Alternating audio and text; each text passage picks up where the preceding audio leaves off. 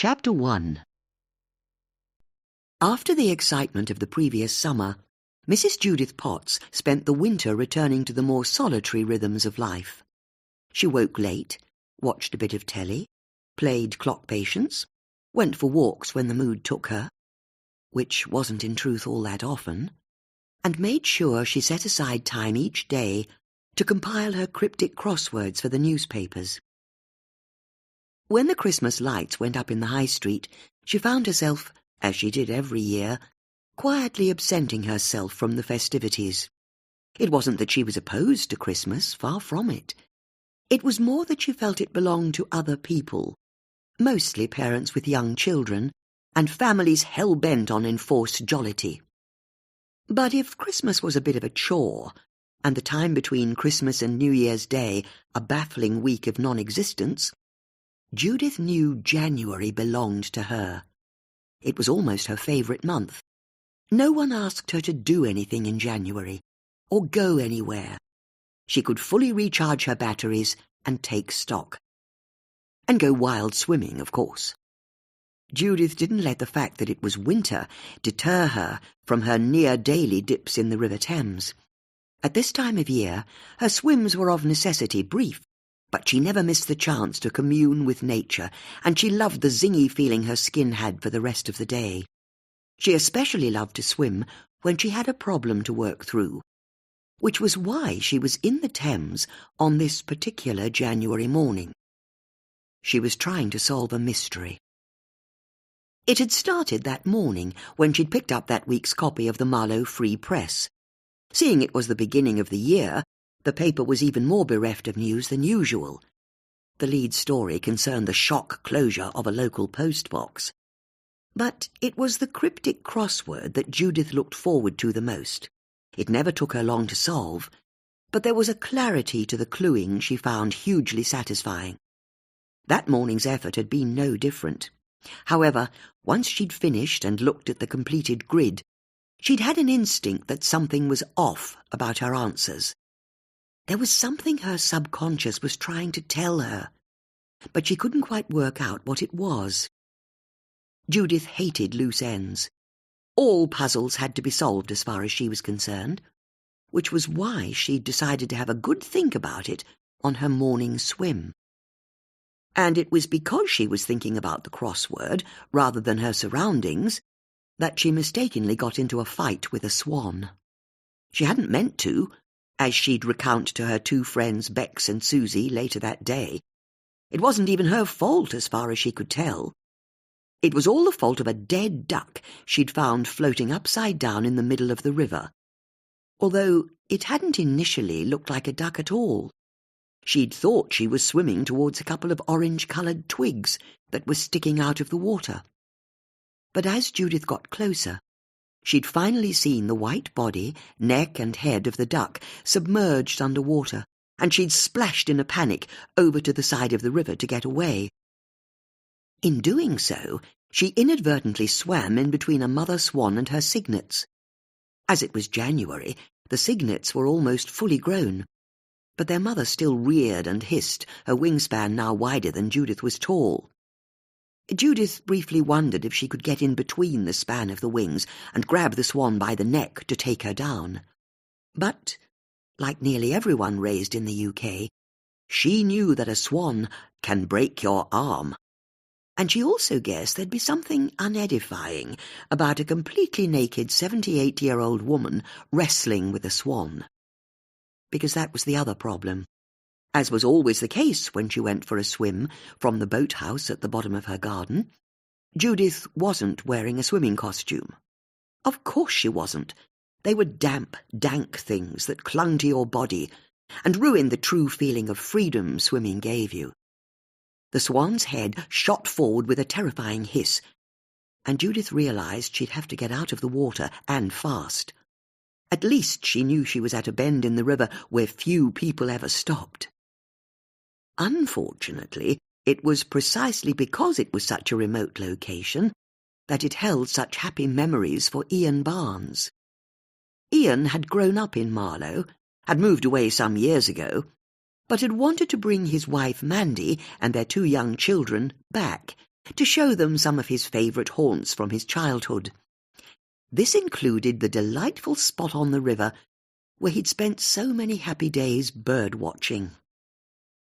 It was just as Ian was pointing out the exact tree stump where he'd once seen not one but 2 kingfishers that a naked 78-year-old woman climbed out of the river right in front of him and his family, ran a few paces along the bank, her body oscillating wondrously, before throwing off a flamboyant salute as she jumped back into the river, her legs tucked up under her so she could bomb back into the water with a massive splash. As she resurfaced, Judith let out a joyous "Ha!" She had, of course, been mortified to find herself naked so near other people, but she'd decided to style it out by waving at the family and jumping back into the river so they'd really have something to talk about. It was her gift to them. Judith couldn't stop grinning as she allowed the current to carry her downstream, all thoughts of the Marlowe Free Press crossword long forgotten.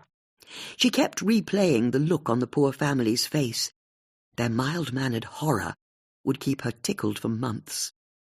However, it was because of the incident with the dead duck and the very much alive swan that Judith returned to the boathouse at the bottom of her garden far sooner than normal. This meant that once she put on her grey woolen cape and swished back to her arts and crafts mansion, she arrived just in time to hear the house phone ringing. She grabbed the handset up, and a gruff male voice asked her if she was Mrs. Judith Potts. "Speaking," she said. "My name's Sir Peter Bailey," the man said in the sort of voice that told men to go over the top in battle.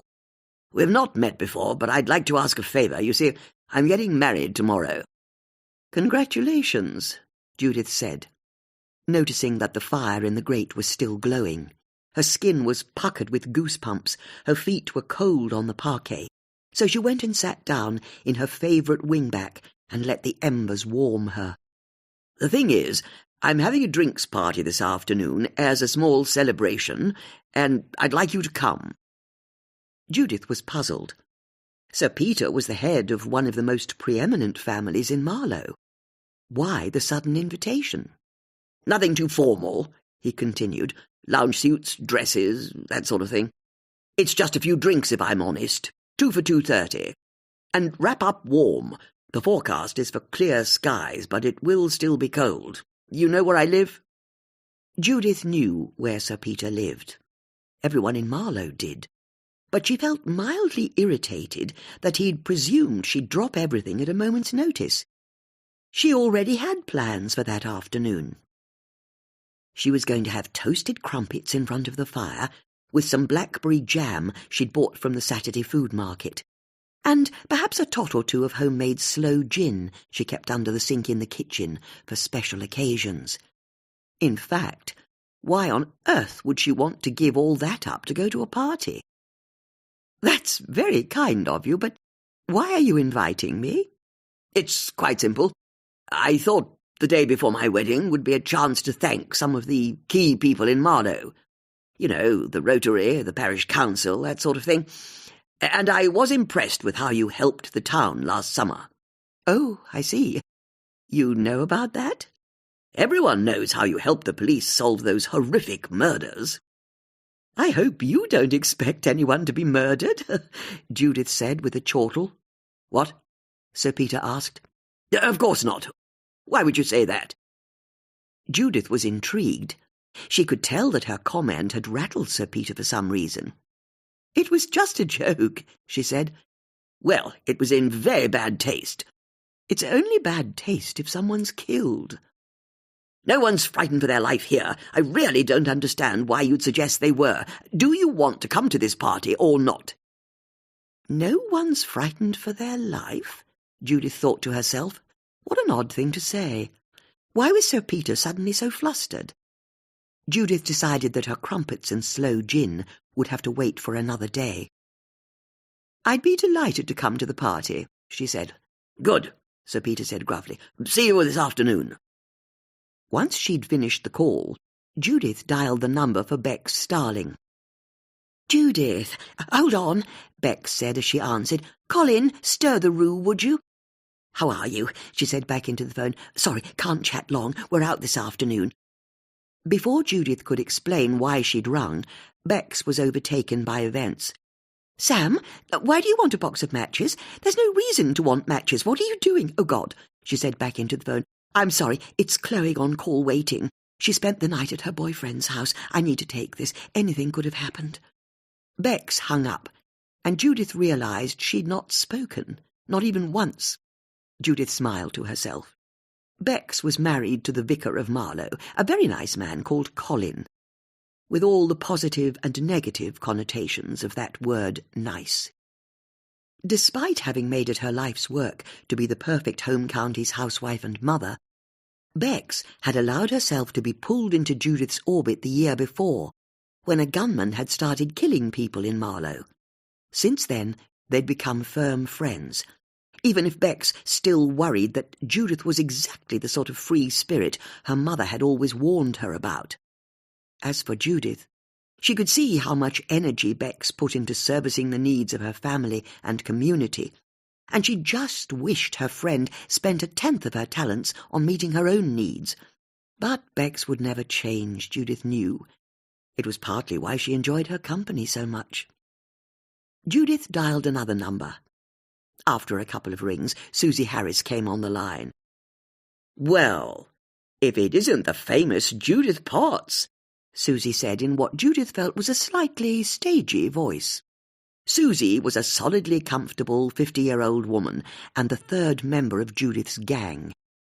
Apologies for ringing out of the blue, Judith said, but I think I've just had a very strange conversation. Then tell us all about it. What do you mean, tell us? You're on air, caller, so you better keep it clean, Susie added with a knowing chuckle. Judith's blood ran cold. Following her brush with fame the year before, Susie had managed to bag herself a mid-morning slot presenting on the community radio station, Marlow FM. Susie would play records, take phone calls to discuss the burning issues of the day, and use every opportunity to promote her dog-walking and dog-sitting business, in a way that broke pretty much all broadcasting rules. But then, as Susie put it, she was a single mother, even though her daughters had long flown the nest, and she'd always hustled to make ends meet. She wasn't going to pass up the chance for free advertising. "You're broadcasting this?" Judith asked. "Always happy to take a call from you, Judith." There was a slightly possessive tone to Susie's words that made Judith pause. Susie was far too taken with her recently minted celebrity status as far as she was concerned, but that was a matter for another time. "Really, Susie, I shouldn't have my calls to you broadcast to the whole town, but what time does your show finish?" "I'm handing over to Karen Hearn and her lunchtime boys at 1. "Good. When you finish, do you want to go to a party?" Chapter 2. To the east of Marlow, the River Thames bulges around a small island that has a lock on one side and a frothing weir on the other. In the calm water beyond lie some of the town's smartest properties. Sir Peter Bailey's house, White Lodge, was perhaps the grandest of the lot. It was a 3-storey Georgian mansion in cream stucco, a grass tennis court on one side, a white-painted glass orangery on the other, with an Elizabethan-style knot garden in front of it. On the riverside, the mown stripes of lawn looked even sharper, even more precise than anything the neighbours were able to muster. As for Sir Peter's boat, moored at the bottom of the garden, it was a sleek motor launch finished in polished wood that he'd imported from Venice. Everything about the property oozed money, and Susie didn't quite know where to park her clapped-out dog-walking van when she and Judith arrived. Luckily for them, a fresh-faced teenager in a high-vis jacket indicated that they should park in the field next door to the garden. "Bloody hell," Susie said as they climbed out of her van. "Imagine having car parking attendants for your party." It was one of those January days that was fresh and sunny with cotton-wool clouds in a bright blue sky. And as Judith and Susie entered the garden, they could see 100 or so smartly dressed people chatting and laughing by a gleaming marquee. "I reckon I could get my house in that marquee 2 times over," Susie said. "Are you sure they won't mind you bringing me?" "Of course not." "I'm not exactly dressed for a party." Susie was an oak of a woman, with ruddy cheeks and a booming voice. She was wearing a bright red puffer jacket over a faded aquamarine Airtex T-shirt, old jeans with dried mud around the ankles, and an old pair of walking boots. "I think you look just perfect," Judith said. "OK, then I'll blame you if anyone complains. Now, where are the canapes?" As Susie asked the question, a young waiter came over with a tray of champagne. She and Judith each took a glass, although Susie also took a second glass. "For my friend," she said to the waiter, indicating an imaginary friend some way away. "Well, isn't this lovely?" Judith said, sipping her champagne and taking in the view. "Sure is," Susie said, downing the first of her 2 glasses. "Bloody hell! The bubbles get up your nose. I don't know why people drink this stuff. So, where's this Sir Peter who invited you?" "I can't see him, but you'll know it when you do. He looks like a major general, all moustache and barking voice." "Judith," a delighted voice said, before adding, "Susie," a touch more carefully. Beck's starling swished over, and Judith thought she wouldn't see a lovelier sight all day. Beck's always looked glossy, with perfect blonde hair and manicured nails, but today Judith's friend positively glowed with good health. She was wearing an elegant cream-coloured halter-necked dress, with a dark blue cashmere shrug over her shoulders, and Judith's eye was immediately drawn to what looked like a brand-new sapphire ring on her hand. If it was real, it was expensive. "You look beautiful," Judith said. "You think so?" Beck said, blushing. "Really? You always look beautiful, but you look particularly pretty today." Bex was embarrassed in an instant, and did what she always did after receiving a compliment. She apologized. "I'm sorry about our phone call earlier on," she said. "I was so distracted with the kids running around and Colin getting in the way, and I had to get ready for the party. Why were you ringing?" "Just to invite you to this," Judith said. "So, no damage done. You're already here." "I'm Colin's +1. He's marrying the bride and groom tomorrow. He's over there," Bex said, pointing at her husband over by the marquee. As usual, Colin was wearing a dark suit with a white dog collar. But, as was not usual, he was chatting to a woman who was wearing a figure-hugging dress entirely made of gold sequins. Every curve of her body shimmered in the bright sunlight. They all heard Colin laugh, and even at a distance, the 3 friends could detect a desperate, almost fawning quality to it. Beck's brow furrowed. Aye, Susie said. "Prawn tempura at 3 o'clock. Susie had explained to Judith on the way to the party that eating sufficient numbers of canapes at a party was at least a 2-person job. You had to have one person facing the party, which she deemed Judith's job, while the second member of the team stood almost back to the first, making sure they clocked every waiter as they arrived from the kitchens. For Sir Peter's party, the caterers had a smaller tent that contained the kitchen and plating up area, so Susie had kept herself facing in that direction since arriving. As a waiter passed on the way to the main marquee, Susie plucked 2 large tempura prawns from his platter. "Ta!" she called after the waiter as he carried on his way. "I didn't know you knew the Bailey family," Bex said to her friends. "I don't," Susie said, while juggling a hot battered prawn in her mouth.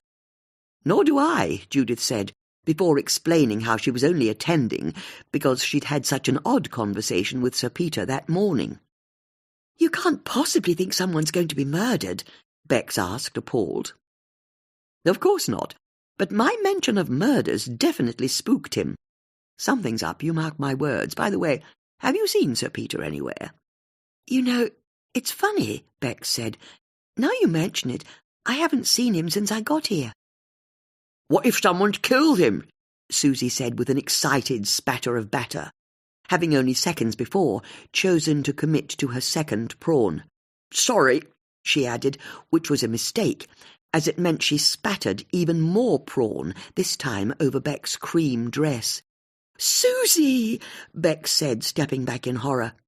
Sorry, Susie said, as she used her hand to wipe down Beck's dress, in the process leaving a much larger oily smear on the fabric. Oh, God, I've made it worse, she said. Please stop, Beck said, looking at her friend in frustration. This dress was expensive. I'm so sorry. The prawn tempura's a bit greasy. You'll have to get that seen to, Susie added, indicating the smear on the dress, as though she were offering sage advice. They all heard the roar of an engine as a battered Triumph sports car with a black fabric roof turned onto the driveway, fumes belching from the exhaust. It parked up by the house, and a man who was wearing tan chinos and a purple floral shirt under a tweed jacket got out of the driver's side and ran his hands through his long dark hair. Even from a distance, it was possible to see that the man was very handsome. Hello, hello, Susie said. I like the look of our new guest. Who do you think he is? Chapter 3. As the car parked up, a man in his 60s with a bushy grey moustache and slicked-down hair emerged from the house, wearing a navy blazer and salmon-pink trousers. He had a glass of champagne in one hand and a cigarette in the other as he marched over to the younger man. There he is, Beck said, indicating the man in the blazer. That's Sir Peter. They all heard Sir Peter call out, What the hell are you doing here? The younger man laughed, as though it was all of no concern, and said that it was his home, he could come and go as he damn well pleased. Now, this is more like a proper wedding, Susie said appreciatively. A punch-up. Over by the main group of guests, a woman peeled off and strode over to join the two men. She was wearing a black coat over a simple black dress, had choppy brown hair and rosy cheeks, and she was clearly agitated. That's Jenny Page, Bex whispered to her friends, the bride-to-be. I've only met her a few times, but she's very nice, very straightforward. Bex trailed off as Jenny started remonstrating with the young man, Sir Peter now trying to calm her down, the whole party watching on agog. Judith guessed that she was perhaps seeing why Sir Peter had been so peculiar during their phone call. There was serious discord within the Bailey family. It's my big day tomorrow. How could you do this to me? They all heard Jenny say to the younger man. I'm not doing anything to anyone, he replied, still apparently unfussed. Don't you speak to my wife like that, Sir Peter barked. You're not married yet, Dad. You have to make everything about you, don't you? Jenny sobbed. You can't bear to see anyone else happy. Jenny burst into tears and dashed inside. Sir Peter closed the distance between himself and the younger man and started jabbing him in the chest as he continued to castigate him. And then, with a final stab, he turned on his heels and strode into the house. Once Sir Peter had left the field of battle, the guests at the party did the only thing true-born Englishmen and Englishwomen could do. They went back to their small talk, as though there hadn't been any kind of disturbance at all.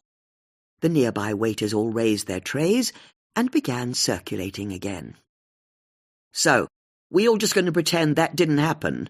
Susie asked. Colin Starling came over and joined the women. Hello, everyone, he said. I take it that's the son, Tristram. Sir Peter has a son? Judith asked. And a daughter, Rosanna. She'll be here somewhere. They're from Sir Peter's first marriage. I've had quite a few meetings with Sir Peter and Jenny over the last few weeks, and I believe Tristram doesn't approve of his father remarrying. I don't know why I'm telling you that. It's quite clear father and son don't get on. Although I couldn't help noticing you were getting on very well with that lady over there, darling, Bex said, with a smile that only Colin didn't realise was deadly. Yes, that's Miss Louise. She runs a local dance school. Miss Louise? Once again, Colin didn't realise the danger he was in. That's how she introduced herself. Before Bex could ask any more questions, the young man sauntered over to the group. Up close. He really was very good-looking, Judith thought to herself. He was in his late 30s, with a strong jaw and sparkling blue eyes. "Sorry about the fracas," he said with a rueful grin. "Is there any champagne?" he added with a twinkle to Bex. And Judith felt there was a flirty promise of mischief in the question. "I'm not sure Sir Peter would be too happy about that," Judith said in her most matronly manner. "Then how about we just add it to the long list of things he's not happy with?" the man said. "Tristram Bailey, I should have said. And I think I'll go and find that drink. See you at the wedding tomorrow." Judith and her friends looked at each other, surprised by Tristram's sang-froid after such a public bust-up. "Well, he seems very sure of himself," Judith said. In the distance, the bells of All Saints' Church rang out across the town to mark 3 p.m. Judith turned and looked in the direction of the church across the river, and saw a large motorboat drive past the bottom of the garden. She was just thinking, what a horrible monstrosity, when they all heard an almighty crash from inside the house, and the sound of glass smashing. The whole party stopped to look in the direction of the house, and Jenny appeared at an upstairs balcony, also drawn by the noise. "What was that?" she asked the guests below. Tristram turned on his heel and headed straight for the house. After a few moments of indecision, Judith took off after him, followed by Susie, Bex, Colin, and half a dozen other guests. "Do you know what that was?" Judith called ahead to Tristram. Tristram didn't reply as he went through a door into the house. "Sounded monumental," Judith said to her friends as they entered through the same door and found themselves in a stone-flagged boot room. Tristram had already entered the main hallway, so she carried on through to join him, followed by her friends and the other guests. As they arrived in the hallway, Jenny ran down the staircase from upstairs. "What's going on?" she asked. "We need to find Father," Tristram said, as he started opening doors that led from the main hallway to the sitting room, a second drawing room, a kitchen, and the other guests also started to spread through the house. "Isn't he in the garden with you?" Jenny asked Tristram. "I thought he was with you." "Did you hear where that noise came from?" Judith asked Jenny, wanting to help narrow down the search. "I don't know," Jenny said, "but it definitely came from downstairs somewhere." "Dad?" Tristram called out, but there was no answer. "Where are you? Dad?" "Oh, God," he said darkly, an idea occurring to him as he walked out of the hallway. Everyone followed Tristram down a corridor that ended in an ancient wooden door with rusting hinges. He grabbed the hoop of iron that passed for its handle and turned it, but the door didn't open. "Dad?" he called through the door. "Are you there?" There was no reply. "What's in there?" Judith asked. "Dad's study." Tristram turned the handle again and pushed hard at the door with his shoulder. It didn't budge. "Someone's locked the door." "Is there a key?" Judith asked. She could see Tristram was beginning to panic as he strode back along the corridor towards the kitchen. As he disappeared, a flustered-looking woman, who Judith hadn't seen before, ran up to them. She had straight dark hair and was wearing a bright red military coat that had gold braid on the cuffs and collar. "What's going on?" she asked. The woman's manner was brusque, no nonsense, and like her coat, a touch military. "We don't know," Jenny said, "but there was that loud crash, and now we can't find Peter." "Yes, I heard it," the woman said in agreement, which Judith found odd. Of course the woman had heard the noise. They'd all heard it. "Sorry, who are you?" Judith asked. "Rosanna," the woman said, surprised by the question. "Rosanna Bailey." Tristram reappeared from the kitchen, holding a fire extinguisher. "Tristram?" Rosanna said. "What are you doing?" "Step back," he said. Everyone gave Tristram space as he stood in front of the door and thumped the heavy fire extinguisher into the wood just above the handle. The door barely moved. Tristram pulled the fire extinguisher back and really smashed it into the door, and this time there was the sound of wood splitting, although the door still didn't budge. He pulled the fire extinguisher back a third time, bashed it into the wood even harder. There was the sound of wood cracking, and the door swung open a few inches. Tristram pushed into the room, followed by the others, and they all saw that a large mahogany cabinet had fallen away from the wall and was lying flat on the floor. A pair of legs, encased in salmon-pink trousers, was sticking out from under it. "Oh, God, Peter!" Jenny called out as she ran to the cabinet. "We need to get this up." Everyone rushed to the cabinet, lining up around it, and with a great heave they were just able to lift it back up, so it was standing vertically again. They could all see the body of Sir Peter lying among shards of glass and various pieces of laboratory equipment that had fallen off the shelves of the cabinet. There was a slick of blood across his face. His right arm was twisted grotesquely under his body, and his left arm was thrown out to the side, a couple of his fingers bent at a horrifying angle. He wasn't breathing. Jenny dropped to her knees at Sir Peter's side and tried to find a pulse in his neck. "Peter, no! Peter!" she cried. "Careful of that glass," Colin offered somewhat redundantly, but Jenny wasn't listening, as she kept desperately trying to find a pulse in her fiancé's neck and wrist. "Jenny, you need to get up at once," Bex said, indicating that Colin should go to the woman. "Everyone clear the room," Judith called out, "and someone ring the police." At the mention of the police, the group came back to life. Bex and Colin peeled a weeping Jenny away from the body, and the room cleared. Judith stayed behind to have a quick poke around. The room seemed like a typical man's study, but what she particularly noted was that there was nowhere a person could have been hiding. Sir Peter had been on his own in the room when the cabinet fell onto him. She also found herself running her eye over the old metal lock on the door that had ripped through the door frame. She closed the door to check that the lock did indeed match up with the damage to the frame. It fitted perfectly.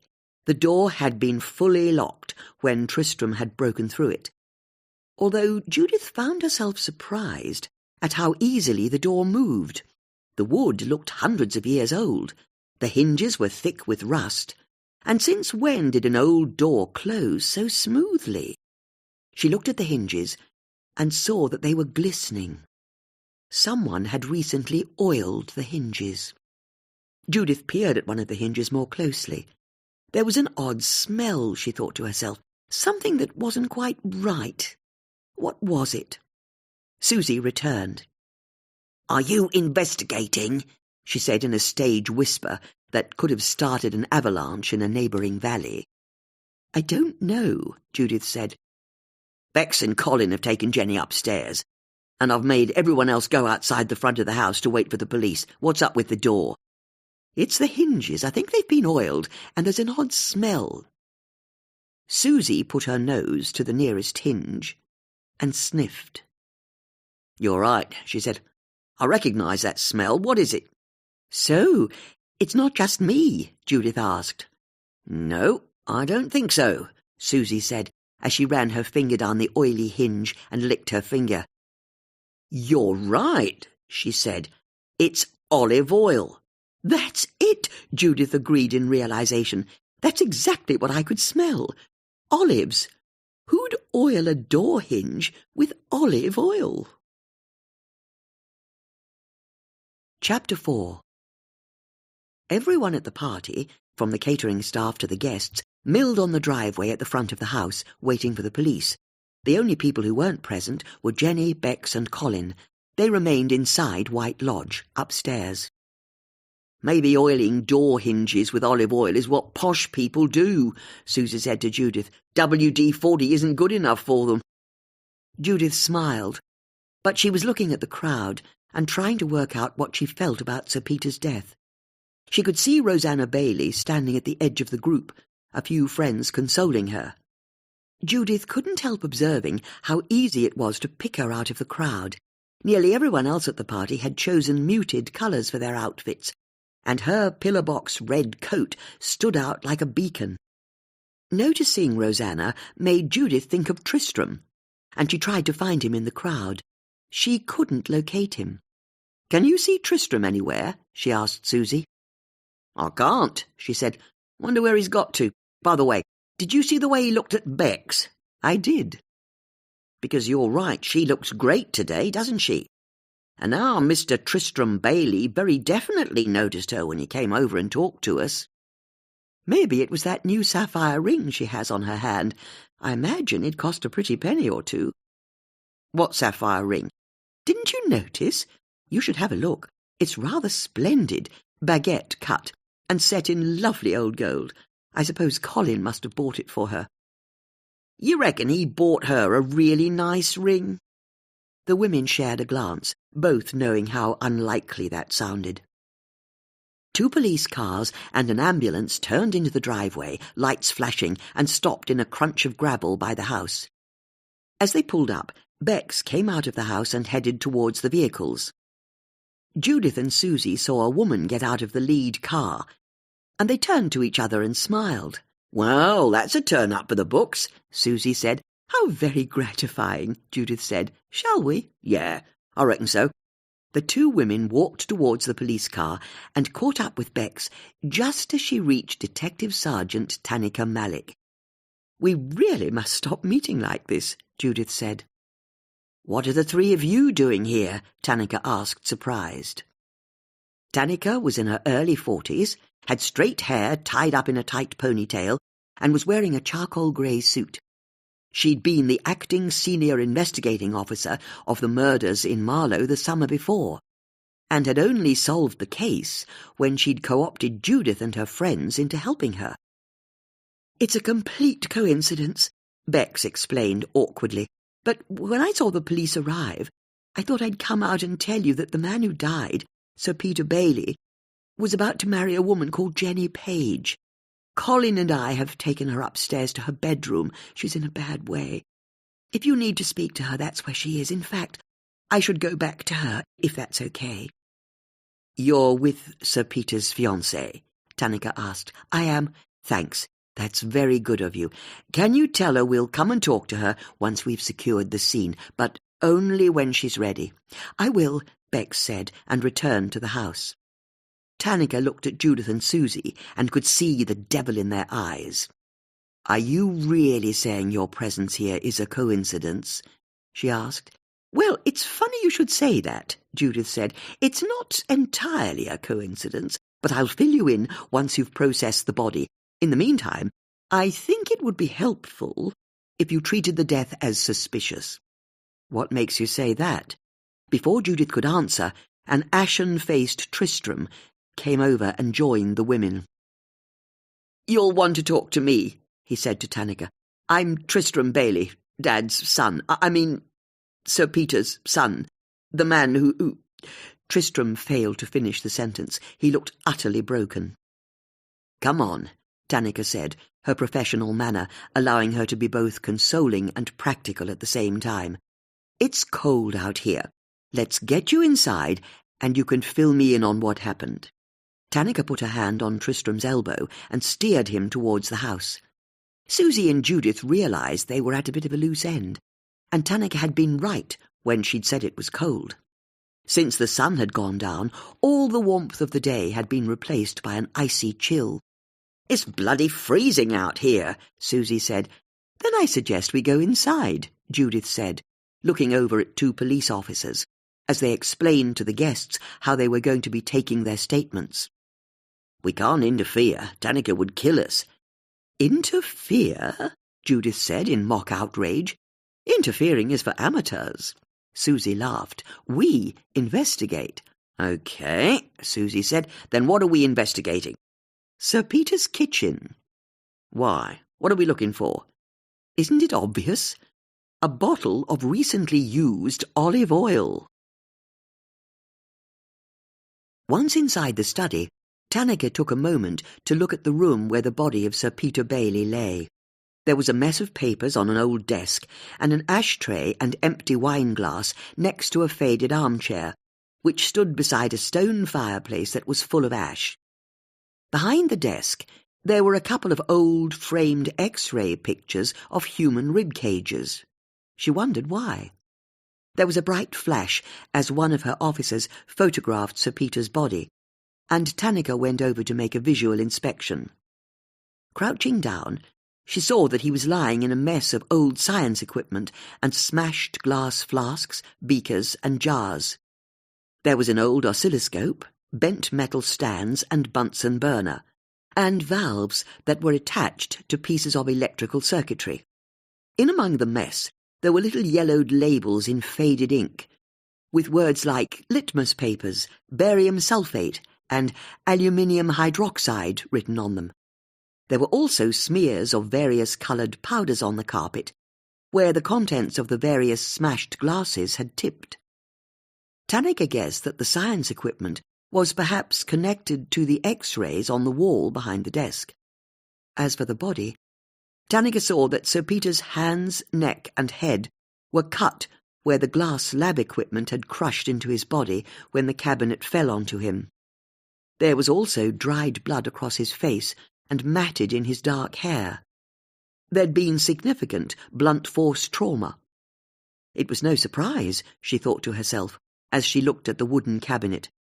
It was almost twice as tall as her, at least 15 feet wide, and made from jet black mahogany wood.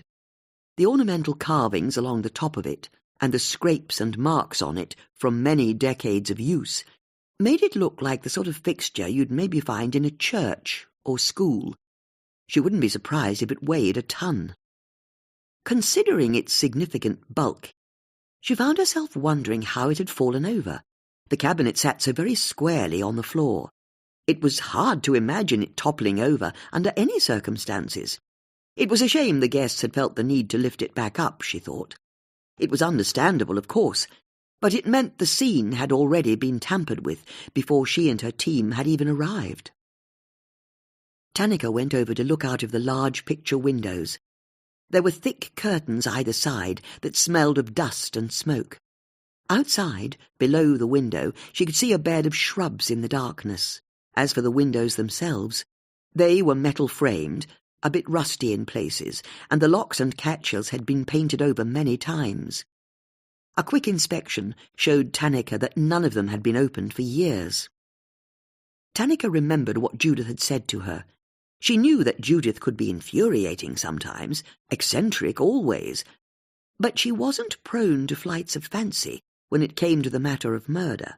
If she said Sir Peter's death was suspicious, then it was worth using that as a starting hypothesis.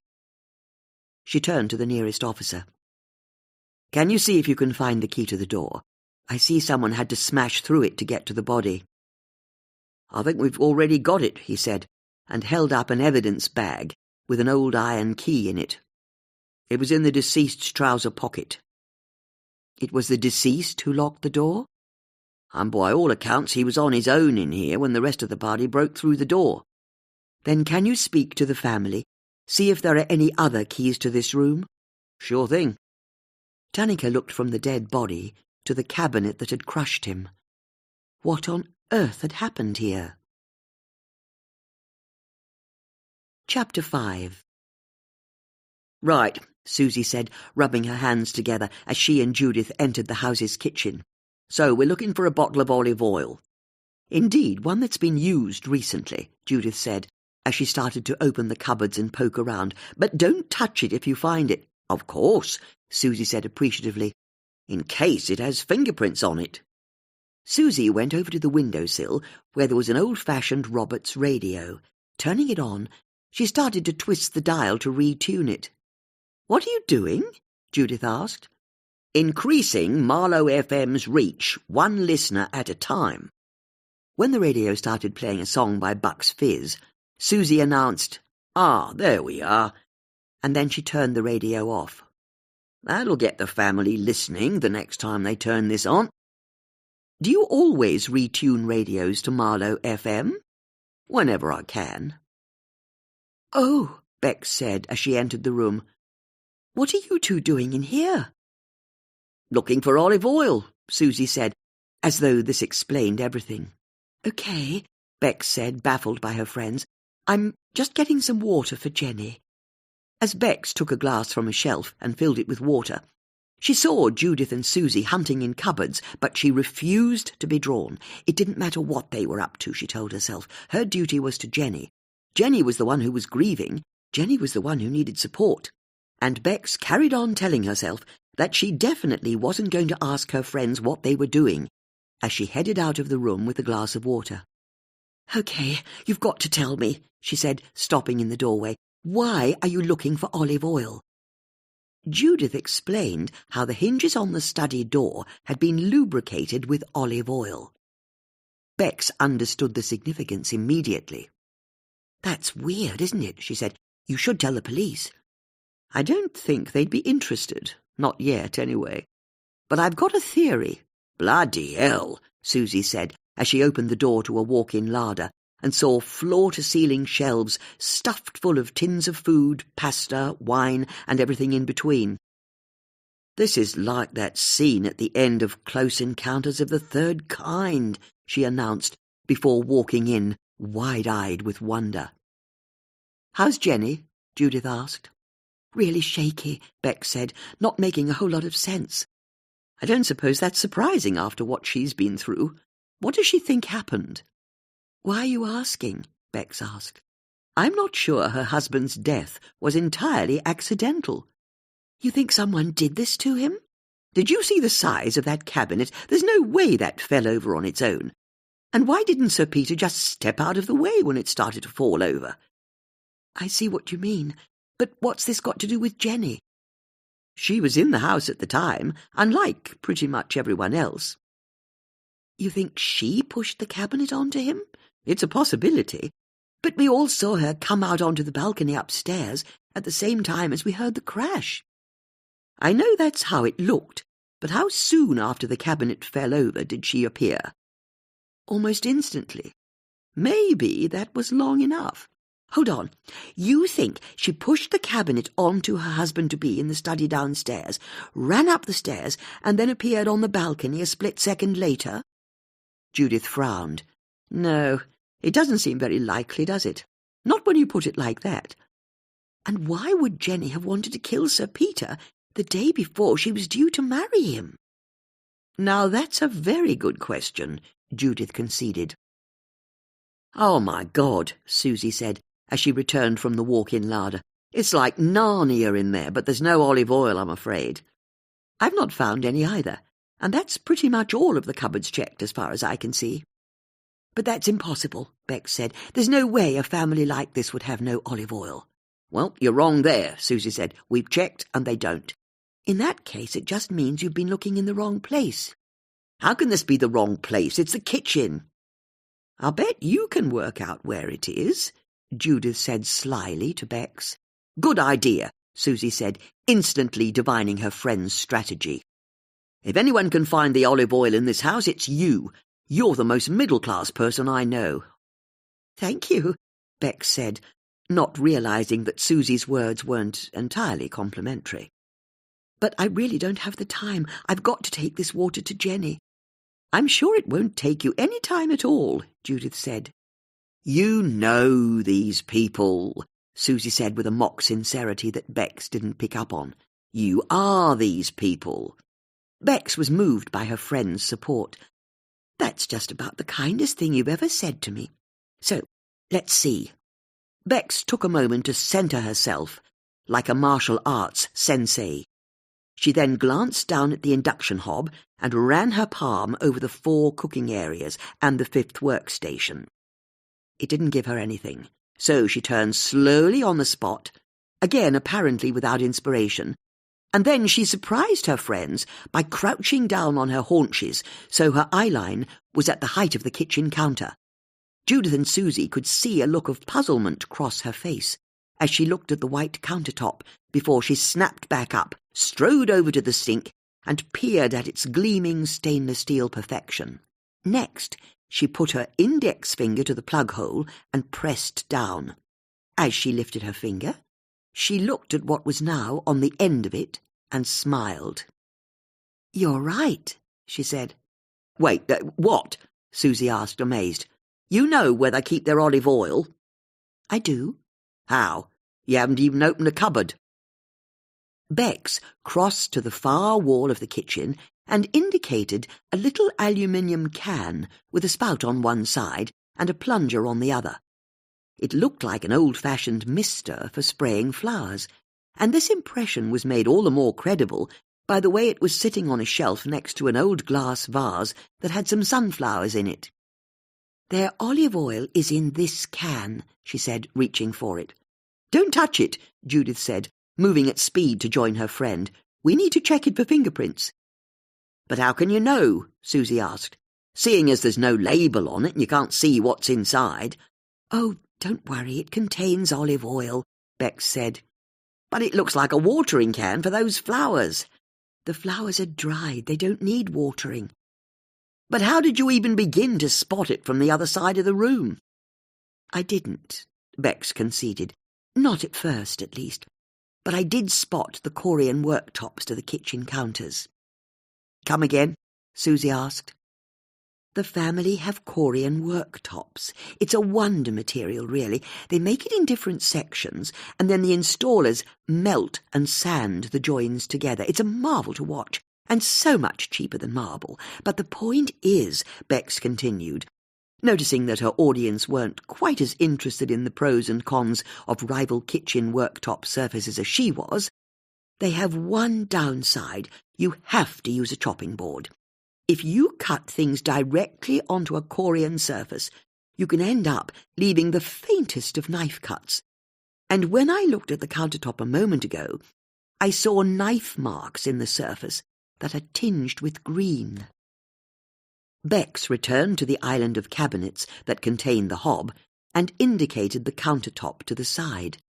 Susie realized that if she peered closely enough, she could just make out the lightest of scratches where a knife had sliced into the surface, and yes, now she was looking, those shallowest of marks were tinged a light green. Perhaps. It was hard to tell. "You saw these marks?" Susie asked. "It was almost the first thing I saw when I got in here." "But how do marks in a counter prove a metal can on the other side of the room contain olive oil?" "Well, that's the easy bit," Bex said, going to the sink and indicating the drying rack, where there was a microplane cheese grater sitting next to a sparkling glass jar with separate metal blades to the side.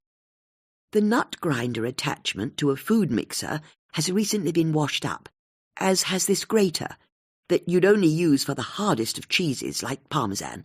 So I thought to myself, what would you first chop with a knife that's green and then blitz in the nut grinder of a food mixer with some grated Parmesan? The answer's obvious, of course." The other two women looked at each other, no idea what the answer was. "It's basil leaves," Bex said, "for fresh pesto."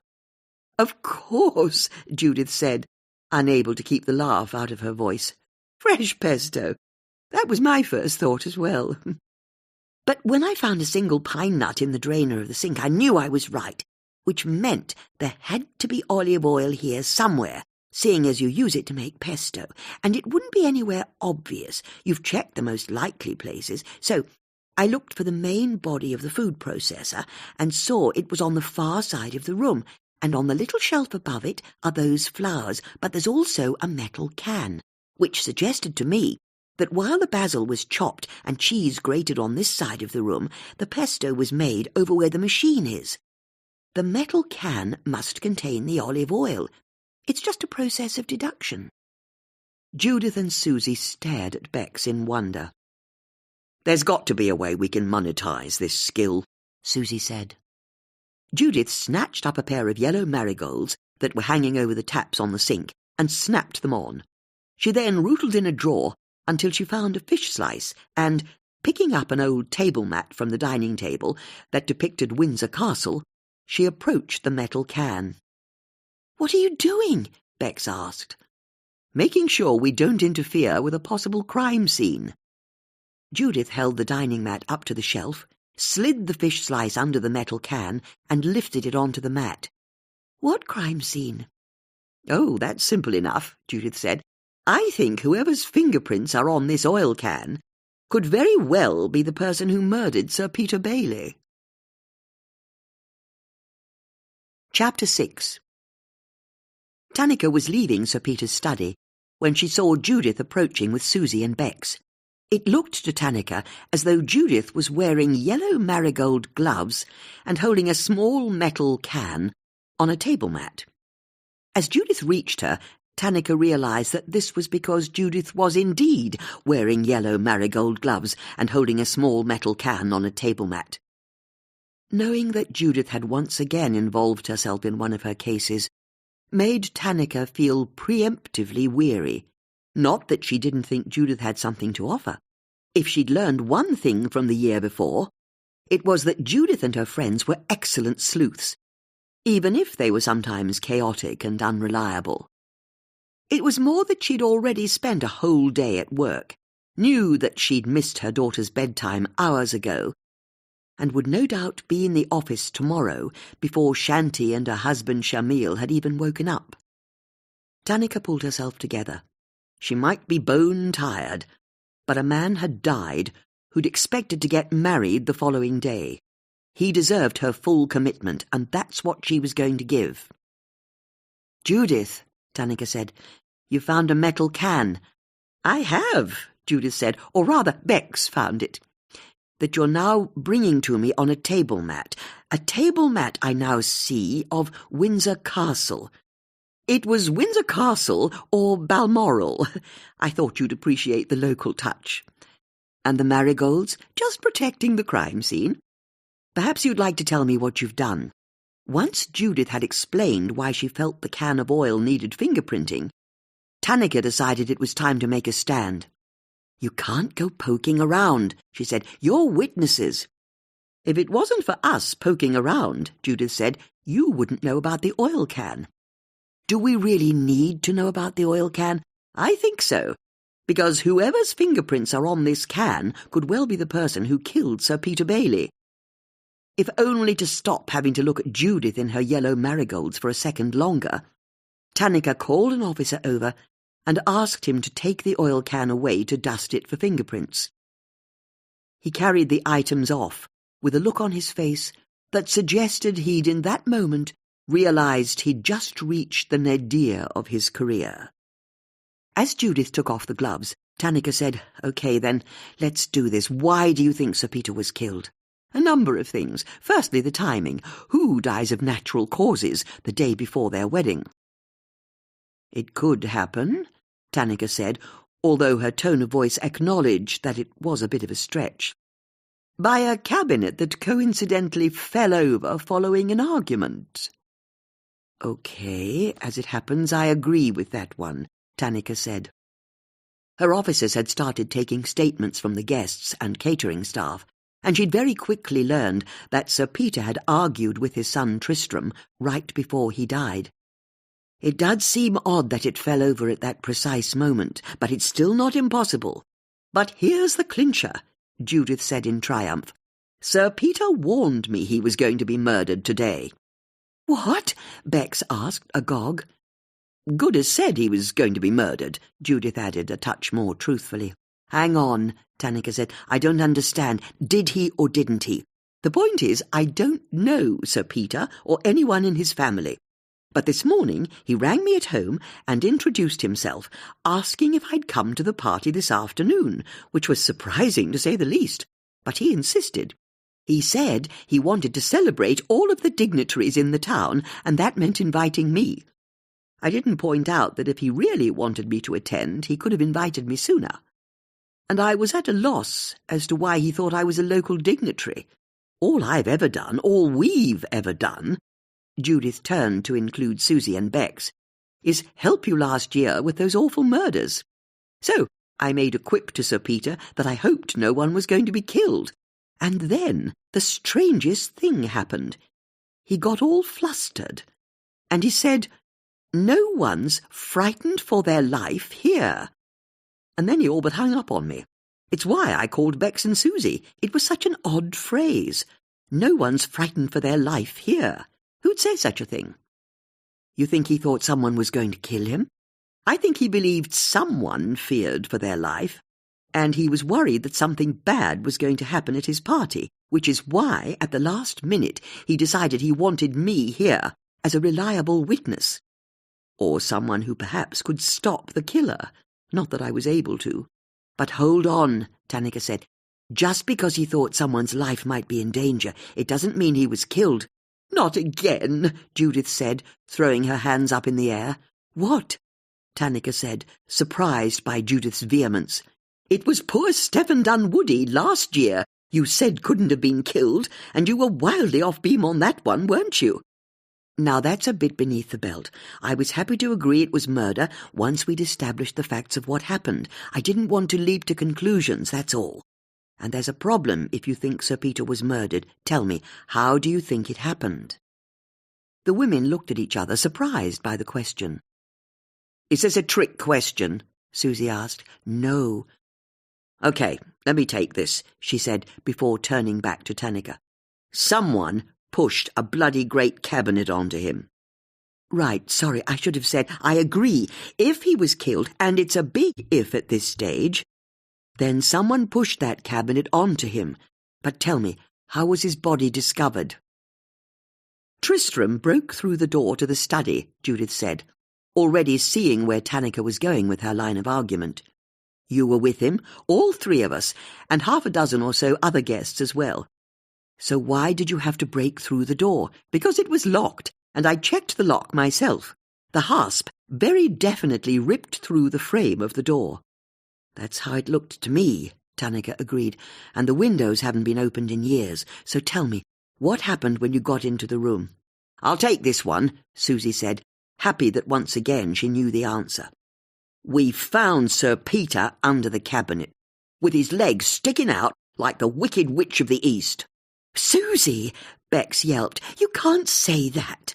Oh, come on, you can't pretend you didn't think it as well. The poor man was crushed under that bloody great cabinet, and all we saw poking out were his salmon-pink trousers and brown brogues. I honestly didn't think it, Bex said, appalled. Judith, did you? I have to admit, Judith said, the thought did float across my mind. Look, Tannika said, trying to get the conversation back on track, the point is, when you broke into the room, who else other than Sir Peter was in there? That's the easiest question yet, Susie said. No one. Are you sure? Susie's right, Judith agreed. There was no one else in there, and nowhere they could have been hiding either. I checked. So, what we're saying, Tannika said, summing up the situation for them all, is that Sir Peter's body was found in a room that contained no one else, had only one door into and out of it, and which was locked with a key that was found in Sir Peter's pockets. Then there must be a second key, Judith said. One of my officers has spoken to Rosanna Bailey, Sir Peter's daughter. She said the only key to the study is an old iron thing, and there's never been a copy made. So seeing as the room only contained Sir Peter when you broke into it, how did the killer manage to push that enormous cabinet onto him and then get out of the locked study after killing him, but before you all arrived? The question flummoxed the three friends, and Susie and Bex turned to Judith for her response. Yes, well, it's going to sound unlikely if you're going to put it like that, she conceded, trying to regain her status in the conversation. But if the only logical conclusion is that Sir Peter was killed, then how the killer got out of the room is just a mystery that needs solving, like the mystery of who killed him and why he had to die. That's quite a lot of mysteries, if you ask me. That cabinet didn't fall over on its own. Someone pushed it on to Sir Peter, someone, I admit, who must have been really quite strong. Look, Tannika said, holding up her hands to stop the conversation. I appreciate your help and all you did for me last year, but I shouldn't have to remind you, you aren't in fact police officers. It's not your job to solve this crime, if indeed there's even been one. Boss, a male officer said, as he headed over. Judith and her friends could see that it was the same man who'd taken the metal can away for processing. "I've dusted that oil can," he said balefully, like someone who'd just realized that his recent career nadir was increasingly looking like a zenith. "And?" Tanaka said when the man didn't continue. "Was it a test?" "What did you find?" "I didn't find anything." "How do you mean?" "There are no fingerprints on it." "But there must be," Beck said, disbelieving. "It was used to make basil pesto, and recently, today, I'd imagine." "Well, that's as may be," the officer said, "but someone's wiped the prints from that can since then." "Who would do that?" Bex asked. "Someone who didn't want anyone to know that they'd used it to oil the hinges of the door in the murder room," Judith said. "We can't be sure it's a murder room," Tanaka said. "It's just like you said," Susie said to Judith, ignoring Tanaka. "Find out who used the can of olive oil, and we find the killer." "Thank you, Susie," Judith said, as she rootled in her handbag and pulled out a round metal tin. She popped the lid, made a great play of choosing a boiled sweet from amongst the icing sugar, and put it in her mouth. "In which case, I think we've got a killer to catch, don't you?" Judith said, before biting down on the sweet with a satisfying crunch. Chapter 7. A police officer came down the corridor and told Tanaka that she'd gathered the victim's family in the sitting room. They were ready to talk to her. "Although," the officer added, "the deceased's fiancée is still upstairs. She's with the vicar and says she's too upset to talk for the moment." "Oh, God, Jenny!" Bex exclaimed, looking at the glass of water she was still holding in her hand. "Poor woman, as if she hasn't been through enough today without having to be stuck with Colin." As Bex hurried off, Tanaka turned to Judith. "Look," she said, "I'll admit it's possible you're right. Let's say this was murder. Somehow. But don't you see? That makes it all the more important you leave well alone." "Of course," Judith said, as though butter wouldn't melt. "We'll do just that." "I don't believe you." "Why on earth would you say that?" "Because you've never left anything alone. It's not in your nature." "But I give you my word. Cross my heart and hope to die." "You promise?" "I promise." "Okay, I appreciate that. If you could join the other witnesses outside, one of my officers will take your formal statements." "Thank you." Tanaka set off for the main hallway, pleased finally to have dealt with Judith and her friends. She noticed that Judith was keeping pace at her side. "What are you doing?" Tanaka asked. "Coming with you." "Where to?" "The interview." Tanaka stopped dead in her tracks. "What are you talking about? You said you'd go outside to talk to one of my officers." "No, I didn't. That's what you said. I promised I wouldn't interfere." "You don't think that coming to my interview of the family is interfering?" "Sadly, I've got no choice," Judith said, with a tone of regret both she and Tanaka knew was fake. "Sir Peter phoned me this morning. I'm one of the last people he spoke to. You could even say I'm a key witness. It's possible I'll have some special insight, or perhaps something the family says will remind me of something he said to me. We just don't know at this stage, do we? But I'm sure we can both agree it's critically important I'm there." Tanaka had to concede that what Judith was saying had a logic of sorts. Sir Peter had wanted Judith to be present that day in case something bad happened. Now that something definitely bad had indeed happened, it made sense that she should be present as a key witness when she spoke to the family. "All right," she agreed, "but you have to promise me not to ask any questions yourself." "Why would I do that?" "Because you always ask questions. You can't help it." "Well, how about this? I'll really try my best. Although, can you wait here one moment?" Judith added, and then slipped back down the corridor to where Susie was still standing. Judith stood on tiptoes so she could speak into Susie's ear and whispered, "Have a hunt around. See what you can dig up."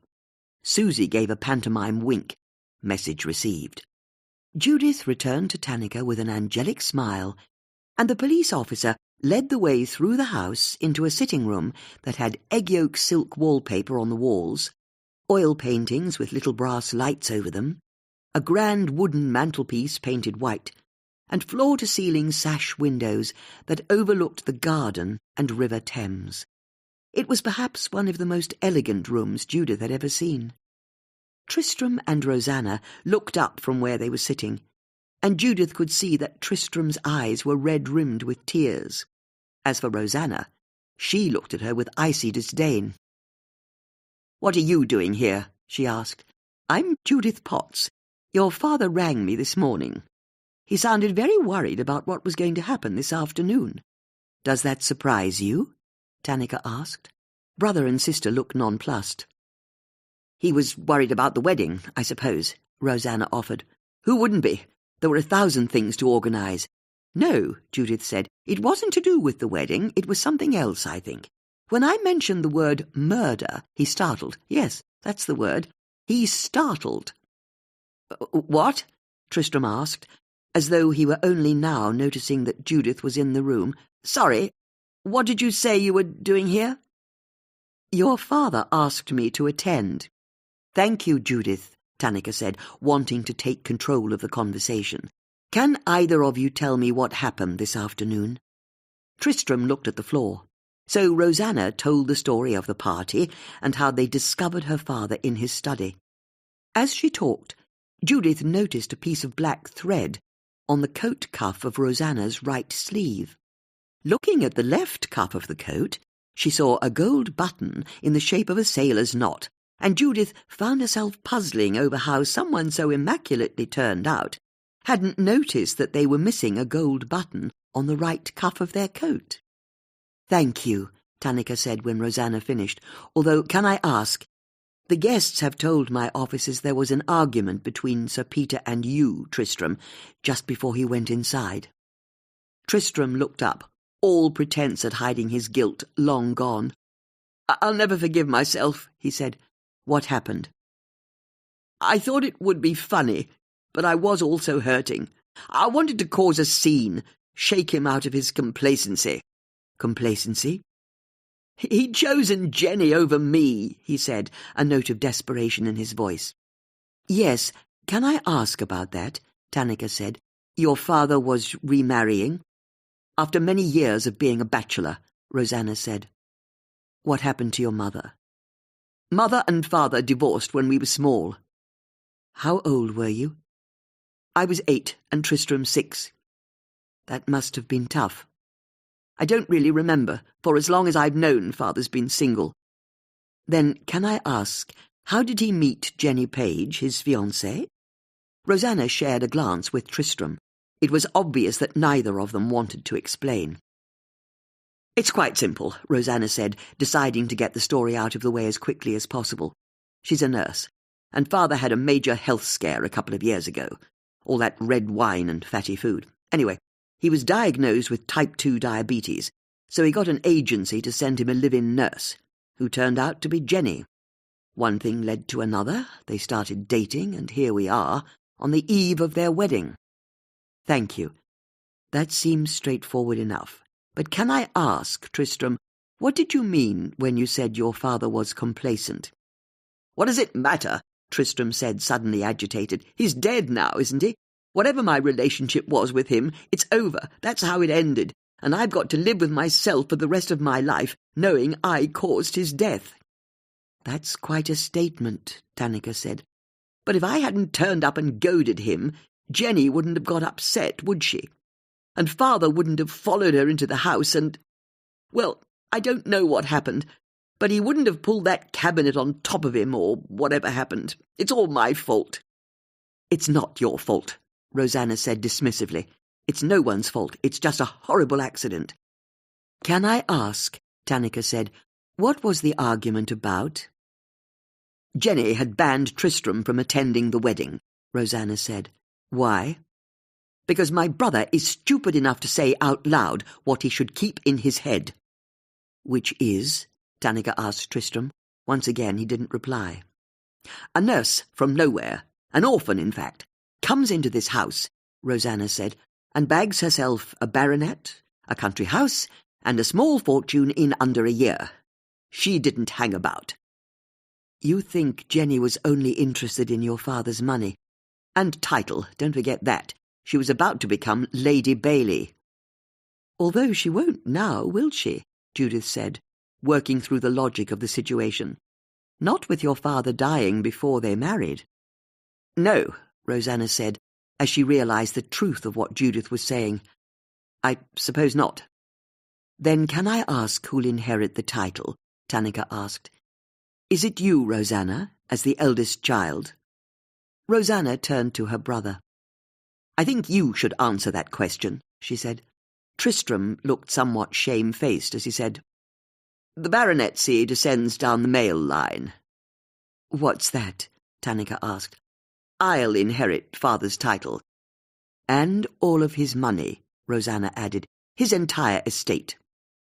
But you're not the oldest child, Tannika said, confused. I don't make the rules, Tristan said. You don't have to accept them either, Rosanna said waspishly. Judith had the clear impression that sister and brother didn't get on. Can I ask, she said, when did your family get their baronetcy? At the end of the Civil War, Tristram said. Really? Judith said. That doesn't seem very likely. Why's that a problem? Tannika asked. Well, Cromwell won the Civil War and cut the king's head off. He very much didn't approve of hereditary titles. No, you're right there, Rosanna agreed. Our family fought for Cromwell during the war, but once the Republic fell apart, we switched sides and joined the campaign to restore the monarchy. When that succeeded, Charles II gave the family their baronetcy in 1660. You see, the Baileys always bend with the wind. It's one of our most constant features through the generations. Our inconstancy. We really can't be bothered with anything so common as principles.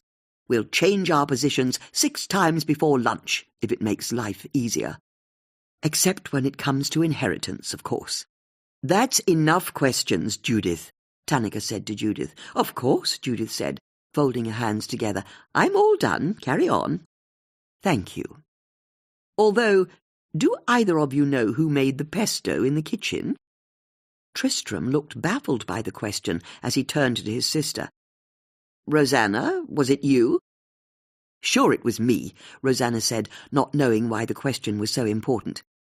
I made us all pasta for lunch, lots of carbs for energy, and to soak up the alcohol, with the party this afternoon.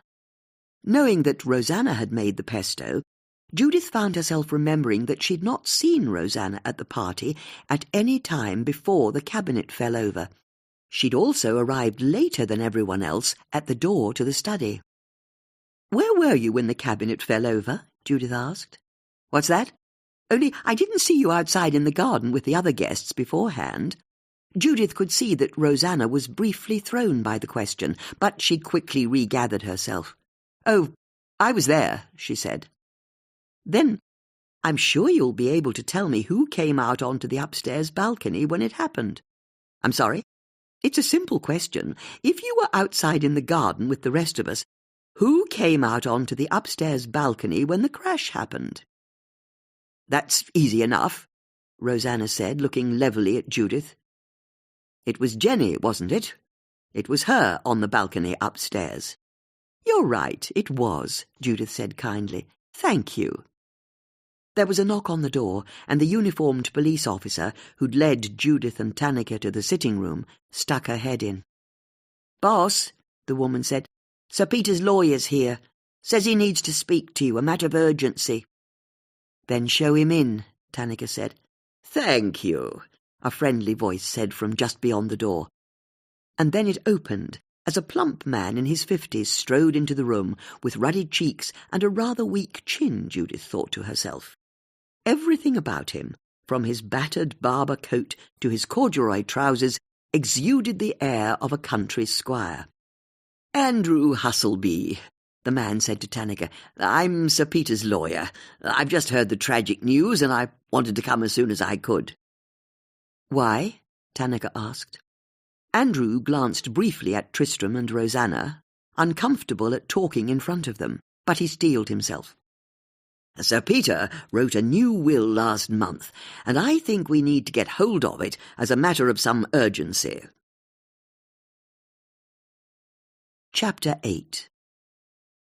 Rosanna rose from her seat. "He did it?" she asked, amazed. "He finally wrote a new will?" "He did," Andrew replied. Judith could well imagine why Rosanna was so interested. After all, if the previous will had left everything to Tristram, then any changes suggested that Sir Peter had broadened the list of beneficiaries or changed them entirely, maybe to include Rosanna, his firstborn child. Judith could see that Tristram's brow was furrowed. Yes, the same thought was occurring to him as well. How very interesting. "I'm sorry," Andrew said, "but it's probably better if I don't say anything more until we have the will in our hands and can read it for ourselves." "Hold on," Judith said. "Are you really saying Sir Peter wrote a new will last month, and now, a few weeks later, he dies?"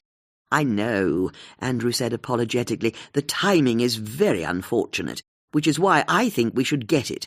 It's in Sir Peter's safe in his bedroom." "Now," Tristram said, but they could see he was trying to stall for time. "Jenny's in there. We can't interrupt her." Judith caught Tannika's eye, both of them thinking the same thing. Rosanna had, only moments before, revealed that she and her brother thought Jenny Page was a money-grabber. And now he was suddenly concerned about her well-being? "Even so," Andrew said, and turned to look at Tannika for her ruling. "I think I want to see this will," she said. "Mr. Husselby, why don't you take me to the safe?" Tannika left the room with the lawyer. However, as she crossed the hall to the main staircase, she once again found Judith at her side. "What are you doing now?" Tannika asked. "You may need me to break into the safe." "What?" "If you can't get into the safe, what with Sir Peter no longer being here to tell us the code, you may need me to break into it. I'm quite the Peter man." "Judith, what on earth is a Peter man?" "A very good crossword synonym, that's what it is. It means someone who can get into a safe without a key or combination, a safe cracker." Tannika decided that she'd had enough of Judith for one evening. "If you could please stay here." "Of course," Judith said. Once Tannika had gone up the stairs with Andrew, Judith found herself on her own, which suited her just fine. There was a lot to think about. She went over to an oil painting that hung in the corner of the hallway. It depicted Sir Peter and a woman on a Chesterfield sofa, with a girl who looked about 4 years old and a boy who looked about 2. Sir Peter's smile made him look effortlessly in charge, his arm around his daughter Rosanna to his side, his other arm around his wife, who had both arms around the young Tristram, who was sitting on her lap. Judith considered the composition, with the father wanting to encompass his whole family, and the attention of his wife entirely focused on her son. Judith found her eyes drawn to the first Lady Bailey. She had long blonde hair, a fresh complexion, and there was life to her that Judith could see was very attractive. Judith wondered why the relationship had broken down. There were no clues in the painting of any tension, and it was interesting that Sir Peter still kept the painting in the hallway, even as he prepared to marry his second wife. Judith looked at the grandfather clock to the side of the staircase, and realized Tannika had been gone a couple of minutes. She thought to herself, this was taking longer than she'd expected. She heard footsteps on the upstairs landing, and Tannika's face appeared over the balustrade. "Okay," the police officer said. "Can you really break into safes?" "Of course," Judith said, not entirely truthfully, or I wouldn't have said. "Then would you mind lending a hand?" "You admit you need me?" she asked with an innocent smile. "Don't push it." "Then wait there, I'll come straight up," she said. Judith climbed the stairs and followed Tannika into an airy bedroom that was dominated by a large oak bed. Windows on one side of the room overlooked a scraggy bit of garden and a laurel hedge, but Judith's eyes were drawn to the glass doors that opened onto a balcony that overlooked the River Thames and the rooftops and church of Marlow just beyond. At this time of night, the river was silvered with moonlight, and the church spire was lit up by floodlights like a beacon. Jenny was sitting on a sofa with Colin by her side, and Bex was on a chair in front of her, holding her hands. As for Andrew, he was standing by a little wall safe that had been revealed behind an oil painting that he'd hinged away from the wall. Judith went straight to Jenny. "I'm so sorry for your loss," she said. Jenny nodded in thanks, but without much comprehension. "You can really get into this safe?" Tanaka asked Judith, still not quite believing it could be true. As it happened, Judith couldn't get into safes. But she'd read the autobiography of a man who claimed he could, and she was damned if she was going to miss out on the action. Not for the first time, she'd decided that her best strategy was to bluff. "Not me," Judith said with false modesty. "Richard Feynman." "Who's he?" Andrew asked. "A bongo drummer, amateur artist and physicist who won the Nobel Prize. He had a party trick of breaking into safes when he worked at Los Alamos in the Second World War." "Seriously?" Tanaka asked. "Oh yes, very seriously." "What was his method?" "Well, let's see about that." Judith started walking around the room, inspecting all the pictures and ornaments, picking them up and turning them over, looking for something but not explaining what she was up to. "Don't mind me," she said. "Won't be long, just talk among yourselves." The others exchanged confused glances, and Tanaka realized she needed to take charge. She picked up her conversation with Andrew. "What can you tell me about the new will?" Tanaka asked. "Nothing, I'm afraid. Sir Peter wouldn't show it to me. The first I knew about it was when he called me to the house to witness his signature, along with Chris Shepherd. He's the gardener here. We called him in to be the other witness." "Sir Peter kept the will's contents a secret from you?" "It was highly irregular, and not like Sir Peter at all." "Then can you tell me what was in the old will he was replacing?" "I suppose it doesn't matter, seeing as it's no longer valid. The old will left his estate in its entirety to Tristram." "Yes, Rosanna and Tristram said as much. Was Rosanna not mentioned at all?" "There was a clause saying Tristram would be expected to make a suitable provision for her. An allowance, for example. I never thought it was a satisfactory arrangement, but Sir Peter was adamant. It was all about protecting the baronetcy. His son had to inherit. Even though he was second-born. The Baileys are a very old and noble family. They've never believed in matrilineal primogeniture. So maybe the new will made sure Rosanna got her fair share. I very much hope so. She deserves her just rewards the way she works for the family. Especially seeing as father and son weren't getting on. Indeed." "How are you doing with the safe?" Tanaka asked Judith. "I'll be honest, not too well," Judith said breezily. "You see, Feynman's technique was simple, and he claimed it was nearly always successful, but it's not currently working for me. Not yet." "What was it?" "Well, when he was helping build the first atomic bomb, he observed that scientists were so worried about forgetting the codes to their safes that they invariably used a memorable date as their combination. And if you do the maths on that, the first two numbers, the month in the American dating system, could only be 0, 1 through 12, and having only 12 options for those two numbers rather than 99 made it a far more manageable process, especially when the next two numbers were likely to be between 1 and 31, the days in the month, and the last two were almost certainly a two-digit number from the previous 50 years. Basically, he cut the odds and could crack the code with brute force if he had to, but he rarely had to, because he just found that people wrote the combination down on a slip of paper or in the back of a notebook, somewhere near the safe in question, in a drawer or whatnot. "Seriously?" Tanaka asked. "That's the problem with magic tricks. If you look at the effect, Richard Feynman breaking into Robert Oppenheimer's safe where the codes for the atomic bomb were kept, you're dumbstruck. But explain your workings and it all becomes so very humdrum. However, Judith added, heading back towards the group, let's follow the logic through.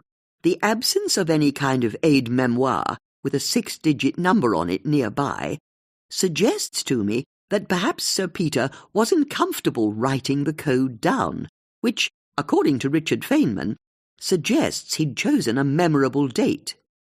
You've tried Sir Peter's birthday? Judith asked this of Jenny, who nodded. And the birthdays of his children? And you, Jenny? Jenny nodded again, and Judith went over to look at the safe in the wall. The black paint was dull with age, and there was an embossed name on the front. Marlowe Locksmiths and Company. The letters were heavy-weighted, sans serif, and looked, to Judith's eyes, remarkably like Futura, the typeface designed by Paul Renner in 1927. So the safe was pre-war. This was originally installed by Sir Peter's father, Judith said to herself. Does anyone know the birth date of Sir Peter's father? I think I do, Jenny said. It was in the summer of 1929, I think. Let me see if I can work this out. Jenny got up from her chair and approached the safe. It was August, I think, Andrew said. You're right, it was August, Jenny said, as she started to twist the dial of the safe from left to right. Peter told me his father died on the first day of grouse shooting. The glorious 12th, he called it. So, that would make the code 12 for the 12th, 08 for August, and 29 for 1929. They all heard a click as the lock disengaged. You were right, Judith, Jenny said as she pulled the door open, and everyone approached. The will is in a brown envelope. It's not large, Andrew said. I don't understand, Jenny said as she stepped to the side. What don't you understand? Tanika asked as she looked in the safe. Oh, I see what you mean. The safe was empty. But it must be there, Andrew said. I saw Sir Peter put it in there with my own eyes. Maybe he's moved it since then, Judith asked. There's no way he'd have moved it, Andrew said. And Judith and Tanika got the impression that there was something Andrew wasn't saying. Why not? Tanika asked. Look, I really can't say, Andrew said uncomfortably. I'd like to remind you Sir Peter has just died in very unfortunate circumstances, Tanika said. If there's anything you can tell me that will help throw light on what happened, it's your duty to say. Of course, Andrew said, chastened. You're right. You know what was in the will, don't you? Judith said. No, that's not it, really, I don't. Although I think Rosanna's correct to presume Sir Peter would have made significant changes in her favour. It's just... I had a bit of an argument with Sir Peter after he put the will in the safe. I felt he shouldn't have written any kind of will without my advice. He countered it by saying it was none of my business and he had to act fast because... Well, there's no easy way to say this, but he said this new will was his insurance policy. Insurance policy against what? Tanika asked. He said he was worried his son Tristram was going to kill him. What? Jenny said in horror. I know it sounds far-fetched, Andrew said, and that's what I told him. He was talking out of his hat. Why would anyone want to kill him, let alone Tristram? But Sir Peter could be incredibly stubborn, and proud for that matter when he made up his mind, and he was adamant. He was afraid that before he could marry Jenny, Tristram would try to kill him, and he had to come up with a new will as fast as possible as his insurance policy. Tanika turned to Jenny. Did Sir Peter mention this to you? She asked. No, Jenny said, struggling to process what she'd just heard.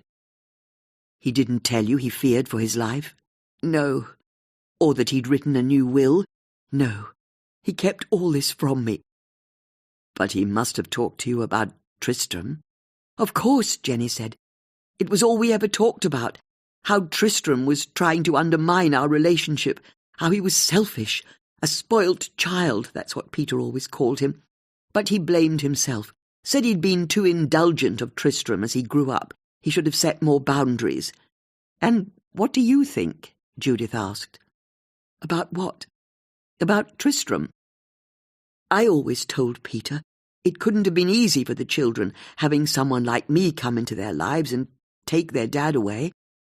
After all these years of it being only the three of them. I'm aware they think I'm after Peter's money, but I was hoping to win them over. In time. I just had to show them how much I loved their dad. I kept telling Peter that Tristram would eventually come round to us being together. He'd come round to me. It needed time, that's all. But he said nothing to me about being frightened for his life. When did Sir Peter ban Tristram from attending the wedding? Judith asked. Jenny looked at Judith, not quite following the question. Was it last month when he wrote the new will? Or more recently? Oh, I see. No, they had their argument towards the end of November. That's when Peter threw Tristram out of the house and said he couldn't come to the wedding. Tristram used to live here until the end of November. How did Tristram take it? Tanika asked. He was furious, but what could he do? His dad had thrown him out, and Peter didn't want to see him over the Christmas period either. He said he wouldn't see Tristram until the day after the wedding. That's quite a specific date. I guess he just meant that when we were married, it would be too late for Tristram to try to change his mind. When did you witness the new will, Andrew? Tanika asked. It was the 10th of December, Andrew said. So, Judith said, summing up for them all, Sir Peter throws Tristram out of the house after a massive argument at the end of November, banning him from attending his wedding, and a week or so later he writes a brand new will, his insurance policy, or so he tells Andrew, in case his son tries to kill him before he can remarry. And here we are, the night before the wedding, only a month later, and Sir Peter's suddenly died in mysterious circumstances, and his most recent will, his insurance policy, is now missing. Yeah, Tanika said, all thoughts of trying to keep Judith away from the case long forgotten. That sounds about right. They all looked at each other thinking the same thing. Had Tristram just killed his father? Chapter 9. There were only a handful of guests still waiting outside the house to give their statements to the two police officers. As they were all cold and keen to get the whole thing over with as soon as possible, they didn't really notice the bright light that bobbed towards them from around the side of the house. It was Susie, the torch function on her smartphone turned on. She looked around, saw Judith come out of the house, and headed over. "Judith," she said, "you've got something?" "A cold, I shouldn't imagine, and freezing feet, I can tell you that much. But I think I've found something." "You have?" Judith said, as she looked about herself to check no one could hear them. "I reckon so. Come and see for yourself." Using her phone's torch to light the way, Susie led Judith around the side of the house, and Judith realised she was now in the scraggy bit of garden that she'd seen from the side window of Sir Peter's bedroom upstairs. "I don't think I'd have seen it if the lights weren't turned on," Susie said, as she approached the study window, a sharp trapezium of light spilling onto the lawn from inside. Looking through the window, Judith could see a police officer helping two paramedics prepare a gurney to the side of Sir Peter's body. "What have you found?" she asked. Susie indicated the shrubs under the window, pulled back the branches of an azalea, and pointed her camera torch at the ground. There was a footprint in the soft earth. "A boot print, and it's not the only one. Whoever was here went right up to the window and then went along the side of the house." Pulling the branches back further, Susie illuminated more boot prints that led up to the window and then disappeared behind the azaleas altogether. "Someone was trying to find out what was going on in the study," Susie said. "These boot prints must have been left at some point today," Judith said. "It rained all day yesterday and last night, didn't it? These prints have been left since then." "And it gets better," Susie said, throwing her torchlight onto the nearest print. There's a cut across the sole of the left boot. All we have to do is find someone who owns a pair of boots with a split in the rubber on the left foot." Judith could see that Susie was right. On each left boot print, there was a slash across the sole where the rubber was split. "This is brilliant work, Susie," Judith said. Susie beamed. "We need to tell Tanika at once, although I don't think she'll take too kindly to be interrupted by me again. I'll go and get Bex. You find Tanika and fill her in." "What's her problem? We're only trying to help." "She's got a bee in her bonnet about us interfering with her investigation, so whatever you do, don't tell her you were looking for clues when you see her. Say you bumped into these boot prints entirely by accident." "Okay," Susie said, making sure she'd got the message. "I wasn't looking for clues. I found these prints entirely by accident." A few minutes later, Susie returned to the bushes under the study window with Tanika. "I was looking for clues," Susie said proudly, having already forgotten what she'd promised Judith. And then she remembered. "No, I wasn't," she corrected. "I was having a cigarette, that's it. I was just around this side of the house, totally by coincidence, having a ciggy when I saw the prints. I mean, what are the chances?" Tanika knew that Susie had told her the truth the first time, but a clue was a clue. As she examined the boot prints, Judith approached with Bex. "Of course," Tanika said with a sigh, "the other two musketeers." "I know what you're thinking," Judith called out. "Believe me, you don't. But this has nothing to do with me. Susie asked me to get Bex." "I did," Susie said, before once again realizing her error and turning back to Tanika. "Yeah, that's right, I did," she said, far more confidently. "Look, I'm grateful you found the boot prints, Susie, but could you tell me what's going on?" "A process of identification," Judith said. "I thought you might like to know what sort of boot left those marks." "We are the police," Tanika said. "We have databases of boot treads to reference. We'll be able to work it out. But why wait when we've got access to Bex?" "I don't understand," Bex said, just as confused as Tanika. "What can you tell us about that boot print?" Judith asked.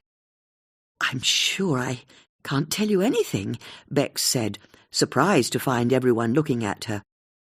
"Although," she added, considering the boot print a bit more carefully, "I suppose, if you were to press me, it looks an awfully lot like a lady's hunter welly.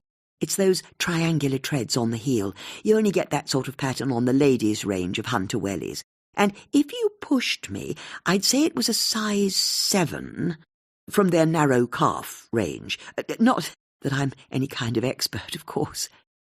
"There you are," Judith said to Tanika. "No need to wait until tomorrow. Those prints were left by a woman with slender calves, size 7 feet, and who owns a pair of Hunter brand wellies. With a cut across the sole of the left foot," Susie added for good measure. "You find the person who owns them. I reckon you found the killer." "No," Tanika said. "I'm going to have to stop you there. And I'm going to have to stop you there," Judith said, "because the three of us have already found you a can of olive oil that's had its fingerprints wiped from it, opened a safe that proves a will is now missing, and now we've found the prints from a pair of wellies in a flower bed outside the murder room." "That's my point. I still can't categorically say it was murder. I know you have to say that, really I do. You have rules you have to follow." "Not rules, Judith, laws. Actual don't follow them and you go to prison laws. And that means I have to follow chains of evidence and due process, making sure that all we do is legal. So, you do things your way, but we'll do things our way.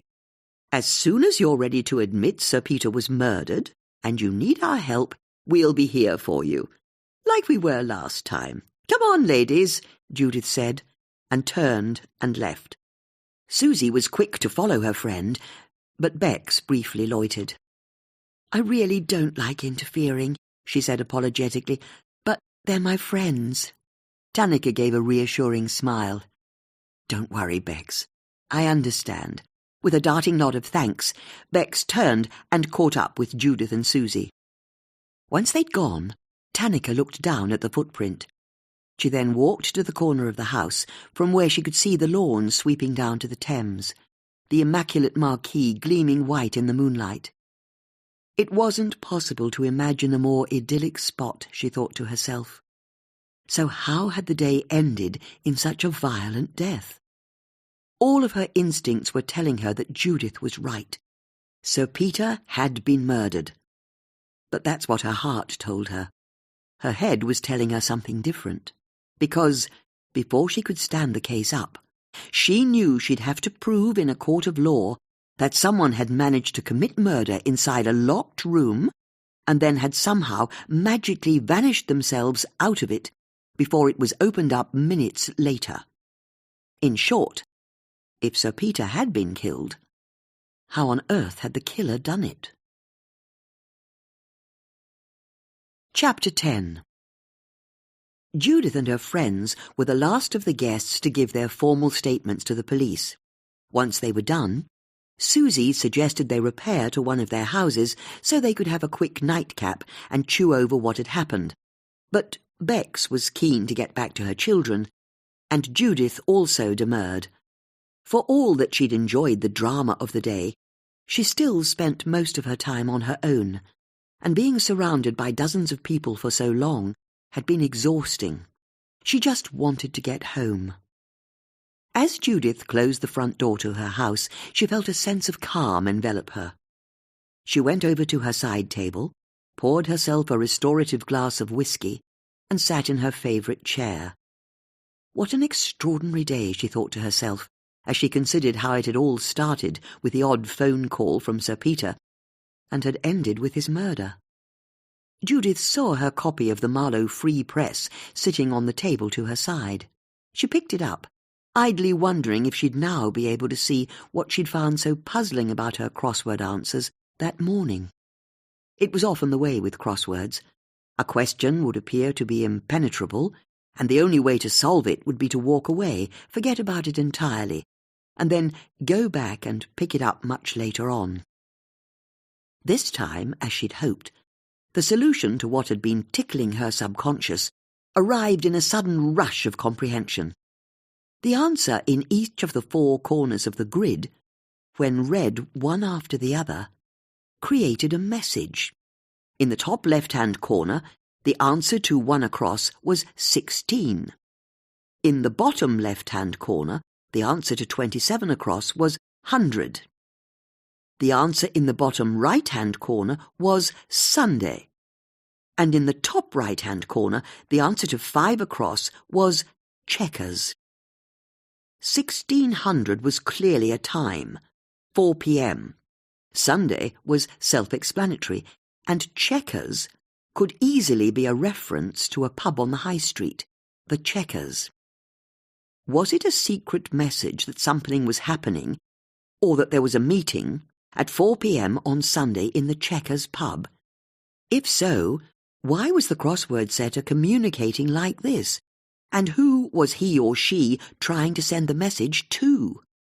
It seemed so improbable that Judith decided she must be wrong. It was just a coincidence that the answers in the 4 corners of the grid could be arranged into a message. She put the paper down, resolving to return to the far more important events of the day. But she found her eyes closing. Within moments, she was gently snoring. As for Bex, by the time she and Colin had returned to the vicarage, they were in the middle of a full-blown row. "You can't tell me what to do," Bex said as she slammed the car keys down on the side table. "I'm not telling you what to do," Colin said, believing he was being entirely reasonable.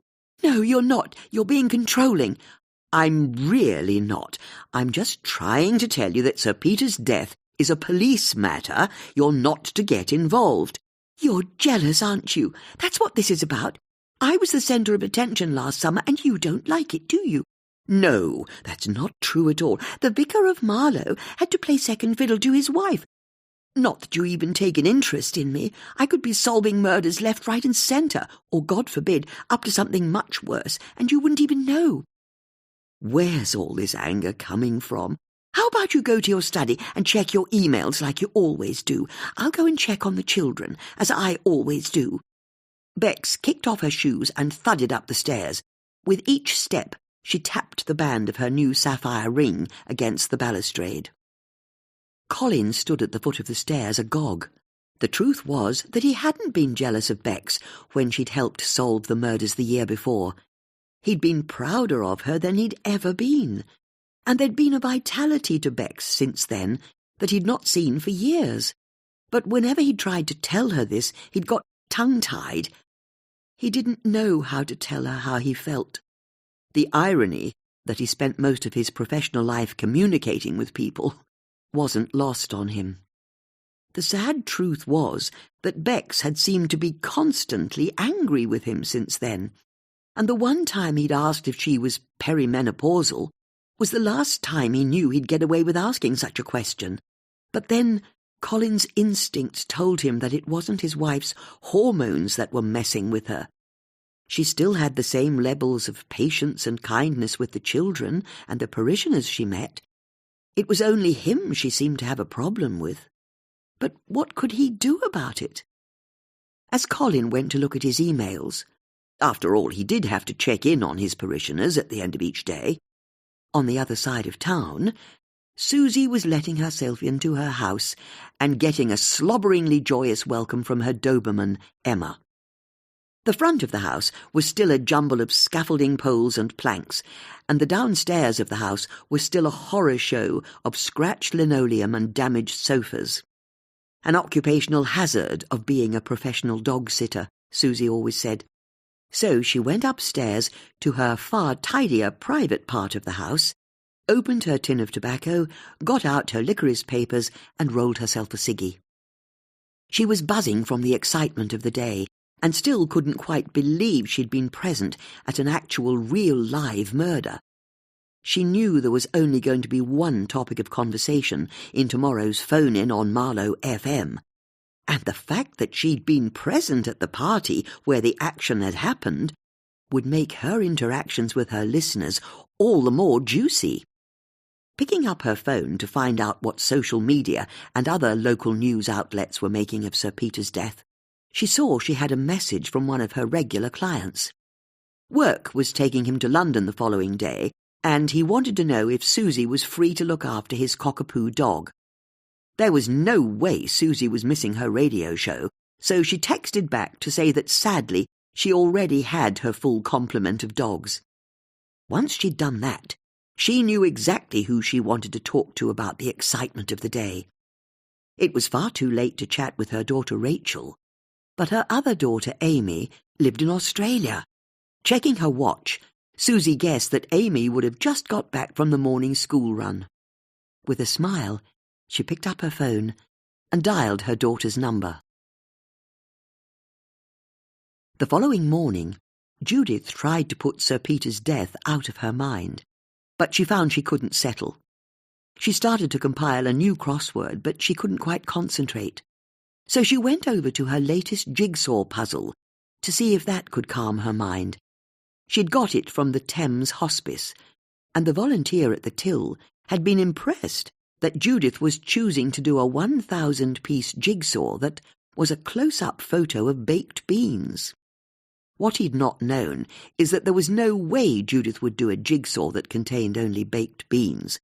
She found the thought of them en masse revolting. No, her new idea, just to stretch her a bit, was to turn the puzzle over so that there was no picture for her to follow at all, just a flat grey colour to every piece. But even as she worked on the monochrome jigsaw, her mind kept drifting back to Sir Peter.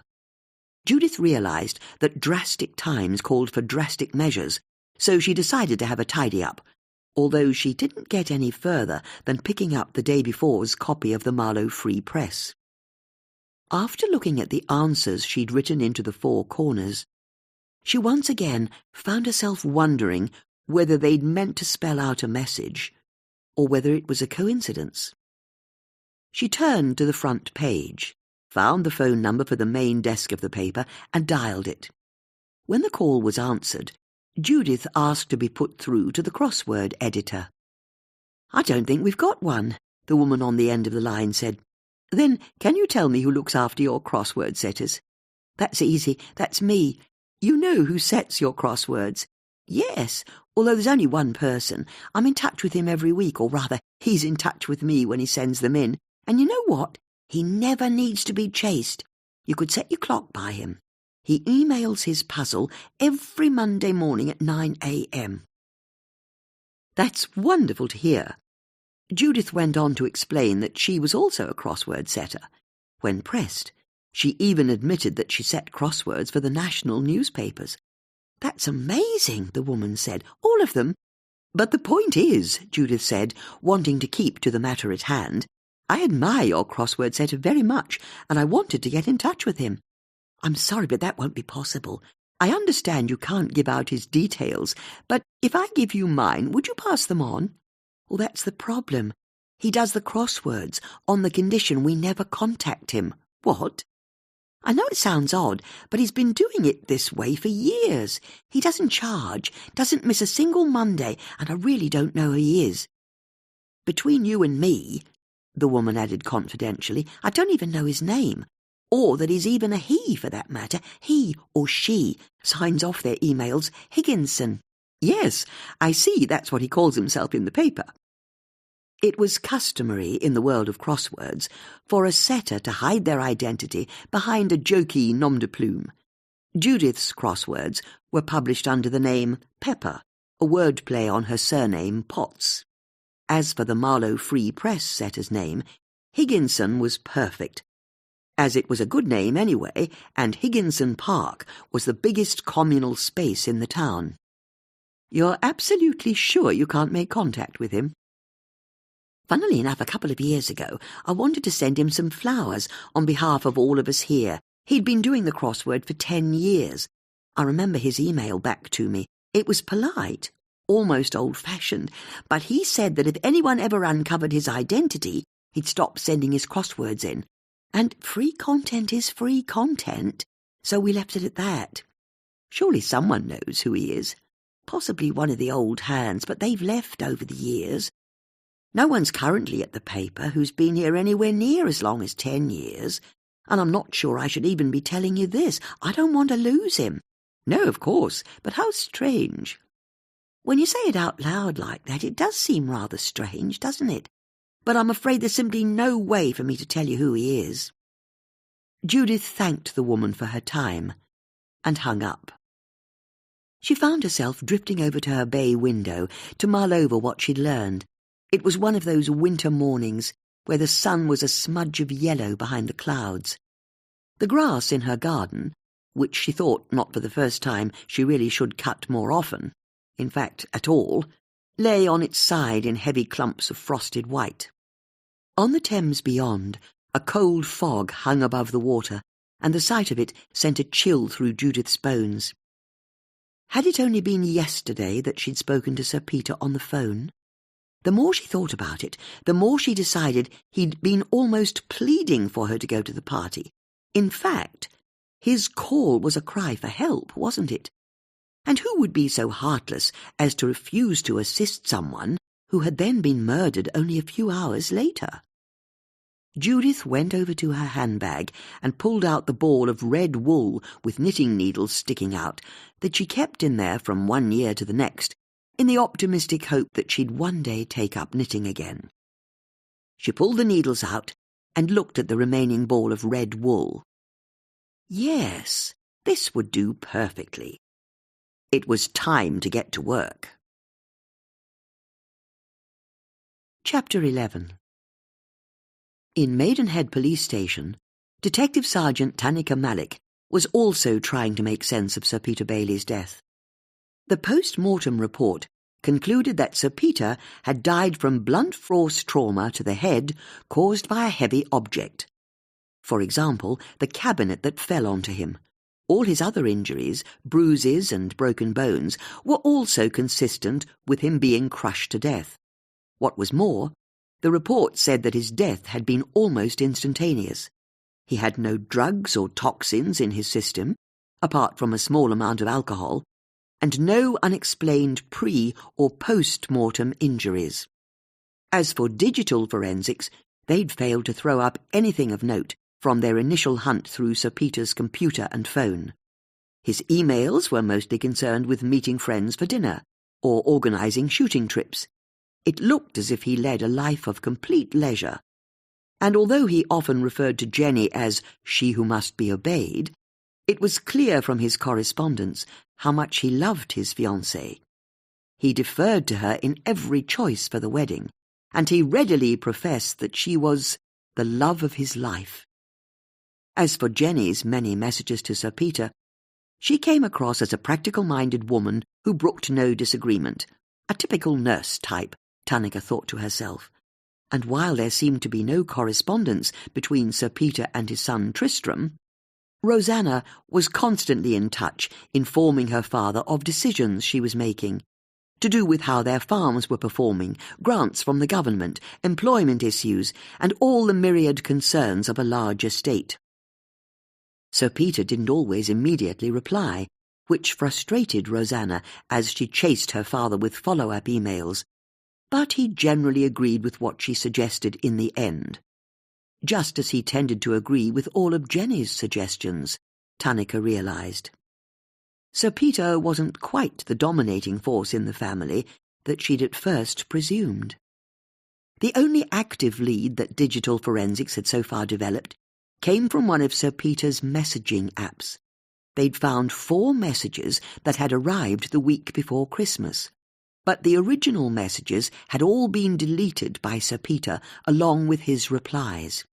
It was still possible to see the date and time that the messages and replies had been sent, but Tannika found the secrecy out of keeping with Sir Peter's other interactions, in which he was always open, sometimes gushingly so, and quite happy to be indiscreet and at times downright bitchy. What was so sensitive about this particular exchange that meant it had to be deleted?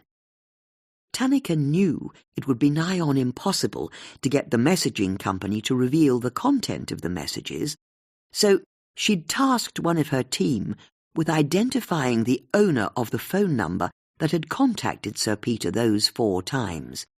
Maybe knowing who had sent him those messages would help her uncover their contents. As Tannika worked, she couldn't shake the feeling that Judith was right. Sir Peter's death wasn't accidental.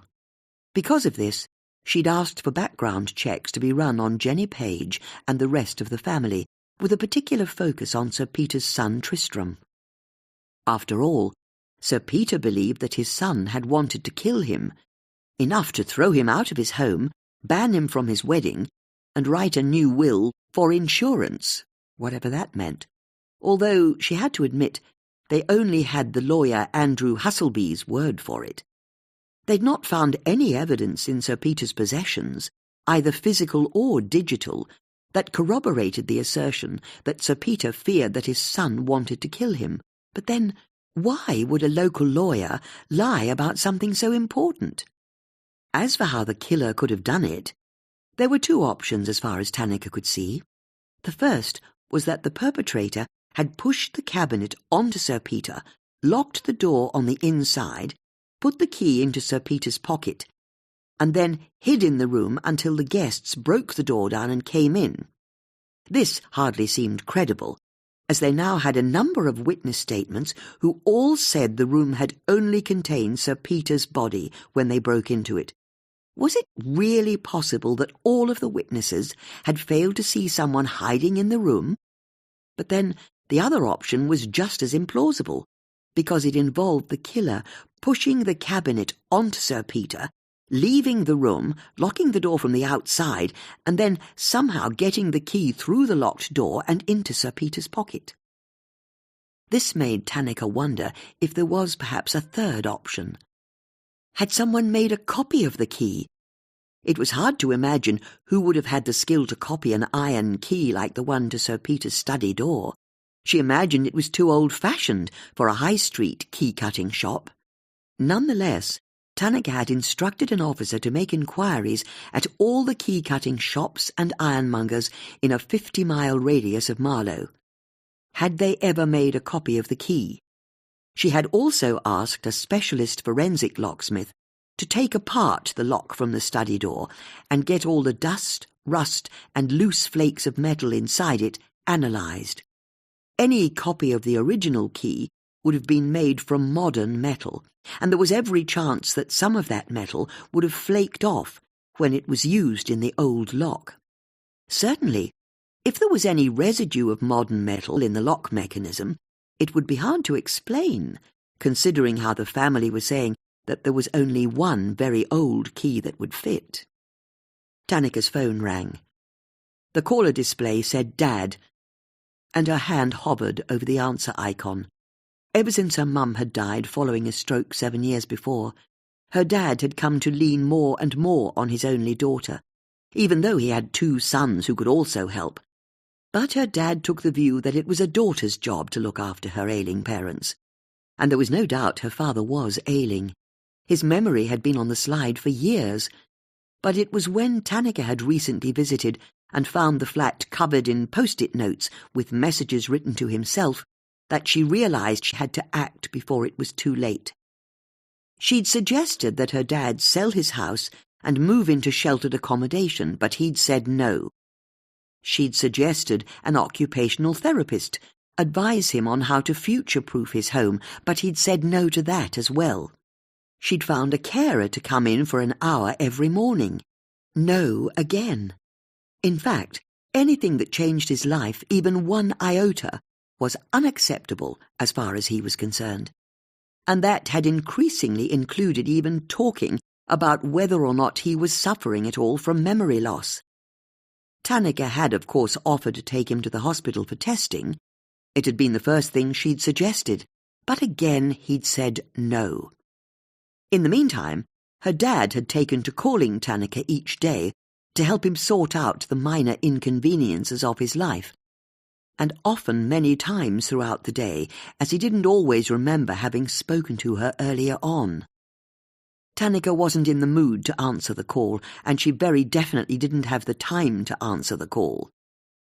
She answered the call. "Dad," she said, "what am I having for dinner? I'm at work. The fridge is empty." "Oh, okay. Then how about you go and get something? You know I can't cook. It doesn't have to be fancy. Just a nice ready meal from the supermarket. They're too small. I'm still hungry when I've eaten them, and they taste of plastic." Tanika decided that she might as well offer up the inevitable end point to the conversation. It would at least truncate the call. "How about I pick something up for you on the way home? Would you do that for me? I'm more than happy to. A nice piece of fish. I need to keep up my omega-3. That's what you're always telling me. Then I'll do you some fish." After negotiating with her father what fish would be acceptable, and agreeing she'd check the colour of the fish's eyes to make sure it was fresh, Tanika finally hung up. She found herself staring at nothing for a few moments. Tanika startled from her reverie as the door banged open and a man in his late 50s walked confidently into the room wearing a smart grey suit. He was broad in the beam, had a rugby player's broken nose, and a buzz cut of grey hair. It took Tanika a while to register who it was. "Sir?" she said, rising from her chair. The man in front of her was Detective Inspector Gareth Hoskins. It was only because he'd been signed off sick that Tanika had been able to lead the murder cases the previous summer. Since then, he'd remained off sick, and she'd remained Acting Senior Investigating Officer. "Ah, Detective Sergeant," Gareth said in a friendly manner, that nonetheless reminded Tanika of their relative ranks. "What are you doing here?" "This is my office." It was true. Tanika had been using D.I. Hoskins' office since she'd taken over, and I'll be needing it back. The super has assigned the Bailey case to me. I'll be CIO from now on, but don't worry, you'll still be a very important member of the team. I'd like you to work as my document handler. Can you be out of here in half an hour?" Tanika looked at the crayon and pen drawings sellotaped to the window that her daughter Shanti had made for her, and the framed pictures of her husband and daughter on the desk. This had been her home from home for a year. "Of course, sir." "It's good to be back," he said with a smile. The smile didn't reach his eyes. Chapter 12. The next morning, Judith led Susie and Bex into her sitting room, where she'd laid out a pot of tea and 3 cups and saucers. Bex had brought a lemon drizzle cake that was still warm from her oven, and as she put it down on Judith's card table, her eyes were drawn, as they always were, to the one pane of glass that was noticeably more see-through and flatly clear, the glass that had been replaced after being shot out by a bullet the year before. "The cake's nothing special," she said, as she handed out portions to Susie and Judith. "If you made it, I'm sure it's delicious," Judith said. "Aren't you having any?" Susie asked Bex. "Just watching my weight," Bex said with a tight smile. Susie looked at her friend and realized that she did indeed look even more trim than normal. "I don't know anyone else who could lose weight over Christmas," Susie said. And then she remembered what Judith had said at the party. "In fact, Judith was saying how great you're looking, and I agree with her." "You really think so?" Bex said. "And look at that nice new ring Colin got for you." "What ring?" "The sapphire ring," Susie said, indicating Beck's ring. "It's real, isn't it?" "Oh, yes, it's real," Bex said, and hid her hand in her lap, "but it's nothing." Susie and Judith shared a glance. Why was Bex suddenly being so coy? "Colin did buy it for you?" Susie asked. "Of course he did. Who else would buy me expensive jewellery?" Bex said. But it was clear to Judith and Susie that she was lying. "Anyway," she said, turning to Judith to move the conversation on, "why did you want to meet up?" "Good question," Judith said, also deciding to protect Bex's privacy. "I just wanted to know if you'd both help me." "With what?" Susie asked. "With the Sir Peter Bailey case." "Oh, of course. Sorry, that was a bit dense of me. Sure, I'm in." "Bex?" Bex paused for barely a second. "Definitely," she said. "When I can, though. I've still got responsibilities in the parish, and the kids need me, and on Tuesdays my friend Zoe wants me to help run a protest choir." "But you'll help," Judith said, wanting to foreclose on what she knew would otherwise be a never-ending list of Bex's responsibilities. "Oh, yes," Bex said. "Bravo," Judith said, delighted. "Although, I'll bet you've worked up a few theories already," Susie said with a chuckle, "haven't you?" "You know what? I think I've done a bit better than that," Judith said, taking hold of the little key she wore on a chain around her neck. Susie's and Beck's eyes darted to the door in the corner of the room that was locked by a thick padlock. They'd discovered the year before that Judith had somewhat overreacted after her husband died in suspicious circumstances. Very suspicious circumstances, as it happened, by starting to collect all of the local newspapers. Before too long, she'd become a hoarder of all the printed material she could lay her hands on, from parish newsletters to national broadsheets. Over the autumn, Bex had worked on Judith, saying she should get rid of her dusty library of bone-dry papers, not least because they were a fire hazard. Then, in the week between Christmas and New Year, Judith had announced that she was ready to have a bit of a clean-up.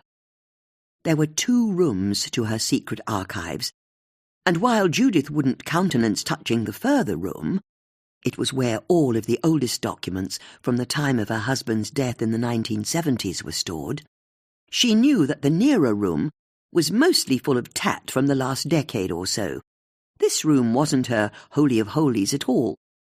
It was more the byproduct of a personality trait she'd allowed to get out of hand. And it was this nearer room, this altogether safer room, that Judith had agreed to let Bex help her clear. Bex had pounced, ordering skips, builders' masks, a job lot of Hoover bags, and whole shopping trolleys of cleaning equipment. But the task hadn't gone quite as well as Bex had hoped. Judith had allowed them to start pulling down the towers of newspapers that reached almost to the ceiling, and she'd also agreed to empty the floor-to-ceiling shelves that were just as stuffed with yellowing papers. But during the process, Judith had become increasingly withdrawn.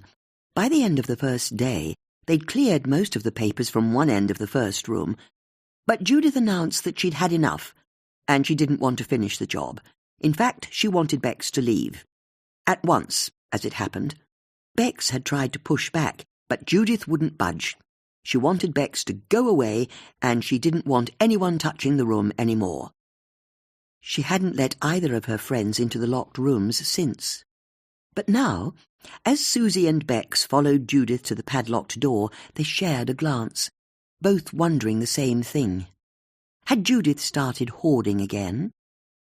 Judith unlocked the padlock and pushed the door open. Going in, Bex was relieved to see that the half of the room that she'd cleared with Judith was still as clear as she remembered. Although that wasn't quite true, she realized, as she could see bits of paper and what looked like bright red string attached to the empty bookshelves. "Oh, my God, it's just like the movies," Susie said as she saw what Judith had done. "Is that wool?" Bex asked, amazed. There was a large map of Marlow stuck to the wall, with photos and printouts of Sir Peter and his family pinned to the side, and a spider's web of red wool running from each pinned family photo to pins that marked locations on the map. Judith had created a homemade police incident board. "Where did you get the photos?" Bex asked. "It's amazing what you can find on the internet," Judith said proudly. "And you've got the clues as well," Susie said, indicating an A4 sheet with Leeds written on it, underneath which there was a photo of an olive oil can, another of a Wellington boots tread, and some clip art of a last will and testament. "This is like a parlour game," Bex said excitedly. "What story can you make from an olive oil can with no fingerprints on it, a split welly boot, and a missing will?" "A story that ends in murder," Susie said darkly as she inspected the faces of the family. "So, what do you reckon?" "Well," Judith said, "I think we can all agree Tristram's what's the word?" "I dunno," Susie said. "Helen Mirren played her on the television." "The Queen?" Bex asked, confused. "No, of course not the Queen. Prime suspect, that's it. Tristram's our prime suspect." "Damn right he is," Susie agreed. "He argued with his dad beforehand." "And let's not forget his father already thought he was trying to kill him, which is why he wrote a new will. A will that's now gone missing," Judith said, "meaning the old will is still valid, the one where Tristram inherits everything. So, that's plenty of motive right there." "But we were all with Tristram outside when the cabinet fell over," Bex said. "He can't be our killer." "Then who can it have been?" Susie asked. "Everyone was out in the garden with us." "They weren't, you know," Judith said. "Jenny was also inside the house at the time, although I take Beck's point that I don't quite see how she could have been pushing a cabinet onto her betrothed downstairs at the same time as being upstairs in her bedroom." "And I'll tell you what else," Susie said. "There's no way a bride would kill her groom the night before her wedding, not when that marriage was about to make her rich." "And not just rich," Bex added, "also a lady. As soon as she married Sir Peter, she'd have become Lady Bailey." "I agree," Judith said, "all of which suggests to me that there must have been a third person in the house when Sir Peter died, someone we don't know about, who was downstairs in the study with him, and who pushed the cabinet onto him," Susie said. "Before getting out of the locked room afterwards," Bex added. "Yes, that part of the story is the hardest to explain," Judith conceded. "But the alternative is that the cabinet fell over by its own accord, and I find that just as hard to believe. So, I'm suggesting we find out who could have done it and see if we can't work out the how of it as we go along. And I know exactly where we should start if we're saying someone else was in the study with him. His firstborn, Rosanna.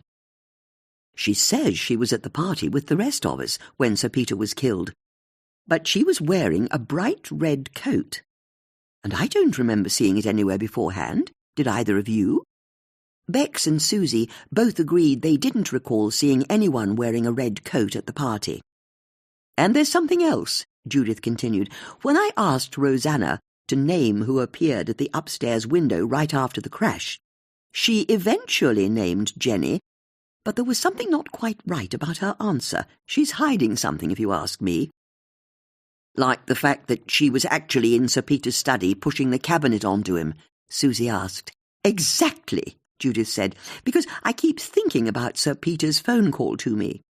He was ringing because he thought his life was in danger, I'm sure of it. Which means, as far as I'm concerned, he was asking me to investigate if he suddenly died in suspicious circumstances, and I think we should accept the case, even though our client's dead. Don't you?" Chapter 13. "I don't understand," Jenny said, as she led Judith, Bex and Susie through to the kitchen of White Lodge. "Peter rang you yesterday morning?" Judith looked at the younger woman and saw that she seemed even more absent than she had been the night before. It was like she'd completely withdrawn, or was processing information much more slowly than everyone else. "Sir Peter wanted me at the party for a reason, and I think it's like your lawyer Andrew was saying last night. He feared for his life." "That's not possible. And yet, I'm sorry to say, here we are."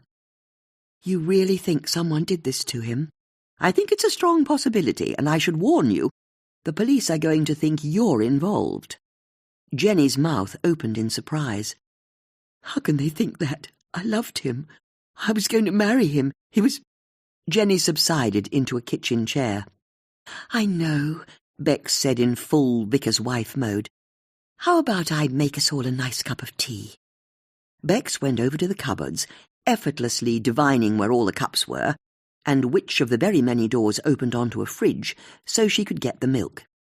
Judith sat down next to Jenny. "I'm sorry to ask, but do you know of anyone who might have wished Sir Peter harm?" "No, of course not." "What about Rosanna?" Susie asked. Jenny shook her head. "No. She comes across as a bit cold at times, but that's only because Peter was so much larger than life, and Tristram so emotional. She plays her cards close to her chest, but she's been a rock to Peter and me. I don't know what I would have done without her." "How do you mean?" "She runs the family estate. She's brilliant at it, but she also helps with running the house. She's wonderful, really." "Like making a pesto and pasta lunch for everyone yesterday?" Judith asked. "That's typical of her," Jenny said with a sad smile. "She's so smart, always one step ahead. I hadn't thought to eat anything. I was just running around, so stressed, so full of myself, so self-absorbed." "You were the bride," Bex said kindly. "It's your job to be self-absorbed." "But can you tell me," Judith asked, "how did Rosanna get on with Sir Peter?" "There were the odd tensions, of course, but nothing serious." "What sort of tensions?" "It was always business, never personal. It never affected their relationship. Peter wasn't great at forward planning. He liked spending his cash on having a good time or on his friends. It's why I loved him. He was impetuous." "That was a problem?" "Rosanna's so careful, always counting the pennies, and I don't want you to get the wrong idea. Peter did nothing to endanger the family business. It was simply that he wanted to spend his income on having fun, and Rosanna wanted him to invest. He said we had more money than we could spend in a lifetime. What was the point?" Bex came over with a steaming mug of tea that she handed to Jenny. "I've put in a couple of teaspoons of sugar." "Thank you." "Can I ask," Judith said, "you were originally hired as Sir Peter's nurse?" Jenny smiled at the memory. "That's right, although we actually first met in Florence in Italy." "You did? Were you on holiday?" "Hardly. Back in the day, I'd trained as a nurse, but the NHS was too tough. It was crazy. In my late 20s, I left the world of hospitals and waiting lists and joined an agency who match nurses with wealthy clients who need live-in help.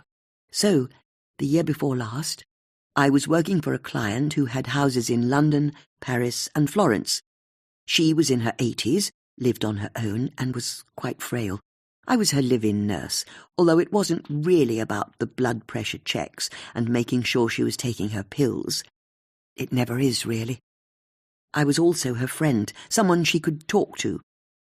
And play cards with, I'd imagine, Judith said with a smile, remembering how she'd similarly looked after her great-aunt Betty for many years. That's it. She was a demon at gin rummy. So that's what I was doing in Florence. Having a great time, if I'm honest. But when I had any time off, I was always on my own, and getting attention from men. Not because they were attracted to me, I don't think. They just wanted to talk to me. Or ask me if I was lost. You know what it's like. The women shared a moment. They all knew what it was like. So, when this older guy started talking to me in a bar, I assumed he was another pest, a man who thought he had a right to talk to me because I was on my own. What was he doing in Florence? He told me he was there to find his son. Tristram's an actor, you see, and he'd been doing a play in Florence, but he'd started having an affair with one of the cast members and was refusing to go back to the UK. So Peter told me he'd come out to Florence to track him down before he burned through any more of his money. But when I mentioned I was a nurse, that was all he wanted to talk about. He said he'd recently been diagnosed with type 2 diabetes, and he needed to turn his life around health-wise. I tried explaining to him that it needn't be such a limiting disease, but he wasn't having any of it. He said that once he'd found Tristram and got him back home, he'd need a professional to take him in hand and train him. Jenny paused in her story as she remembered the encounter. As I say, I didn't think much of him at the time, but I gave him the details of my agency in case he wanted to hire a nurse. I was just being polite, really. A couple of weeks later, he rang the agency and asked me to be assigned to him. I don't know why. I hadn't been particularly friendly to him when we'd met. Far from it, in fact. But he told the agency he wouldn't take no for an answer. And the thing is, the woman I was working for had realized she needed more help than I could offer. She'd decided to go into a nursing home, so I was coming up to the end of my contract. In the end, it was easy for me to say yes. Work is work. When was this? Judith asked. I started working for Peter last February. If I'm honest, I didn't warm to him. Not at first. He was exactly how I thought he'd be. Port and cheese after every meal, calling women fillies, never happier than when he was shooting pheasants with the other landowners in the area, all male, of course, and everything was a joke to him. Nothing was serious. He was a nightmare, actually, wouldn't take his meds, wouldn't look after his health, just like he said he'd be. What changed? I don't know. But when you're a live-in nurse, you can't be around someone that much without them revealing their true selves to you. And I realized that all of Peter's bluster was precisely that, bluster. Underneath all that confidence was someone who... It's hard to explain, but I don't think he was actually that confident at all. Why was that, do you think? I think it's something to do with growing up with a fortune to inherit and nothing to aim for. Life's not worth living if there isn't a bit of a struggle, don't you think? And the thing is, there was a far more loyal side to him I got to see. He adores his children. Even Tristram? Judith asked. Even Tristram. That's not how it appears to us. They're too similar, that's the problem. Too passionate, too prone to fly off the handle. But I could see how much it upset Peter. He knew his relationship with Tristram was broken, but he didn't know how to fix it. According to Andrew Husselby, it was more than broken. Did Sir Peter really not mention to you that he thought Tristram wanted him dead? He didn't. And I'm trying not to feel betrayed, if I'm honest. If only he'd told me what was going on, perhaps I could have helped mend things. It wasn't like Peter to keep secrets from anyone, let alone me. Why didn't he tell me? They all heard a noise from the direction of the door. Judith held up her finger for them all to be quiet, but there was no further noise, so she indicated to Susie to keep talking and started edging towards the door. "You're right," Susie said, trying to keep the conversation going. "It makes no sense he didn't tell you." Judith yanked the door open, and a startled Tristram fell a few steps into the room. When he straightened up, he looked both embarrassed and furious at the same time, and a touch confused, Judith saw. She realized that maybe he wasn't quite as bright as all that. "Do you make a habit of listening at doors?" she asked. "When they belong to me," Tristram said, having recovered some of his poise, "I think I can listen at whatever door I want. I only came to find Jenny to ask when she's leaving." Jenny didn't understand the question. "This is my house now," Tristram said, "so when are you going?" The women were outraged. "Her fiancé died yesterday," Bex said. "Yeah, I know. He was my dad. But it means the house is mine, and I want her gone." "You've made a fast recovery," Susie said. "What's that?" "Last night you were all cut up. You seem to have got over your dad's death quick enough." "You don't have the first idea what I'm going through," Tristram said dismissively. "It's not your house," Judith said firmly. "You've not inherited anything until your father's estate clears probate, which will take months. And anyway, what makes you think you've inherited his house?" "The oldest male always inherits in the Bailey family, always has done, since the 17th century. Until your father wrote a new will last month." "Yeah, well, that's what the lawyer's saying. Doesn't mean it's true." As Tristram spoke, Judith reached into her handbag and pulled out her tin of travel sweets. "Then, can I ask you a question?" she asked, picking out a dusty lemon sweet. "Why exactly did your father throw you out of the house at the end of November?" Judith popped the sweet into her mouth, knowing her casual manner was irritating Tristram. "Isn't it obvious?" he said, his right hand clenching into a fist. "We had an argument." "What was it about?" "I don't have to tell you." "You don't have to, but it's a reasonable question." "There's nothing reasonable about any of this."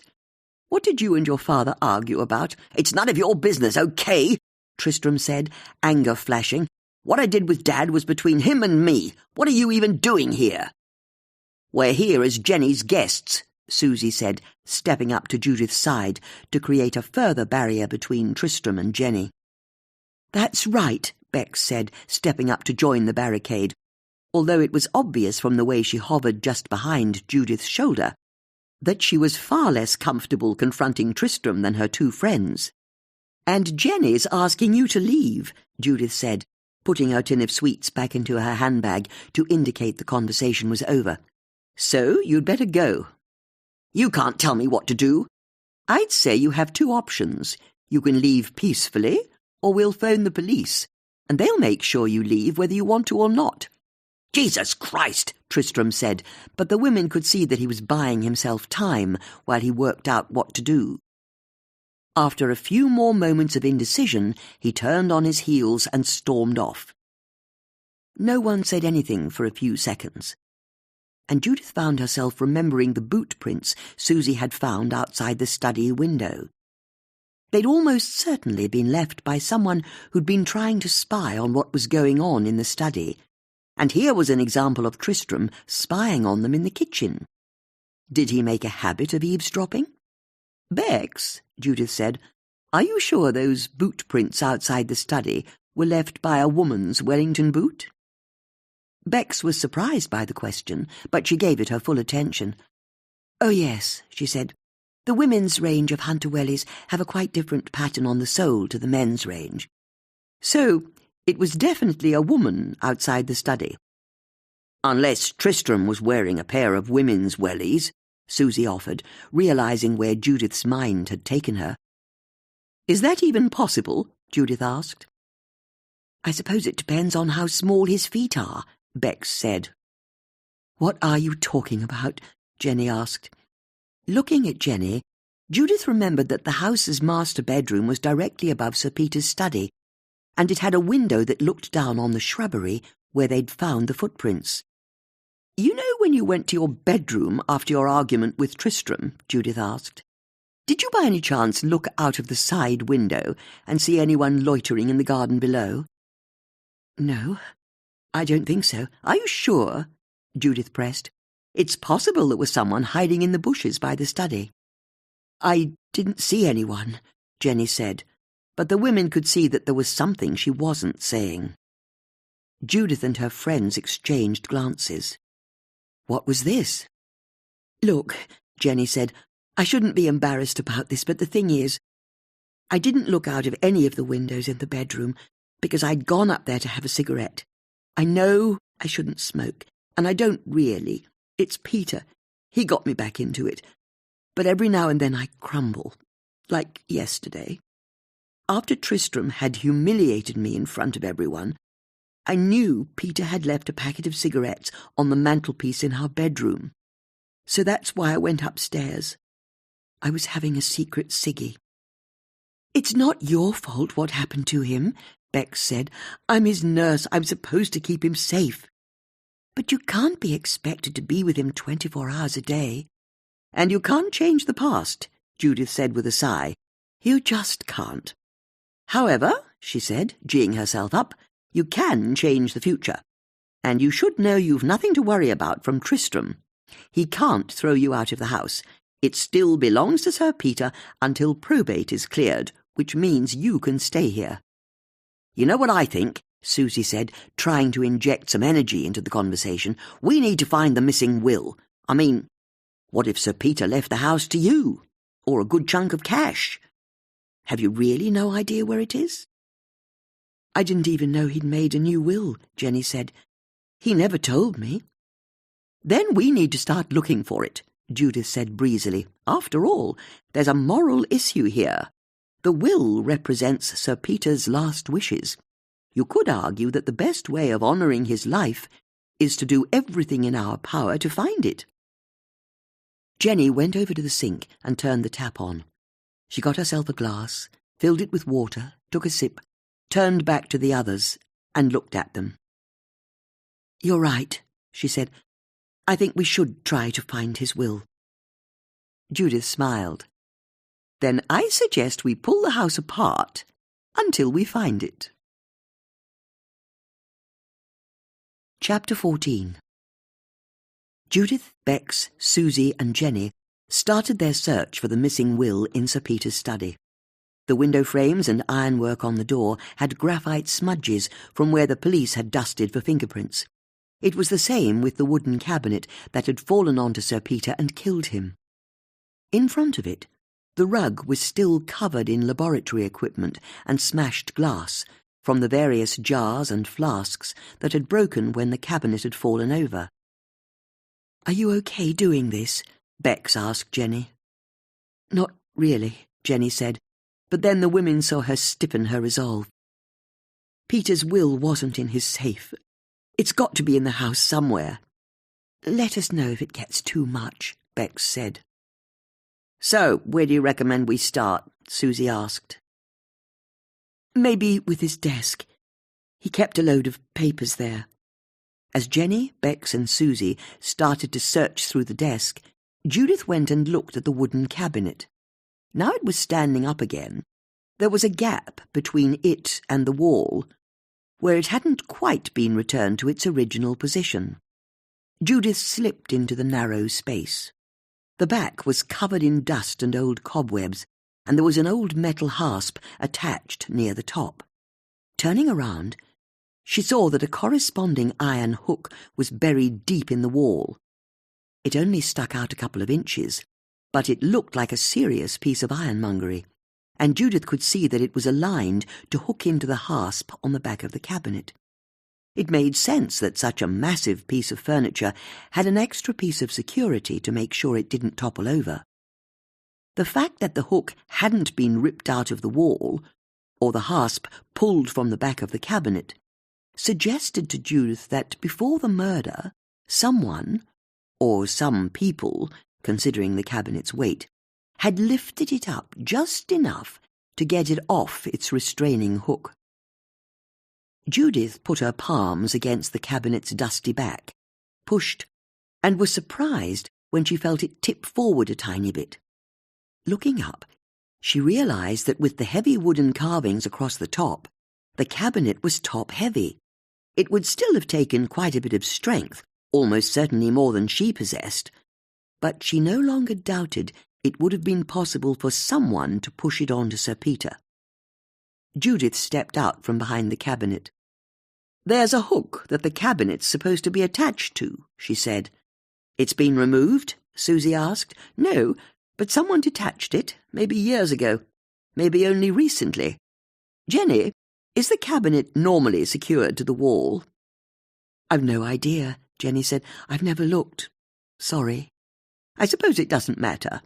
But seeing as the cabinet was unhooked, I'm sure someone strong would have been able to push the whole thing over.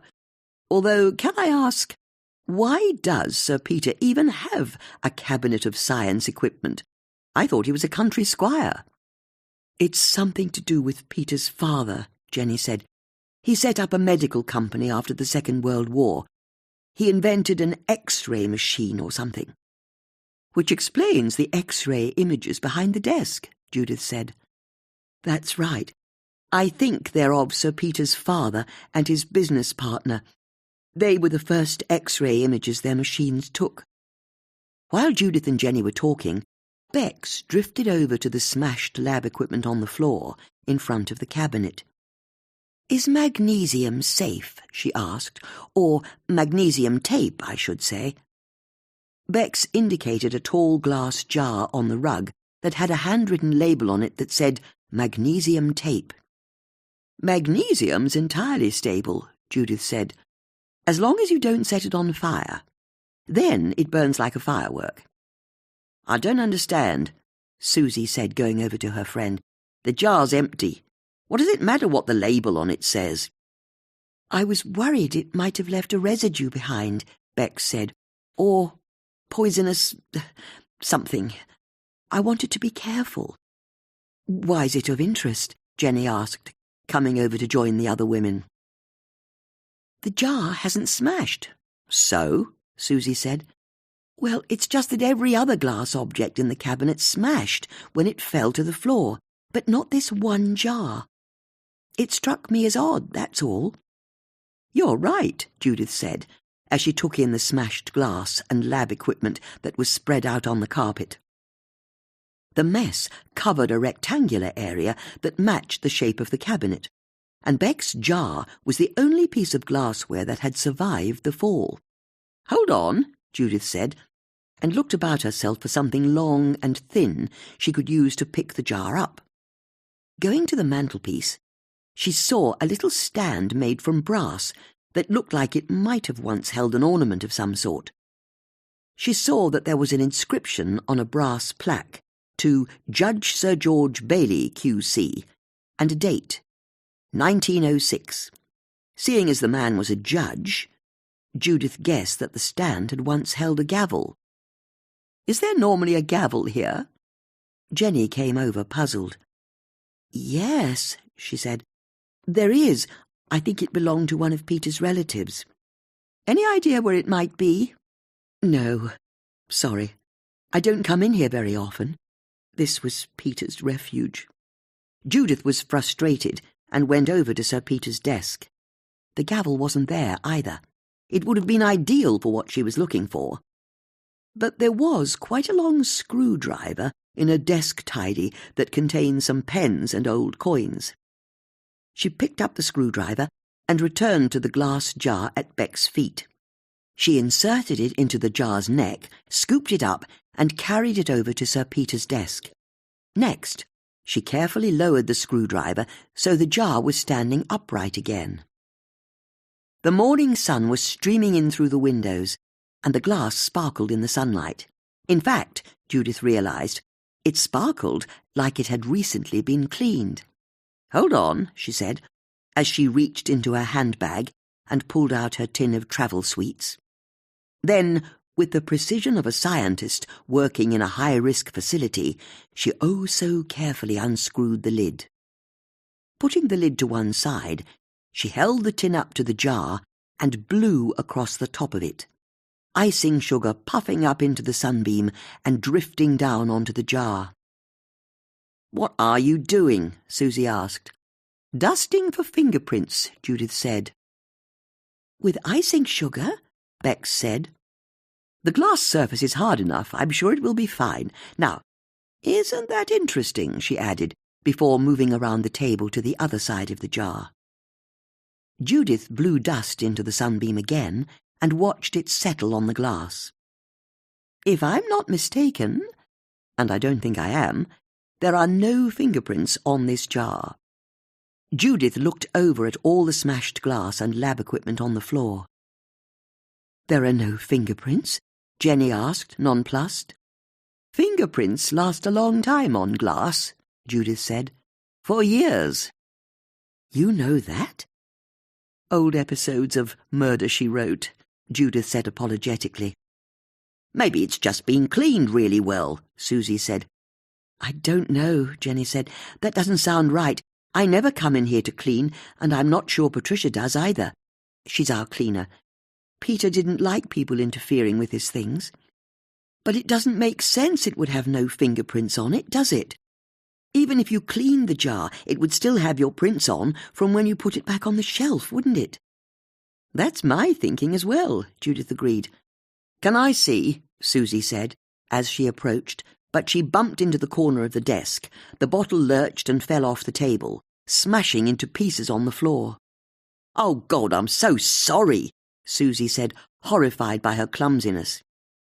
"That was evidence, Susie," Bex said, like a parent telling off a child. "You can't go galumphing around crime scenes." "Galumphing? You know what I mean." The women looked at the smashed glass on the floor. "You know what?" Susie said, deciding she'd try to save the situation. "I might have done us all a favour." "How?" Bex asked. "I've just proved what you were saying. That glass jar should have smashed when it fell from the cabinet." "You're right," Judith said. "The glass was as weak as it looked. It couldn't wait to smash, could it?" Judith looked back at the cabinet and the shards of smashed glass on the floor. Why had this one jar survived when the others hadn't? "I think we need to tell the police about this," Judith said.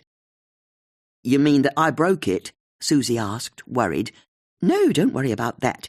But we need to tell Tanika that there was a glass jar that's been wiped clean of fingerprints that didn't smash when it fell from the cabinet. It could be important." While Bex, Susie and Jenny carried on the search for the will elsewhere in the house, Judith pulled out her phone and called Tanika. Once she'd explained about the glass jar, Tanika wasn't sure she'd heard correctly. "You're saying there's an important bit of evidence, but you smashed it? There's really no need to focus on the negatives, and it doesn't much matter. Whatever fingerprints were on the jar, or weren't, will still be there. It's only broken into a few pieces after all, and while you're about it, I think you should dust all the equipment and glass that fell from the cabinet. I think there's a pattern here. Remember how the olive oil can also didn't have any fingerprints on it? Our killer is very careful to make sure they don't leave their fingerprints behind at the scene." "What are you even doing in Sir Peter's study?" "Jenny's asked us to help her find the missing will, and I know you'll say we shouldn't interfere, but we're not interfering. We're helping a friend. Don't worry, we need that will found. I don't mind who finds it. And thanks for the tip-off about the fingerprints. I'll get an officer sent down to collect the evidence." Judith wasn't sure she'd heard correctly. "You don't mind us investigating?" "But you're not investigating, are you? It's like you said. You're helping your friend. As long as you call in any clues you stumble across, you're simply helping us with our inquiries." Judith thanked Tanika and hung up the call, feeling slightly uneasy. Since when did Tanika not mind them investigating one of her cases? It was very strange indeed. Putting the thought to one side, Judith crossed the hallway and found Bex, Susie and Jenny in the house's boot room. There was a row of raincoats on pegs running down one side, with various types of walking and welly boots underneath, and 2 porcelain butler sinks on the other side. "So, what have you got?" she asked as she entered. "Jealousy," Bex said from the end of the row of boots. "I'm with Bex," Susie agreed. "To have this sort of space, a whole room just for your coats and boots." I know, Jenny said, looking about herself in appreciation. I had nothing when I was growing up, less than nothing. I told myself I didn't need anything, and I don't. Really, I don't. But it's been so nice not to worry, to feel secure for once. A wave of sadness hit Jenny.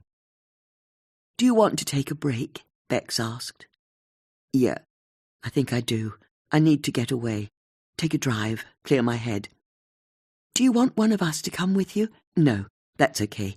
You stay here and keep looking for the will. Is there anywhere you think we should be looking in particular? Judith asked. No. Search everywhere you can think of. Nothing's off limits. Pull the house apart. I want Peter's will found. Once Jenny had left, Bex updated Judith on where they had got to in their search. There's no will in this room, she said. We've looked in all the cupboards and coat pockets. And in the boots, Susie added. I suppose there isn't a size 7 Wellington with a cut across the left sole? Judith asked. There aren't any women's Hunter wellies here, Bex said, which is hardly a surprise. Why? Susie asked. Hunters stopped being fashionable for women at least 10 years ago.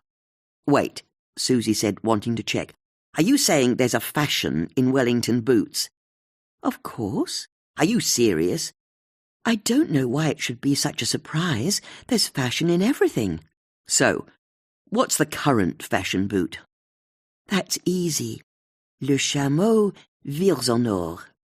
Sorry, what? It's what Catherine, the Princess of Wales, wears. Susie took a moment to take this on board. I've got so many questions, she said, although I don't reckon I want to hear any of the answers. But to answer your question, Judith, none of these Wellingtons have a cut across the left sole. The women decided they should look elsewhere and move to the kitchen. After nearly half an hour of hunting, they once again concluded there was no will stuffed behind the tins of plum tomatoes or in the glass jars of pasta. It was the same in the sitting room. They found no secret envelope under the cushions or behind the oil paintings on the wall. Anyone get the impression we're wasting our time? Susie said. Rubbish, Judith said. Every time we finish a room, we're learning something new. Yeah, the will's still missing. Let's try upstairs, Judith said. I suggest we start with Tristram's room. It was easy for the women to work out which bedroom had belonged to Tristram before he'd been thrown out of the house. The walls were covered in posters for theatre shows, and there were shelves of books on acting and published plays. As the women started their search, Judith found herself looking at the theatre posters. She found one for a show called Savonarola that had Tristram's face front and centre, and then the faces of 4 other actors slightly behind. The text below the image explained that the play was to be performed at the British Council in Florence. So, this was the theatre show that Tristram had been doing when he'd bunked off with one of his castmates and refused to come home. Judith looked at the faces in the poster, all of them men. Had Tristram's affair been with one of the men in the cast?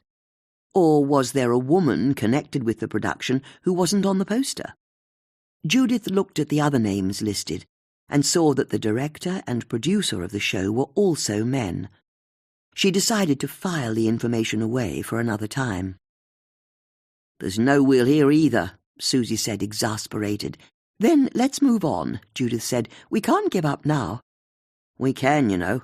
We could give up and go for a nice cup of tea somewhere, and a slice of cake. But we promised Jenny we'd look everywhere, Bex said. We can't let her down. Come on, she said as she went to the door. I think we should look in Sir Peter and Jenny's bedroom next. But it was just the same in that room as well. They looked under the bed and mattress, in the ensuite bathroom, and Susie even looked up the chimney of the little fireplace in the corner of the room. If there's a will hidden up the chimney, Bex said, it will have burned ages ago. Not if no one's lit a fire since Sir Peter died, Susie said. Well, is the will up there? As it happens, no. As Bex and Susie bickered, Judith remembered that Jenny had said she'd come to the room to have a cigarette. She joined Susie at the mantelpiece and saw an old packet of cigarettes with a cheap lighter sitting on top of it. "You could actually try looking," Susie said to Judith testily. "No, of course," Judith said, "just thinking about what happened." Judith looked about herself and decided to search a nearby wardrobe. "The sooner we get to finish in this room, the sooner we get to go home," Susie said. "We still have to be thorough," Bex said, "because if we prove there's no will in the house, then that's useful information. Isn't it? You reckon?"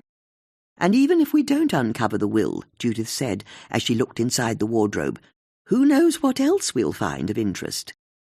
Her tone caught her friend's attention. "You've got something?" Bex asked. Judith bent down and picked something up from the wooden floor at the back of the wardrobe. "What is it?" Susie asked. "It's funny because I thought it was odd at the time." "What was?" "The cuff to Rosanna's coat." "What about it?" "It's just that she was so well turned out, not a hair out of place, a brand new coat, and yet she was missing one of the buttons from her cuff." "So?" Susie asked, having missed the point of the conversation some time ago. "The buttons on the rest of the coat were gold and in the shape of a rope knot. So, in answer to your question, seeing as she'd lost a coat button that day, what I'd like to know is, how come I've just found it on the floor of the wardrobe in Sir Peter and Jenny's bedroom?" Judith opened her hand, and they could all see a gold button in the centre of her palm. Chapter 15. The Bailey Estate Office was in one of the offices of the Old Barrel Store, a red-brick former brewery just off Marlow High Street. Rosanna was surprised to see Judith and her friends at the door, but showed them through to a dark office that had a couple of leather armchairs by a fireplace, oil paintings and old maps of the family's holdings on the walls, and a large desk that was laden with piles of paperwork. In many respects, it reminded Judith of a tidier version of Sir Peter's study. "I'm sorry, I can only give you a few minutes," Rosanna said, returning to her desk. "I'm due in Hambledon in half an hour. I'm meeting a planning officer about some building work." "Don't worry," Judith said. "We won't take up any more of your time than we have to. We just want to know how the button from your red coat ended up in your father's wardrobe on the day he died." As she said this, Judith dropped the gold button onto the desk. Rosanna barely reacted. "What's this?" she said, picking it up. "A button from the coat you were wearing at the party." "You're saying you found it in Father's wardrobe?" "In his bedroom." "You're right. It looks like the button I lost at the party. I've no idea how it ended up in the wardrobe." "Are we done?" Rosanna got up, but Susie wasn't having any of it. "We most certainly aren't done here," she said, taking a step towards Rosanna that could only be construed as threatening. "You were hiding in the wardrobe, weren't you? That's how it got there." "Susie's right," Judith added. "It's why you looked so guilty that first time we talked, and I asked you who came out onto the balcony when Sir Peter died. You didn't see Jenny from the garden, did you? You were actually in the same room as her." Having been put under pressure by Judith and Susie in turn, Rosanna looked at Bex to see what she was going to say, and Bex shook her head apologetically, suggesting that she was as uncomfortable with the whole conversation as Rosanna was. "There are any number of explanations for how it might have got there," Rosanna said carefully. "But only one that's true," Judith said, "and you're better off telling us, because if you don't, it'll be the police who'll be asking you next." Rosanna was almost impressed. "Are you blackmailing me?" "Hardly," Judith said, fishing out her tin of travel sweets and popping the lid. "Just pointing out that we don't have to make a formal record of our conversation, unlike the police. Seeing as I'm sure there's a perfectly innocent explanation for why you were hiding in your father and Jenny's wardrobe on the day he was killed." "Travel sweet?" Judith offered the tin to Rosanna. Very well, Rosanna said, ignoring the tin. Because you're right. There's a perfectly innocent explanation. First thing you should know, I didn't mean to hide. Judith put the lid back onto the tin. Of course, she agreed. It all stems from Father's bloody will. What about it? I found out he'd written a new one shortly before Christmas. But I saw how you reacted when Andrew Husselby told us about it. You acted surprised. Tristram's not the only actor in the family. How did you find out? Chris told me. The gardener. He'd been cutting some hedges and had started a bonfire. This was a couple of weeks before Christmas. Well, you know how a fire draws you towards it. We got chatting, and he asked me if I knew what was in Father's new will. I was shocked. It's like I told you. Father had always said he had no choice over his will. The baronetcy and the estate had descended down the male line for hundreds of years. It all had to go to Tristram. But I also knew there'd been the bust-up between Father and Tristram, so if Father had now changed his will, there was only one conclusion I could draw. He must have left some of his estate to me. Or all of it. I mean, obviously Jenny would have got her share as soon as she married Father. But this wasn't about the next few years. It was about making sure that when he and Jenny died, the will reflected the fact that I'm the only member of the family who does any bloody work around here. I deserve my share. Yes, Jenny said how very good you are at your job, Judith said. She did she? Rosanna said, surprised. I wasn't sure she'd even noticed. She was so wrapped up in Father. The point being, once I knew there was a new will out there, I couldn't stop thinking about it. And you know what it's like when you keep turning something over and over, you start going a bit mad. Before too long, I was trying to get into Father's safe whenever I visited. I knew that's where he'd have put it. Worse than that, I actually started going to White Lodge, just so I could try to get into the safe. I tried every combination I could think of. Father's birthday, Jenny's, Tristram's, mine, his national insurance number, the date he married Mother, and even her birthday. Nothing worked. And it's Jenny and Father's bedroom. They were in and out of it the whole time as they prepared for the wedding. But then the day of the drinks party came along, and I knew I had another chance. I could see Father and Jenny were chatting away to friends outside, so I came into the house and headed upstairs. I'd got a list of new numbers to try on my phone, but none of them opened the safe. Is that so? Judith asked pointedly. I didn't get into the safe that day any more than I'd done on the days before. Anyway, almost as soon as I'd started, I heard raised voices outside. Before I knew it, I heard someone coming up the stairs. I didn't dare get caught breaking into the safe. How would that have looked? And I didn't have any time to think, so I hid in the wardrobe. And I was just in time, if you ask me. It was Jenny. I saw her as I closed the door. Did she see you? Judith asked. No. She went straight to the fireplace. She was upset. Then what happened? I don't know. I couldn't see. But I could hear her. I think she lit a cigarette. Yes, that's what she told us.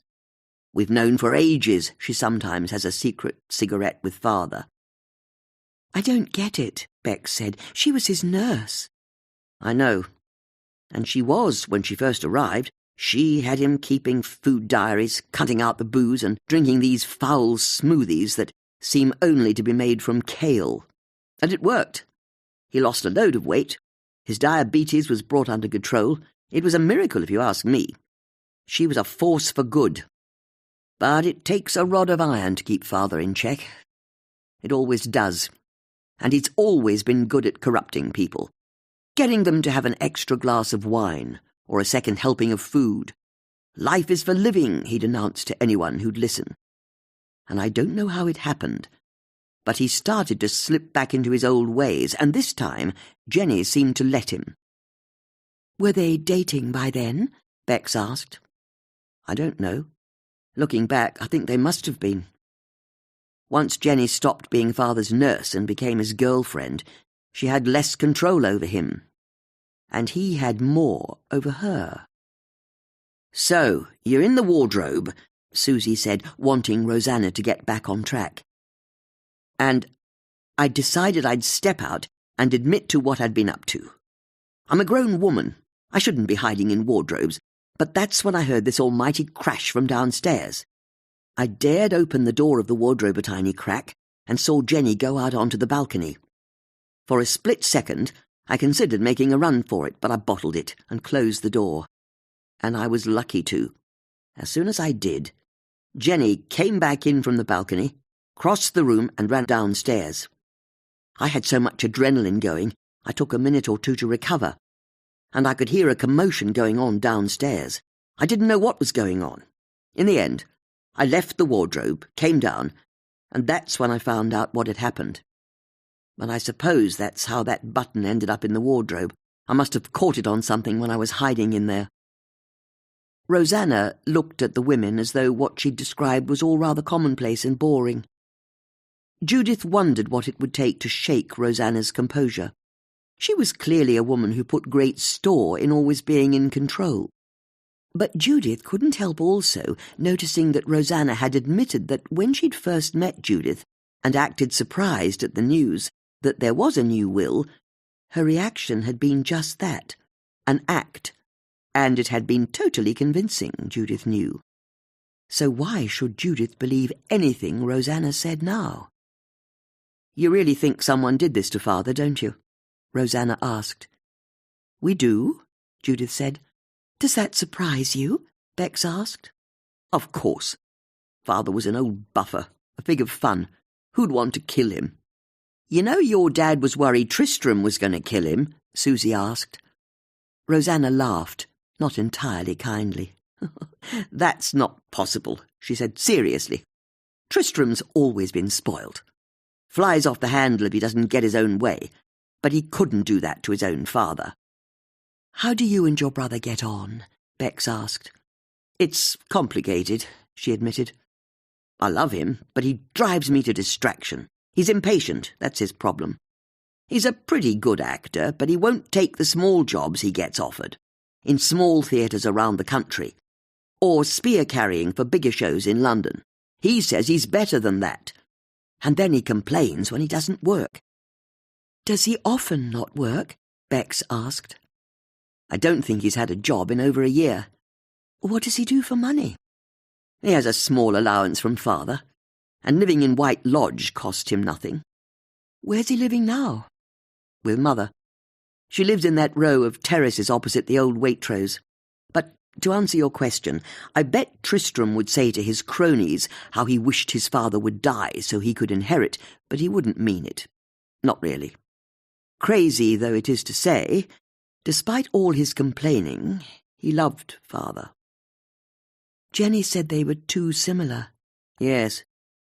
We used to talk about how they were like chalk and chalk, those two, so full of themselves, and yet so thin-skinned in their own way. It was a pretty toxic combination." "Then how can you be so sure he wasn't behind your father's death?" "Tristram doesn't have the guts." Rosanna's answer sizzled with such anger that it gave Judith an idea. "Is it possible he had an accomplice?" she asked. "Someone with more pluck than him, if he couldn't have done it himself?" Rosanna looked startled, guilty almost. "What's that?" she said, but only to stall giving an actual answer. "There is someone else, isn't there?" Susie asked eagerly. Rosanna wasn't sure what to say, and then the women saw her look over to the wall where there was a framed family tree written out in faded calligraphy. The names and lines of connection within the Bailey family went back hundreds of years. Rosanna looked back at the women. "No, there isn't," she said. "That's not true," Susie said. "There's someone." "There isn't," Rosanna said, closing her laptop and unplugging it. "Now, I really have to get to this appointment. And if you're going to persist with saying Father was killed, then all I can say is that I'm sure it wasn't Tristram, or any kind of accomplice, and it very definitely wasn't me. As you've inadvertently just proven with that button, I suppose. I was in a wardrobe upstairs when that cabinet fell onto him. I suppose I should be grateful it came off, Rosanna added, picking the button up from her desk and putting it in her pocket. It's my alibi. Rosanna left the office, and a deeply frustrated Judith followed her out with her friends. The family tree won't protect you, she said, as Rosanna started unlocking a bicycle. All that history, and it all belongs to the men, just as your future belongs to your brother now. I don't know what you're talking about, Rosanna said. You're the firstborn. You do all the work. But Tristram's about to become your boss. He's going to inherit. And he's going to want to lord it over you, isn't he? Because we both know he will. In fact, I bet he can't wait to tell you how you've been running the estate wrong all these years, how he's going to do it all better. And this is the twist, Judith added, surprised by a sudden insight. He's going to mess it all up, isn't he?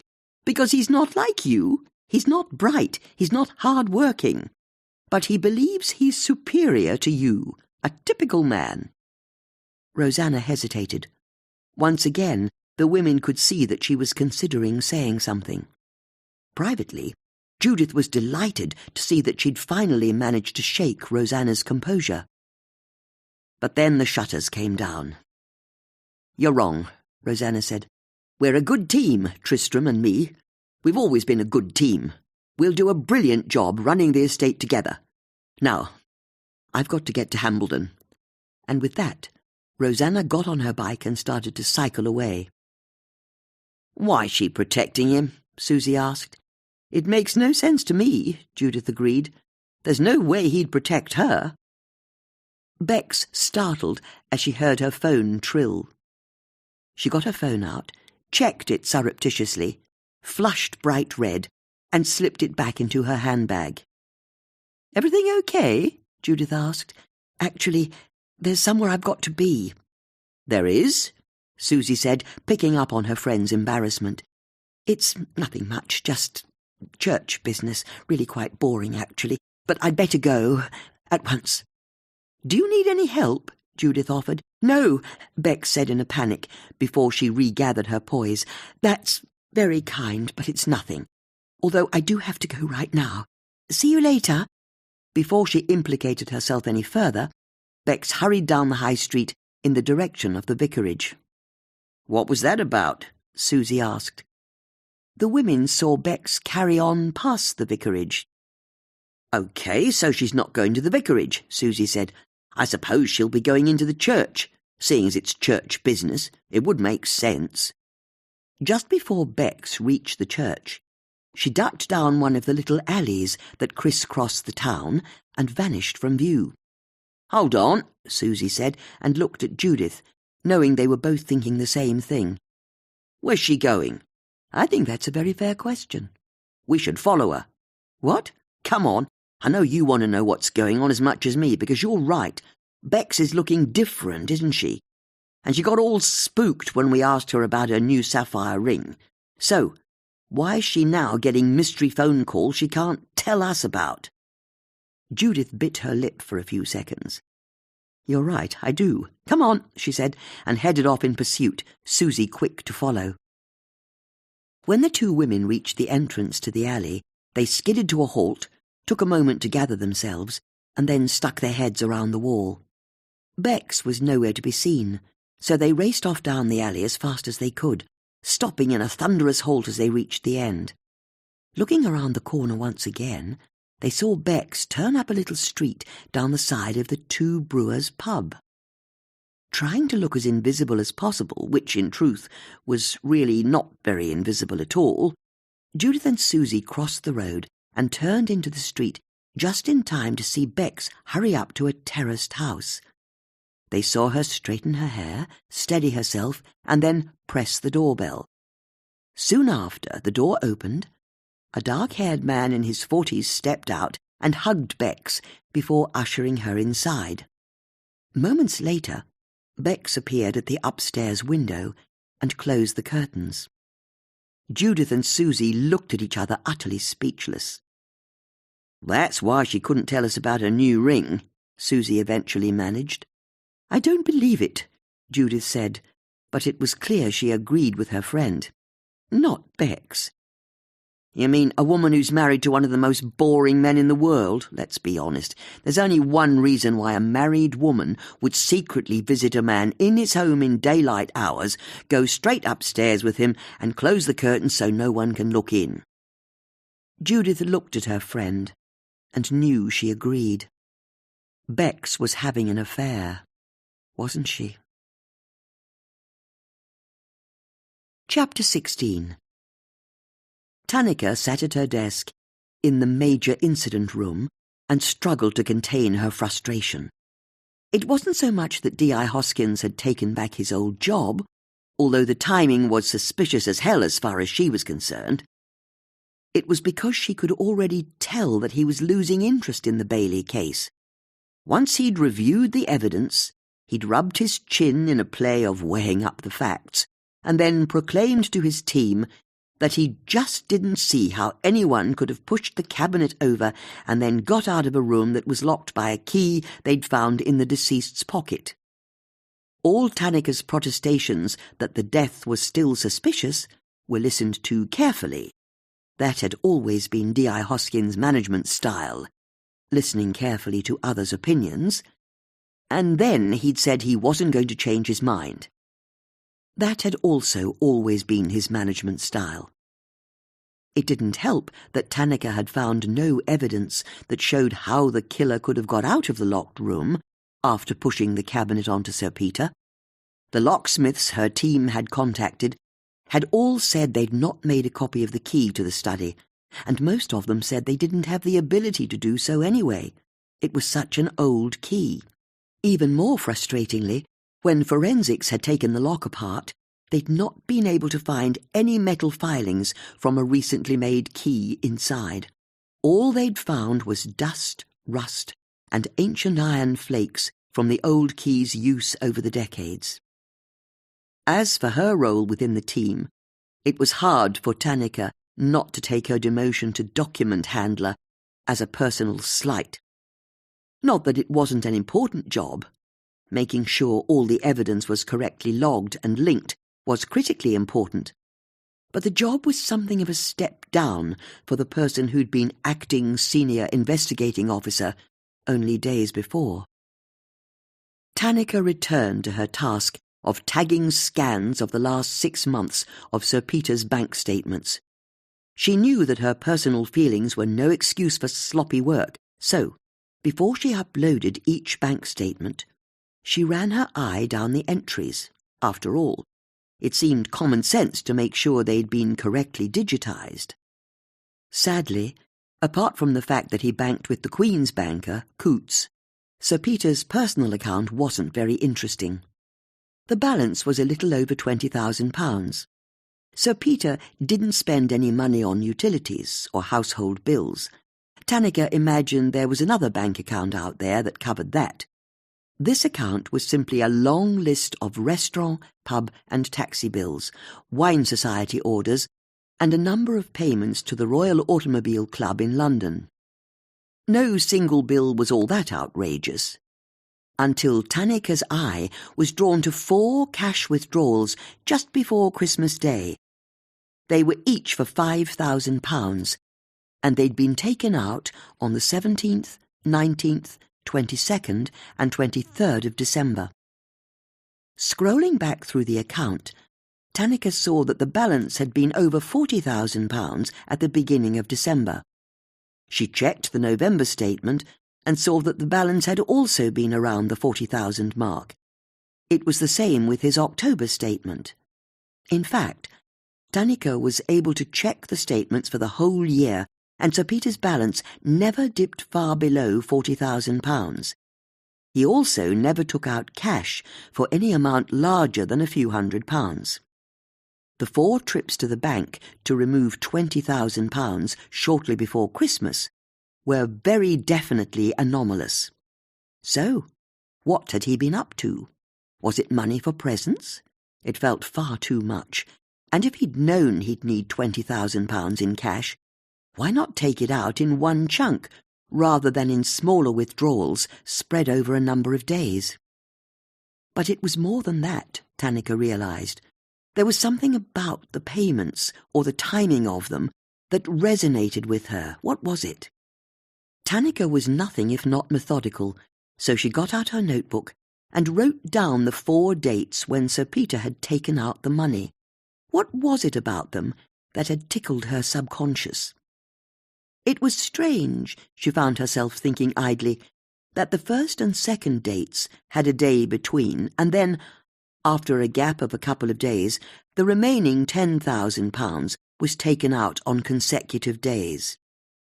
It was as she considered the consecutive dates that she realized what was troubling her, and luckily, Tanika was perfectly placed to check whether she was right. She got up the records of Sir Peter's messaging apps and opened the screenshots of the one text exchange he'd deleted. It was just as she remembered. The text had been deleted, but the date stamps and caller ID for the messages remained. She was able to see that each message was dated the day before the withdrawals of the £5,000 tranches of cash. The deleted messages had come in on the 16th, 18th, 21st and 22nd of December, and the cash had been taken out on the 17th, 19th, 22nd and 23rd of December. It was obvious to Tanika. Someone had sent a message to Sir Peter demanding £5,000 in cash on 4 occasions, and Sir Peter had gone to his bank the next day, taken out the money and then handed it over. He'd also made sure to delete the message that had asked for the money and his reply. Tanika remembered that when she'd been in charge of the case, she'd tasked one of her team with identifying the phone number that had sent the text messages to Sir Peter's phone.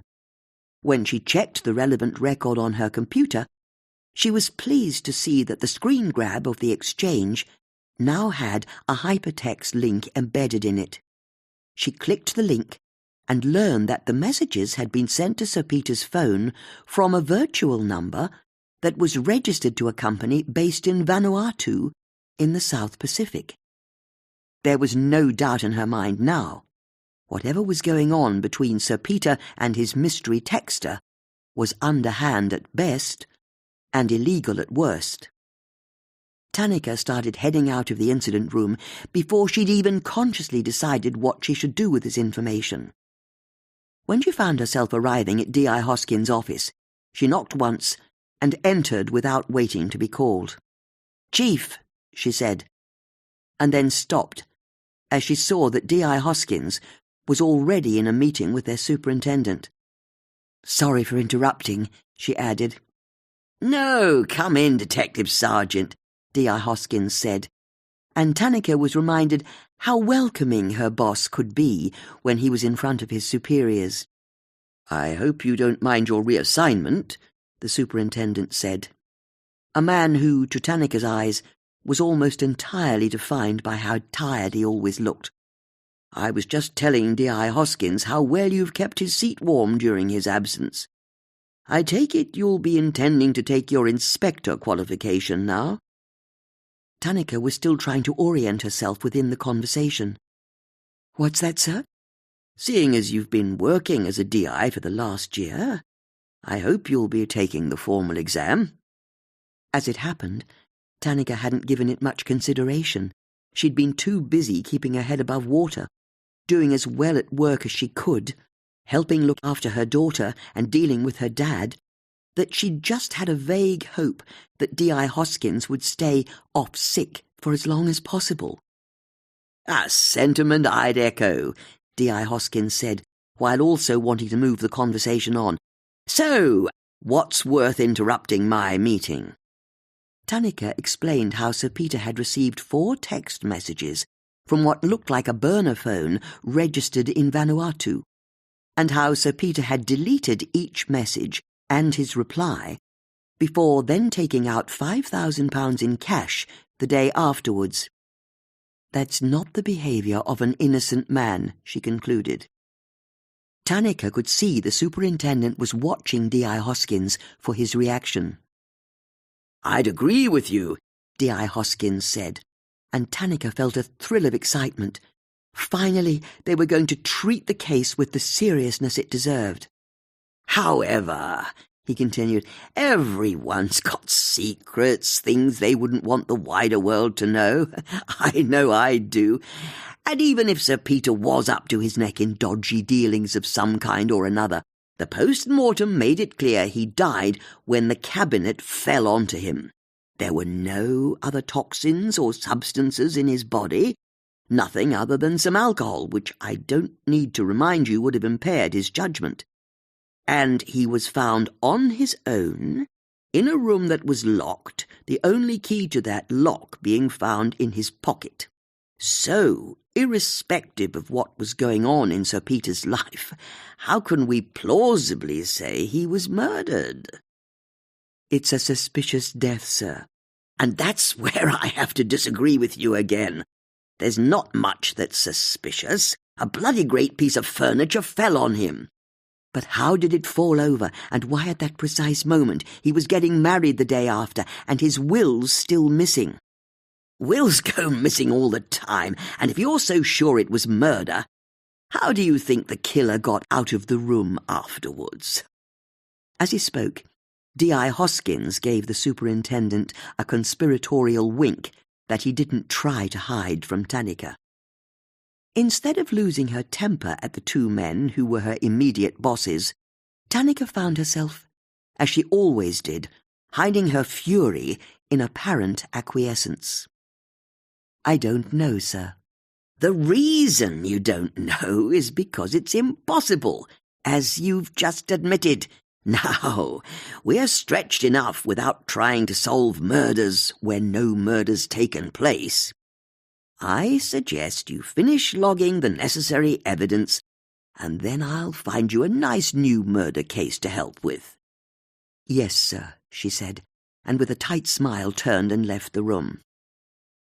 By the time she'd returned to her desk, Tannika knew that D.I. Hoskins' intransigence left only one option open for her, because if he wasn't going to take the case seriously, then she knew 3 people who already did. As she contemplated what she was about to do, she couldn't stop herself from smiling. It was time for her, perfect head girl Tannika Malik, dutiful daughter, wife and mother, to go rogue. Chapter 17. Following Beck's clandestine encounter with the middle-aged man the day before, Judith and Susie agreed to a crash meeting at Hurley Lock. It was convenient for both of them, as Judith could walk there from her house, and Susie could take some of her dogs for a run-around. As Emma and a rather magnificent fawn-coloured Saluki dog called Princess raced around the field in a wide loop, Judith and Susie sat on a bench just upstream from a row of parked canal boats. "We can never tell Bex we followed her," Judith said as her opening gambit. "She'd never forgive us. I don't think I forgive us." "No, of course," Susie said, "but we've got to say something." "We don't. We can't interfere." "No, right, I agree. What Bex does with her life is none of our business." "Exactly." The women sat in companionable silence and watched the dogs. "Although we could just ask her," Susie said. "We absolutely can't," Judith said firmly. "No, of course," Susie agreed instantly. "You're right." The women once again fell into silence, although Judith could tell that Susie was gearing up for another go at changing her mind. "She must be going through hell if this is what she's doing," Judith said, trying to move the conversation on. "You're not wrong there," Susie agreed. "She's always so perfect. There's no way she'd have done this if she was happy. So, going back a bit, if we were to say something to her, what do you reckon we'd say?" "We'd say nothing. We just agreed we wouldn't say a thing." "I know, and we won't, I promise. But if we did, that's all I'm saying, if we did, what would we say?" Judith sighed. Susie wasn't going to give up, was she? "I think we'd say that we're here for her, that whatever she's going through, we're on her side, and she can talk to us any time she wants. Brilliant. And then we'd ask her who she's boffing. No, we wouldn't. Why not? It's none of our business, Susie. Look at me. You have to promise. We are not going to overstep the mark. We're Beck's friends. All right, Susie said, although she wasn't happy with the ruling. Don't worry about me. My lips are sealed. You won't hear a dicky bird.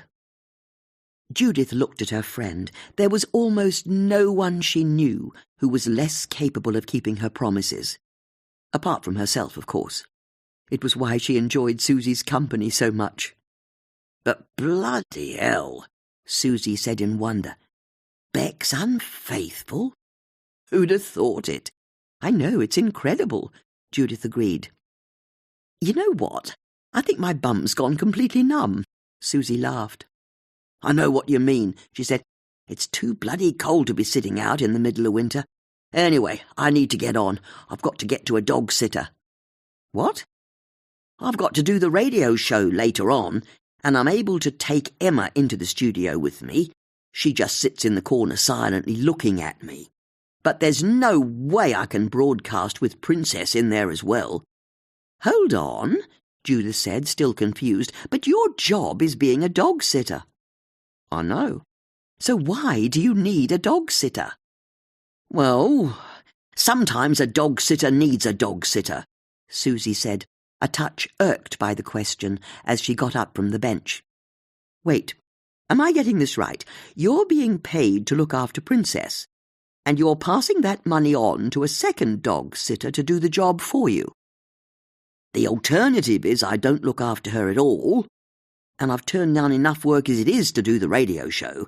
Mind you, the dog-sitter I'm using charges more than I do, which sticks in the craw, I can tell you.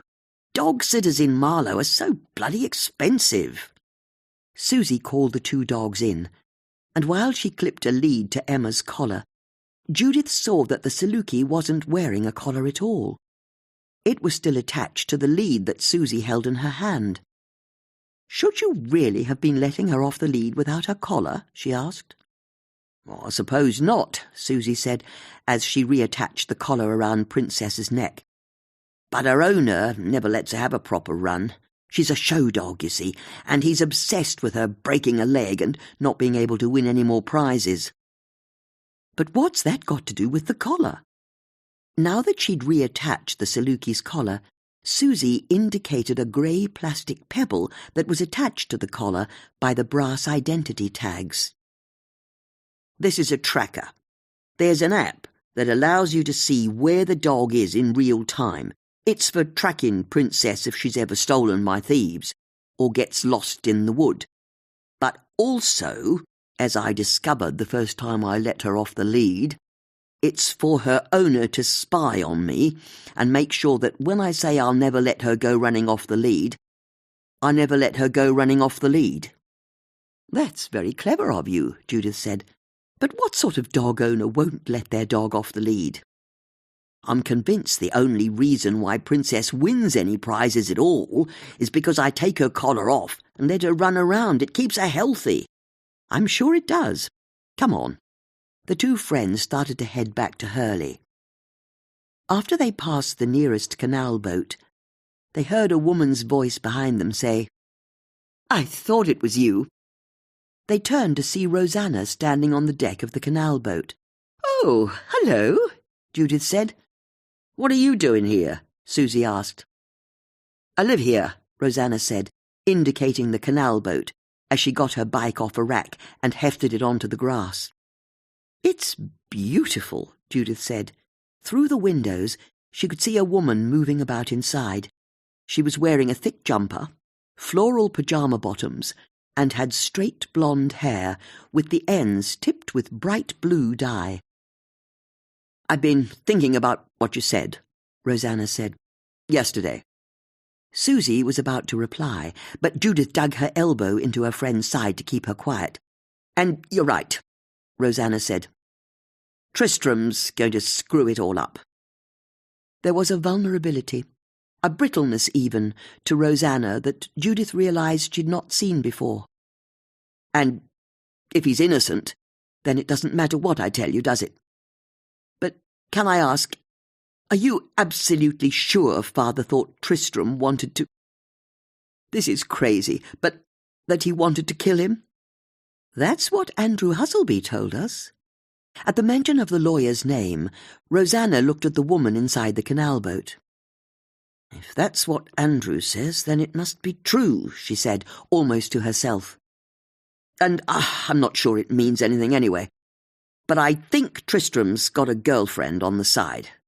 Has done for years. Someone he won't tell us about. Have you asked him about it? A few times. But his private life is his private life. That's how it is with Tristram. What can you tell us about her? Next to nothing. Although, last summer, when I was at White Lodge, I walked in on Tristram whispering sweet nothings into his phone, and when I teased him about it, he blushed bright red. Like I'd caught him out. What sort of sweet nothings? Susie asked. About how they just had to be patient. Their time would come. They just had to be there for each other, that sort of thing. And you have no idea who he was speaking to? Susie asked. None at all, but he was really weird about it. When I asked him about it later on, he denied he'd even been on the phone to anyone. Now, why would he do that? Judith asked. I've no idea, but that's what I was going to tell you yesterday. Thank you, Judith said. Rosanna smiled sadly, got onto her bike and cycled off. Now that's a turn up for the books, Susie said. It is, isn't it? Judith agreed, although, if Rosanna's remembered the conversation correctly, that didn't sound to me like he was talking to a girlfriend. That sounded like he was talking to an accomplice. I'd agree with you there. Judith's phone rang, so she got it out of her handbag to see who was calling.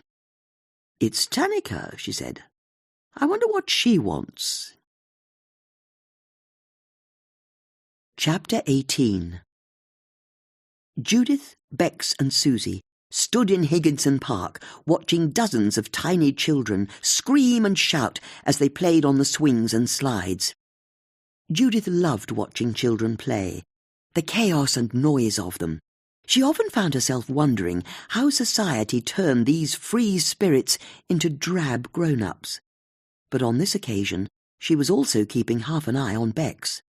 The realization that her friend was having an affair had unsettled Judith more than she liked to admit. Susie was right. The whole point about Bex was that she did the right thing. What on earth had happened to her that had made her transgress? I love the swings and slides, Susie said, and Judith smiled in agreement. I remember taking my two to the local park, Bex said. This was when we lived in Greenwich. Sam climbed on top of this strange wooden house. It was huge. I don't know how he got there. It was so dangerous.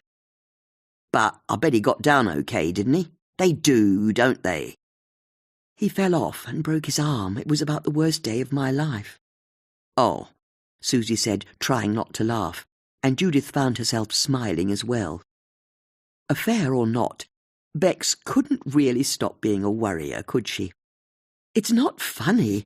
Why would you laugh at that? No, of course not. I'm sorry. It's just that only you would think playgrounds are death traps. They are when they're not properly supervised. A middle-aged woman in a shoulder-to-knee grey puffer jacket saw Susie and came over. Are you Susie Harris? She asked. From Marlow FM? Susie seemed to grow an inch taller. I am, she said. I listen to you every day. I think you're amazing. Can I have your autograph? Me? Susie said with impressive modesty, while also reaching into her pocket and pulling out a business card and pen. Really, I'm nobody, she said, as she signed the back of the card with a flourish and handed it over. It's about the listeners.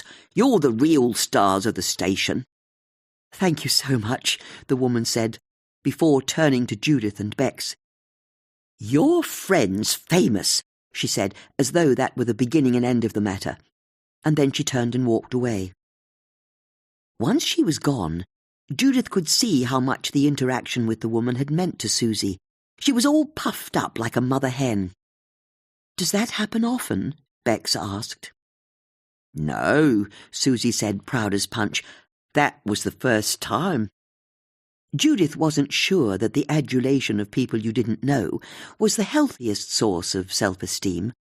But then she found herself remembering that the very first time she'd seen Susie, she'd been talking to a local news TV crew that Tanika had specifically told her she wasn't allowed to talk to. She'd always had her head turned by being in the public eye, hadn't she? "Hello, everyone," a voice to their side said, and the women saw that Tanika had joined them. "Thanks for agreeing to meet like this." "Always happy to help," Judith said. "But why the cloak and dagger?" "I've been taken off the case." "What?" the three women said as one. "Well, not quite, but I've been demoted." The women were outraged. "But you're brilliant at your job," Bex said. "That's very kind of you." "Kind?" Judith said. "It's nothing less than the truth." "I've only been acting up, though, all of this time."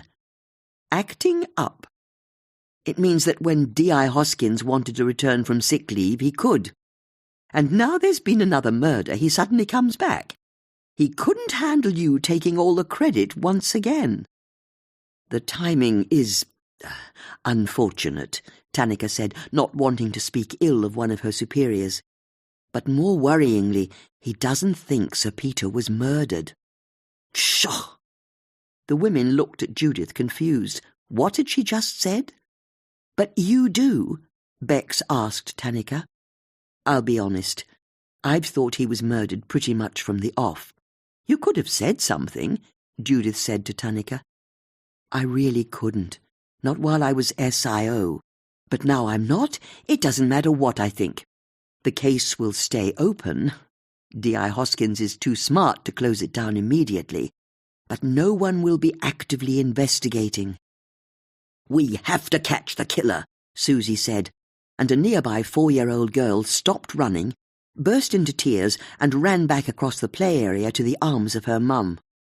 "Whoops," Susie said. "Sorry." "The thing is," Tanika said, "I can't go against my boss's orders." Understanding finally came to Judith. "I see," she said in appreciation, "which is why you told me on the phone that you didn't mind us looking for the will at White Lodge, and why you now want to meet us secretly." "I can't formally ask you to do anything. I'm not here in an official capacity, but perhaps you could carry on poking about a bit, see what you can dig up on Sir Peter and his family, because I don't think we've come even close to finding out what was really going on." Judith didn't immediately reply, but Tanika could tell that her silence was critical. After all, if Judith and her friends had been so helpful last time, why should they be downgraded to amateur sleuths this time? "What did you find out about the olive oil in the door hinge to Sir Peter's study?" Judith asked. Tanika nodded, understanding that Judith was asking her to prove her bona fides. "We had it checked out, and the olive oil on the door's hinges matches the olive oil you found in the metal can in the kitchen. The metal can that had been wiped of prints. And you should know, all of the science equipment that fell off the cabinet had been wiped of prints as well. But when I told D.I. Hoskins, he just said they must have had a good cleaner." "But it's like Jenny said at the time," Bex said. "Even a good cleaner would leave fingerprints behind when they put whatever they'd cleaned back on the shelf." "Which is my thinking as well," Tanika said. "Someone wiped all of the fingerprints from the scientific equipment on purpose, in the same way they wiped their prints from the olive oil can. But there's something particular I want you to look into.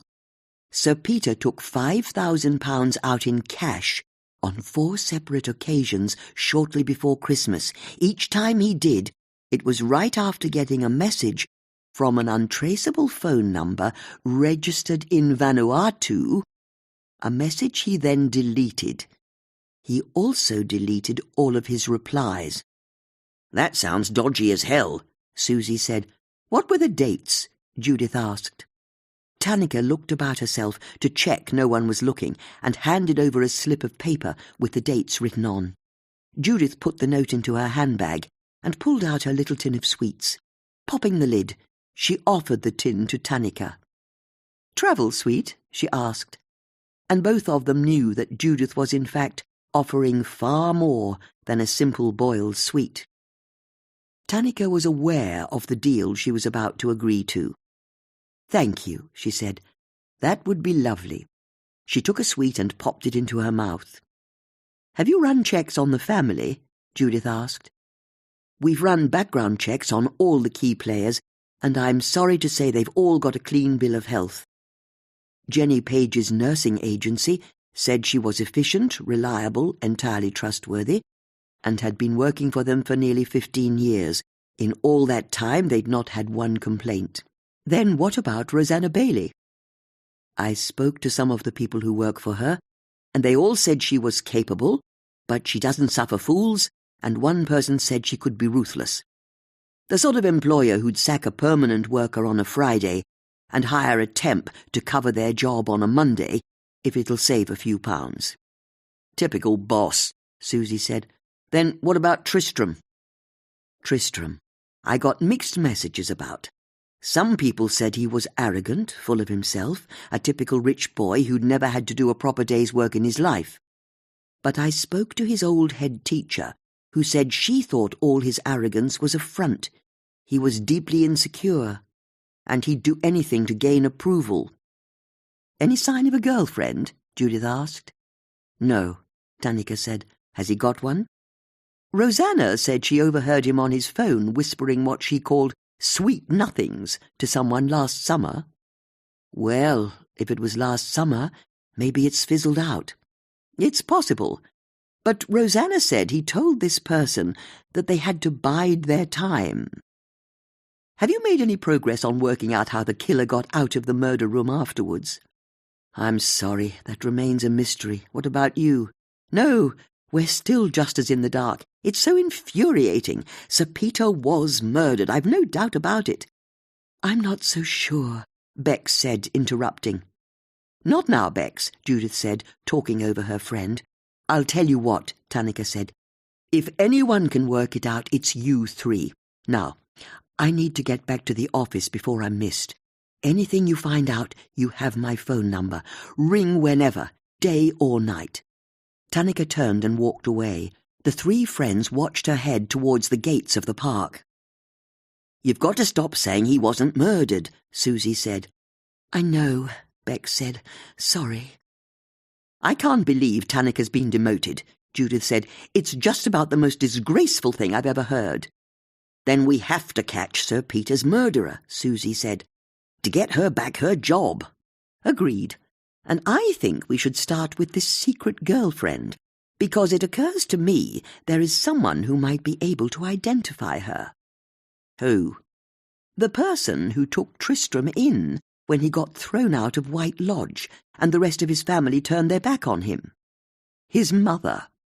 Rosanna said she lived in one of the terraced houses opposite the old Waitrose. I think we should go and find which one she lived in and talk to her. Don't you?" Chapter 19. When it came to identifying where Lady Bailey lived, Beck's impeccable knowledge of the middle classes once again came to the rescue. Despite there being a row of over a dozen terraced houses in the street where Rosanna had said Lady Bailey lived, Bex walked confidently up to the 7th door along and knocked on it. "What on earth makes you think this is her house?" Judith asked. Bex was perplexed by her friend's surprise. "All of the other front doors and windows are black, or white, or natural wood," she said. "This door's been painted in Farrow and Ball." "What's that?" Susie asked. "I think it's elephant's breath." Susie didn't know what to say to that. "Bless you," she eventually offered. "What?" "Sounded like you sneezed." "Elephant's breath is a colour in the Farrow and Ball range," Bex said, surprised that she had to explain. "It's sort of in between mouse's back and dead salmon," she added, believing that this cleared up the situation. When she saw that it didn't, she went again. It was just about the most fashionable colour about 10 years ago. Are you saying that colours can be fashionable? Judith asked with a smile. Like Wellington boots? Of course. It's like a different world, Susie said in wonder. The door was opened by a woman in her 60s, cigarette in hand, wearing a fake leopard skin fur coat, light grey tracksuit trousers, and fluffy white slippers. Susie smirked, knowing that for all Beck's fine words she'd chosen the wrong door. Lady Bailey? Judith asked, knowing that Bex had in fact hit the bullseye. Yes, the woman drawled in a posh voice. Susie was stunned. It was all she could do to stop her mouth from falling open. We are friends of the family, Judith said. Our condolences for your loss. Lady Bailey flicked some ash into the street. That's very kind of you, she said. We are also helping the police try to find out what happened. Would it be all right if we came in for a quick chat? Lady Bailey looked at the three women and decided she'd got nothing better to do with her time. Come on in, then, she said, and headed into her house, leaving the front door open. Judith led her friends through the hallway into a snug sitting room, all dark oak beams and oil paintings hanging crookedly on the wall. There was a vase of silk poppies in the window, blocking the sight of traffic whizzing past, a small TV balanced on a side table, with silver-framed family photos, and a large ashtray full of cigarette butts on the other. The whole room smelled of cigarette smoke. Now, who'd like a drink? Lady Bailey asked. That would be lovely, Beck said. Gin or vodka?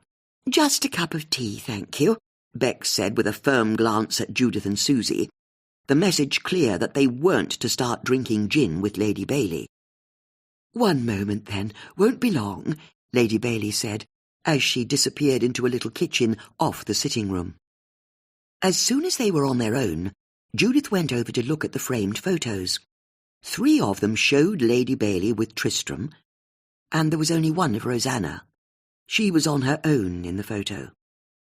Judith also saw an envelope with a bank's logo on the outside. She picked it up, nodded to Susie to keep lookout. She immediately understood and slipped over to the door. And Judith pulled out a bank statement from inside the envelope. Bex mouthed in horror, "What are you doing?" Judith scanned the numbers and quickly got the impression of a simple life led modestly. Small, almost daily purchases from Sainsbury's, and no extravagances or travel or restaurants. As for income, there was a state pension of £300 and a standing order for £1,000 that arrived every month. Susie coughed loudly, and Judith just managed to jam the statement behind her back as Lady Bailey entered the room holding a tray of tea things. "Do you mind if I have sugar?" Judith said, hoping it would send Lady Bailey back into the kitchen. "I've got some here. Is it brown?" "A little ramekin of brown and a ramekin of white." Judith's smile became slightly desperate. How could she get Lady Bailey's bank statement back into the envelope without being seen? "Sorry to bother you," Bex said, "but do you have any oat milk?" "Of course," Lady Bailey said, with the sort of smile that made it clear that she saw Beck's question as a challenge, and headed back to the kitchen. The moment she was gone, Judith stuffed the statement back into its envelope and slapped it back onto the table, wiping it down to smooth it out, turning around with a big smile, just as Lady Bailey returned to the room with a carton of oat milk. "That's very kind of you," Beck said. "You have lovely children," Judith said, indicating the photos on the side table. "Thank you," Lady Bailey said, happy to be distracted. "They're very special to me." "Yes, I can see that. Tell me about them." "It's my favourite subject. What do you want to know?" "Did they get on with their father?" Lady Bailey took a sip of her tea before she answered. "Of course they did." Judith raised an eyebrow. "I know what you're suggesting, but Tristram and Peter were always going to have a fiery relationship. If you ask me, Peter was jealous of him. Really? He was a vain man. Don't let anyone tell you different. And I think he was jealous of Tristram's youth and looks. He hated being reminded of how old he was, and because of that, he belittled everything Tristram did, which was so hard on him when he struggled with his confidence anyway. We've heard Tristram argued with Sir Peter last month, quite badly, which is how he ended up living with you.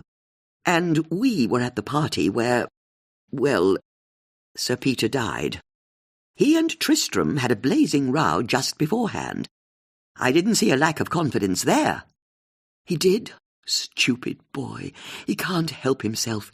It's a defence mechanism. If he feels painted into a corner, he comes out fighting. But it's all bluster. The more you get to know him, the more you realise he's soppy, like a Labrador puppy, and loyal like a lab, too. Judith was intrigued. Lady Bailey was backing up Rosanna's view, also offered by his old teacher, that Tristram was actually far more fragile and impressionable than he at first appeared. You know how they say you should judge a person by his friends, Lady Bailey continued. Well, Tristram passes that test with flying colours.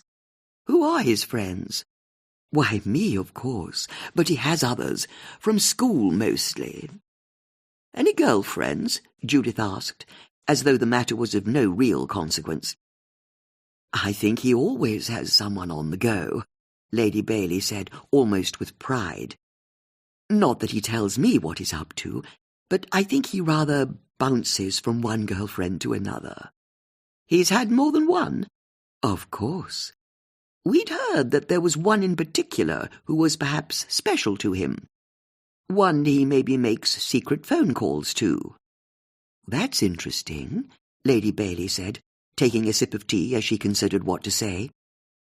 Since he started staying with me, I sometimes come into the room and hear him on the phone, which is when he ends the call or slips out for a bit of privacy.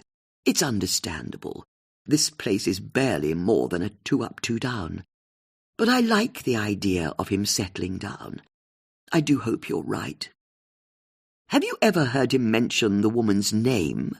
Judith asked, and then found herself remembering that Tristram's father had had to go to Florence to get him when he'd run off with another actor in his play, and all of the cast had been male. Or his name, she added. I don't think he's ever been interested in men, Lady Bailey said. He's not had reason to, of course. Women find him so very attractive. Not that I'd necessarily know, of course. When Tristram doesn't want you to know what he's doing, you don't find out what he's doing. He can be very secretive that way. Judith glanced at Bex and Susie and knew that they, like her, had latched onto the word secretive. Was this proof once again that Tristram hadn't in fact been overheard by Lady Bailey and Rosanna talking to a girlfriend, but to an accomplice instead? What about Rosanna? Judith asked, trying to make their interest in Tristram seem less obvious. How did she get on with Sir Peter? I'll be honest. Rosanna's loyal and hard-working, but she's never appreciated Peter. She just thinks he's a misogynist, which he isn't, I hasten to add. He's never hated women, dear God. He doesn't hate women. He is pro-man, that much is true. He's very much a chauvinist. I heard they argued over business matters. You can say that again. Rosanna and her father would go at it like hammer and tongs. I wondered sometimes if it wouldn't end in violence. Not that I'm suggesting she'd ever harm him, Lady Bailey added hurriedly. But there is an anger there. I sometimes think it's what makes her work so hard. She's trying to prove to her father that she's as good as any man. Do you mind if I smoke? Of course, Judith said. It's your home. You can do what you like. Lady Bailey reached for an all-white packet of cigarettes with the Cartier logo on the front and pulled out a long white cigarette. She then used a gold lighter to light it. What brand are you smoking? Susie asked, intrigued. Cartier. The jewellery company? That's right. They make cigarettes. I have to import them now. It's my one peccadillo. Do you smoke?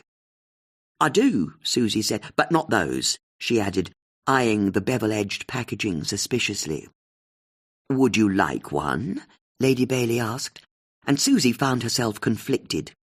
She wanted a cigarette now that Lady Bailey was smoking, but she felt too embarrassed to get out her tatty rolling kit, and she definitely knew she didn't have the confidence to smoke an imported cigarette made by a French jewellery firm. No, I'm good, thanks, she said. Do you mind me asking what happened between you and your husband? Judith asked. Lady Bailey took a drag on her cigarette before answering.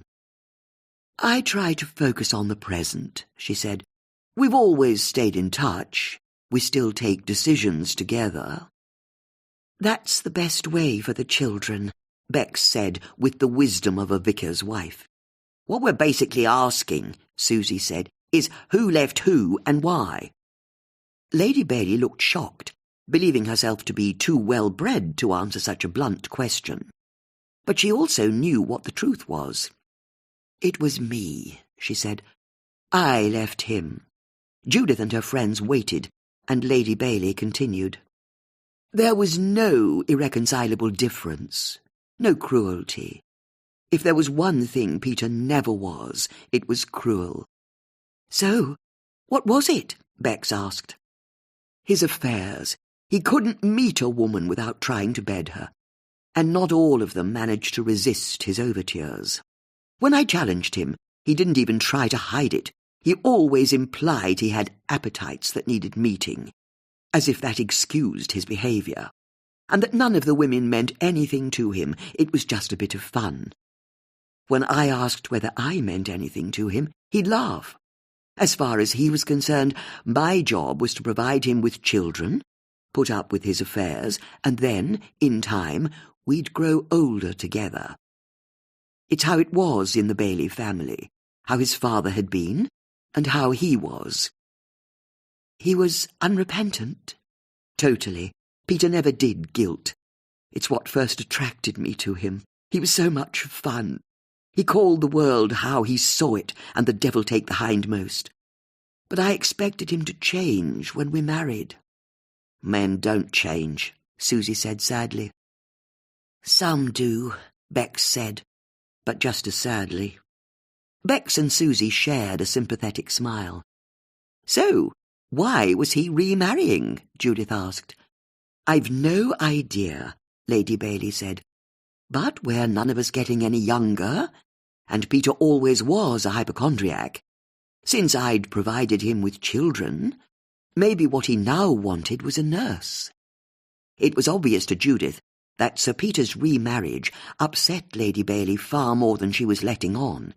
In fact, looking at Lady Bailey, Judith was reminded of the oil painting she'd seen in the hallway in White Lodge. It depicted Sir Peter with his arms around his wife and daughter, whereas Lady Bailey had her arms around Tristram.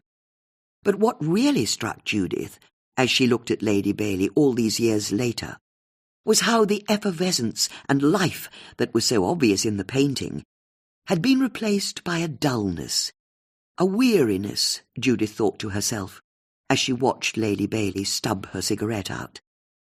Judith could tell that Lady Bailey was getting bored with them. Can I ask, Judith said, there's evidence that Sir Peter had recently paid someone £20,000 in cash, just before Christmas.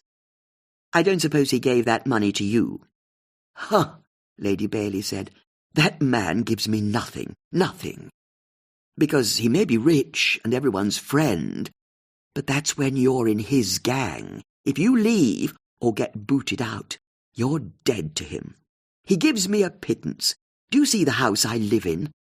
All I've got left is the title. Judith felt a jolt of electricity. You're right, she said. That's all you've got. What do you mean by that? You don't have money, Judith said, as she worked through her theory out loud, or a grand home, but you do have the title, Lady Bailey, and you'd have lost that the moment Sir Peter married Jenny Page, wouldn't you? I won't have that woman's name mentioned in here, thank you very much. She was about to become Lady Bailey, and you, what would you have become? Mrs. Bailey? That's quite the come-down, isn't it? I take it you're not suggesting I killed my ex so I could keep my title, Lady Bailey said, appalled. I know I look cheap, but I'm not that cheap. Can I ask, Bex said, wanting to act as peacemaker, if not you, do you know who Sir Peter might have given that money to? Lady Bailey looked at Bex, and her English rose presence seemed to calm her. I've no idea, she admitted. £20,000 is a lot of money, even for Sir Peter. Then, have you any idea who might have wished him harm? Judith asked. That got Lady Bailey's attention. You don't think his death was an accident? Someone killed him, Susie said, before Bex could point out her more sceptical position. How horrible, Lady Bailey said with a shudder. So, if you had to settle on someone who might have wanted him dead, who would you choose? Lady Bailey didn't immediately reply, but her silence spoke volumes. There is someone, isn't there? Judith said, pouncing. There was the sound of a key in the lock of the front door. Lady Bailey rose from her chair in anticipation. Tristram entered the room and saw the women. What are you all doing here? He asked. I was just showing them out, Lady Bailey said, her loyalties instantly with her son. Good, Tristram said, and clumped up the staircase. Yes, I really must ask you to leave, Lady Bailey said, going to the little hallway. Judith exchanged glances with her friends, all of them noting how suddenly Lady Bailey had become timid in the presence of her son. They allowed themselves to be ushered to the front door. But there is someone, isn't there? Judith repeated. Someone who had reason to wish your ex-husband ill. Possibly, Lady Bailey said. His name's Chris Shepherd. It took Judith a moment to place the name. You mean the family gardener? If you're asking who might have wanted Peter dead, he's the only person I can think of. Why? He'll tell you the story. He'll tell anyone who asks the story. Can you give us a clue, though, just so we know what to ask him? Sir Peter's father betrayed Chris's grandfather. There's been a blood feud between the two families ever since. Do you know where we might be able to find him? At this time of day, he'll be in the Two Brewers, finishing a liquid lunch. Now, I have to go. Tristram will be wanting something to eat, and I really must ask that you don't come back. I've told you too much as it is. With that, Judith and her friends found themselves ushered onto the pavement, the front door firmly closed behind them. Next, they heard the sound of a lock being turned. Well, that didn't go how I expected, Susie said, summing up the feelings of all three women. Let's take a walk, Judith offered. Bex checked her watch. I've got to be back at the vicarage for 2. There's a parish council meeting. I'm sure we'll be done by then. Why? Susie asked. Where are we going? Isn't it obvious? The Two Brewers. We need to talk to Chris Shepherd. Chapter 20.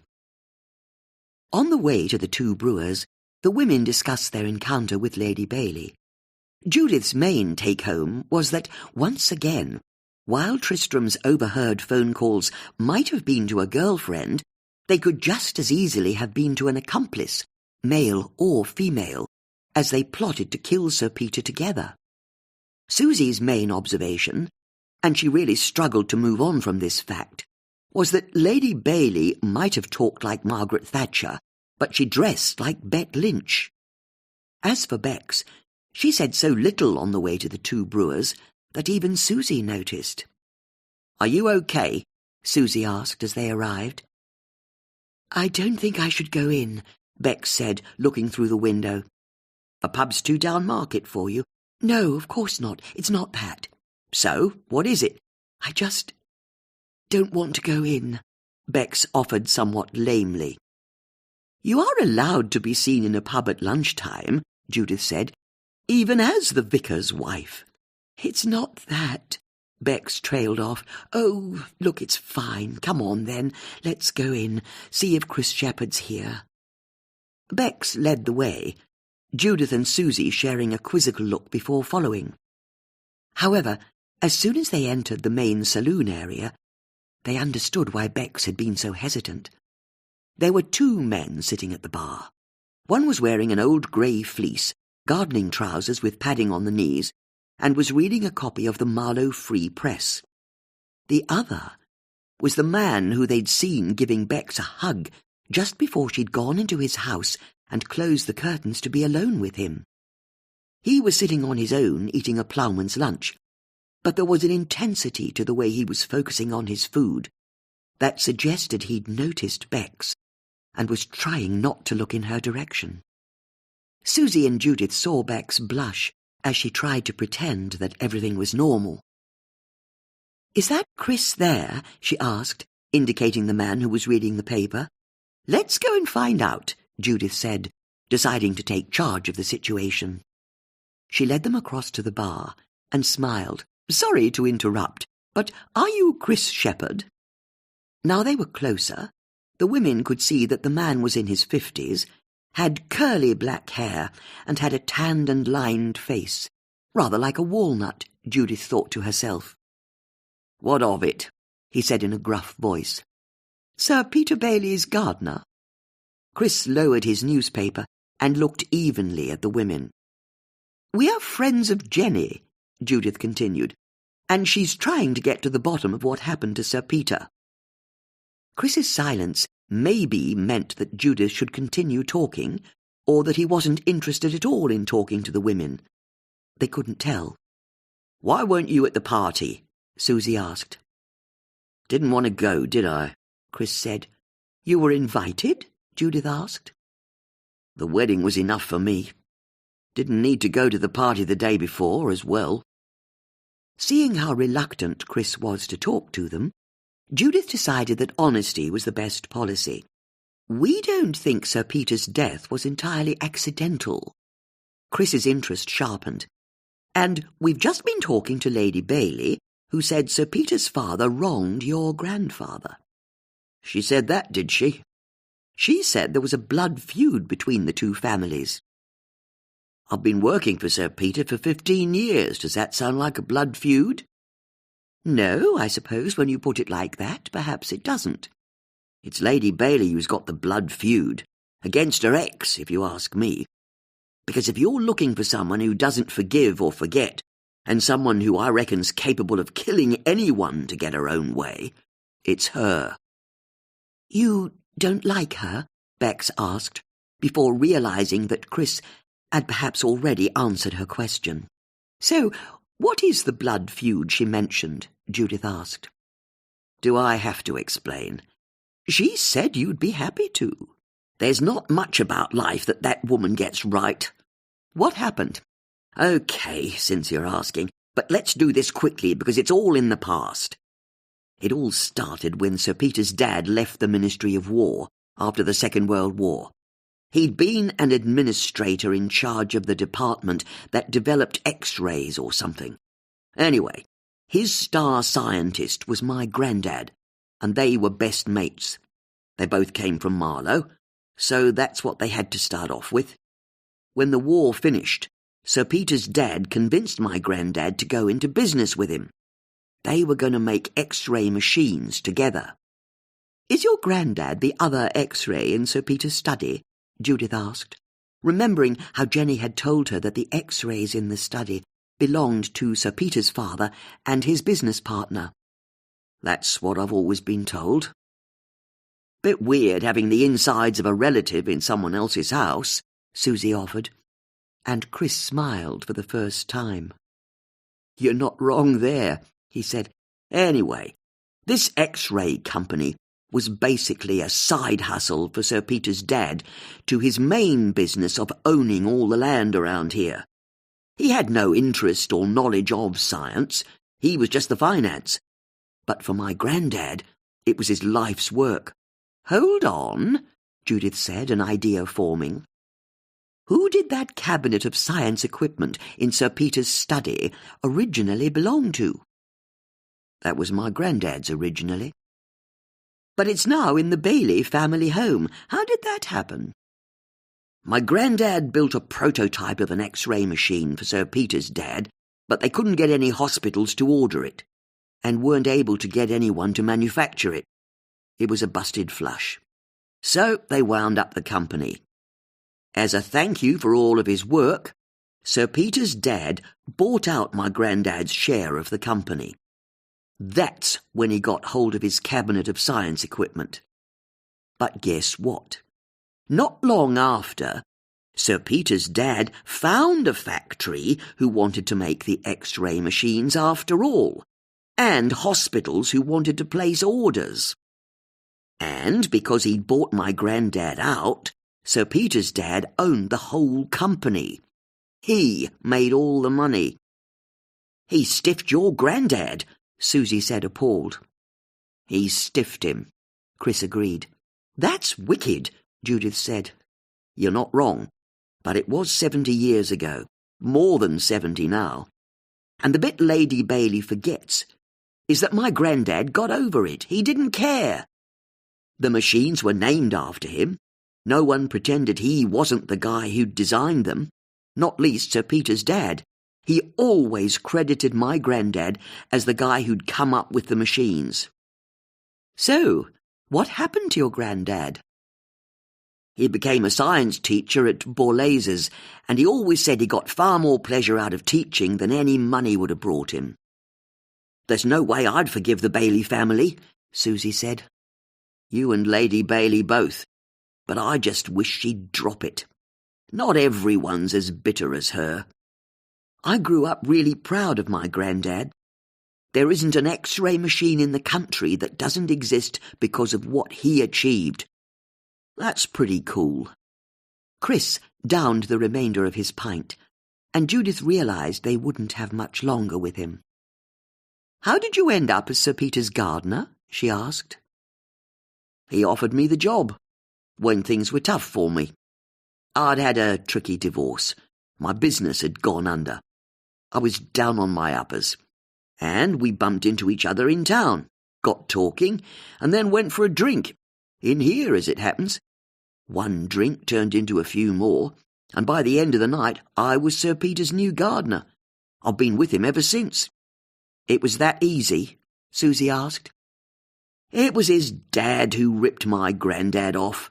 Nothing to do with Sir Peter, or me for that matter. And Sir Peter said he'd always look after me, right the wrongs of the past, which he did. How did he right the wrongs? Judith asked. There was the briefest of hesitations before Chris answered. I told you, he said easily. He employed me when no one else would. But if you're looking for someone who had a problem with Sir Peter, it's Tristram you should be looking at. Yes, this is what everyone's telling us. Their relationship was tricky.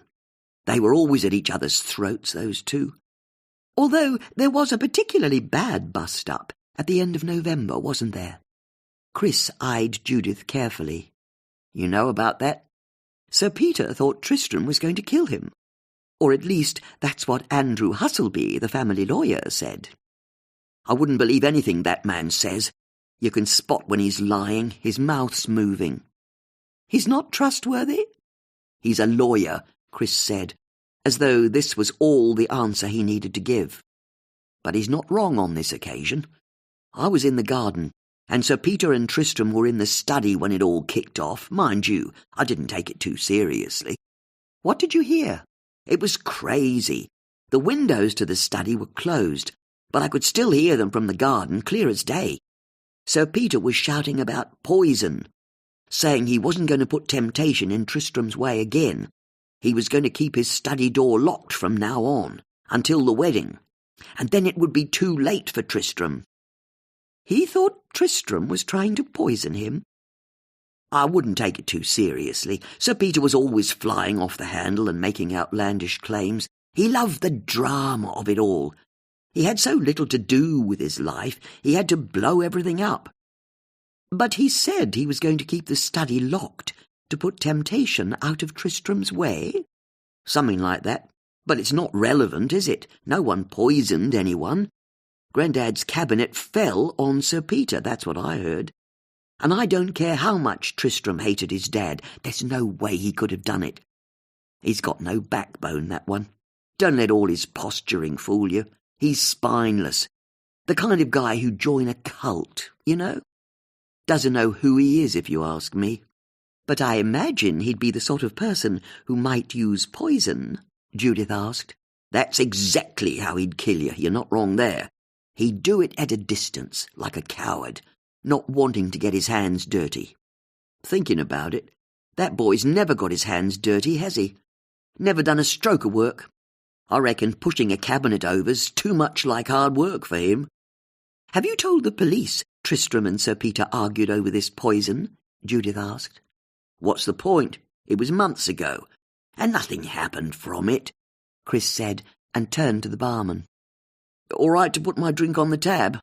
Sure, the man replied. 'Cause I think we're done here, he said to the women.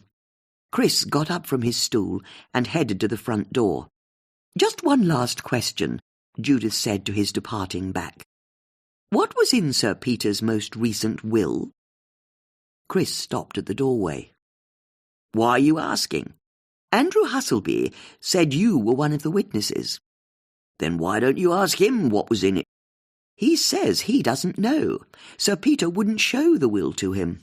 He didn't show it to me either. But it's proof Sir Peter and I got on, isn't it? When you think about it, he trusted me enough to witness his will, and I liked him enough to do it. And with that, Chris turned on his heels and left the pub. Before the women could say anything, the barman came over and picked up Chris's pint and his newspaper. Is that today's Mardo Free Press? Judith asked him.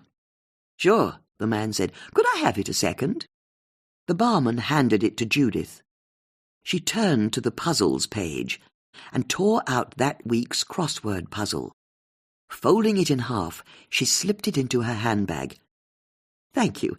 I don't need the rest of it. Okie-dokie, the barman said, as he picked up the paper and left again. This week's crossword, Judith said by way of explanation to her friends. So, what do we think of Mr. Shepherd?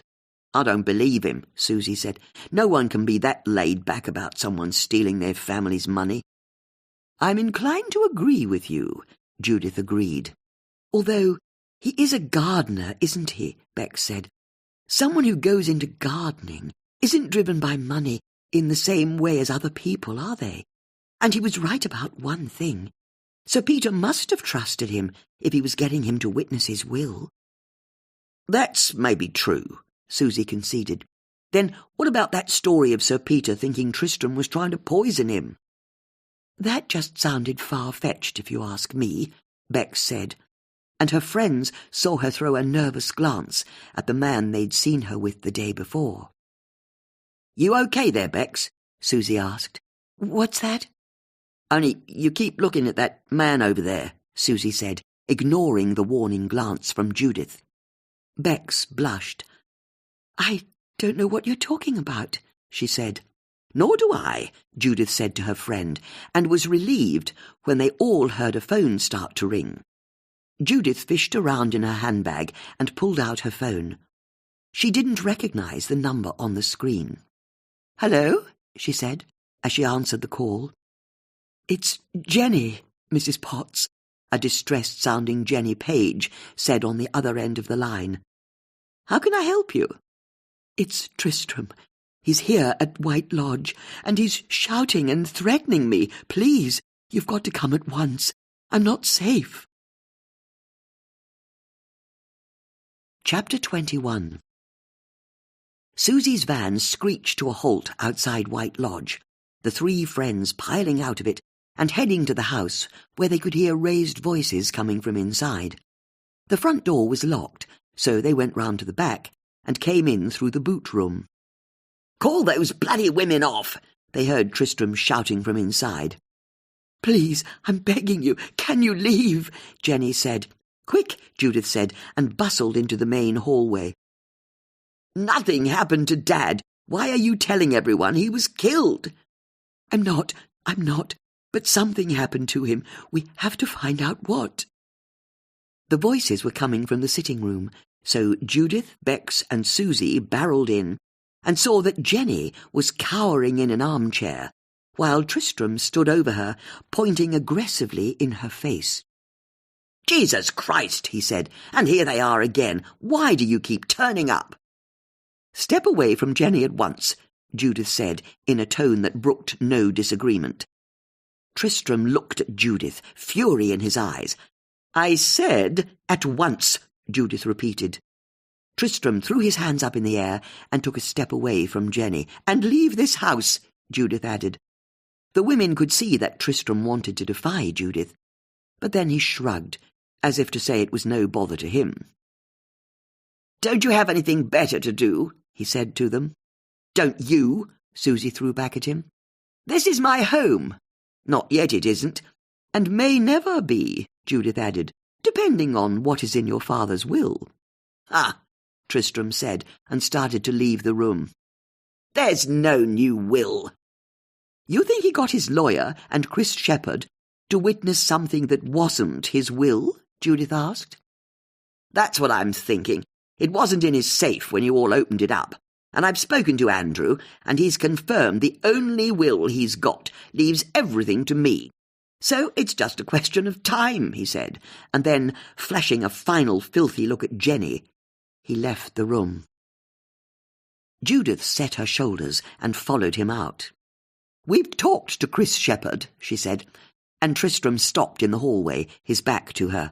"You didn't know he was in the garden by your father's study when you and he had your big set-to last year, did you? He was able to tell us exactly why your father threw you out of this house, and why he banned you from his wedding and changed his will. Chris heard the whole thing, every word." Bex and Susie had come out during Judith's speech and flashed a puzzled look at her, their faces saying, "No, he didn't." But Judith put her fingers to her lips. They were to stay silent. Tristram turned and started to approach. Judith held her ground. "We'll tell the police. Your father said he was going to have to keep his study locked from that moment on. How he couldn't put the temptation of poison in your way again," Judith said, as though it was merely the next thing on her list to say, rather than the second of only 2 things she'd gleaned from Chris. "Unless you have a different version of events, and want to set the record straight," Judith added, as though she was already bored by what Tristram might be about to say. "I was looking at grandfather's old chemicals in his cabinet," Tristram said, his pride pricked. "I couldn't believe they'd sat there for the last however many decades. And I thought I knew everything that was on those shelves. But this time I saw a little glass jar on the top shelf that had cyanide written on it. So I got it down. I was looking at it when Father came in, saw me with the bottle, and he just lost it. He was deranged. Did he seriously think I wanted to do him in? And if I did, would I be so stupid as to let him find me holding a jar of cyanide in his study? But that's not all, is it? Chris told us more," Judith lied, hoping to finesse even more information out of Tristram. But she could see that he was confused. "That's everything. He refused to believe I was telling the truth. That's what it was like for me being with him, especially after that cow got her claws into him." "You mean Jenny? She thinks she's been so clever, wheedling her way into this house, getting Father to fall in love with her, which isn't hard. Give him a supply of decent claret and 3 meals a day, and he'd fall in love with anyone. But the last laugh's on her, isn't it? Because her money-grabbing got her nowhere. She won't get a penny now. He died before she could marry him." As Tristram spoke, they all noticed that Jenny was standing in the doorway by the kitchen, listening to every word. Tristram was distracted by the chime of his mobile phone. He pulled it out, saw that he'd received a message, and then shot a panicked look at Jenny before returning the phone to his pocket, where it continued ringing. "Aren't you going to answer that?" Judith asked. "No," he said. But then he seemed to change his mind and turned around and left through the front door at speed. The four women went over to the window and saw Tristram take out his phone and start talking into it as he strode to his old sports car. He appeared to be remonstrating with the person on the end of the line, losing his temper, in fact. "What do we think?" Judith asked. "Is this one of Tristram's clandestine calls?" "What's that?" Jenny asked. "Lady Bailey told us Tristram's been making secret phone calls since he moved in with her," Bex said. "And Rosanna said the same thing as well," Susie said. "Really?" Jenny said. "Who are the calls to?"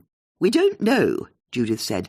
"Lady Bailey and Rosanna said they thought it could be Tristram's girlfriend. But we're thinking it could also be his accomplice.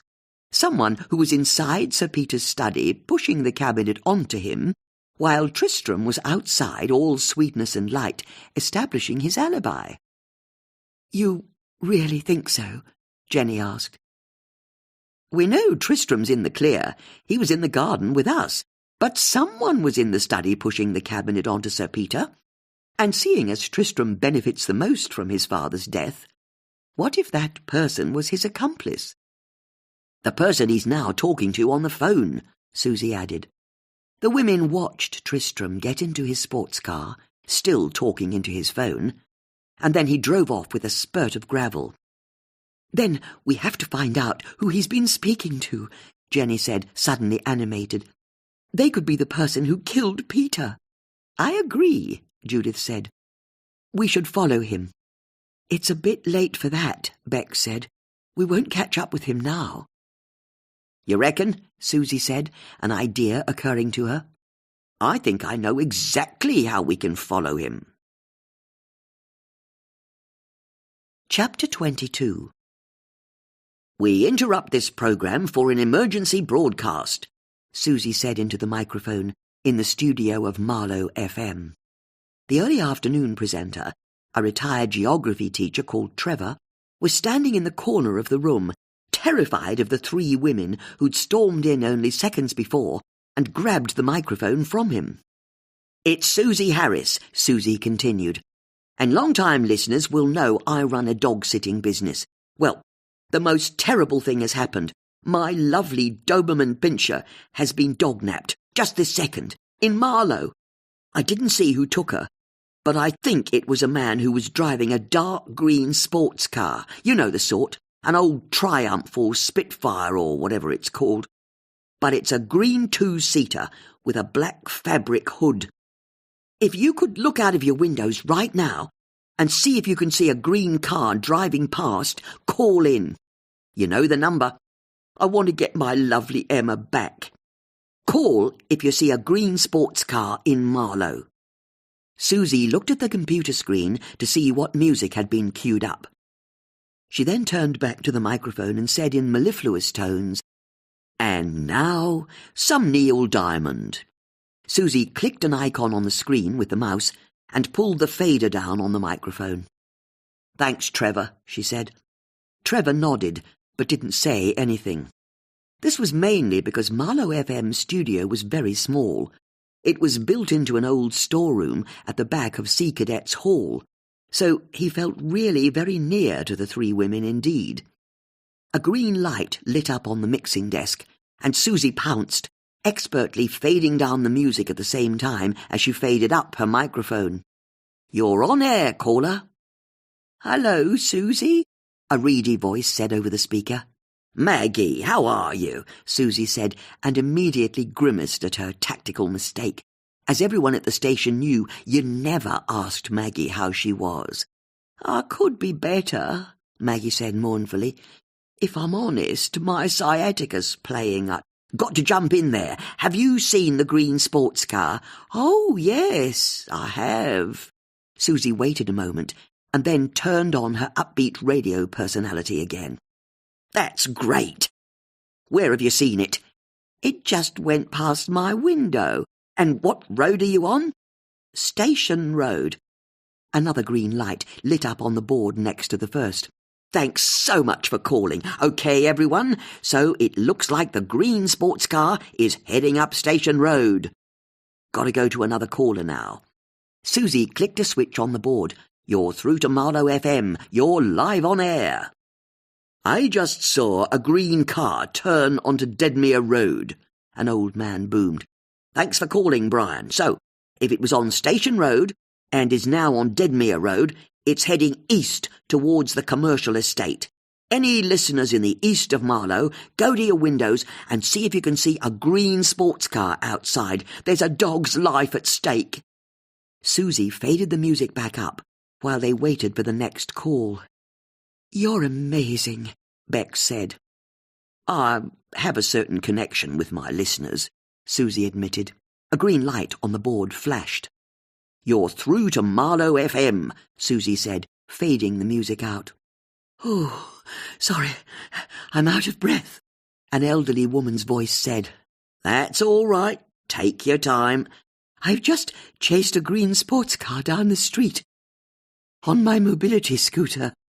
The women shared an amazed glance as they pictured an old woman chasing Tristram's car down the street. But I lost it. Oh, your poor dog. What dog? Susie asked before remembering. Oh, of course, my dog. Sorry, I'm just too upset. Do you remember where you lost the car? At the junction of Deadmere Road and Allison Road. It took me a bit of time to get on the mobility scooter, but when I got to the junction, the green car had vanished. Then thank you, caller. Anyone else seen a green car on Allison Road in the last few minutes? Call me if you have. Susie pushed the fader on the music back up again and turned to look at her friends, her cheeks flushed. How do you know what buttons to push? Judith asked. Trevor took half a step forward. Actually, he said, it's just buttons, Susie said, talking over Trevor. If you can drive a car, you can drive a radio desk. Trevor frowned, unhappy at having his hard-won skills dismissed so breezily, but he didn't dare contradict Susie. Come on, Susie said to the mixing desk, looking at the lights that would indicate someone was ringing in. They remained dark. As the seconds stretched to minutes, and Susie followed the Neil Diamond track with Barbara Dixon's Caravan, the friends began to realise that no more listeners had seen Tristram's sports car. Susie would interrupt the music every 30 seconds or so to ask for their listeners' help, but no one rang in. After 10 minutes of waiting, they accepted the trail had gone cold, and the women started to leave the studio. But what about your dog? Trevor asked plaintively. Oh, of course, Susie said, and leant back to the studio microphone. She pushed a fader up and said, OK, everyone, don't worry, Emma's been found. She's safe and sound. But thanks to all our loyal listeners who rang in, she was only found because of you. And remember, if you're wanting someone who'll go the extra mile for your pets, think Susie Harris. These are the lengths I'd go to for my pet. I'd do the same for yours. Pulling the fader back down and flashing a smile for the benefit of a now deeply confused Trevor, she left the studio with her friends. We lost him, Susie said, disappointed. Judith looked at her friend and realised how comfortable she'd looked behind the desk. She could well understand why she'd been giving up dog-walking shifts to pursue her radio career, even though the work was unpaid. Not necessarily, she said. It's possible your listeners lost sight of him on Allison Road because that's where his destination was. If he pulled into a driveway or into a garage, maybe his car wouldn't be seen. But how are we going to find out where he stopped? Bex asked. Or if he stopped at all, Susie added. I'm not sure we'll be able to, Judith said. But I know someone who will. Chapter 23. As soon as Judith got home, she rang Tanika and explained how Tristram had raced off in his car during a heated phone call, and that they'd lost him at the junction where Deadmere Road met Allison Road. How on earth did you even manage to follow him that far? Tanika asked.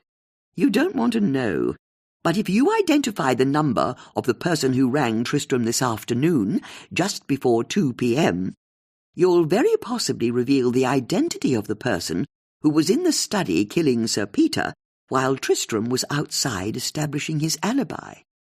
That's a great idea. Unfortunately, I don't think I'll be able to do it. Why ever not? I'm not the senior investigating officer. I can't raise warrants to seize phone records. Then ask the senior investigating officer to do it. He won't. I'm so sorry. But whenever I've asked him to do anything to progress the case, he's not interested. Remember, he didn't think that Sir Peter taking out £20,000 in cash, following text messages from a burner phone registered in the South Pacific, was relevant. As far as he's concerned, there's been no murder, and Tristram receiving a phone call won't change his mind. Judith pursed her lips. Tell me about this senior investigating officer of yours. He's a good copper, Tanaka said, not wanting to betray a fellow officer. He's good at his job. Balderdash, Judith said. If he's ignoring you, he sounds like a chauvinist. What if you go over his head to his boss? The superintendent is likely to take D.I. Hoskins' side in this. Another man? Another man. I don't know how you put up with it, Judith said. Not that she expected Tanaka to reply.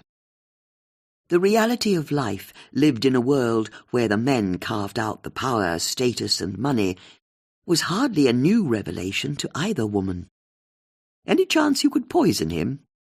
I don't think it's that bad, Tanaka said, laughing. Not yet, anyway. I only mention poison because we found out something else, Judith said, and told Tanaka how they'd spoken to Lady Bailey, who in turn had told them that Chris Shepherd's family had had a potential fortune stolen from them by Sir Peter's father, and that Chris had overheard the argument at the end of November that led to Tristram being thrown out of his home by Sir Peter. Seriously? Tanaka asked. Sir Peter thought that Tristram was trying to poison him. We confronted Tristram about it, and he didn't deny it. He just said it was all an innocent mistake. He'd been looking at a bottle of cyanide in the cabinet of chemicals in the study when his father walked in. It was all a terrible misunderstanding. I should add, the various family members we've been able to speak to have all painted a picture of Sir Peter being melodramatic and somewhat quick to anger. I think it's definitely a possibility he could have got the wrong end of the stick. And I can't help noticing that Sir Peter wasn't, in fact, killed with poison. So what are we saying? All of Sir Peter's attempts to write a new will, and him telling his lawyer that Tristram was trying to kill him, was just overreacting? I don't know. It's possible he put Tristram off using cyanide, which is why he came up with the plan to crush his father with the cabinet. I'll tell you what I can do. Let me speak to the team who documented the contents of the study, and let me see if there's a bottle of cyanide listed. If there is, then that suggests that maybe what Chris Shepherd said was true. And if there isn't any cyanide, it could just mean that what Chris said was still true. It's simply that someone since removed it. That's a possibility, I suppose. I'll keep working this end, see what I can dig up. And thank you for all your work. I'm so sorry you're not able to get any kind of formal clearance to do this. Don't worry, we both know who's to blame for that, and it's not you. Once they'd said their goodbyes, Judith knew she had a lot of thinking to do, so she decided to go for an afternoon swim. The water in the Thames was ice cold, but it sharpened her thinking, just as the warming cup of hot chocolate in front of the fire afterwards loosened it. But on this occasion, Judith found that she couldn't concentrate properly. Whenever she tried to think about the case in any kind of detail, she kept coming back to the fact that if they identified where Tristram had driven off to, they'd perhaps have identified the person who killed Sir Peter for him. Assuming Tristram was behind his father's death, of course, and that he'd had an accomplice. Picking up her iPad, Judith searched for Lady Bailey's landline number, called it, and when Lady Bailey answered, asked if she or Tristram knew anyone who lived on or near Allison Road. "Allison Road?" Lady Bailey said, as though it were a foreign country, and Judith realised that she was drunk. "What on earth would he have been doing there?" she slurred. "I don't know," Judith said, and decided to see if she could take advantage of Lady Bailey's inebriation. "But I suppose he's been so secretive of late, hasn't he? Like you said." "Huh," Lady Bailey said. "You're talking about his fancy lady, aren't you?" "I'm so glad we agree," Judith said. "How long has it been going on for?" "Years. I asked him about it, and he denied it, of course. He's always secretive. You're right, that's exactly the word for him. But a mother knows. When I do his laundry, I can smell a woman's perfume on his shirts. And he doesn't always come home at night," Lady Bailey added, but Judith could hear that she wasn't sure if she'd revealed too much. "I'm so pleased for him," Judith said, trying to keep Lady Bailey on side. "Are you? I'm so glad, yes. I'm pleased for him as well." Thanking Lady Bailey for her time and hanging up, Judith decided to call Jenny to see if she could add to what she'd just found out. "You've been speaking to Lady Bailey?" Jenny asked, once Judith explained why she'd phoned. "Only about Tristram, and only trying to find out who might have wished Sir Peter ill. Historically, of course. But she said she thought Tristram had been seeing someone for the last year, or maybe longer." "That's very interesting," Jenny said, "because I've been thinking things over at this end, and I'm sure I've not heard anyone mention Tristram having a girlfriend. Peter certainly didn't. Then do you know if Tristram knows anyone who lives on Allison Road?" "Why Allison Road?" Judith explained how they'd tracked Tristram's car, but had lost him after he turned onto Allison Road. "I'm sorry," Jenny said. "Nothing springs to mind. Rosanna lives in a canal boat just beyond Hurley Lock, so he wasn't visiting her. Yes, Susie and I bumped into Rosanna by her boat. She lives with someone, doesn't she?" "That's right. Her girlfriend, Kate Husselby." "Husselby? Is she any relation to your lawyer?" "She's his daughter. Everyone calls her Cat. She's also a lawyer, works for the same company as her father, but she's very passionate about the environment. Does work for lots of protest groups for free. She's a very impressive woman." Judith wasn't making the progress she'd hoped for. "Then what about Chris Shepherd? Does he live near Allison Road?" "What makes you ask about him?" "Lady Bailey thinks Chris held a grudge against Sir Peter." "I'm not sure that's true," Jenny said thoughtfully. "Chris can be a bit gruff, but I don't think he's got a bad bone in his body. He loves nature and being outdoors, and he has plenty to get his teeth into here. Not that it matters. He doesn't even live in Marlow. He comes in every day from Reading in an old truck. When it works," Jenny added with a smile in her voice. "It's always breaking down." Judith knew that Reading was some distance southwest of Marlow, and Tristram's car had last been seen driving east out of the town.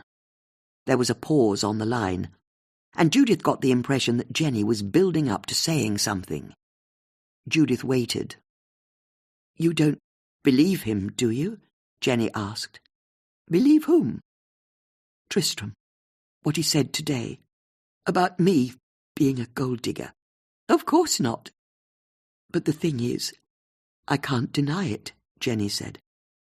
"I've always tried to say it was about love, and it was, don't get me wrong, or at least affection and attraction. Peter was such enjoyable company, so full of life." Jenny gathered herself before making herself continue. "But Tristram's not wrong, either. I wanted the security that he'd bring as well. I can't help it. I'm not getting any younger, and nursing has kept me off the dating market. I'd sort of thought I'd have to work for the rest of my life. The idea of finally being financially secure was a big part of Peter's appeal. Judith could hear the relief in Jenny's voice as she confessed. "It's only natural," Judith said. "Tristram said you were an orphan." "I went from foster home to foster home when I grew up. Some of them were nicer than others, some of them with foster siblings who were great, but most of them weren't. If I'm honest, I've been fighting my whole life to get an education, to get qualified, to make a success of my work.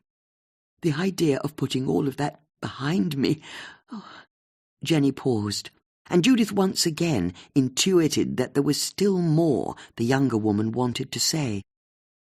"I suppose what I'm trying to say is, my motives for wanting to marry Peter weren't perfect.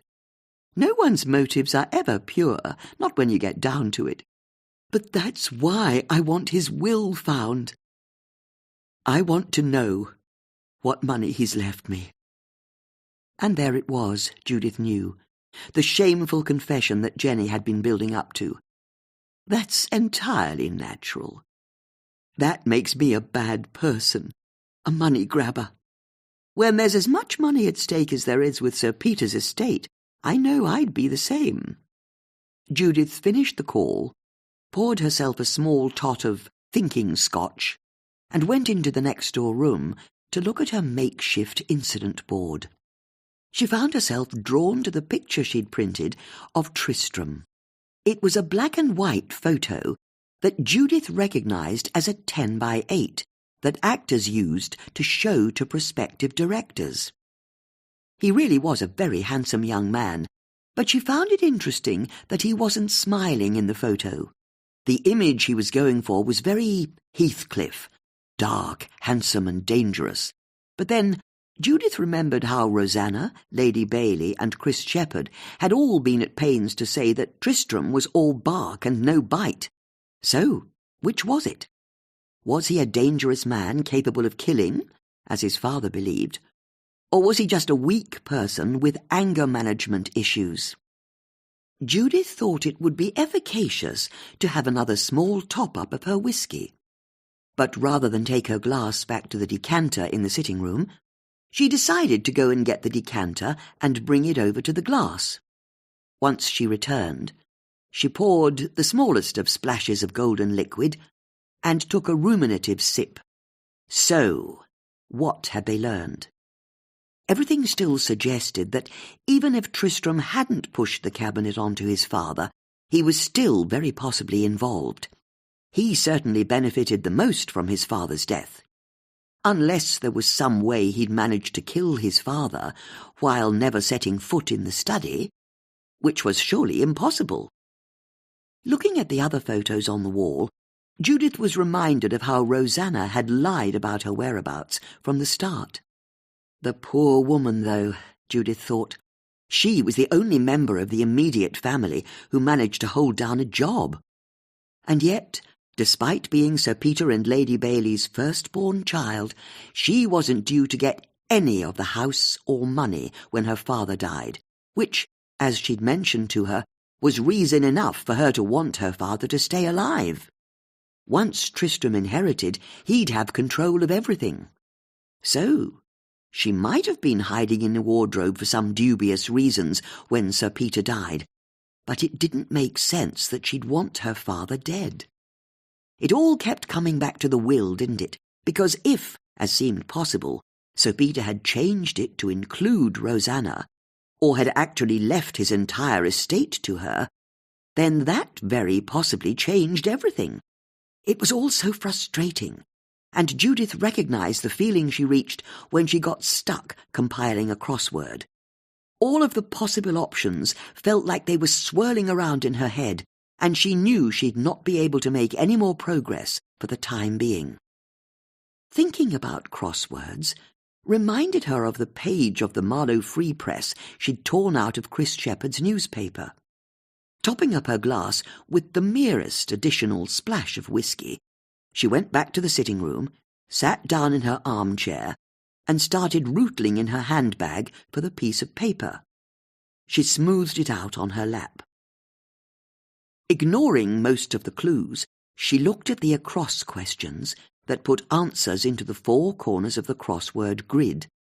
The first was 1. Small fish Ida swallowed once a week. 6. There were 2 halves to every cryptic question. The half that was the literal synonym for the answer, and the other half that was the cryptic clue. Judith smiled to herself because she instantly saw that this particular clue was as elegant as it was simple.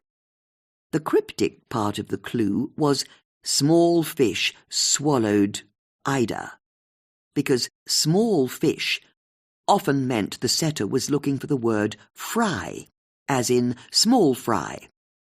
Ida swallowed simply meant that fry had swallowed IDA, which would give the answer of Friday, as the other half of the clue confirmed.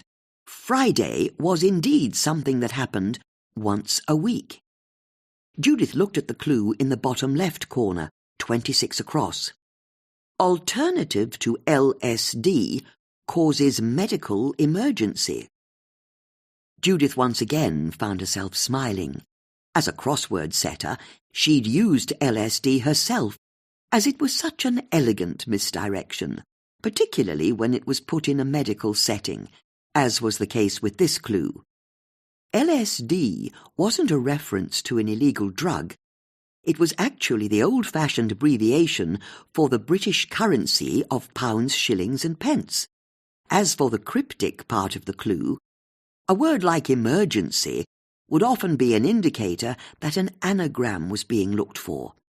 In this case, medical emergency meant that the answer was an anagram of medical.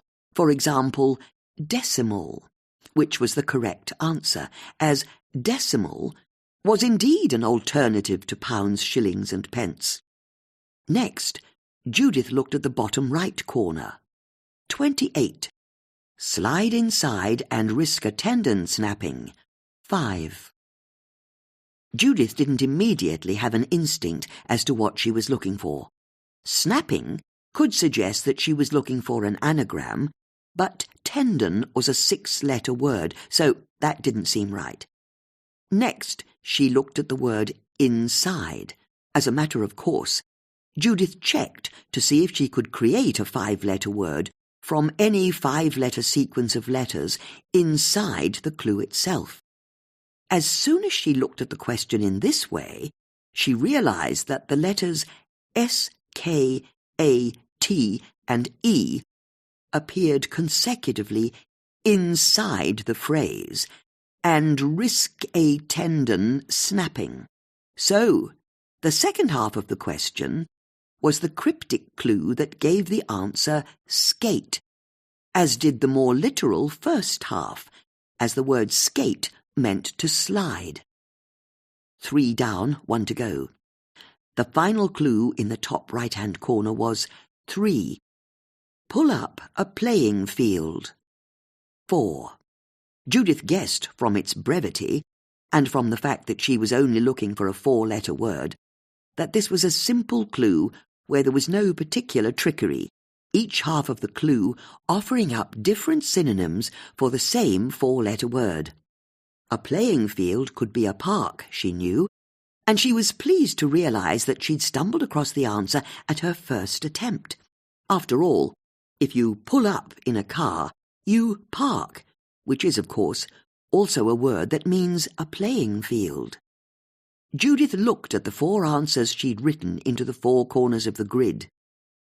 If she read them in a counterclockwise order from the first clue, just as she'd done with the previous week's puzzle, she got the answers Friday, decimal, skate, and park. Decimal meant a system of arithmetic based on the number 10. So was this a reference to 10 o'clock? It seemed a bit tenuous to Judith, but if that's what it meant, then the rest of the message was another instruction to meet up, wasn't it? On Friday at 10 a.m. in the Marlow skate park. But had she got that right? And if so, who'd left the message? And why? All Judith knew for sure was that the following day was Friday, and she knew exactly where she'd be at 10 o'clock. Chapter 24. The following morning, Judith rang Bex and asked to meet her at the skate park at 10 a.m. Judith didn't phone Susie, as she decided instead to drop in on her and ask in person. This was because, following her visit to Marlow FM, she wanted to talk to Susie about her radio career. As far as Judith was concerned, anyone who was that good at their job deserved to be doing it full time, even if it ended up making Susie more famous, which Judith still believed could prove too heady a brew for her friend. When she arrived on her bike, Judith was shocked to discover that the front of Susie's house was still mostly a building site of scaffolding and ripped tarpaulin.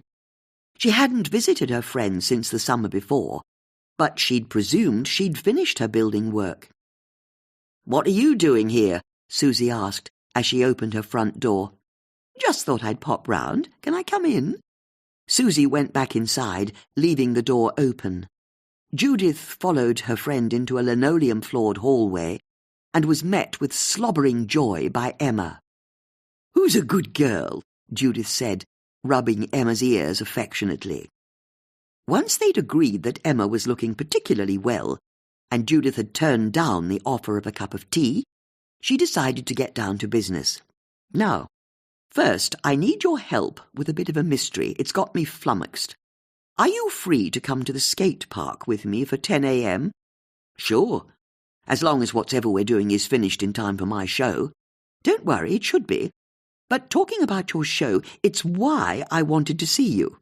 "Why?" "Because I saw yesterday how brilliant you are. The way you pushed and pulled all those buttons and levers while talking to people. It's not something I'd ever be able to do. You have a real rapport with your audience. And I know how important the station is to the local community. The way you chatted to the people who rang in made that as clear as day." "You really think so?" Susie said, bursting with pride. "But I also know you're turning down dog-sitting work to do it." "I'm not." "You are." "I'm not." "You literally told me you were." "I did." "When we were up by Hurley Lock." "Oh, that's right, I did. Bit of a giveaway. But it's not a biggie. It's only in the mornings I can't look after any dogs. I have to prepare for the show."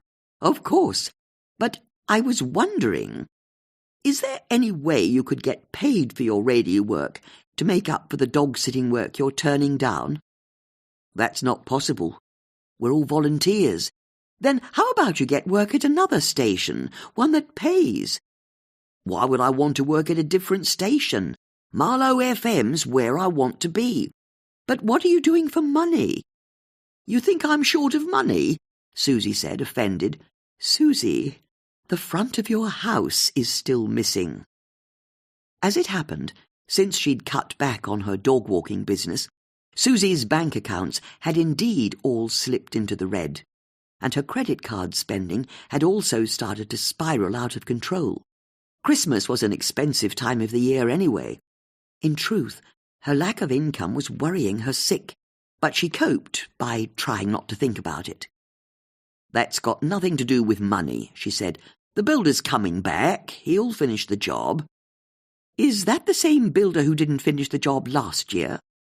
Susie didn't immediately reply. "Maybe," she eventually offered. "You need to hire someone new." "I can't," Susie said, frustration tightening her voice. "I've paid the other guy to do it." "He's not coming back." "He could. When did you last have contact with him?" "Do you mean which year?" "Look, don't you worry about me," she said, summoning a brightness to her voice that she didn't actually feel. "Something will turn up. It always does. But the key point is, you think I'm good on air?" Judith couldn't help smiling at her friend's vanity. "I don't just think you're good, I think you're the best. You've got to carry on doing your show, but you've also got to keep earning money." "Thanks, that means a lot, and you're right. I've got to make the radio work square with the paid work. I'll put my thinking cap on. Now come on, let's get to the skate park." You can tell me why we have to be there on the way." Judith allowed her friend to put her bike into the back of her van and drive her over to Higginson Park. Once they arrived, they crossed the cricket pitch to the skate park just beyond, where they found Bex already waiting. She was wearing fluffy boots and fluffy gloves that she was banging together to keep warm. "So, what's this mystery you want solving?" Bex asked as they arrived. Judith explained how the Marlow Free Press crossword setter had been sending out secret messages. "To meet in the skate park?" Bex said, surprised. "That should be easy enough to explain," Susie said. "It'll be a drugs drop of some sort." "I don't think crossword setters normally deal drugs," Judith said. "They don't normally solve murders either." "Touché," Judith said with a smile. The three women looked at the half a dozen kids clattering up and down the ramps on their skateboards and scooters. None of them were over the age of about 10. Many of them were with their parents. "I don't think it's drugs," Bex said. The clock in All Saints' Church started to strike 10, and the three women looked about themselves. Apart from the children already skating, there was an old woman heading to a nearby bench, where she sat down next to a similarly aged man who was wearing thick gloves and a tweed hat. But then they saw a male jogger running towards them, just as a female jogger was approaching from the direction of the Thames path. The younger man checked his watch, and Judith and her friends shared excited glances. Was this the 10 o'clock meeting? Having checked the time, the male jogger veered off and started running around the boundary of the cricket pitch, while the female jogger touched the nearest structure of the skate park, turned around and ran back the way she'd come. The two joggers never even got within 20 yards of each other. As the clock struck for the 10th time, the women realized they'd witnessed no secret meeting. "How about we give it 5 more minutes?" Judith said.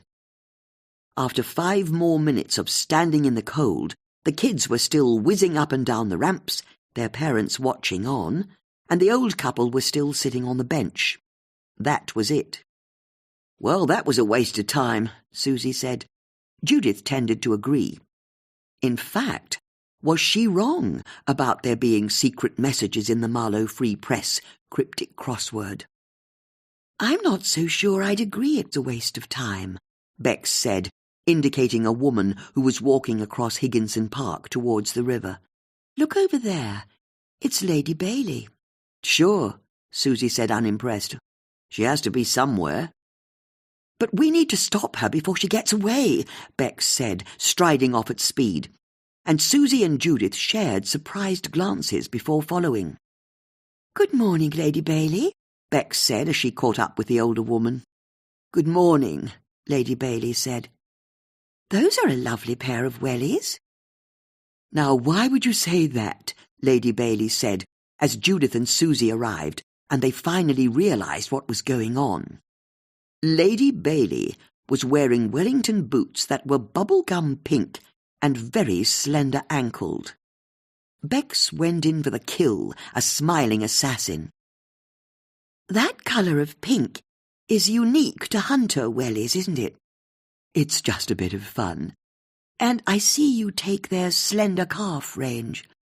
"I'm lucky enough to have good genes, but I don't really see what this has to do with anything." Judith saw an area of wet mud by the pathside. "Would you mind standing in that mud for a second?" she said. "Don't be ridiculous," Lady Bailey said, her patience snapping. "It would be a great help to us," Judith said. "Seriously? It will only take a moment, and then we'll be on our way, promise." Lady Bailey realized that the quickest way to get rid of the three women would be to do as they asked, so she took a couple of steps and stood on the mud. "Happy now?" she said. "Nearly," Judith said. "Could you come back?" "Very well," Lady Bailey said, and returned to the women. "Now can I go?" "No," Judith said, looking at the footprints. "I beg your pardon? You're not going anywhere." Lady Bailey had left 2 clear footprints in the mud. Across the left sole there was a split in the rubber. "It was you, wasn't it?" Susie said, amazed. "Who was in the flower bed outside Sir Peter's study when he was killed?" "I don't know what you're talking about," Lady Bailey said, but the women could see she was flustered. "When Sir Peter died," Judith said, "we found boot prints in the mud outside the window to his study. And Bex here worked out the footprints came from a pair of size 7 hunter wellies. From their slender calf range," Susie added. "But most importantly, there was a distinctive cut across the left sole, a cut that perfectly matches your boot. You were there when he was killed, weren't you?" All of Lady Bailey's self-confidence crumbled. "Oh, God," she said, "you have to believe me. I had nothing to do with his death." "Then how about we join you on your walk, and you explain everything that happened that afternoon?" Lady Bailey looked at the women, and then nodded, like someone who just realized that they were for the gallows. "You're right, it's been eating me up. If I'm honest, I'd be glad to get it off my chest. And this time, I promise, I'll tell you the truth, the whole truth, and nothing but the truth." Chapter 25. "So, are you going to admit it?" Judith asked, as they walked along the Thames path together. "Were you outside your husband's study window when he was killed?" "You make it sound so bad. He was murdered and you were there. I think it's very much as bad as it sounds. I just wanted to see." "Who?" "Her." Lady Bailey could see that the other women didn't understand. "That woman." "You mean Jenny," Bex said, understanding finally dawning. "I knew I shouldn't, but I couldn't help myself. It was like an itch. I'd not ever seen her. Why should I? I'm never at White Lodge. But she was marrying Peter. I had to know what she looked like. Prepare myself for all the photos I'd see of her afterwards as the bride. It'd be in the local papers, wouldn't it? Or Rosanna would show me. She's never wasted a chance to stick the knife in. She can be ruthless, that one. I had to see what she looked like." The women's hearts went out to Lady Bailey. "Tell us what happened," Judith said in a far kinder tone. "There's a public footpath that goes down the side of the garden, linking the Thames path to the access road that leads to the house. Not many people know about it. Peter's allowed the laurel hedges down that side of the garden to cover up the path almost completely, but I know it's still there. And I'd heard from friends that the drinks party was happening. Quite a few of them couldn't wait to tell me. So when it was in full swing, I walked across Marlow Bridge, headed along the Thames path to the edge of the garden, and then I pushed past the first laurel bush and sort of scraped along the old path between the bushes and the fence of the property next door. About halfway along, there's quite a large bed of shrubs in the garden, right by the laurel hedge, so I was able to push through the laurels and hide in among the buddleias. I was so pleased with myself. From my position, I could see down the garden to the whole party, and the marquee by the river. "You didn't think what you were doing was a bit foolish?" Bex asked. "Of course. But you know what it's like when you get overtaken by an idea. All that mattered to me was to see the bride. But I couldn't work out who she was from the bushes. I was too far away. There were too many people. But I saw that if I crossed the lawn to the house, I could get a better view and still be hidden by the corner of the house, so I decided to have a closer look." "You didn't mind if people saw you?" Judith said, impressed. "Oh, no, I cared deeply. But there was no reason for anyone to be on that side of the house. It's not overlooked at all. There's only Peter's study on the ground floor and the window to his bedroom above it. And the thing is, the curtains were closed to the study." "They were?" Judith asked sharply. "Yes. I'm not sure I'd have been so brazen if they hadn't been." Judith and her friends shared a glance. After all, as they'd all seen soon afterwards when they'd broken into Sir Peter's study, the curtains had been open.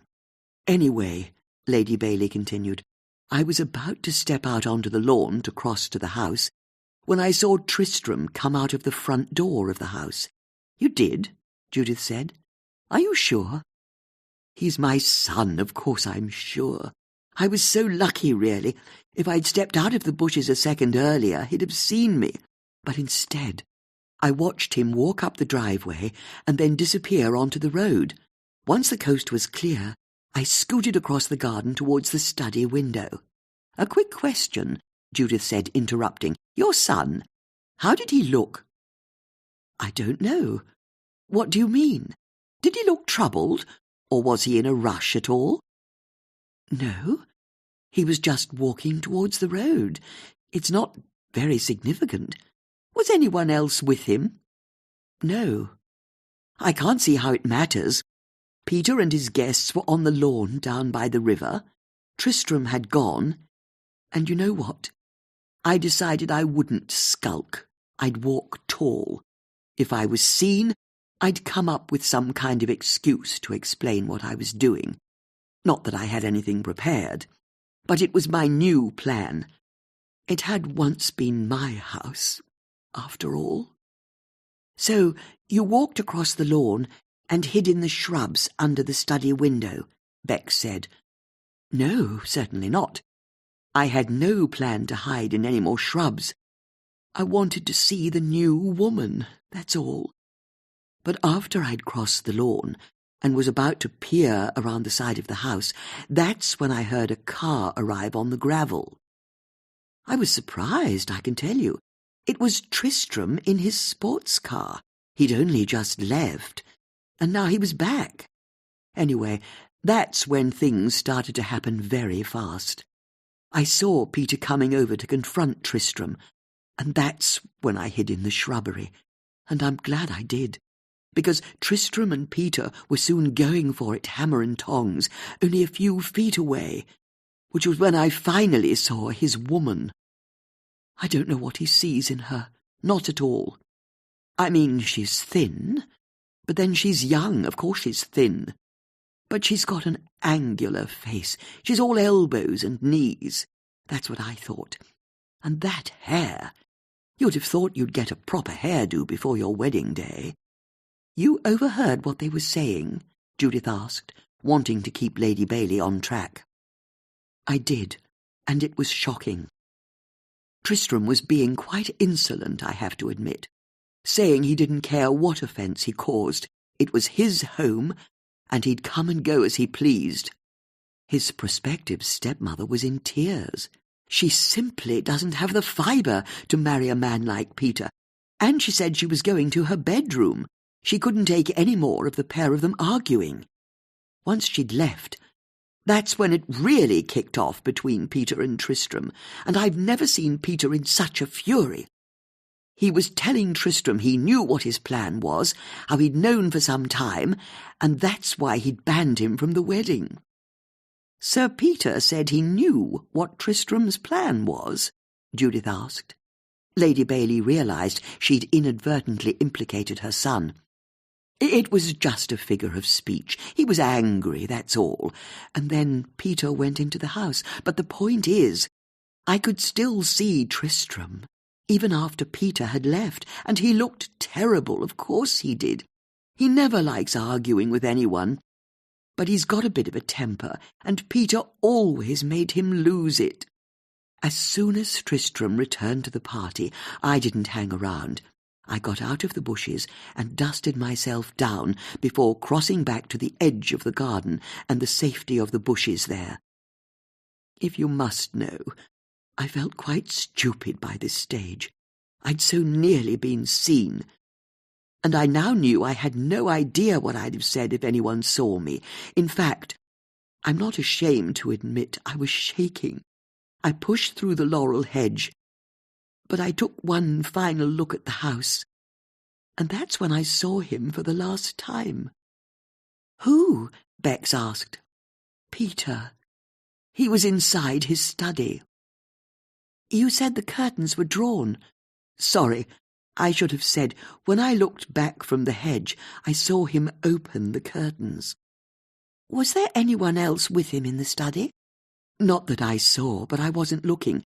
I was more interested in checking that Tristram was okay. He was talking to some women at the party, as far as I could see. That was us, Bex said. Good. Then I don't need to tell you Tristram had nothing to do with Peter's death. But were you able to see what was going on in the study when the cabinet went over? Judith asked. I was too far away, and the sun had just come out. It was shining on the windows to the study. I couldn't see inside, not really. That seems a bit convenient, Susie said. I can't help that. There was a glare of sunlight on the windows when I heard this almighty crash from the direction of the house. Although, at the time, I presumed a waiter had dropped a tray with bottles of wine on it, or something. I had no idea I'd heard the moment Peter had died. Awful when you think about it. I turned around and left as quickly as I could. Did you see all of us head for the house? No, I was making my way through the gap beyond the laurel hedge by then. But since you're asking, that's how my boot prints ended up under the window of Peter's study. Lady Bailey looked at the women as though she now expected the matter to be closed. I've asked you this before, Judith said, but are you sure it wasn't you who asked Sir Peter for £20,000? Absolutely not. I've got my pride, you know. I'll be honest, Susie said. I don't think someone who hides in bushes at her ex-husband's house has much pride. And if we're being logical, Judith said, we only have your word that you were in the bushes when the cabinet fell over, don't we? What on earth are you suggesting? You've admitted you went up to the study window, but only because Bex was able to recognise your brand of Hunter Wellies from 50 yards. Bex blushed in delight at the compliment. All that story about Peter opening the curtains and you not being able to see inside because of sunshine on the windows, you can't prove any of it. Of course not. I was on my own. Then let me suggest a different story. You went to the study window when you saw Sir Peter inside, and because he was on his own, you went round the front of the house, entered through the front door, and went to the study where you killed your ex-husband by pushing the cabinet on top of him, before slipping out of the house again before anyone saw you. And then, as the guests ran into the house to see what had happened, you saw that the coast was clear and slipped back into the laurel bushes and made good your escape. That's not what happened. How dare you? Lady Bailey said, instantly furious. I'm the wronged party here. It was my husband who betrayed me, who made me leave him. And now I live in that hovel, surviving on his handouts, and I don't have anything. Judith looked at Lady Bailey and saw such bitterness in her, such sharp disappointment and rage, that she had no doubt she'd have been capable of pushing a heavy cabinet to the ground. You're right, Judith said. You've got nothing more than a title at present, a title you'd lose when Sir Peter remarried. But you and Tristram have always been thick as thieves. Even in the oil painting in the hallway of White Lodge, it's clear how close you two are. And with Sir Peter dead, Tristram would be in charge of the family fortune, wouldn't he? He wouldn't want his mother living in poverty in a 2-up, 2-down. I bet if you played your cards right, you'd be allowed to move back into White Lodge. In fact, when you get down to it, you had motive many times over to want your husband dead, and you were in the vicinity, as you've just admitted to us. So you had the opportunity as well. Indeed, now I'm thinking about it, it would make sense if you were the accomplice we've been looking for all this time, the person your son's been ringing and telling that they need to be patient and wait. What are you babbling on about? When we asked you whether Tristram had been making clandestine phone calls, you admitted that he had. But he'd been calling a secret girlfriend. So what I'm wondering is, what if you were saying that to put us off the scent?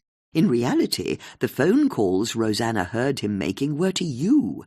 Because you've been your son's accomplice all along. It was you in the study killing Sir Peter, while Tristram established his alibi outside." "This is madness," Lady Bailey said. "I admit I'm close to Tristram, and I agree he's been hard done by.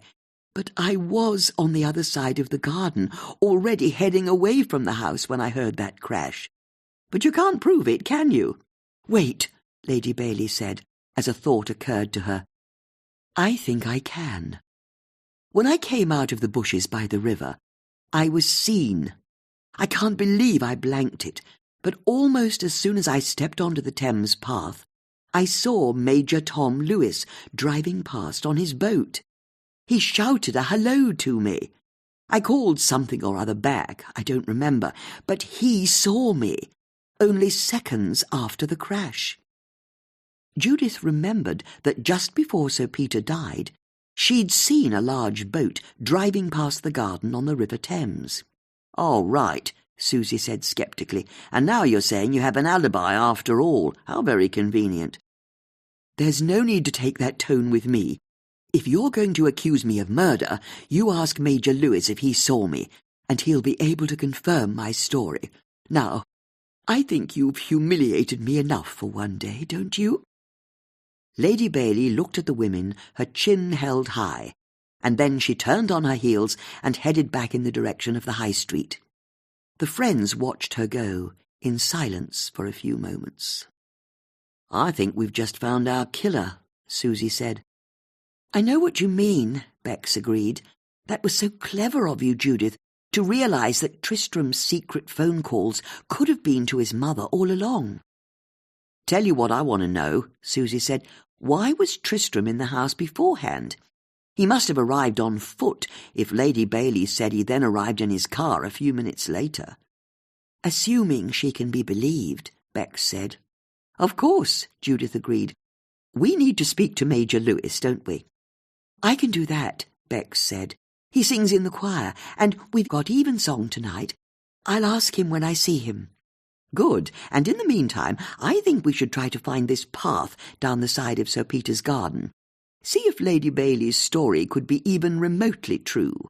And then I think we need to find out why Tristram was in White Lodge beforehand. Although I've got a theory as to why he might have been there, and it could be just what we're looking for." "Why?" Susie asked keenly. "What do you think he was up to?" "One thing at a time, I think. Hedge first, and then Tristram." Chapter 26. As the women approached Marlow Bridge, they could see that there was a disturbance of some sort. Cars were backed up, angrily honking their horns, and there were people with flags on the bridge blocking traffic. "What's going on?" Bex asked an onlooker.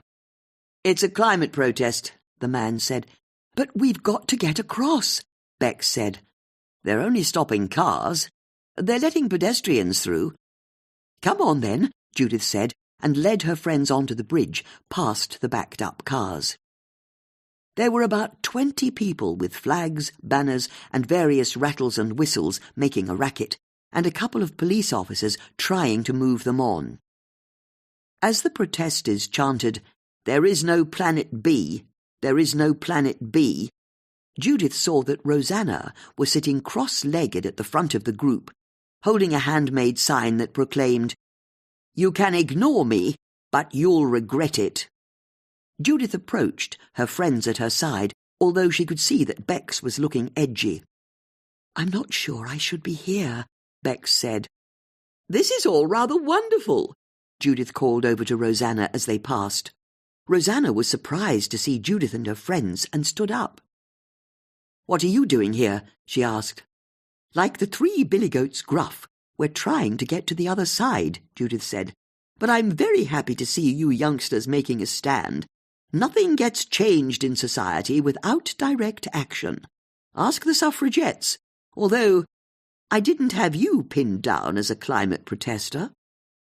"It's not what I'd normally do," Rosanna admitted uncomfortably.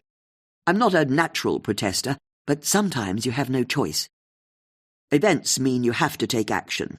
"Yes, you're right," Judith said, looking at Rosanna levelly. Sometimes you just have to take action.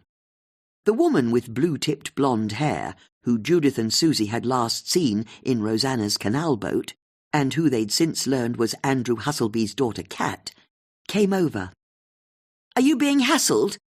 Kat asked Rosanna, before turning to face Judith. "We have a right to public protest. It's protected by the European Convention of Human Rights."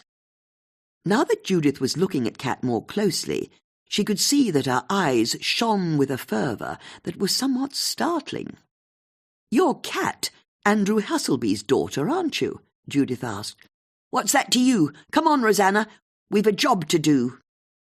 Kat led Rosanna away, but as soon as they'd rejoined the main group, she had a change of heart and strode back to Judith and her friends.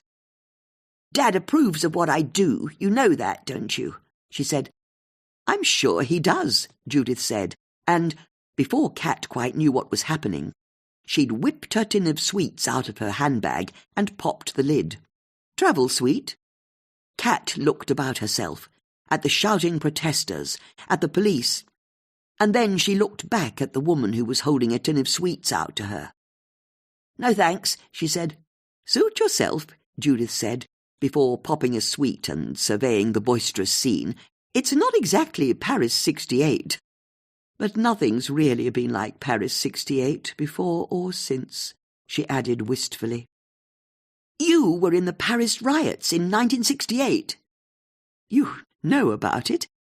"Everyone who believes in protest knows about it. What was it like?"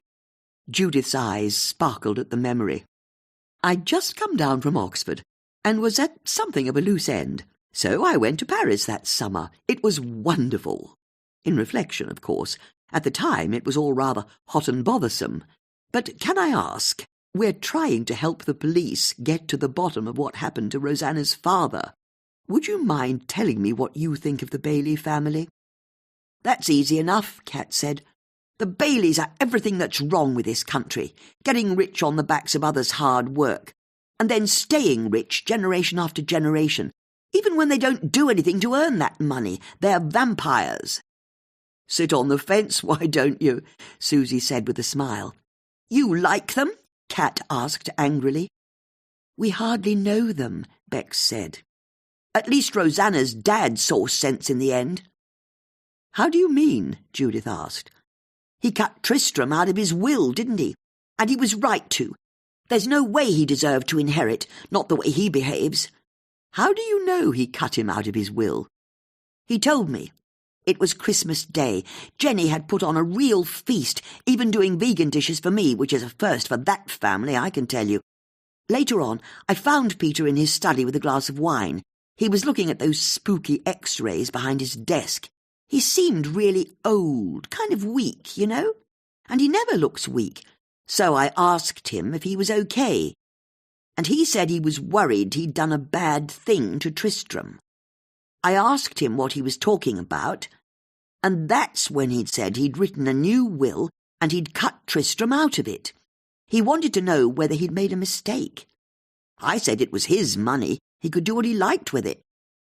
"Did he say who he'd left his money to?" "You mean like Rosanna?" I didn't ask. It was Christmas Day. "But Rosanna thinks she'll now inherit?" "She has no idea, not for sure. If I'm honest, I've been worried about her. She's become so fixated with this bloody will, it's all she talks about. I think it's been driving her a bit mad. It's just another example of how money corrupts, if you ask me. And buckets of the stuff corrupts even more. Not that it matters. The new will can't be found, can it?" "And that doesn't bother you?" "I'm a lawyer. I've seen too many families torn apart by wills. If it turns up, then it turns up. If it doesn't, then it doesn't. There are more important things in the world to worry about," Kat added, indicating her fellow protesters. "We don't want to keep you any longer," Judith said. "But can I ask, why weren't you at the party?" she asked.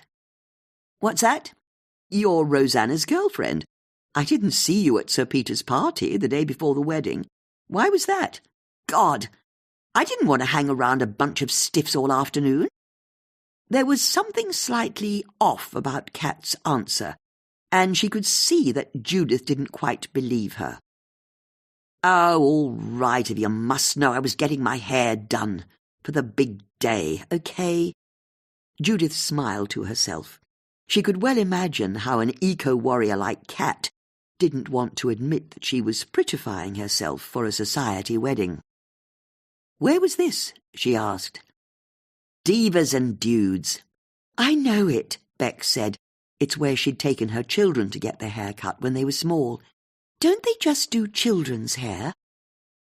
"The owner's an old friend. She does my hair. So if you're trying to suggest I was somehow involved, I was at the hairdresser's." A pink-cheeked young man came over in a flustered rush. "The police are saying they can move us on." "Bloody hell," Kat said, and went with her friend over to the police officers and started remonstrating with them. "That's the first proof, isn't it?" Susie said. "That Sir Peter cut Tristram out of his new will." "Assuming Kat's telling the truth, of course," Judith said. "Why would she lie?" "Sorry," Bex said, looking at some photographers who were now snapping the protesters. "Is it all right if we move on? Right now?" "Of course," Judith said with a laugh, and the three women crossed to the other side of the bridge and turned along the river past the Complete Angler Hotel. They joined the Thames path in the direction of Bourne End. "I think we need to check Kat's alibi," Judith said. "You don't believe her?" Bex asked. "I don't believe anyone, not until we've proved they must be telling the truth." "Damned right," Susie said, "although it would be kind of weird, don't you think, if she was in the study killing Sir Peter while her girlfriend was upstairs hiding in a wardrobe." "I know what you mean. That does sound a bit strange when you put it like that." "Are we really sure there was anyone in the study killing Sir Peter?" Bex asked. "Yes," Judith and Susie said at the same time.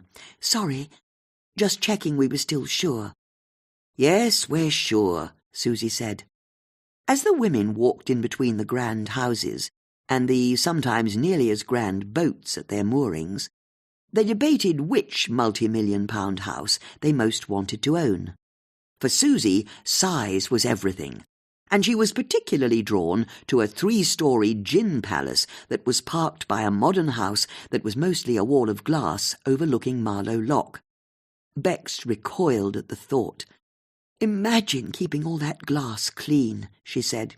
"I reckon if I can afford a house that size," Susie said, "I can afford to pay someone else to clean the glass." Judith enjoyed listening into the conversation, but didn't join in. After all, she already lived in a house on the Thames that she felt was perfect in every way. The path stopped at a locked gate, which all three women had previously thought was where the Thames path ended, but they could now see that the thick laurel hedge marked the edge of the Bailey's garden. If Lady Bailey was to be believed, the Thames path had once cut inland, but the hedge was now blocking it. "Shall we?" Judith asked. Bex and Susie weren't sure. "Don't worry, I'll lead." As Judith pushed into the thick foliage, her mind was swept back to the summer before, when she'd pushed through similar bushes and found the dead body of her neighbour floating in the river just beyond. She doubled down on her resolve. Keeping the thick laurel hedge to her left, a high wooden fence immediately to her right, Judith pushed onwards, and was pleased to see that there was indeed a path of sorts she could follow, although she had to keep pushing the thick laurel branches back to carry on going. She was like a car being squeezed by the tall rollers in a car wash, she thought to herself. After about a minute of fighting along the path, she saw the faintest gap in the hedge and stopped. Pulling the branches back, she saw a bed of shrubs on the other side, and White Lodge was standing a little way away across the lawn. She could see the azalea bushes under Sir Peter's study window, and the smaller window of his bedroom above. Judith saw a white cigarette butt in the mud. As her friends joined her, she bent down and picked it up. The word Cartier was written around the filter in gold. "It's like she said," Judith said. "Lady Bailey was here." "Spying on her ex-husband," Susie said almost appreciatively. So, what's the plan now? Susie asked. We go and talk to Tristram? No, Judith said. Now, finally, I think it's time we found Sir Peter's missing will. Chapter 27. Inside White Lodge, Jenny was standing in the study, taking it all in. She could still see the thinnest slithers of glass sparkling in the carpet. If it wasn't for them, and the smashed door frame where the lock had ripped through, there'd be no obvious signs that a tragedy had ever happened. "Jenny?" she heard Judith call from the body of the house. "In the study," she called back.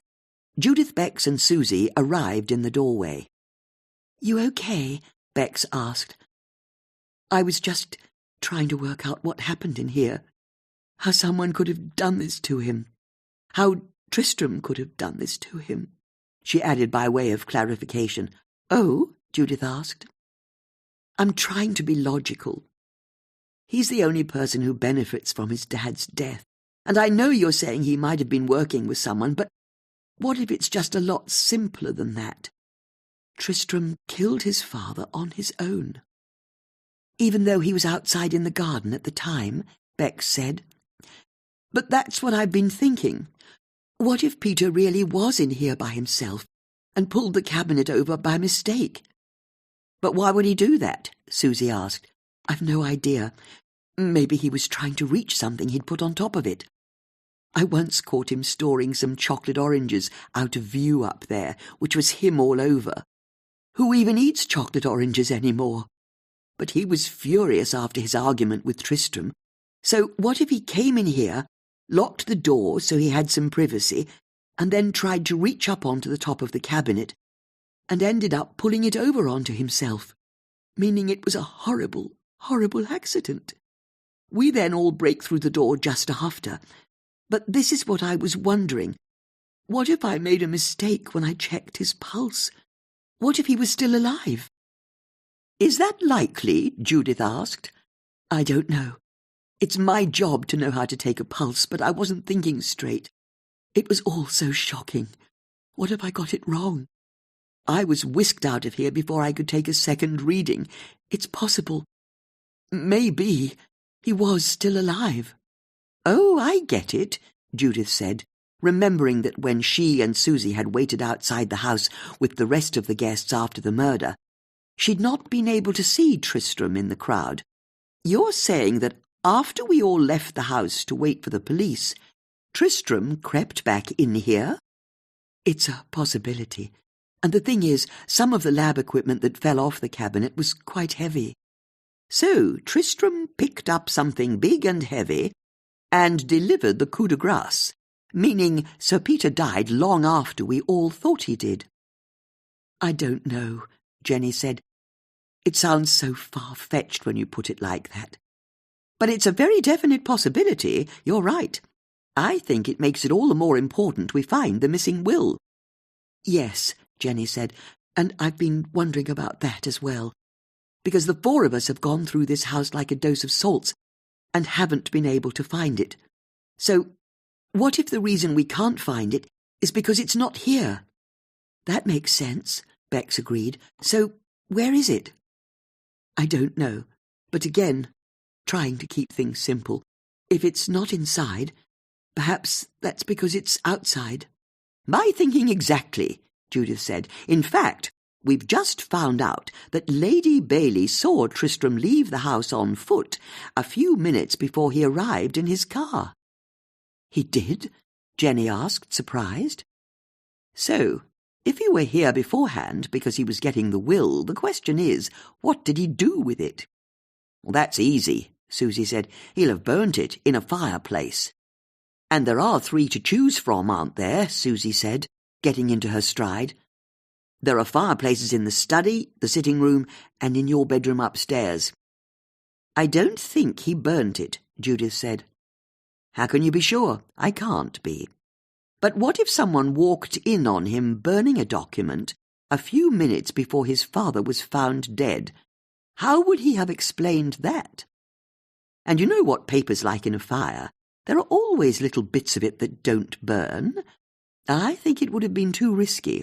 So I'm tending to agree with Jenny. What if he hid the document outside? Somewhere he was able to dump it between the front door and the street. Who'd ever think to look there? With Judith leading the way, the four women left the house and walked up the gravel drive. The tennis court was on their left-hand side, behind a low privet hedge. "You wouldn't stuff a will in a hedge, would you?" Jenny said. "I don't think so," Susie agreed. "Anyone could see it."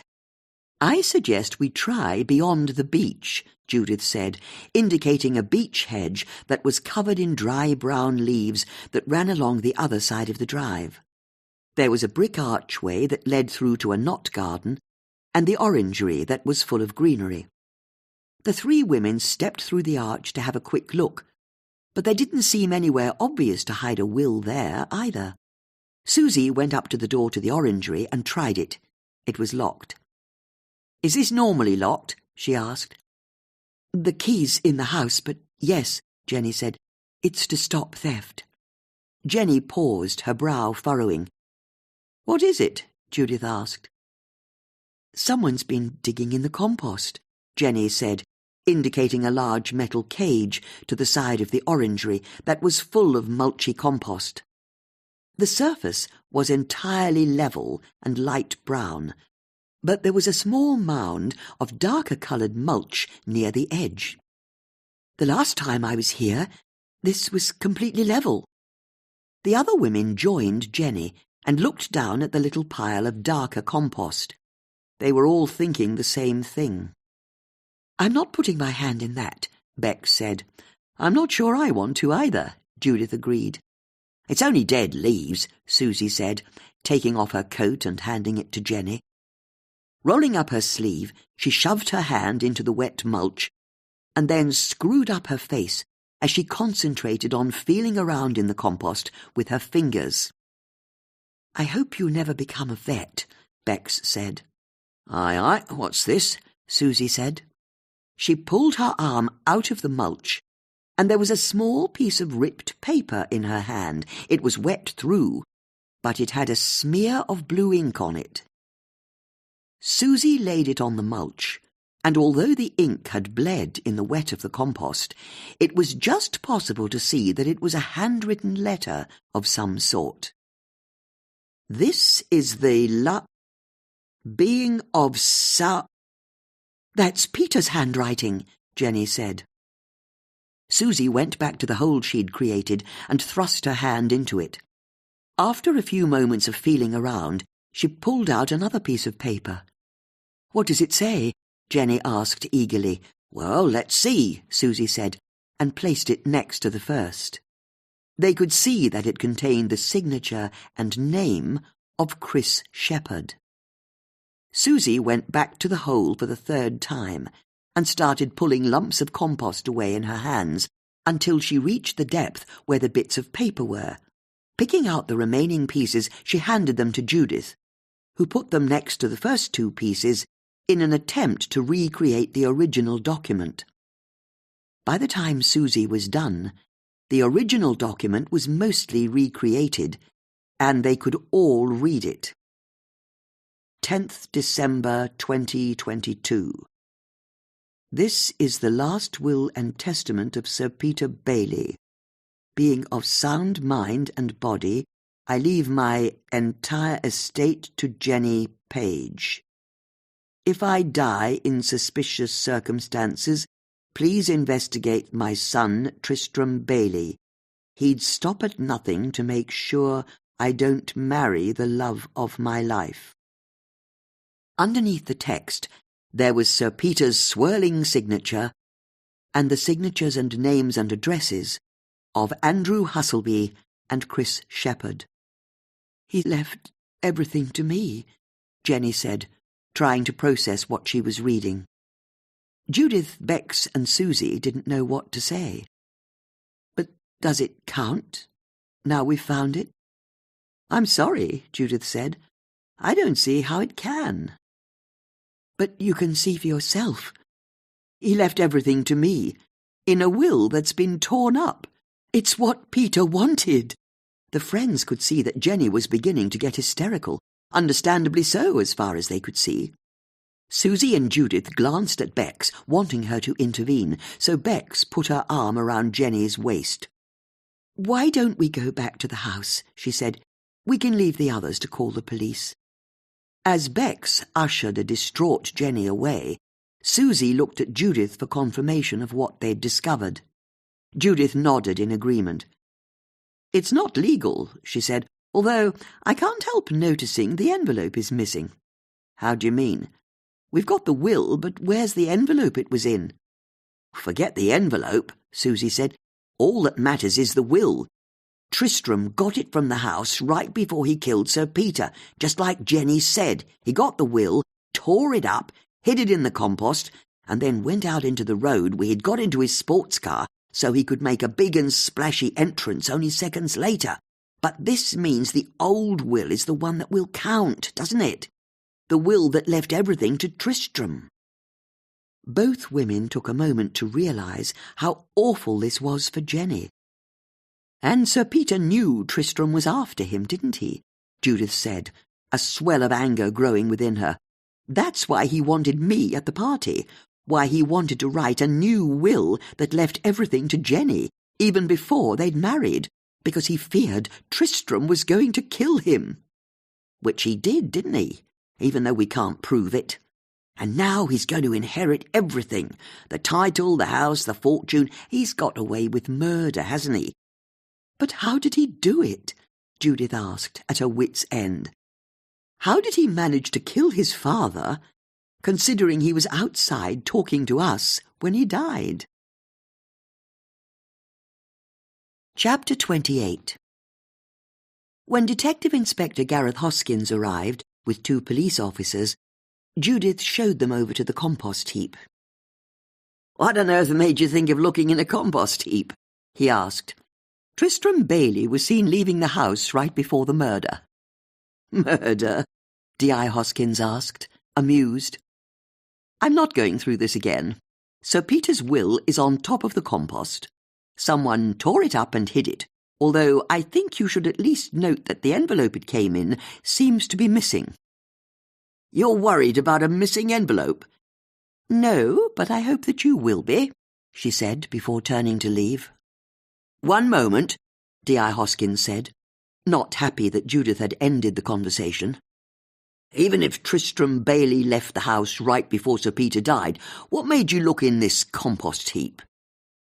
"As I'm sure you know, before Sir Peter threw Tristram out of his house at the end of November last year, he accused his son of trying to kill him, with poison, and then wrote a new will. It was simply a process of deduction that led us to the compost heap." "How do you know all this?" "How on earth do you not?" D.I. Hoskins didn't immediately reply. "I'll need you to make a formal statement," he said. "Of course. What you do with the information is very much up to you." With a smile that said she really was done with the conversation this time, Judith headed back to the house. She could see that a large blue Jaguar car was now parked outside White Lodge, and she wondered who'd arrived while she was talking to the police. Inside, she found Jenny and Susie in the kitchen with Andrew Husselby. "Hello, Mrs. Potts," Andrew said warmly. "Please, it's Judith. What are you doing here?" Jenny rang with the news. "He's saying the will isn't legal," Jenny said. "It's regrettable," he said sadly, "but it's the law." "It's what Peter wanted," Jenny sobbed. "We don't know that." "We do. He signed the document. He dated it. It's in his handwriting. He left everything to me. I should get his money. I want his money." "But there's an alternative explanation that's just as valid. He wrote the will, as you say, but he then changed his mind and tore the whole thing up." "And hid it in the compost heap?" Susie asked. "It's a fair point," Judith said. "Why didn't he simply put it in the bin?" "Sadly, we'll never know," Andrew said. "But in law, a will that's been torn up isn't valid. It just isn't. It would be wrong for me to give any other impression. I'm sorry. But can I ask, this torn-up will that you found, did it leave any legacies to anyone other than Jenny?" "He left it all to me," Jenny said, and it was clear she no longer cared how grasping she looked. "How do you mean?" Judith asked. "I wanted to know if he'd left any kind of gift to Chris Shepherd." "Why on earth would he have done that?" "When we were witnessing the will, Chris asked Peter if he'd made good on his promise. Sir Peter reassured him that he had, and said it in such a way that implied that Sir Peter had left a bequest to Chris in his will. But the thing is, as I explained to Sir Peter afterwards, the will wouldn't have been valid if there had been any kind of gift or legacy to Chris." "How so?" "If you're left a bequest in a will, you're not allowed to be a witness to that will." "Well, that makes sense," Susie said. "But Peter assured me he told Chris what he called a little white lie, so that he'd still witness the will. There wasn't, in fact, any kind of bequest to him. Sir Peter was rather dismissive, in fact. He said something like, 'Why would I leave money to my gardener?' It was a less than attractive side to Sir Peter. He could be rather snobby when the mood took him. I suppose I'm just being nosy in trying to find out what the truth of the situation was." "Wait," Judith said, her mind racing. "Chris was expecting to receive something in the new will." "Only because that's what Sir Peter told him." "So, if he'd ever found it," Susie said, "he'd have realised Sir Peter had lied to him, and he could have torn it up and hidden it in the compost heap. Of course he'd have chosen the compost heap. He's the gardener here, and then might have gone to the study on the day before Sir Peter's marriage and murdered him." Andrew's brow furrowed. "What is it?" Bex asked. "It's possible. But Chris has known for weeks he wasn't being left anything in the new will. I told him that afternoon, after we'd both been witnesses. I was leaving White Lodge, and Chris was going back to work in the garden. I went over and had a word with him. It was the right thing to do, and, as a lawyer, you always have to do the right thing. Even if it makes you feel uncomfortable, it's always better in the long run. But I made it clear to him that, despite what Sir Peter had suggested, he wouldn't be getting any kind of legacy from the will. I'm sorry to say it exercised Chris quite a lot." "Is that lawyer talk for something?" Susie said. "He got angry," Andrew said. "I had to stop him from going back into the house and confronting Peter there and then." The women exchanged looks. Why hadn't Chris mentioned any of this to them when they'd talked to him in the Two Brewers pub? "What does it matter what he did or didn't know?" Jenny said. "He wasn't left anything, and I was. That's all that matters. It should all come to me." "And yet that won't happen," Andrew said sadly. "I have Sir Peter's only intact will from many years ago. It leaves his entire estate to Tristram. I'm sorry." "But he can't get everything." "I'm afraid he does." "This house? His money?" Andrew didn't say anything, which was all the answer Jenny needed. She turned and walked out of the room. "What a terrible outcome," Andrew said sadly. "I think Jenny will need her friends to rally around for a while." "When will Tristram get his inheritance?" Judith asked. "You're given a year after the day of death for probate. I'll make sure we don't submit to HMRC until the 365th day." With another sad smile, Andrew left. "This is terrible," Bex said. "Jenny should have got everything. It's what Sir Peter wanted." "But why did he lie to Chris Shepherd?" Susie asked. "Why not just get someone else to witness the document?" "Because there's a type of Englishman, isn't there," Judith said, "who's wealthy, overeducated, won't take anything too seriously because nothing ever hurts them. Their wealth keeps them insulated from their mistakes." "They never grow up," Susie said. "Exactly. So, they say whatever it is the person they're talking to wants to hear. You and I would call it lying. But they just think they're keeping everyone happy. They're basically children. For all practical purposes, Sir Peter was a liar. He lied to his wife when he cheated on her, and he lied to his gardener by promising to leave him money when he had in fact left him nothing. Although, I'll tell you what I want to know. Why didn't he leave anything in the new will to Rosanna? You're right, Bex said. That is strange. Not that it matters, though, because Rosanna never managed to get into the safe in her father's bedroom. She never found the new will, did she? Or she wouldn't have had a reason to be in a wardrobe upstairs while he was being killed downstairs. But why not leave her any kind of a legacy? Judith asked again. I don't know, Susie said. He was mad. Or maybe he'd just had one of his bust-ups with her that Jenny told us about, and Lady Bailey confirmed. Remember, she said she sometimes thought their arguments might end in violence. Although Jenny said their arguments were never personal, Bex said. It was always about business. All arguments are personal, Susie said, and everyone's told us how melodramatic Sir Peter was. Everything about this new will is melodramatic, I reckon. Leaving his whole estate to his girlfriend, naming his son as his killer. Look, Susie said, suddenly animated. Sir Peter names his son as his killer. Why don't we just admit it? He's the killer. What's so hard about that to understand? But he can't be, Bex said. He was standing in front of us when his father died.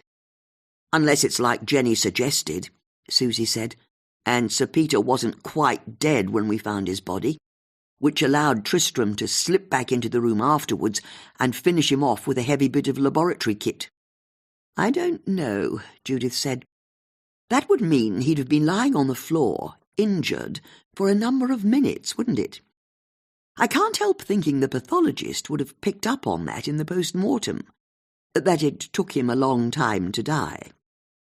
If you ask me, my money's still on Tristram having a mystery accomplice who killed Sir Peter on his behalf. It's all too neat otherwise, him talking to us outside at the time. But how can we track her down? Bex said. Or him, Susie added.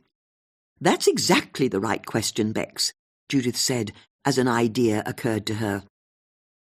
We should track this person down. After all, we are pretty sure Tristram went straight to them after the argument on the phone the other day. That, or we lost him on Allison Road entirely by coincidence. But how can we track down the person he was talking to? Bex asked. Susie, Judith said, as she turned to her friend with a smile, when are you next looking after that lovely Saluki dog of yours? Chapter 29. As it happened, Susie had recently told Princess's owner that she wouldn't be able to dog-sit for him any longer. Judith found it hard not to wince when she once again learned how her friend was turning down paid work. But she realized her plan could work just as well without Princess. All they had to do was get one of those tracking pebbles Princess wore around her neck, and then, instead of using it on a dog, they could use it to track Tristram's car. A quick trip to a high-end pet shop on Marlow High Street resulted in Susie purchasing the same brand of tracking pebble. This was then followed by the three women spending a very long and fractious afternoon trying to set up an online account that synced with Susie's phone. Once the two devices were able to communicate with each other, they then found Tristram's sports car parked near his mother's house, and, with Susie and Bex checking to make sure no one was looking, Judith unclipped a couple of the poppers that attached the fabric hood to the back of the car and wedged the tracking pebble in between the leather seats. A couple of pops on the fastenings, the hood was back in place, and Judith moved away, soon to be joined by her friends. Now all we have to do is wait for him to drive to Allison Road, and this time we can see exactly where he goes, Judith said. Over the next couple of days, Tristram didn't drive his car, and then, on the third day, he drove to the supermarket and back again. The following day he went to London and returned in the evening. It was very frustrating for the women. He didn't go anywhere near Allison Road. Then, late on the afternoon of the fifth day, Susie was at home with Emma when her smartphone trilled an alert. It was a notification from the tracking app that the pebble was on the move. There was no reason to believe that Tristram was going anywhere of interest. But Susie's excitement started to mount as she saw the blue dot on her phone turn onto Station Road. This was the route Tristram had taken when they'd lost him last time. When the dot turned onto Deadmere Road and then stopped halfway down Allison Road, she knew they'd struck gold. This was the location of Tristram's girlfriend, or accomplice, wasn't it? After Susie phoned Bex and Judith and picked them up in her van, she drove them all, including Emma, to Allison Road, where they parked up in a little turning a few houses along from where the blue dot was marked on the map. Once Susie had turned the engine off, she insisted they go into the back of the van, so they could look through the windscreen without anyone in the street seeing them. For this purpose, she'd brought 3 camping chairs and some supplies that she'd grabbed from her kitchen in case they got hungry. "Brilliant work," Judith said, once they were set up, Emma lying on an old blanket at her feet. They'd had one stroke of good fortune. Although a thick hedge hid Tristram's sports car from the street, they could see that it was parked next to a small van with the words Marlow Mocker painted in a swirling golden script along the side.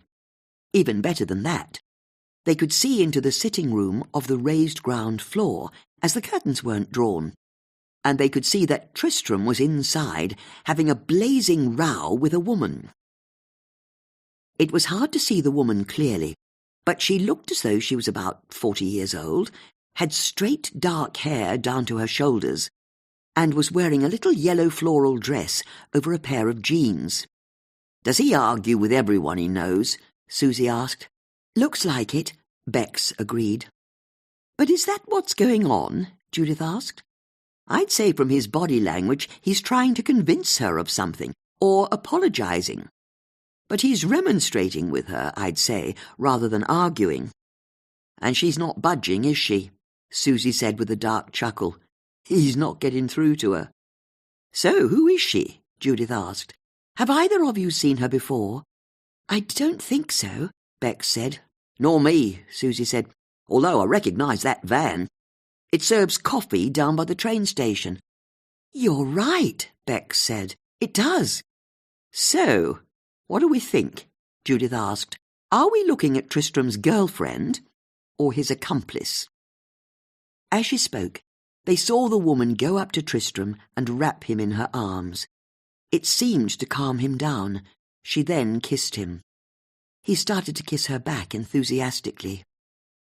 "This feels so very wrong," Bex said, as Tristram and the woman carried on kissing. Mercifully, the woman then took Tristram by the hand and led him from the room. "This answers at least one of the questions," Judith said. "Whether or not she's Tristram's accomplice, she's very definitely the girlfriend we've been looking for all this time, the one he's been keeping secret from everyone. I wonder why." "So, what's the plan?" Bex asked. "Well," Susie said with an air of satisfaction, "I've got 2 packs of party rings, a family bag of Wotsits and a 3-litre bottle of value lemonade. I reckon we settle in." Susie ripped open the family bag of crisps and got out a packet. "Wotsits, anyone?" "Wotsits?" Judith said, accessing her inner Lady Bracknell. "Your loss," Susie said, and popped a cheesy crisp into her mouth. "Our first stakeout," she said with her mouth full, as she opened the bottle of lemonade with a satisfying hiss. "Sorry, I've only got the 1 mug." Susie fished an old mug out of the pocket of her coat and filled it up. "Doughnuts! I should have got doughnuts," she said, before taking a glug of lemonade. "If this is going to be like the movies." Susie popped another Wotsit. "So, have there been any more crazy crossword codes?" she asked Judith, by way of making conversation. "You mean in the Marlow Free Press?" Judith replied. "I don't know. The paper comes out tomorrow." "So, what do you reckon? There'll be another one?" "I've no idea, but it's a possibility." "My money's still on it being a way of buying and selling drugs." "But if you want to buy or sell drugs, don't you just pick up the phone or send a text?" Like Sir Peter did when he took out that money, Bex said. Exactly. I've been thinking about that a lot. And I don't think we should say we knew what happened on the day he died until we've found out for sure who he gave all that cash to and why. It must have been someone who was savvy with technology, Susie said, seeing as they used a fake phone number. It sounds the sort of thing my Sam would do, Bex said. You know, set up a fake phone number and then buy something terrible from the dark web, like nitroglycerin, just to see if he could do it. Are you serious? Judith asked. He's a 15-year-old boy, and they can be quite stupid when it comes to things like that. How are your children, Susie? My two? They're fantastic. Rachel is coming down with her partner next weekend, and I'm planning to fly to Australia to see Amy in the spring. They all heard a phone ring. Bex pulled her mobile out of her handbag, saw who was calling, and pressed the screen to drop the call. Susie and Judith exchanged glances. Bex was blushing bright red. "Who was that?" Susie asked. "Oh, no one," Bex said. The phone started ringing again. Bex was now in a panic and took the call in a fluster. "I can't talk right now," she whispered into it. "No, not now. You'll have to wait." She hung up the call and jammed her phone back into her handbag. "OK," Susie said. "What was that about?"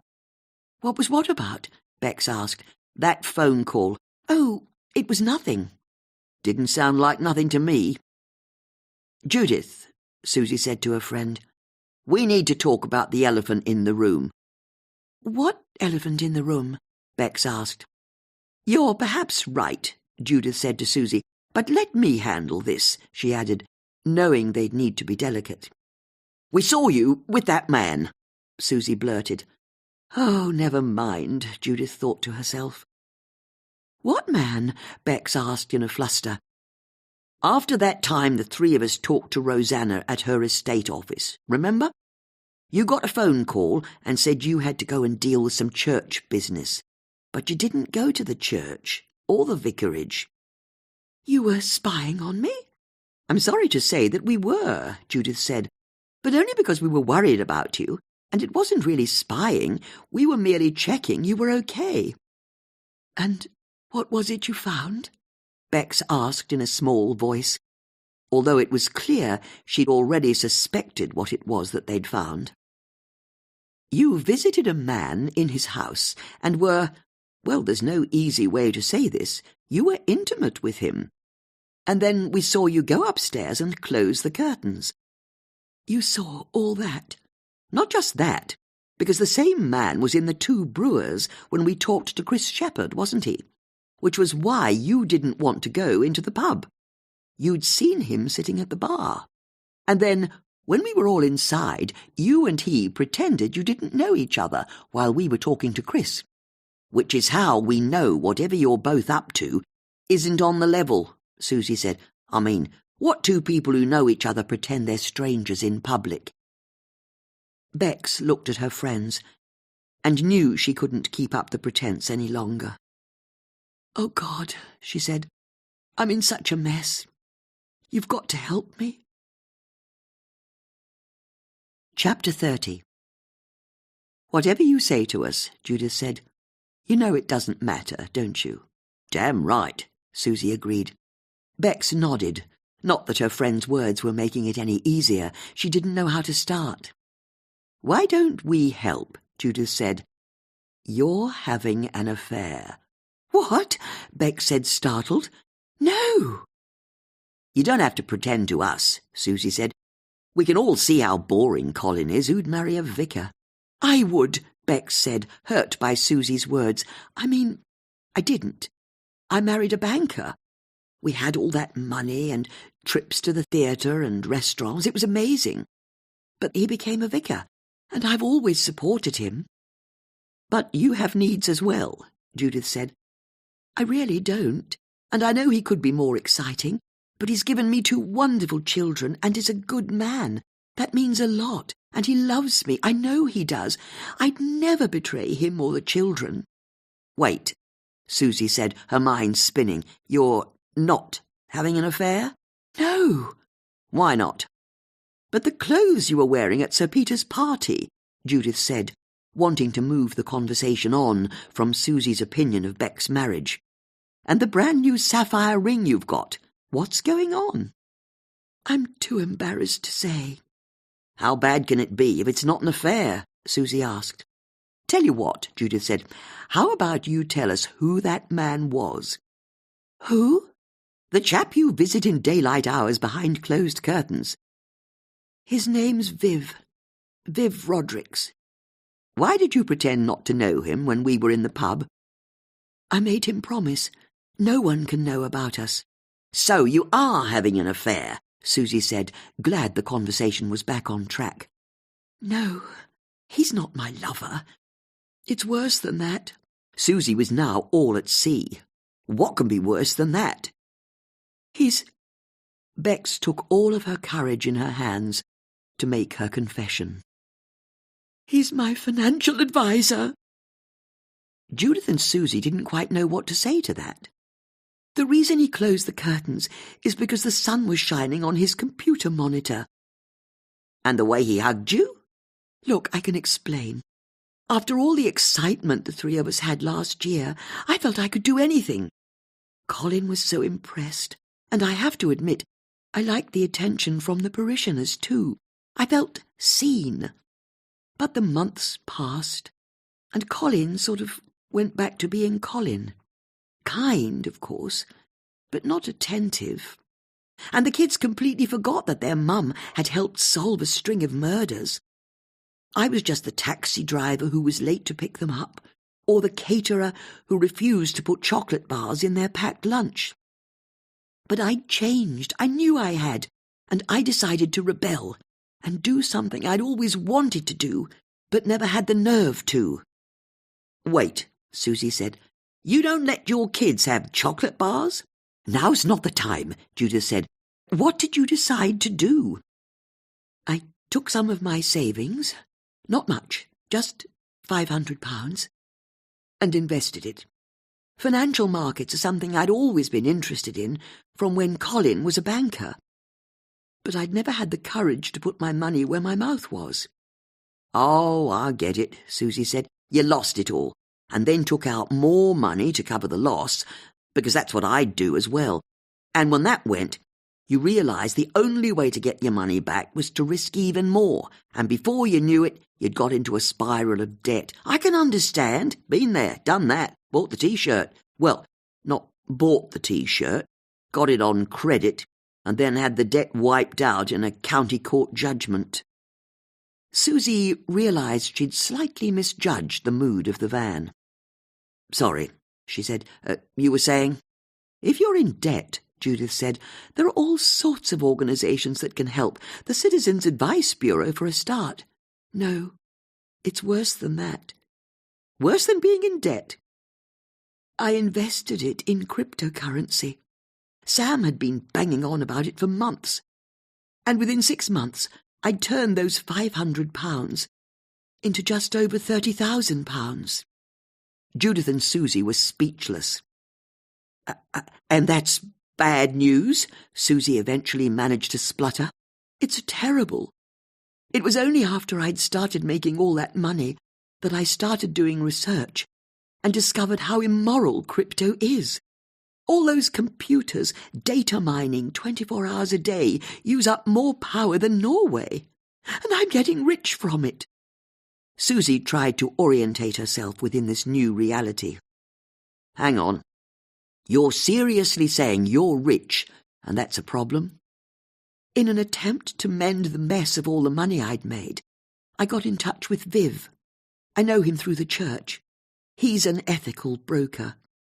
He helped me research companies that aren't destroying the planet. Together, we moved my money out of crypto and into a UK-based company that was researching clean energy for the electric car market. "But that's good," Judith said. "You're using your money to make the world a better place." That's what I thought. The day after I invested, The company ditched their clean energy division so they could focus on their core business, which, I should have said, was exhaust pipes for petrol cars. And the shares went through the roof. I'd made an extra 15% in 24 hours. So that's why he was hugging you, Judith said, delighted. He was offering his commiserations. I know, it's been a disaster. Everything I touch turns to gold, and it feels so wrong. There's so much poverty in Marlow, in our parishioners. Then give it to a good cause, Judith said, inadvertently catching Susie's eye as she spoke. And each woman knew, as though through telepathy, that they were both thinking the same thing. Susie was short of money and needed to pay a builder to finish the extension on her house, and Bex was trying to find a worthy cause to give her money to. She was perfectly placed to solve some of Susie's financial woes. Susie's jaw tightened. She was, if nothing else, proud, and Judith felt embarrassed, even though she hadn't said anything. Bex, however, was still in her own world of financial woe. I want to give my money away, she said. I know it's the right thing to do, but the thing is, I made this money. It's something I did on my own, not as Colin's wife or the kid's mother, as me. And giving it up makes me feel like, I don't know, I can't exist. You know, do things for myself. Susie was still scowling, and Beck's words settled around the women like a cold fog. Don't say it, Susie said to Judith. Say what? Bex asked. If it's worrying you, Judith said to Bex, trying to keep the conversation away from Susie, have you thought of telling Colin?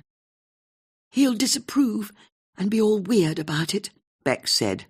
But will he? Because you're right, he's a good man, and I think he'll be happy that you're happy. Look, it's cold as brass monkeys back here, Susie said, rubbing her hands together for warmth. We're not going to be seeing Tristram and his floozy for a while, are we? And we know that she'll be serving coffee at the train station tomorrow. I reckon we could go and talk to her then. How about we pack up for the day? Actually, that suits me as well, Bex said. And Judith knew that Beck's motive for ending the stakeout was the same as Susie's. They were both embarrassed that the conversation was getting too close to the bone. Susie clanged open the back door of the van and got out. Judith was quick to follow, and, as they crossed the road, she tried to speak to her friend. Susie, she started, but Susie just called back to her, Check no one's looking, and slipped past the Marlow Mocker van so she could approach Tristram's parked sports car. Judith checked the road while Susie popped the fasteners on the fabric hood, pulled out the tracking pebble from between the seats, and clicked the hood back into place. By the time Susie returned to the road, Judith realized that the moment for talking to her friend, or even trying to explain that she didn't think she was a charity case who Bex should give her money to, had passed. They crossed the road back to the van. When they got there, they discovered that Bex had gone. Chapter 31. The following morning, the three women met in the Marlow railway station, a tiny wooden hut on the edge of the town's commercial estate. The only train that ever arrived or left was one carriage long, and was known affectionately by locals as the Marlow Donkey. You left in a hurry last night, Susie said to Bex as she sat down on the bench next to her friend. Sorry, Bex said, although it was clear she wasn't very sorry at all. I had to get away. You could have said goodbye. I didn't know how long you'd be with Tristram's car. It wasn't going to be long, was it? Judith was used to Susie and Bex bickering, but there was an edge to their exchange this morning that worried her. Bex was clearly feeling brittle after her confession the day before, and Judith could also tell that Susie was worried that her need for money would come out. Now come on, the pair of you, she said, trying to jolly them along. We're here to study the person who maybe killed Sir Peter Bailey. Judith nodded her head at the Marlow Mocker van, and the friends could see that the woman they'd seen with Tristram the day before was serving a short queue of customers. Rather disappointingly, from their point of view, she seemed friendly and capable, with a kind word or joke to share with everyone she served. "She looks lovely," Bex said, summing up for them all. "She does, doesn't she?" Judith agreed. After a few more minutes, the three friends saw that the queue had cleared, and they watched the woman come out to wipe down the little table she'd placed to the side of the van that had the milk and sugar on it. "I think it's time to put our best foot forward," Judith said, standing up. "What's the plan?" Bex asked. "I was thinking of asking for a coffee and taking it from there." Judith led her friends over to the coffee van. As they arrived, the woman said, "Good morning, ladies," in a cut-glass accent, as she refilled a little box with fresh paper tubes of sugar. "What can I get you?" Now they were up close. Judith could see that the woman's dark hair was held in place with a black Alice band. She had a string of pearls around her neck, and she was wearing a fitted shirt in bright pink under a navy blue gilet. She looked like a typical horsey type, like a young member of the royal family, Judith found herself thinking. "Just a black coffee for me," Judith said. "What are you having?" she asked her friends. "A white coffee for me," Susie said. "Full-fat milk." "Do you do herbal teas?" Bex asked. "We've got everything. What would you like?" "Do you have turmeric?" "One turmeric tea coming up, and 2 Americanos, one with milk as it should be." As the woman turned to her machine, the three friends looked at each other, all similarly nonplussed. There was no way someone as open and friendly as this could be involved in murder. "Do you mind me asking," Judith said, "what's your name?" "It's Sarah," the woman called back over her shoulder as steam poured out of the machine into a cup. "Sarah Fitzherbert." "You've got a good spot here, Sarah." "Thank you. I had to convince the council it was worth having a coffee stall here at all. They didn't approve. It was a no-brainer to me. I came down here and spent 2 weeks counting the people who got off and on the train during rush hour. I worked out that if even 1 in 20 people bought a drink from me, I'd be able to make a profit." "That's very enterprising of you." "Yes, well, there's nothing you can't achieve if you set your mind to it," Sarah said, as she turned her back to the women and put the drinks down on the counter. "Now, would you like any biscuits or cake? I make all the produce myself." "It looks lovely, but I'm sure we're fine," Judith said at the same time as Susie said, "I'd like a brownie, please." "Of course," Sarah said with a smile. "And good choice. It's gooey as anything." Sarah put a slice of brownie onto a paper napkin. "Is that everything?" she asked. "I think so," Judith said, reaching into her handbag and pulling out her wallet. As she tapped her bank card onto the card reader, she decided to make her play. "You know, I've been trying to place you while we've been talking," she said, "and I think I've seen you before. You're Tristram's friend, aren't you? I think I've seen you with him. Or perhaps he mentioned a Sarah Fitzherbert to me." "He did?" Sarah asked. "I can't remember. At my age you forget almost everything. But you know him?" Judith noticed a touch of desperation to the question. "If I'm honest," she said, "we've only got to know Tristram since his father died. That was such a sad business, wasn't it? I don't suppose you knew Sir Peter at all?" "Oh, yes. My family have been friends with the Bailey family for years. Tristram and I basically grew up together." "Which is why you're such good friends." "Such close friends," Susie added with a slow wink. Sarah looked at Susie, puzzled. "I'm sorry," Judith said. "Perhaps we should have said right from the start. You see, we're trying to get to the bottom of what happened to Sir Peter. We were there when it happened. It was so very shocking. And the police don't seem to know what they're doing at all." "You don't think so?" "I don't," Judith said, and decided that it was time to start probing. "For starters, they think Tristram could be involved in his father's death. We don't, I hastened to add. We don't? Susie asked. We used to, Bex said, who'd been quicker to guess at Judith's strategy. But now we're not so sure. If you say so, Susie shrugged, still apparently none the wiser. You see, Judith said, wanting to get the focus back onto Sarah, Tristram benefits so greatly from his father's death, doesn't he? And there's all this circumstantial evidence that suggests he wanted his father to die. The way the pair of them argued, the fact that Sir Peter threw him out of his house last year. Actually, when you think about it, it's no wonder the police think Tristram was perhaps behind his death.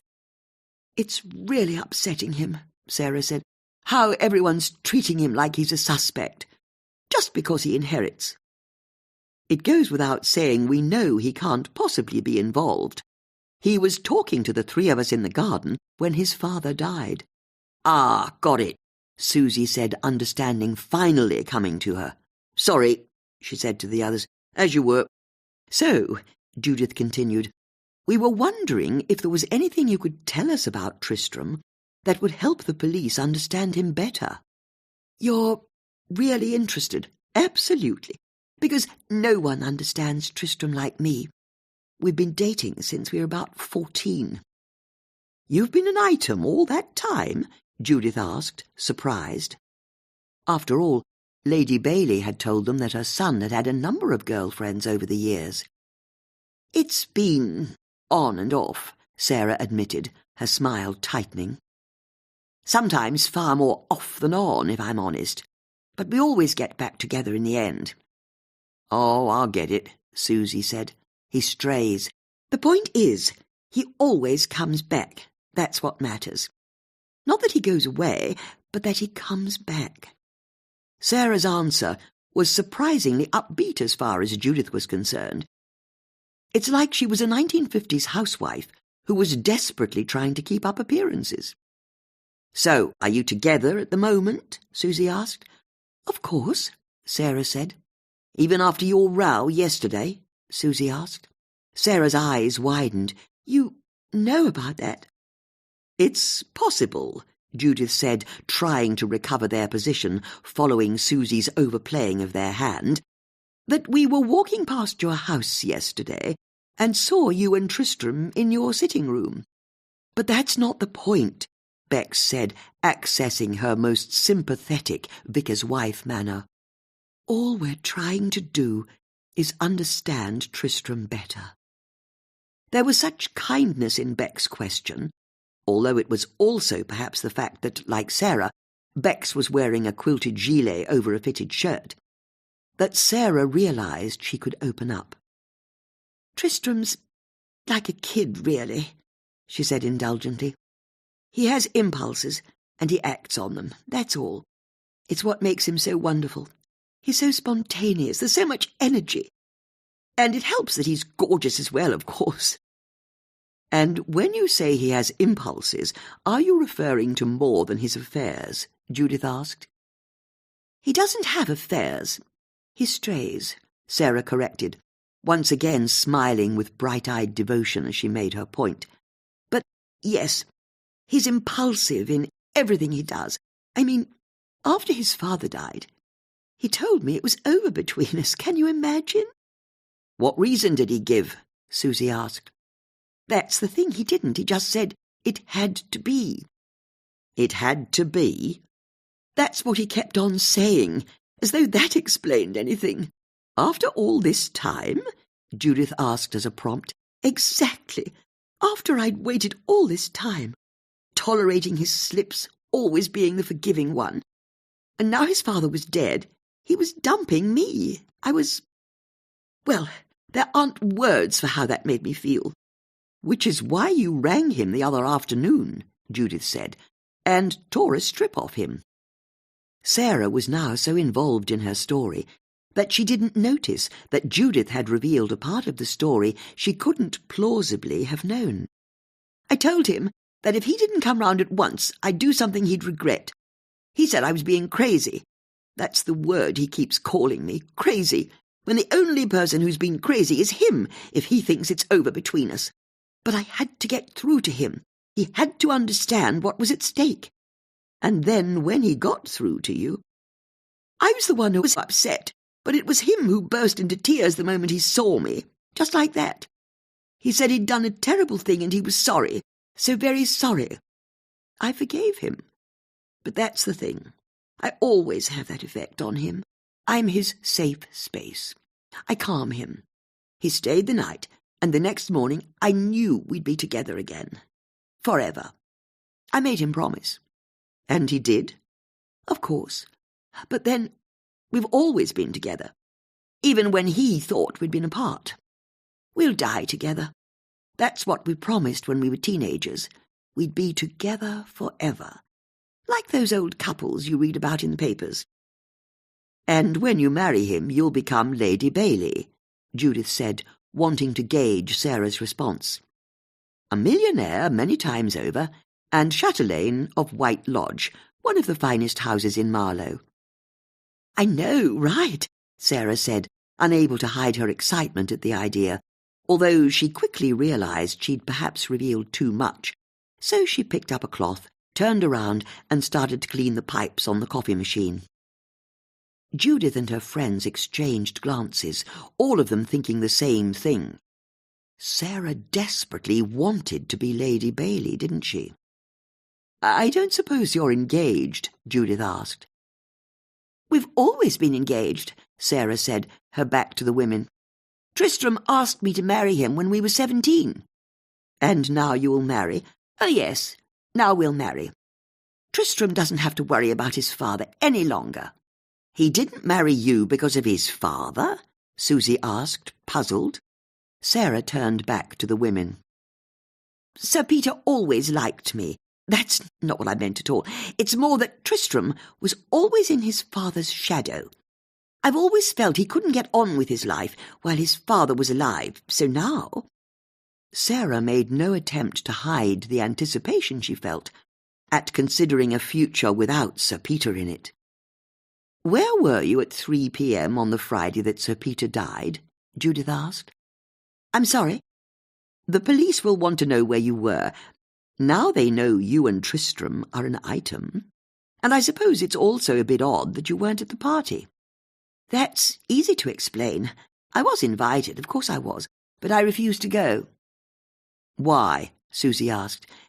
Because of how Sir Peter treats Tristram. Oh, of course, Judith said. He wasn't invited, so you wouldn't go either. Do you know, he never saw Tristram in a play, not once. He said what Tristram did wasn't a real job. This, coming from a man who's never worked in his life. But all that's going to change now.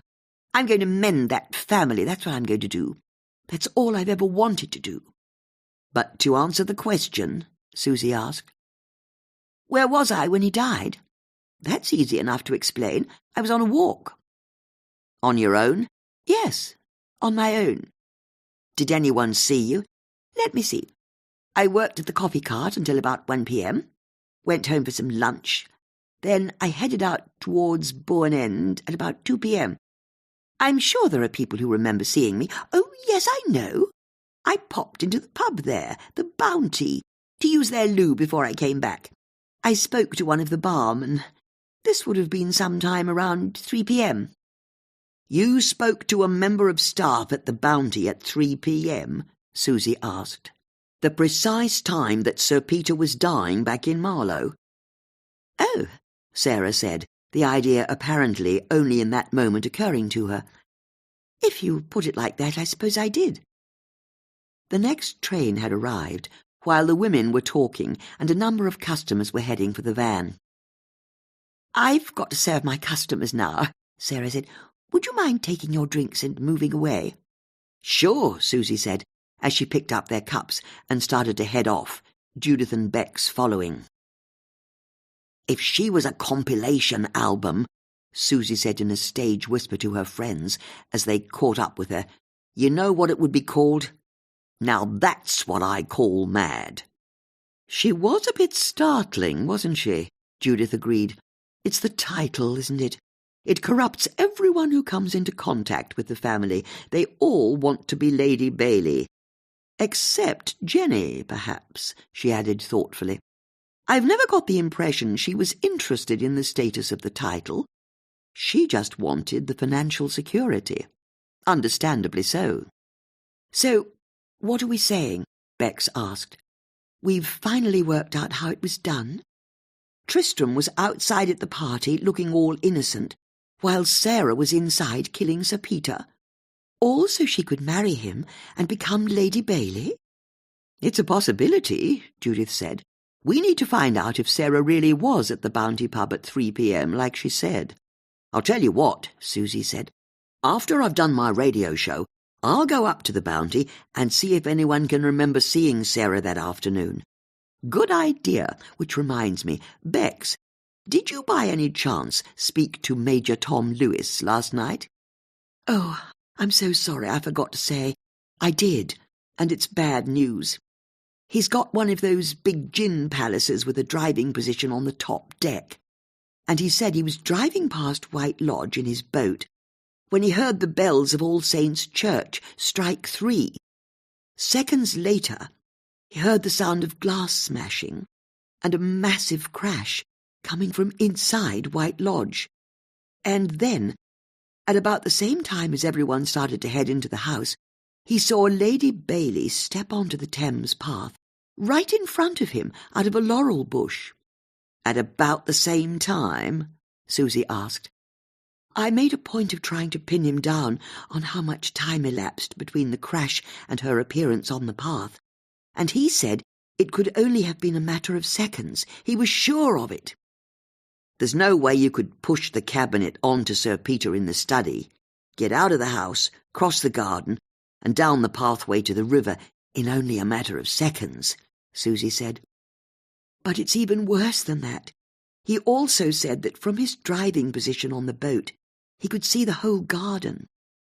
And after the crash, he only saw people head into the house. No one left the house and crossed the lawn to the hedge, least of all Lady Bailey.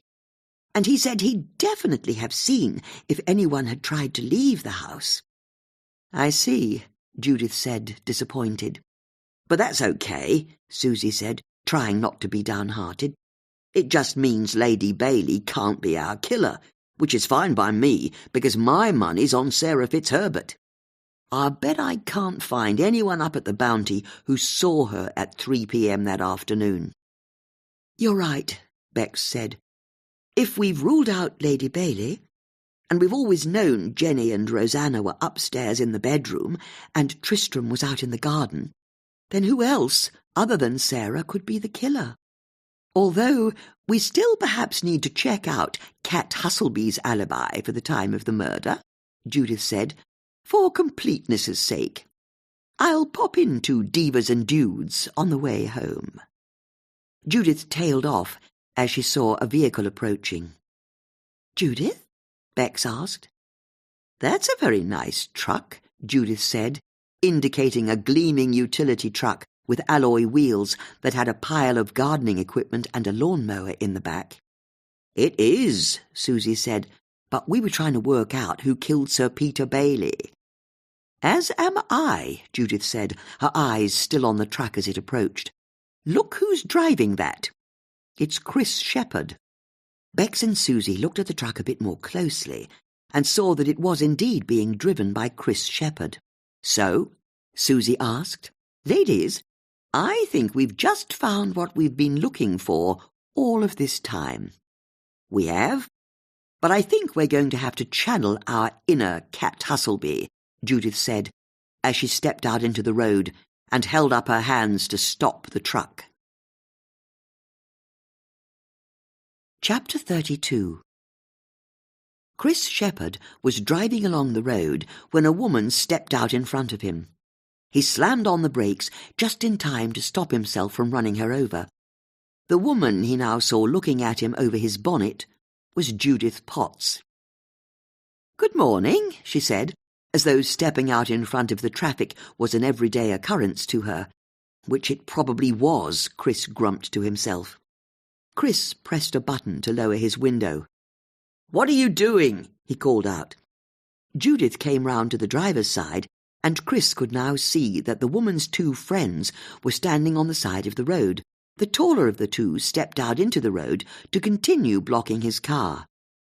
"Now that looks like a lovely truck," Judith said at the driver's window. "Can you get out of the road?" "Just one question. When did you get it?" "What sort of a question is that?" "When we asked Jenny Page about you, she said you drove an old truck that kept breaking down.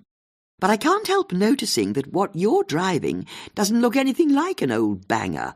So I'm thinking you maybe bought it as a Christmas present for yourself." "Can you tell your friend to get out of the way?" "Absolutely. Just as soon as you tell me when you bought this truck." "I don't have to tell you anything." "Susie, take down the number plate, would you? I'm sure we can look it up online." "What is this?" Chris said, looking in his rear-view mirror. A car had stopped behind him and was waiting for him to move off again. "When did you buy your truck?" Judith asked again. "It's an easy question." A second car pulled up behind Chris's truck. The first car honked its horn. "Those cars are getting very impatient." "All right, if it makes you happy, you're right. I bought it just after Christmas." "You did you? How very interesting." "Now I'm off to White Lodge. Some of us have jobs to get to." Chris revved the accelerator of his truck. Judith waved at Susie to get out of the way. Susie got the message sharpish and stepped back onto the pavement as Chris drove off, leaving Judith in the road. There was another beep on a horn, and with a start, Judith realized she was still blocking the traffic. "Sorry," she called and scurried back to her friends on the roadside. As the cars passed, Judith gave them a regal wave, revelling in having caused a bit of havoc. "What on earth was that about?" Bex asked. "Sorry, I didn't have time to explain, but don't you find it odd that a gardener would have such a smart truck?" "Sure," Susie said, "but he can spend his money on what he likes." "Oh, I quite agree with that. In fact, I'm grateful he has such expensive tastes. Come on." Judith led off down Station Road, her friends hurrying to catch up with her. "Where are we going?" Bex asked, having not really followed what had happened. "To the library, of course," Judith said, as though it were the most obvious answer in the world. Marlow Library was a converted early 20th century villa that had been extended at the back. As Judith and her friends passed through the white gloss doorway, they smiled a hello at the librarian and went past the children's books to the periodicals. "What are we looking for?" Bex whispered. "All of the recent local newspapers," Judith said. "In particular, their Cars for Sale sections since the 23rd of December. That's quite a specific date. I've got quite a specific theory. Remember, we're still looking for the £20,000 of cash that Sir Peter took out of his bank account just before Christmas." The penny dropped for Susie first. "You think he gave that money to Chris?" "I've no idea, but as far as I can see, there's only one person close to the family who suddenly spent a large amount of money since Christmas. I suggest we start looking." The women started going through the archive of local newspapers, and after a few minutes, Susie let out a delighted, "Ha!" "You've found the truck?" Judith asked. Susie looked at her friends as though she was surprised to see them. "No," she said, and then tore a page out of the paper. She folded the paper over and stuffed it into a pocket of her coat. She put her fingers to her lips, indicating that she didn't want the others to talk to her about it, and they all went back to looking for any advertisements for a truck for sale, although it took Bex and Judith a bit of time to get back into the task. What had Susie just torn out of the paper? As it happened, it didn't take them long to find what they were looking for. Most of the local papers only had a motoring section once a week, so there were only a few editions to go through since Christmas. They found the advert in the 10th of January edition of the Maidenhead Advertiser, a second-hand Ford Ranger truck that was for sale from a private dealer for £19,000. There was a number listed to ring, so Judith asked to borrow Beck's phone and dialed the number. "Hello," a man's voice said on the end of the line. "This is the Maidenhead police station." Bex and Susie looked at Judith scandalised, but she merely shrugged, as if to ask what else could she do. "Why are you ringing?" the man said on the other end of the line. "We are tracking a sum of money that we believe was procured through fraudulent means." "I've done nothing wrong. There's no suggestion you have. But can you confirm two small details? You sold a Ford Ranger truck a few weeks ago to a man called Chris Shepherd. Is that right?" "I did," the man said, eager to please. "And he paid in cash, didn't he? I've got the paperwork. It's all above board." "Can you please answer the question? He paid in cash, didn't he?" "He did." "Do you still have any of that cash with you?" "Mostly. I've not had time to take it to the bank yet," the man added.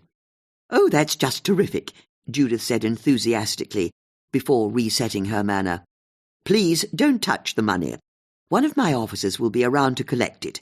We'll be in contact to arrange a time." Judith hung up, and Susie gave a big thumbs up. "You know it's illegal to impersonate a police officer," Bex said. "I didn't impersonate a police officer," Judith said, pretending to be offended. "But I heard you, and you used my phone. If the police trace that call, they'll think it was me." "You worry too much," Judith said. "In this instance, I don't think I'm worrying enough. We both heard you. You impersonated a police officer." "I didn't.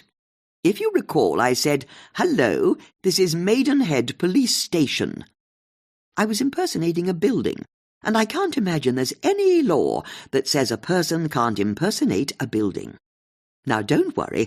Tanika will be able to sort it out when we tell her.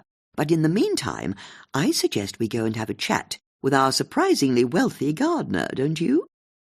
Susie drove her friends over to White Lodge, where they found Chris raking up leaves by the tennis court. "Hello again," Judith said cheerily. Chris looked up as the women approached, but didn't answer. He just kept on raking. "The question I want to know is, how did you get the money out of Sir Peter? What leverage were you able to use?" Chris bent down, got up 2 bits of cardboard, and carried a handful of leaves over to his wheelbarrow. "And something else as well," Judith continued. "How did you even begin to set up a dodgy phone number registered to... where was it?" "Bantiti," Susie said confidently. "No, that's not right. Bantutu? Vanuatu. That's it. Thank you, Susie," Judith said before turning back to face Chris. "I suppose it doesn't matter how you did it, but using that phone to hide your identity, you asked for cash from Sir Peter on 4 separate occasions for a total of £20,000.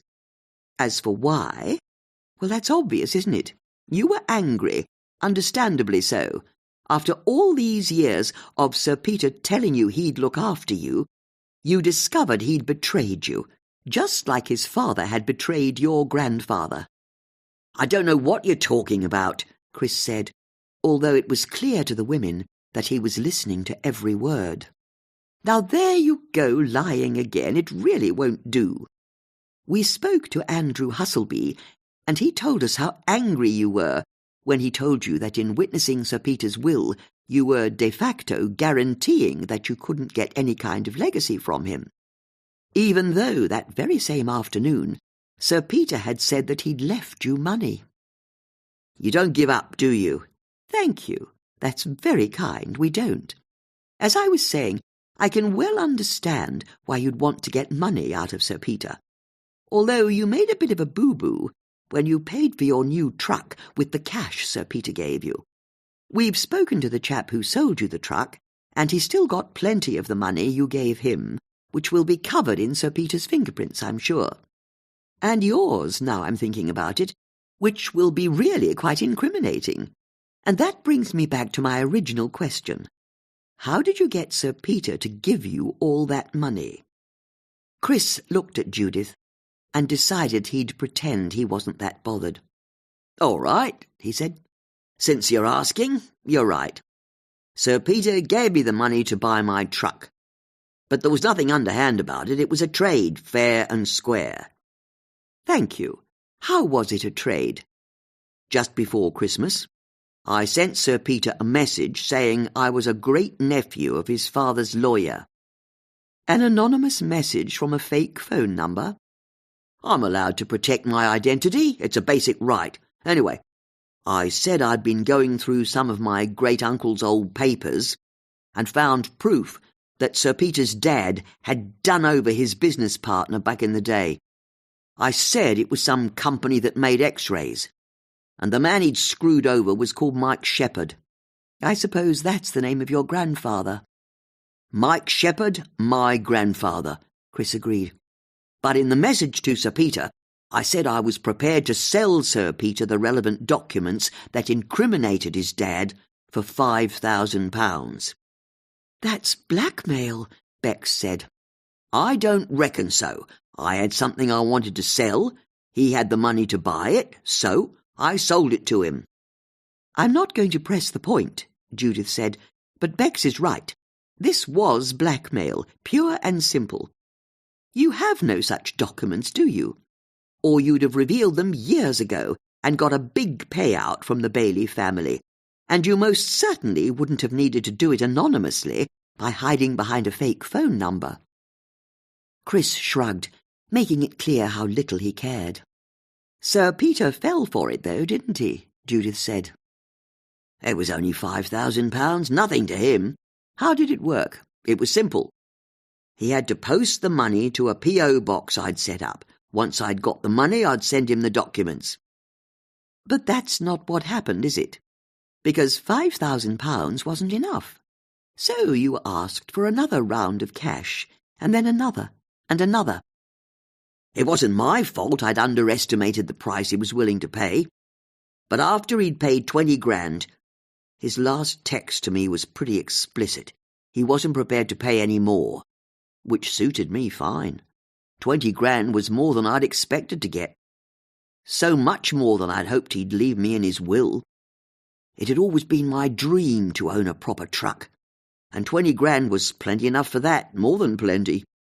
Chris couldn't stop himself from smirking. What you did was illegal, Bex said. Was it, though?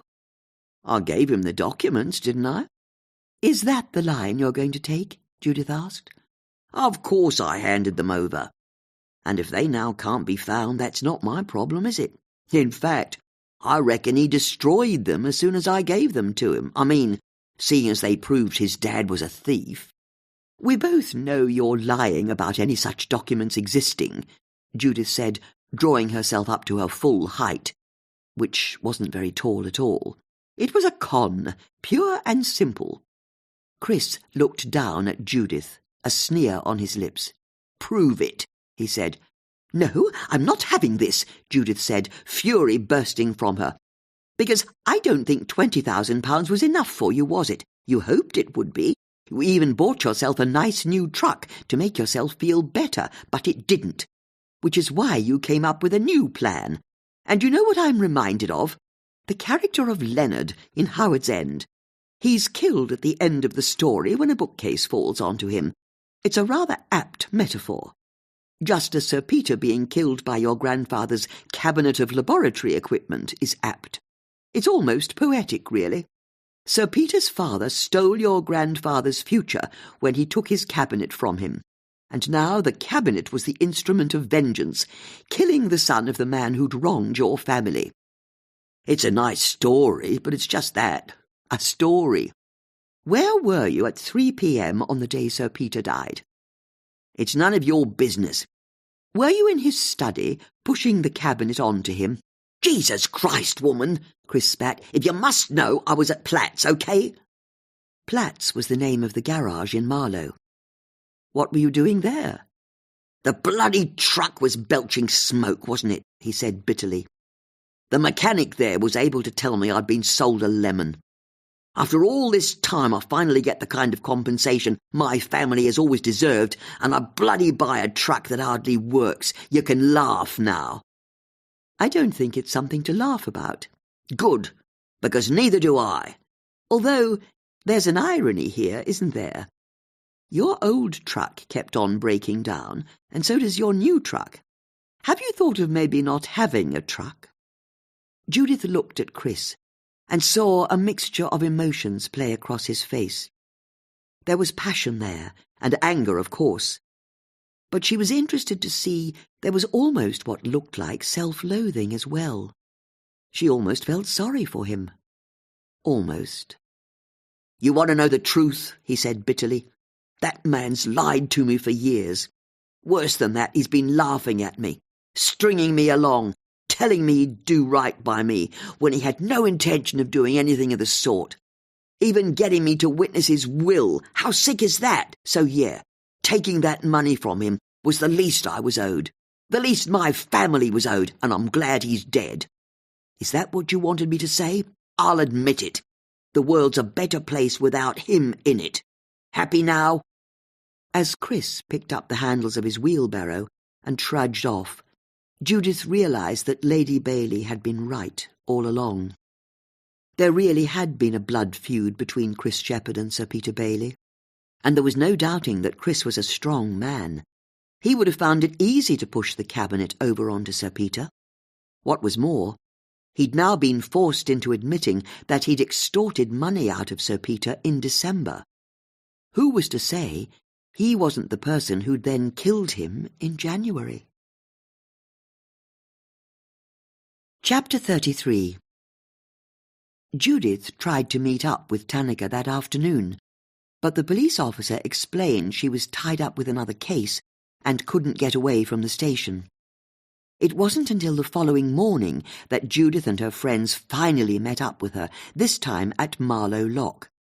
They updated Tanaka on what they'd learned from Sarah Fitzherbert, and how they'd finally found out that it had been Chris Shepherd who'd extorted £20,000 out of Sir Peter. "I don't know how you do it," Tanaka said in admiration, once the women had finished. "It helps that we're working on the presumption that Sir Peter was murdered," Judith said. Tanaka sighed. "I know. D.I. Hoskins is still insisting our resources are better spent elsewhere. But surely he changed his tune when he found Sir Peter's will torn up and buried in a load of compost. That's the thing. He's a very stubborn man. As far as he's concerned, until someone can explain how Sir Peter was killed inside a locked room, it can't have been murder. By the way, have you made any progress on that?" "No, none at all," Judith said, although Jenny had an idea. She was wondering if, in all the commotion, Sir Peter was actually still alive after they pulled the cabinet off him, and she failed to find a pulse. It would have allowed Tristram to come in after we'd cleared the study of people, and then kill him, long after we all thought he'd died. It would explain how Sir Peter was found inside a locked room. It was Sir Peter who locked it, and put the key in his pocket. "It's a great theory," Tanaka said. "Sadly, it won't wash. After the crash, how long did it take for you to break into the room?" "A few minutes, I reckon," Susie said. 4 or 5, I'd imagine." "Well, I can tell you the post-mortem said Sir Peter died from his wounds in a matter of seconds. There's no way he could have clung on to life for the 4 or 5 minutes it took you to break through the door. If Sir Peter's heart had been beating through all that, no matter how faintly, the distribution of blood within his body and external bruising would have looked completely different. The pathologist would have been able to tell that Sir Peter's heart had continued to beat for all those extra minutes. It wasn't just those 4 or 5 minutes either, Judith admitted. It then took us a good minute or so to clear the room, and I then loitered a few minutes more, having a look around and a bit of a chat with Susie. Then that's that, Tanaka said. There's no way Tristram could have killed Sir Peter after you all left the room. I'm sorry, but there's only one explanation that fits the post-mortem. Sir Peter looked dead on the carpet when you broke into the study, because he really was dead. But that means the killer managed to vanish from a locked room, Bex said, which is impossible, she added. and even she seemed to realise that this was hardly a point that needed making. "Although there is another explanation, isn't there?" Tannika said, "unpalatable though it is." "Don't say it," Judith said, a warning tone to her voice. "Look, I agree Sir Peter's life was complicated. As you found out, there's a gardener blackmailing him for crimes committed by his father, an ex-wife about to lose her fancy title who was stalking him in the bushes, and a firstborn daughter who got nothing in the will and was hiding in a wardrobe upstairs. Added to all that, we've got Sir Peter's fiancée, who was about to become seriously rich, so she's lost everything, and of course a second-born son who, every time we uncover new evidence, seems to appear even more guilty." "Please don't say it," Judith repeated. "Did you manage to get any fingerprints from the torn-up will we found in the compost?" she asked, wanting to distract Tannika from her main point. Tannika sighed. "D.I. Hoskins didn't want the pieces of paper tested, but I convinced him it would look bad if he didn't. He had the last laugh. We were able to lift partial fingerprints from the paper, but they matched the fingerprints of Sir Peter, Andrew Husselby and Chris Shepherd, and no one else. The only 3 people who'd been involved in creating the will were the only 3 people whose fingerprints were on it, as you'd expect, which once again proved that Sir Peter hadn't been murdered as far as D.I. Hoskins was concerned. But the thing is, what if he's right?" "You said it," Judith groaned. "I know it feels wrong after all this time, or seems unlikely, but how can it be any more unlikely than any of the other scenarios?" "How could his death be an accident?" Judith asked indignantly. "Jenny said Sir Peter kept things on top of the cabinet," Bex said. "That's really not very helpful," Judith said. "I'm sorry, but she did," Bex continued. "She said he'd once kept chocolate oranges up there. I only mention it because I've been thinking about that a lot. How he kept things hidden on top of his cabinet. Because we know Sir Peter's will wasn't in his safe when you opened it. You said yourself the safe was empty. So what if his will wasn't there because he'd hidden it on top of the cabinet, and he was trying to get it down after his argument when he pulled the cabinet onto himself?" "That's actually quite a good theory," Susie said. "No, it isn't," Judith said, exasperated. "If he'd been reaching for his will when he died, why didn't we see it near his body?" "Seriously?" Susie said, not that bothered. "In all the drama of finding his body, would we have even noticed it?" "We might not have done," Bex said, testing the idea and finding she liked it. "But Tristram would have, wouldn't he? And maybe he quietly pocketed it before later shredding it on his way out and hiding it in the compost heap." "That's a plausible story," Tannika said. "Above all, it explains how Sir Peter was found behind a locked door, the only key to the room in his pocket." "Look," Judith said, but her friends could see that she was extemporizing. "We shouldn't get too fixated on this locked door. What if there was more than one key? That could explain how the killer locked the door from the outside with his copy of the key, while he left the original key in Sir Peter's pocket." "Sadly," Tannika said, "that's just not possible. Before I was taken off the case, I got the lock in the door taken apart. There were no shavings or filings from any modern metal found inside the lock anywhere. There really was only one key to that room, and it was found in Sir Peter's pocket." Judith pursed her lips. Much as she wanted to disagree with what Tannika was suggesting, she had to admit that the police officer's version of events had a certain logic to it. "No, I'm not having it," she said, realizing she was in danger of allowing herself to be seduced by the easy option. "Right from the start, Sir Peter's been my client. He hired me because he knew his life was in danger. Did you ever find out what poison was in the cabinet?" she asked, realizing there was still another lead that might yet prove how Sir Peter was murdered. "That's also a dead end," Tanica said. Officers logged everything that fell from the cabinet, and there was no cyanide in a bottle or a label or anything resembling any kind of poison on the carpet. So, somebody took it out of the room before Sir Peter died, Judith said, re-energized. And you have to ask, why would someone want to take a bottle of poison out of a room unless they were up to no good? Judith, Tanica said tolerantly, maybe there was no poison in the study because Sir Peter disposed of it after his argument with Tristram last year. Or maybe Chris Shepherd wasn't telling the truth, Bex offered. After all, we know he blackmailed Sir Peter out of 20 grand. Why should we believe him when he says Sir Peter and Tristram's argument was about cyanide? And he's the only person we've spoken to who's mentioned any kind of poison. The whole thing could be made up. Judith didn't immediately have an answer to that. I know this is so very disappointing, Tanica said, but I think we're going to have to start imagining that Sir Peter's death wasn't murder. I refuse to believe it, Judith said. I simply refuse. I understand. It's hard sometimes. You've spent so long presuming Sir Peter must have been murdered and done so brilliantly at uncovering all the goings-on at White Lodge.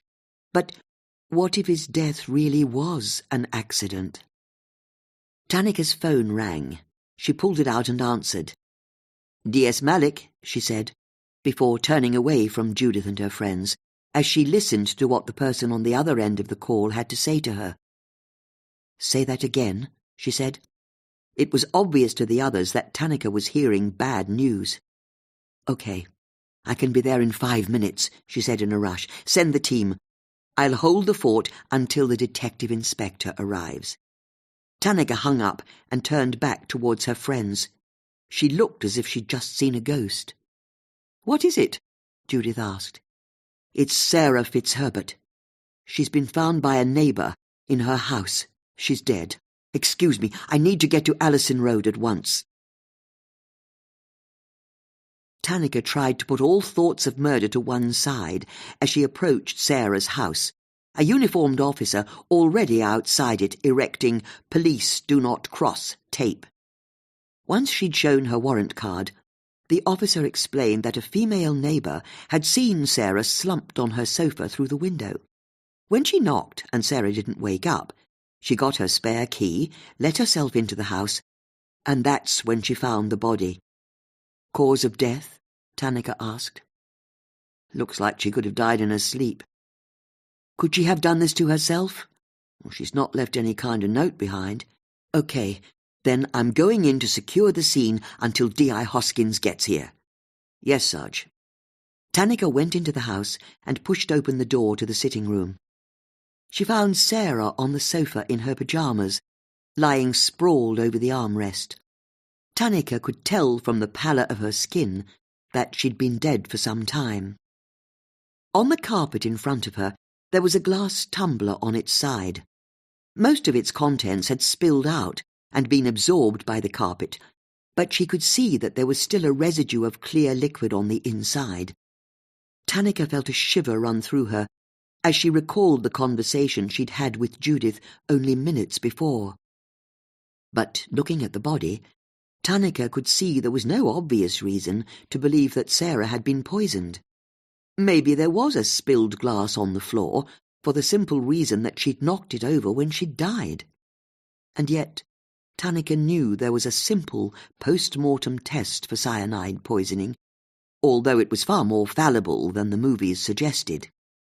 In about 1 in 3 cases, it's possible to smell the scent of almonds from the deceased's mouth, although the rest of the time there's no smell at all.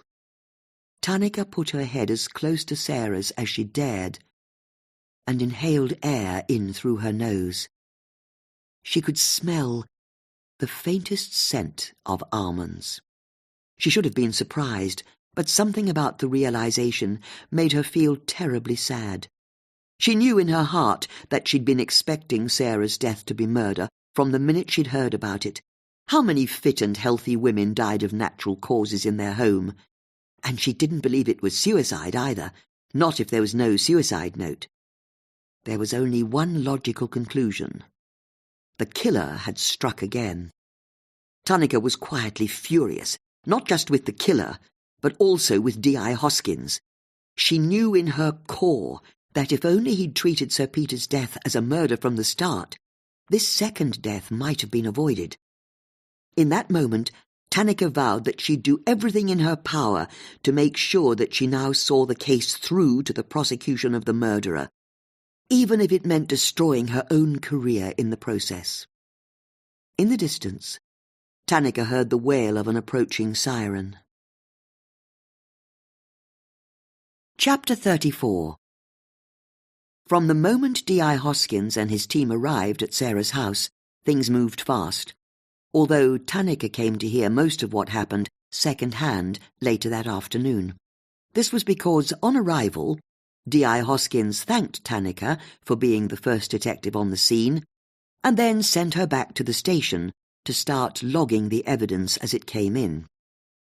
It was after 1 a.m. when Tunica was finally allowed to leave. She knew that her husband and daughter would be warm in their beds, fast asleep. She couldn't wait to get home to them. And yet she sat at her desk, almost too tired to get out of her chair. But it was so much more than that. She felt ashamed. She knew that if they'd made different decisions, there was a good chance Sarah would still be alive. Tunica said good-night to the officers who were going to be working through the night and headed down the staircase to the main exit. But as she reached the ground floor, instead of going through to the reception area, she clanked the fire exit open and went out the back of the building. It was freezing outside, but Tunica was buoyed by the clear sky and sparkling stars, and the memory that she'd made a very important phone call to Judith Potts from the exact same spot the year before. She knew what she had to do. She got out her phone and dialed a number. The person on the end of the line didn't pick up.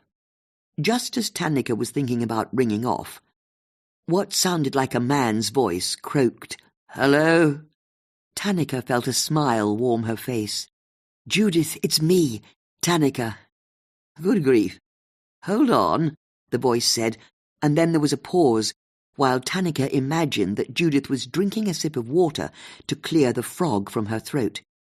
She was half right, as Judith was certainly taking a sip to loosen her voice, but it wasn't water that was in the glass on her bedside table. "That's better," Judith said, her voice now far clearer. "Are you all right?" "I'm fine. Bex and Susie? Don't worry, everyone's well. I just wanted to update you on the Sarah Fitzherbert case." "I'm all ears," Judith said without missing a beat. "You'll be pleased to hear that following her death, D.I. Hoskins has brought Tristram Bailey in for questioning. He's being held in the cells, pending charge." "You think he killed her?" "Sarah Fitzherbert was killed by cyanide poisoning, and we found residues of cyanide in the glass she drank from before she died." "It's the missing poison!" "That's what I told D.I. Hoskins. To his credit, he's listening." "He thinks both deaths are linked?" "Finally. Then what about the bottle the cyanide came from? Have you been able to find it?" "Not yet, but we've an officer searching Lady Bailey's house and Tristram's car as well." "Lady Bailey won't like that." "I believe she's made her feelings known." "Then what about Tristram? Has he confessed?" "Not yet. He's denying he had anything to do with her death. How's he acting?" "I've not been in the interview room with him, but I watched the video feed. If I'm honest, he's acting like someone who's just discovered that his girlfriend has died. He's shocked, unable to string together any coherent thoughts. He's a mess. Unless the whole thing's an act, of course. He is an actor, after all. However he's acting, the physical evidence is pretty incriminating. His fingerprints are all over the glass Sarah drank from before she died, as well as Sarah's fingerprints, of course." "That's fantastic news. So, what do you think happened?" "If you ask D.I. Hoskins, Sarah's murder makes no sense, especially now we know she was Tristram's girlfriend. But that's not your take on it. No. I think it's possible to imagine that Sarah was involved in the murder of Sir Peter. Yes, that's what we've been thinking. She was desperate to marry Tristram. She made that very clear to us when we spoke to her. She would have done anything for him. Even commit murder? Very possibly. There was enough at stake. All it would have taken was Tristram spinning her a tale that they'd get married the moment his dad was out of the way. And I remember Lady Bailey told us the curtains were drawn on the study window before Sir Peter died. So what if they were drawn because Sarah was already in there hiding, and she didn't want to be seen by anyone outside? Then, while her boyfriend was outside the house establishing a very public alibi, she waits until Sir Peter comes in and pushes the cabinet onto him. How did she get Sir Peter to go into the study? Maybe she just called him in. The only other people in the house were Jenny and Rosanna, and they were both upstairs. They wouldn't have heard. So, what are you saying? Sarah got Sir Peter to stand in front of the cabinet? That wouldn't have been too hard. Oh, Sir Peter, I'm trying to get this object off a high shelf. Can you help me? And then, as he's standing there, she pushes the cabinet onto him, assuming she had the strength to get it to fall over. I'll tell you what I can't make sense of, Tannika said. If we're linking this back to Sir Peter's death, his murder, Judith corrected. Of course, sorry, his murder. It's all connected to his wedding, isn't it? It can't be a coincidence that he died the day before he was due to marry. Agreed. Unless it was done as a massive misdirection, of course. After all, correlation isn't causation. Maybe the killer killed him the day before his wedding because he knew the timing would make us think Sir Peter's death was related to his marriage, when it wasn't at all. It's possible, Tannika said, although she didn't sound very enthusiastic. Nonetheless, considering the timing, it's far simpler to presume the murder was connected to the wedding. And this is what I don't get. Why make it so elaborate? Go on, Judith said. If you wanted to kill Sir Peter, you could just put a pillow over his head in his sleep. Maybe, but you'd have had to get past Jenny. Okay, then how about you wait until Jenny's out one day and shoot him, making it look like a burglary gone wrong? Why go to all the effort of killing him inside a locked room at a party the day before his wedding? So, let's think about this. Jenny's in the clear, because she was upstairs when Sir Peter was killed. We all saw her. And Rosanna was in the same bedroom as well, so she also can't be the killer, even if she was hiding in the wardrobe. Then, if we're to consider other people who might have benefited from Sir Peter's death, Tristram was outside in front of all of us, and didn't go back into the house until we all did. As for Lady Bailey, you should know that Bex has now spoken to Major Tom Lewis, who was passing on his boat at the time. He swears that Lady Bailey appeared on the Thames path mere seconds after the crash, and that he would have seen anyone leave the house and cross the garden at the side of the house. She's in the clear as well. Then what about Chris Shepherd? After you went to Sarah's house this afternoon, I went on a little bike ride into Marlow. My first stop was Platt's garage, where I spoke to a nice mechanic who confirmed that he'd spent all that Friday afternoon with Chris fixing his truck. He also said that the truck was a terrible purchase, which was at least partially gratifying. But there are dozens of people at the company who'll swear Chris never left that afternoon at any time. He can't be the killer any more than any of the others can be. I also popped in to see the lovely woman who runs Divas and Dudes hairdressers. Why? To check up on Cat Hustleby's alibi as well, just in case, for some reason, she'd been in the study killing Sir Peter, either for Rosanna or for some other reason yet to be established. But the owner of the salon said that on the afternoon that Sir Peter died, Between the hours of 2 and 5 p.m., she was cutting and colouring Kat's hair. Which is all a way of saying that everyone who might have wanted Sir Peter dead has a proven alibi for the time of the murder. They're all in the clear, except Sarah Fitzherbert. You told me she was at the Bounty at the time. That's what she told us, but I don't think she was. Susie took her dogs up to the Bounty this afternoon. She couldn't find any members of staff who remembered seeing Sarah at 3 p.m. on the day that Sir Peter was killed. She was lying to you? That's how it's looking. There's one more person who was working that day, who wasn't there for Susie to talk to today. But assuming they also didn't see her, then that's no one in the whole pub who can confirm that Sarah was at the Bounty when Sir Peter was killed. And that's surprising, isn't it? You'd have thought someone would have remembered seeing her. But they don't, because she was in the study committing murder, Tannika said, testing the idea. You're amazing, Judith, because it all makes sense now, doesn't it? Sarah killed Sir Peter so she could marry her boyfriend Tristram and inherit the title, the house, and all the money. But Tristram was just using her, and once she'd done his bidding, he killed her to make sure she could never reveal his role in his father's death. Actually, this fits with what Chris Shepherd told us. He said that Tristram wouldn't have the gumption to push a cabinet over, whereas I can well imagine a self-starter like Sarah doing exactly that. And then, as Chris said, Tristram was very happy to take the coward's option and use cyanide to kill Sarah. I'll get an officer to go to the Bounty tomorrow to interview that last member of staff. Make sure he or she didn't see Sarah Fitzherbert in the pub when Sir Peter died. Good idea, Judith said.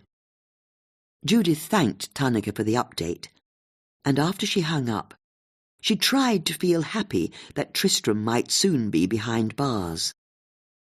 But it didn't feel quite right to her. There was still plenty about the case that remained unsolved, not least, if Sarah were the killer, how she then managed to get out of the locked room afterwards.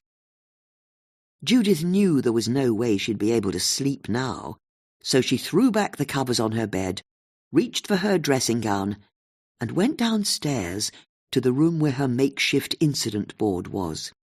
Looking at it, she knew it would need updating, and all the new facts would need cross-referencing with what they already knew. It was going to be a long night. Chapter 35. By morning, Judith had updated all her index cards and deployed even more connecting wool and pins on the board.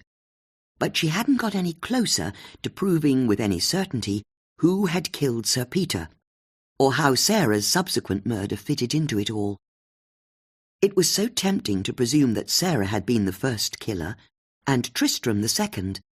But Judith couldn't see why Tristram would have been so stupid as to leave his fingerprints on the glass Sarah drank from, unless it was a mistake.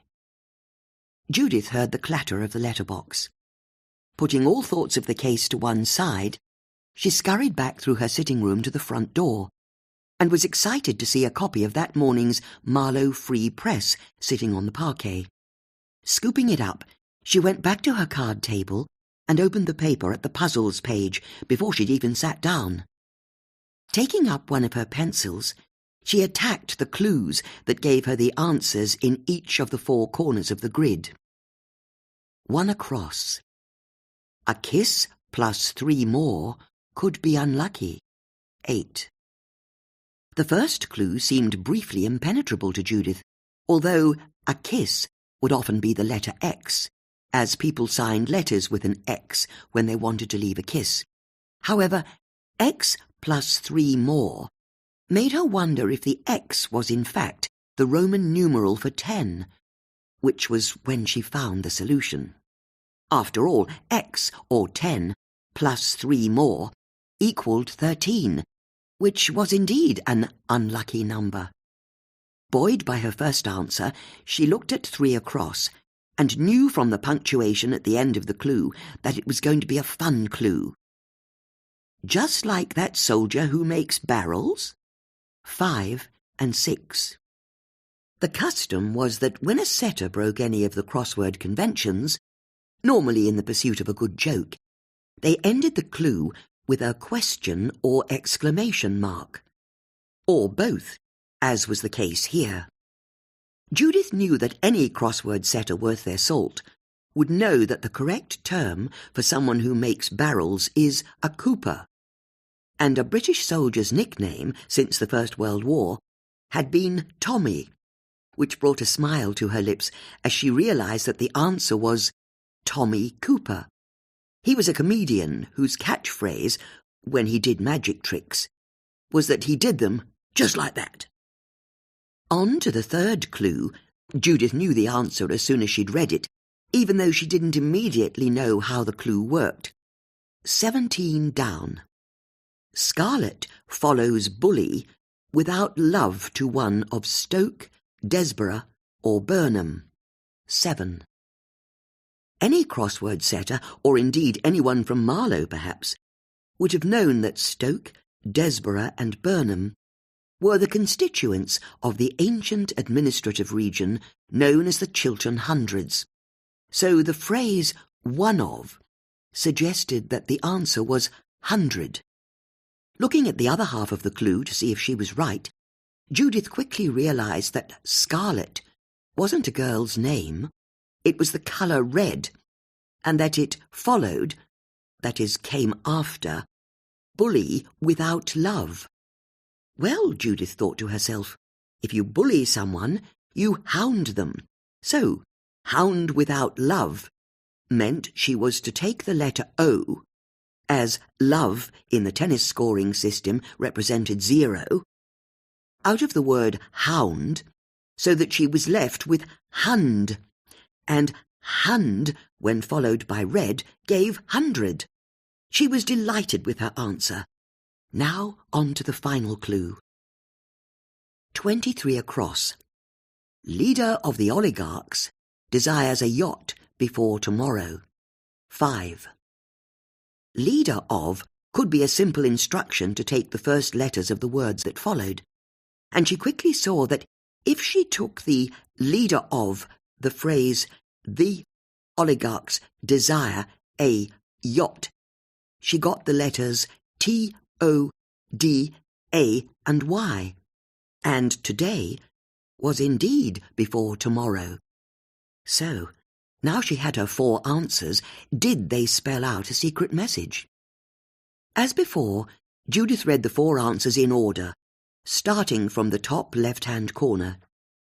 She got 1300 today, Tommy Cooper. 1300 today was easy enough to understand. It was suggesting a meeting at 1 p.m. today, the day the paper was published. But Tommy Cooper? But then, thinking about it logically, Judith noted that it had always been the word in the corner of the grid that was part of the message, which would suggest that she could ignore Tommy, and it was only Cooper that meant anything. There was a coffee shop on the industrial estate called Cooper's, wasn't there? With a thrill, Judith realized that the mystery crossword setter would be at Cooper's coffee shop at 1 o'clock that day. And this time she wouldn't fluff it. She was going to find out what on earth was going on. But first, she still had a double killer to catch, or double killers. And she'd already decided how she was going to do it. "I've brought a carrot cake," Bex said, as she entered Judith's incident room, "and a separate pot of the icing. There's never enough icing." "That's lovely, thank you," Judith said, as she showed Bex to a little occasional table she'd set up, where Susie was already waiting with a pot of tea, some cups and saucers, and side plates. "I knew you'd bring something," Judith said. "I've already got out the plates." "I've not got long," Susie said. "I need to get to the radio station in a bit." "And the Rotary are holding a soup and bread lunch at the Elgin Halls at midday," Bex said. "I'm helping out." "Of course," Judith said. "As it happens, there's somewhere I need to be at 1 as well. But until then, I thought it would be instructive if we went through everything we've learned." "Everything?" Susie said, checking her watch. "As much as we've got time for. Because now we've got a second murder, we need to go back over the facts we know and check to see if they're still true." "But we know who the killers are. Sarah killed Peter, and then Tristram killed Sarah." "I don't know," Judith said. "I still find it interesting that no one mentioned Sarah's name before we uncovered her existence.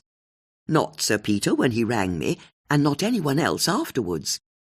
"They didn't think she was involved," Susie said. "Why should they mention her?"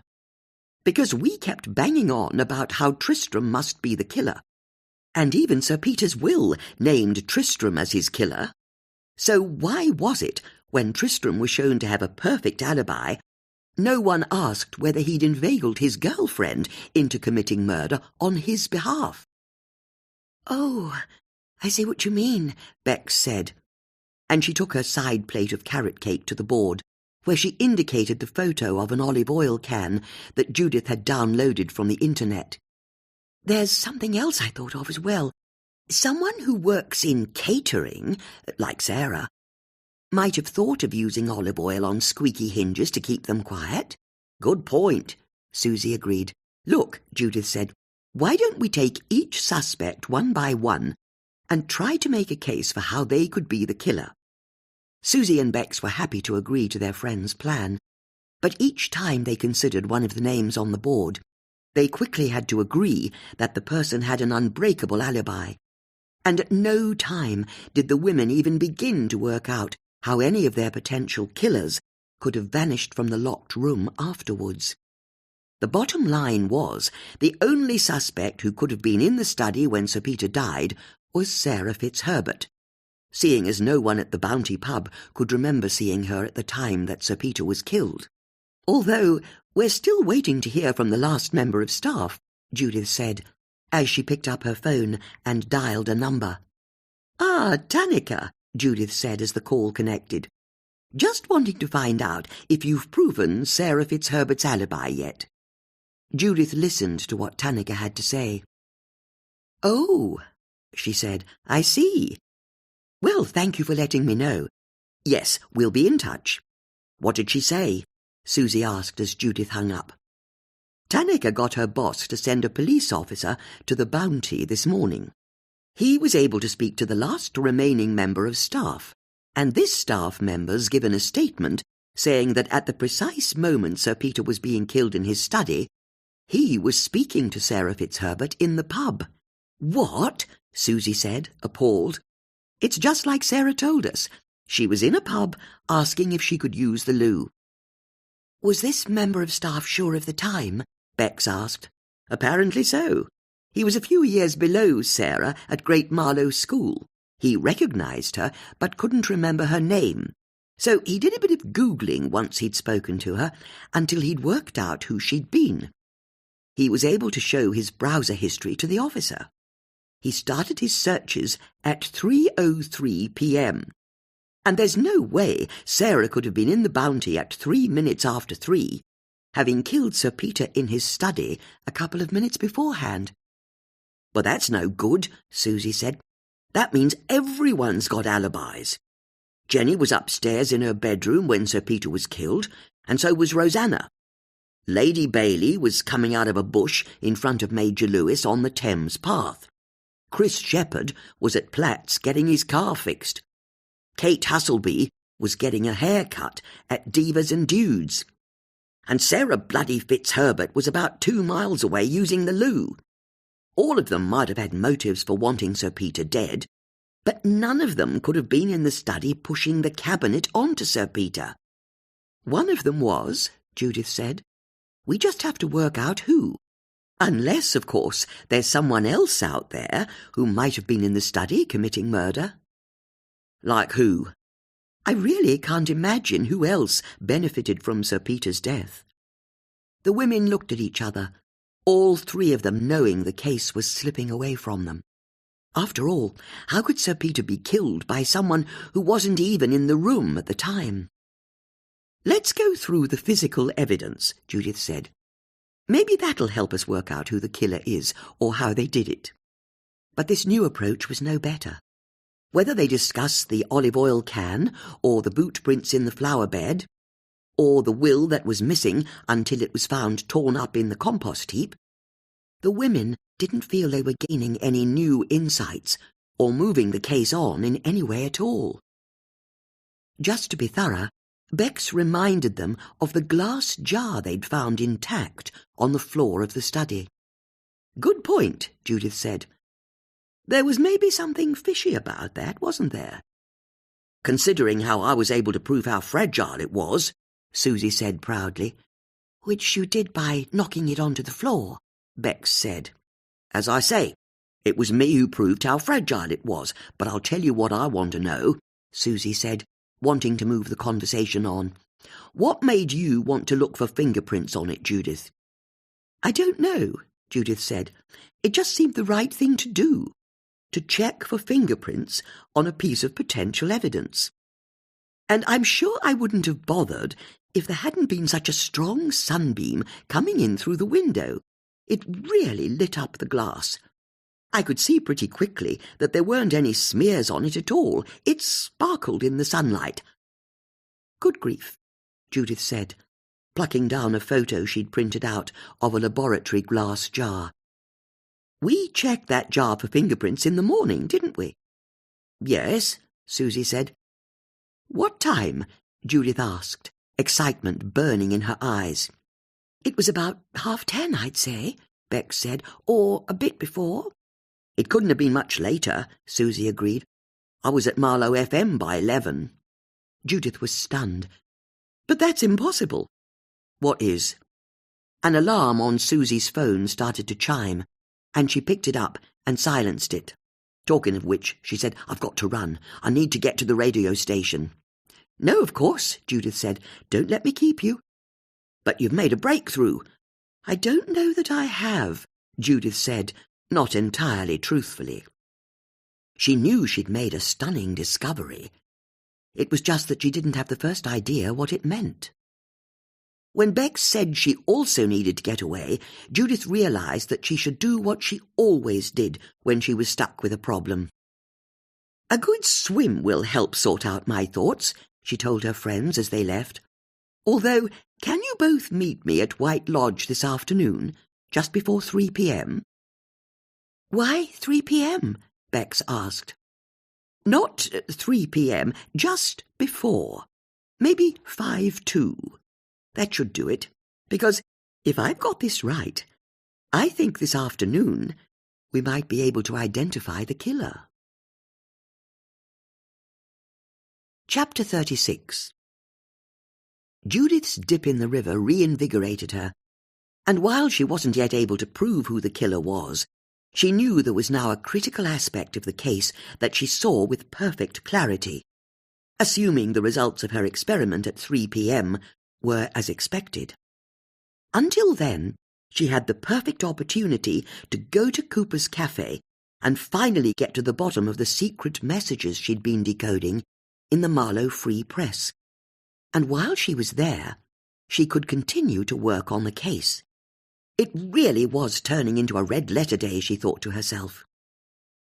Cooper's served the commercial estate near Susie's house, and was built into a red brick unit in a drab sequence of commercial units. Inside, it had been transformed into a funky bar with comfortable sofas by the door, the rest of the space filled with metal-framed tables and chairs. Low-wattage industrial lights hung from the ceiling. As was typical, the owner's dog, a black Labrador, was asleep on one of the sofas, and the rest of the place was full of a mixture of workers, students, walkers, and young parents, all looking for somewhere to get their caffeine fix. Judith saw a table in the corner and took a seat. When the waiter came and took her order, she asked for a peppermint tea. But seeing as the coffee at Cooper's was the best in Marlow, it seemed a waste not to have one, so she changed her order to a lovely latte with full-fat milk, and maybe she could have one of their sausage sandwiches. It's not that Judith was hungry, but she needed to place a big enough order to wait until 1 p.m, she knew. and a slice of the millionaire's shortcake she'd seen on the counter as she walked in would help sell her cover story even further. Judith was struggling to concentrate on the people in the cafe as her mind continued to bounce around the case like a ball in a pinball machine. But she kept telling herself that she wouldn't know if she were right until 3 p.m. She had to be patient. And, most importantly, she didn't want to miss Higginson through being distracted. She made herself look around the room, and as the clock ticked ever closer to 1 p.m., she could feel her excitement mounting. Was there a secret drug dealer in the crowd, as Susie believed? Or someone shifting secret contraband of some sort? Or, and this was where her money was, having an affair? In particular, Judith scanned the faces of the 3 people who were sitting at tables on their own. There was a student wearing headphones who was typing at her laptop, a male dog walker in his 50s, eating lunch with his golden retriever at his feet, and a woman in her 60s who was dressed for a winter walk, but was also reading an old book, a cup of coffee on the table getting cold in front of her. Judith had an instinct that the woman reading the book was the person who'd set the clues. There was an air of waiting about her. That's when the old man Judith had seen last week on the bench at the skate park shuffled in, his tweed hat on his head, his thick scarf wrapped around his neck, his hands hidden inside calfskin gloves. Judith was stunned. The old man's appearance couldn't be a coincidence, but was this really Higginson, the person behind the secret messages? Judith watched the man go up to the counter and order a cup of tea. He then took it to a table in a quiet corner. Judith knew it was time to act, but first she just wanted to finish her shortcake, so she wolfed the last piece and munched it as she crossed the cafe to finally meet her nemesis. "Mr. Higginson, I presume," she said, as she reached the table and sat down. Now that she was up close, Judith could see that the man was in his late 80s, had wispy white hair and the most startling blue eyes. He'd have been a looker back in the day, Judith knew. "Who are you?" the man stuttered. "You've led me a merry dance," Judith said. "I'm sorry. I really don't know what you're talking about." "You're not getting rid of me that easily. You're Higginson, the crossword setter for the Marlow Free Press, aren't you? I saw you at the skate park last week. At the exact time, the answers to the 4 corners of the puzzle said someone would be there. I then saw you meet a woman on the park bench, and if I'm not much mistaken, you're meeting the same woman today, or perhaps a different one. I wouldn't want to presume." As Judith was speaking, she saw the woman whom the man had met at the skate park enter the cafe, go to the counter, and talk to the waiter. "No, I was right the first time. The same woman. Now, I don't want to judge. I'll be the first to admit it's none of my business. But you can't leave a trail of breadcrumbs like this and not expect me to follow it. And if you're not going to say anything, that leaves me presuming that the woman who's about to walk over here, as both you and I know she will, is someone you're romantically entangled with, which, and I really can't state this enough, is none of my business, but it's why you have to meet secretly, isn't it? I imagine you can't let your wife know." As the woman started to come over with her cup and saucer of tea, the man finally found some confidence. "You're right about one thing," he said. "I'm romantically entangled with her. But my wife doesn't mind." "Huh! That's what all men say. Really, she doesn't." The woman slowed as she saw Judith already at the table. Now she was close up. Judith could see that the woman was also in her 80s, had a smart haircut, and there was an air of intelligence about her, like one of the female dons who used to teach her at Oxford, Judith thought. "Hello," the woman said, and Judith noticed that she didn't seem at all bothered by her presence. "Hello," Judith said. "I'm afraid we've been rumbled," the man said to the woman. "Oh, well," the woman said, "I suppose that's always been the risk. Mind if I join you?" Of course, Judith said, now feeling out of her depth. What on earth was going on? The woman put her tea down, got a chair from a nearby table, brought it over and sat down. "Hello, dear," she said to the man with a smile. "Hello, dear," he said back, and then they both looked at Judith. "Why is it that you're organising secret meetings, but I'm the one who feels in the wrong?" Judith asked. "I suppose I should be flattered," the man said. "At least you do the crossword each week." "Of course I do. I'm Pepper. I'm sorry. I also set crosswords. My nom de plume is Pepper." The man was delighted. "Oh, you're Pepper?" "It's a pun on my surname. I'm Judith Potts, Pepper Pot." "Your cluing is wonderful. It's very kind of you to say, and I very much enjoy your work."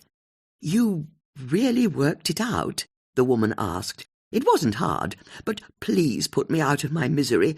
What is it that I've worked out? Why all the cloak and dagger?" The man turned to the woman and took her hand in his. "She thinks we're having an affair," he said to her. "How wonderful!" "You aren't?" Judith said. "Oh, no," the man said. "But I don't understand. You said you were romantically entangled." "We are," the woman said. "You see, we're married." This was just about the last thing Judith had expected to hear.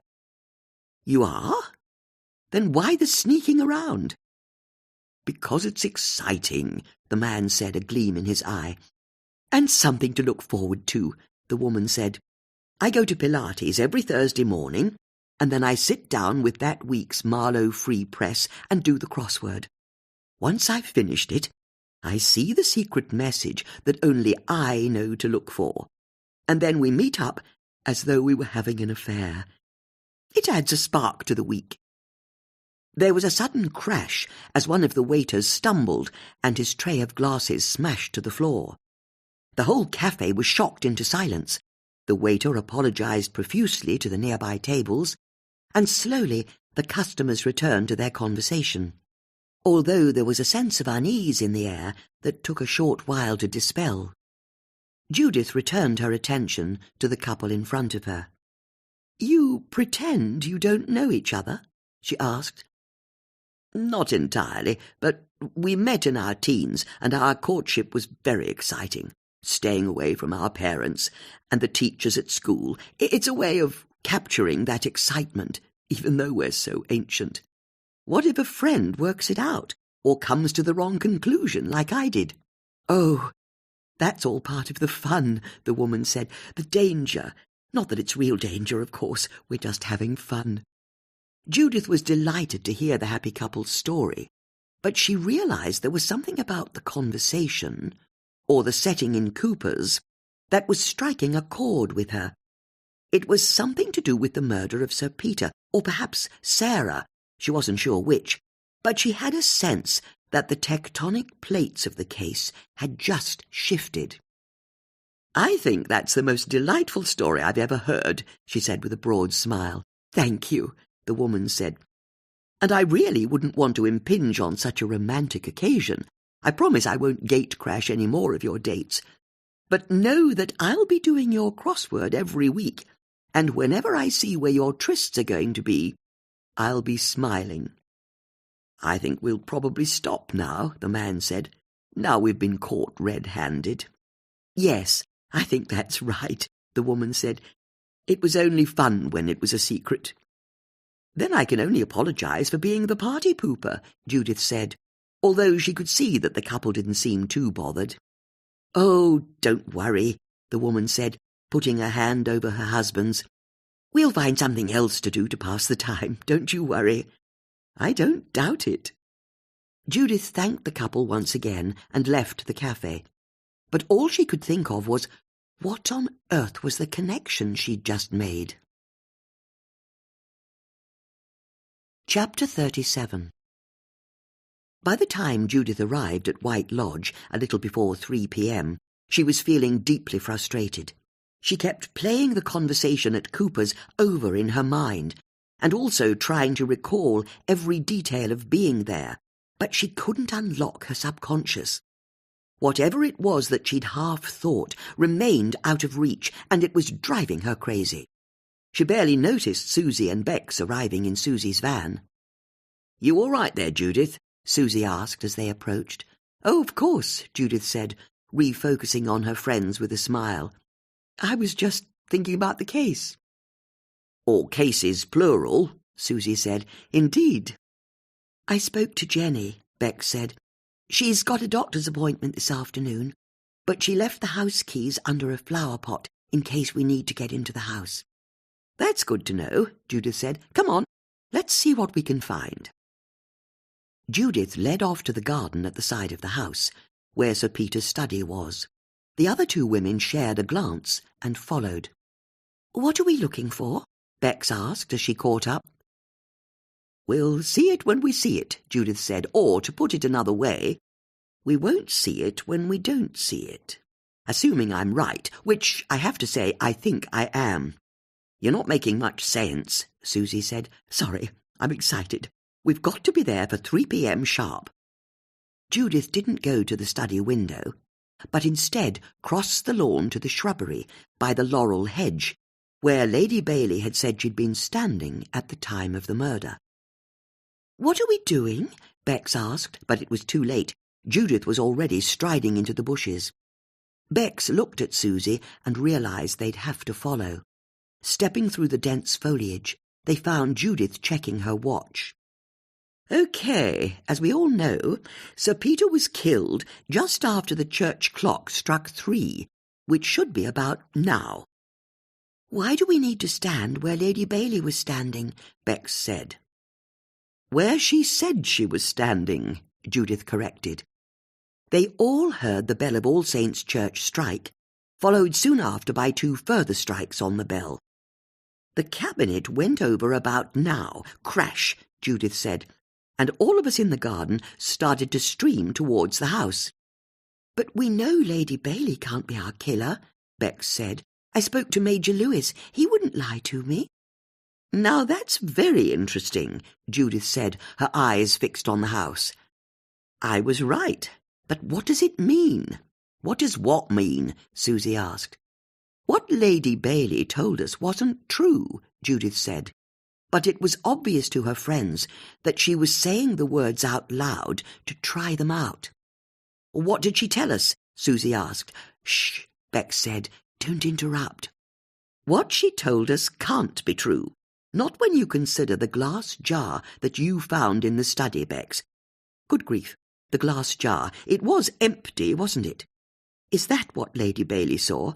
Hold on, but that can't be right, because that would mean—" A shiver ran up Judith's spine as she realised, in one glorious moment of revelation, what had been relevant about her trip to Cooper's Cafe, and the whole case fell into place.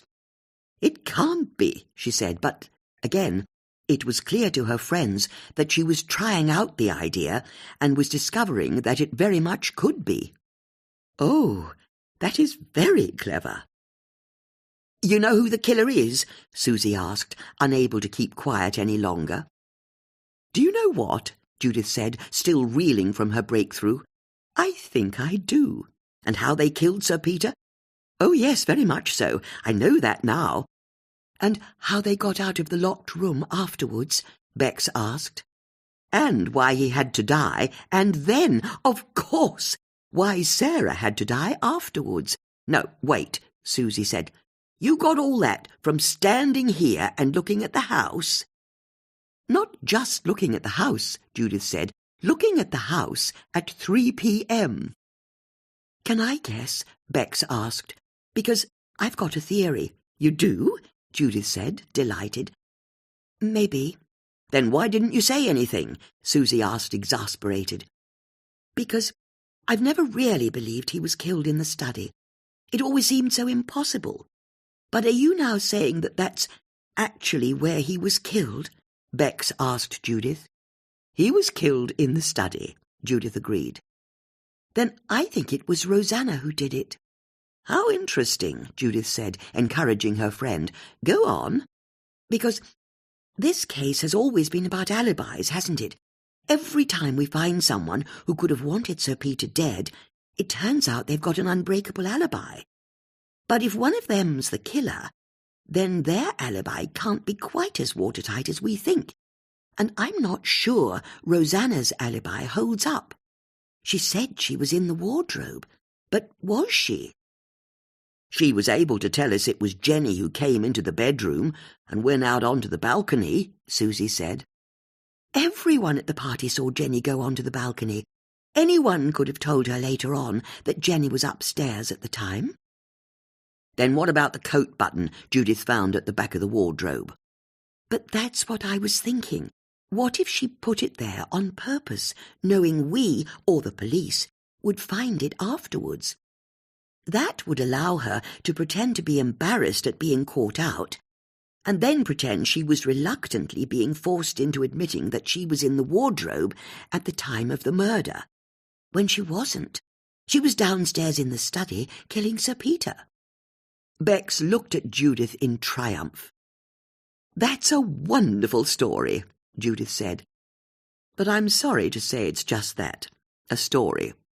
Rosanna's not our killer, because whether or not she was in the wardrobe, and I'm inclined to believe that she was in fact there, how did she manage to kill her father inside a locked room, and then somehow manage to be outside of it when we opened it up afterwards? Can you explain that?" Bex frowned. "No," she said, "I don't suppose I can." "But you can?" Susie asked Judith. "I think we need to go inside White Lodge before I can prove it for sure," Judith said. "There's something we need to check. Did you say Jenny left the keys out for us?" The women found the keys that Jenny had left for them and let themselves into White Lodge. Once there, Judith headed straight for Sir Peter's study. "OK, so if it's not Rosanna, are you going to tell us who the killer is?" Susie asked. "Just as soon as I've checked behind the cabinet," Judith said, as she approached the cabinet that was still standing upright a foot or so away from the wall. She slipped behind it. "Why do you need to check behind the cabinet?" Judith stepped back out into the room, but her friends could see that she must have wiped her right hand along the back of the wood, as it now had dust and cobwebs on it. She rubbed her fingers together. "What are you looking for?" Bex asked. Judith went over to the fireplace. "Dust," she said. "Or rather, ash, actually. The missing gavel," she exclaimed, indicating the little stand on the mantelpiece. "What missing gavel?" Susie asked, now knowing that she'd either lost the thread of the conversation or was going mad. "This is a gift that was given to an ancestor," Judith said, indicating the bronze stand on the mantelpiece. "It's supposed to hold a judge's gavel, but it's no longer here." "And that's important?" Bex asked. "I think it's critically important, and if I were a betting woman, and I must confess I very much am, I think we'll find it in the ash in the fireplace." "Seriously?" Bex said. "You see a gavel that's missing from a stand, and predict it's going to be hidden in that pile of ash?" "Well, there's one way to find out," Judith said. Judith picked up a fire poker and started to prod it into the ashes of the fireplace, seemingly at random. After a few scrapes around, the end of the poker hit something. Judith used the poker's tip to push the object out of the ash. It was a gavel fashioned out of bronze. "You're kidding," Bex said. "Well, that's very gratifying," Judith said. "I think that proves my theory. OK, you've got to tell us what's going on." Judith's phone rang, but she didn't seem to hear. "Judith," Bex said, "that's your phone." "Oh, of course," Judith said, fishing her phone out of her handbag. "Tanika," she said, as she answered the call. She listened for a few seconds and then became agitated. "No, that's no good. He can't." After a few more words from Tanika, Judith cut into the conversation. Hold on, I'm going to need to think about this. Let me call you back in 5 minutes." "What is it?" Susie asked as Judith hung up. "It's that stupid Detective Inspector Hoskins. He's released Tristram on bail." "Is that very stupid?" Bex asked. "I think so," Judith said, and then the women saw her thoughts crystallize. Oh, my word, this is no good at all. Judith turned to Bex and Susie. I think there's going to be a third murder. He's the killer after all? Susie asked, as Judith started dialing a number on her phone at speed. Judith held up a finger as she waited for the call to connect. Jenny, thank God you answered. You've got to come home at once. You haven't a moment to lose. Tristram's just been released by the police, and I think your life's in danger. Chapter 38. When Jenny got to White Lodge, Judith explained how she thought that Tristram would try to attack her. The younger woman was horrified. He's the killer? We have to tell the police. Inspector Hoskins has never believed Sir Peter was murdered. There's no way we'll be able to convince him that Tristram is going to kill you. Are you serious? We're dealing with a ruthless killer, and that's why we've got to keep you safe. What about that female police officer who's been here? Would she believe you? Danica? She's no longer in charge. Then what can we do? Our only hope, I'm sorry to say, is to wait until he shows himself, and then we call the police. But why not call them now? They won't come. The man in charge is an idiot, and we won't have the proof until Tristram shows himself. But you won't be on your own. Bex, Susie, and I will wait with you. We'll be your eyes and ears, and I promise you, the moment Tristram appears, as I'm sure he will, we'll be with you. There's no way he'd dare risk harming you in front of 3 witnesses. Although he's got quite a rage on him. He'll still realize he can't harm you. Jenny frowned, deeply worried, and Judith could see her desperately trying to process what she'd just been told. He needs to show himself, Judith said, wanting to make it as simple for Jenny as possible. And then we can go to the police. Okay, Jenny said, although it was clear that she really wasn't very happy about it all. Seeing as it was now dark, Judith and her friends helped Jenny close the curtains to the house. This feels so dangerous, she said. Don't worry, Judith told her. You stay downstairs. Bex, Susie and I will be upstairs, and we'll keep the lights off. We'll be able to look out of the windows through gaps in the curtains. Leaving Jenny in the kitchen, Judith went upstairs with Susie and Bex. She's right, Bex said. I don't think this is a good idea. We've got no choice, Judith said. Seriously. We'll only know I'm right when Tristram shows himself. Now, get to your positions. I'll take Jenny and Sir Peter's bedroom. Bex, you stay on the landing. Keep your eyes on the driveway. Susie, you're looking out over the tennis court side of the house. The women split up, and Judith went into Jenny and Sir Peter's bedroom. She'd chosen it because it had a view of the side garden and laurel hedge that Lady Bailey had used to creep up to the house. It was Judith's belief that if Lady Bailey knew about the secret path that led to the house, Tristram would as well. And he almost certainly didn't know that his mother had revealed its existence to Judith. It was how he was going to approach the house, Judith was sure of it.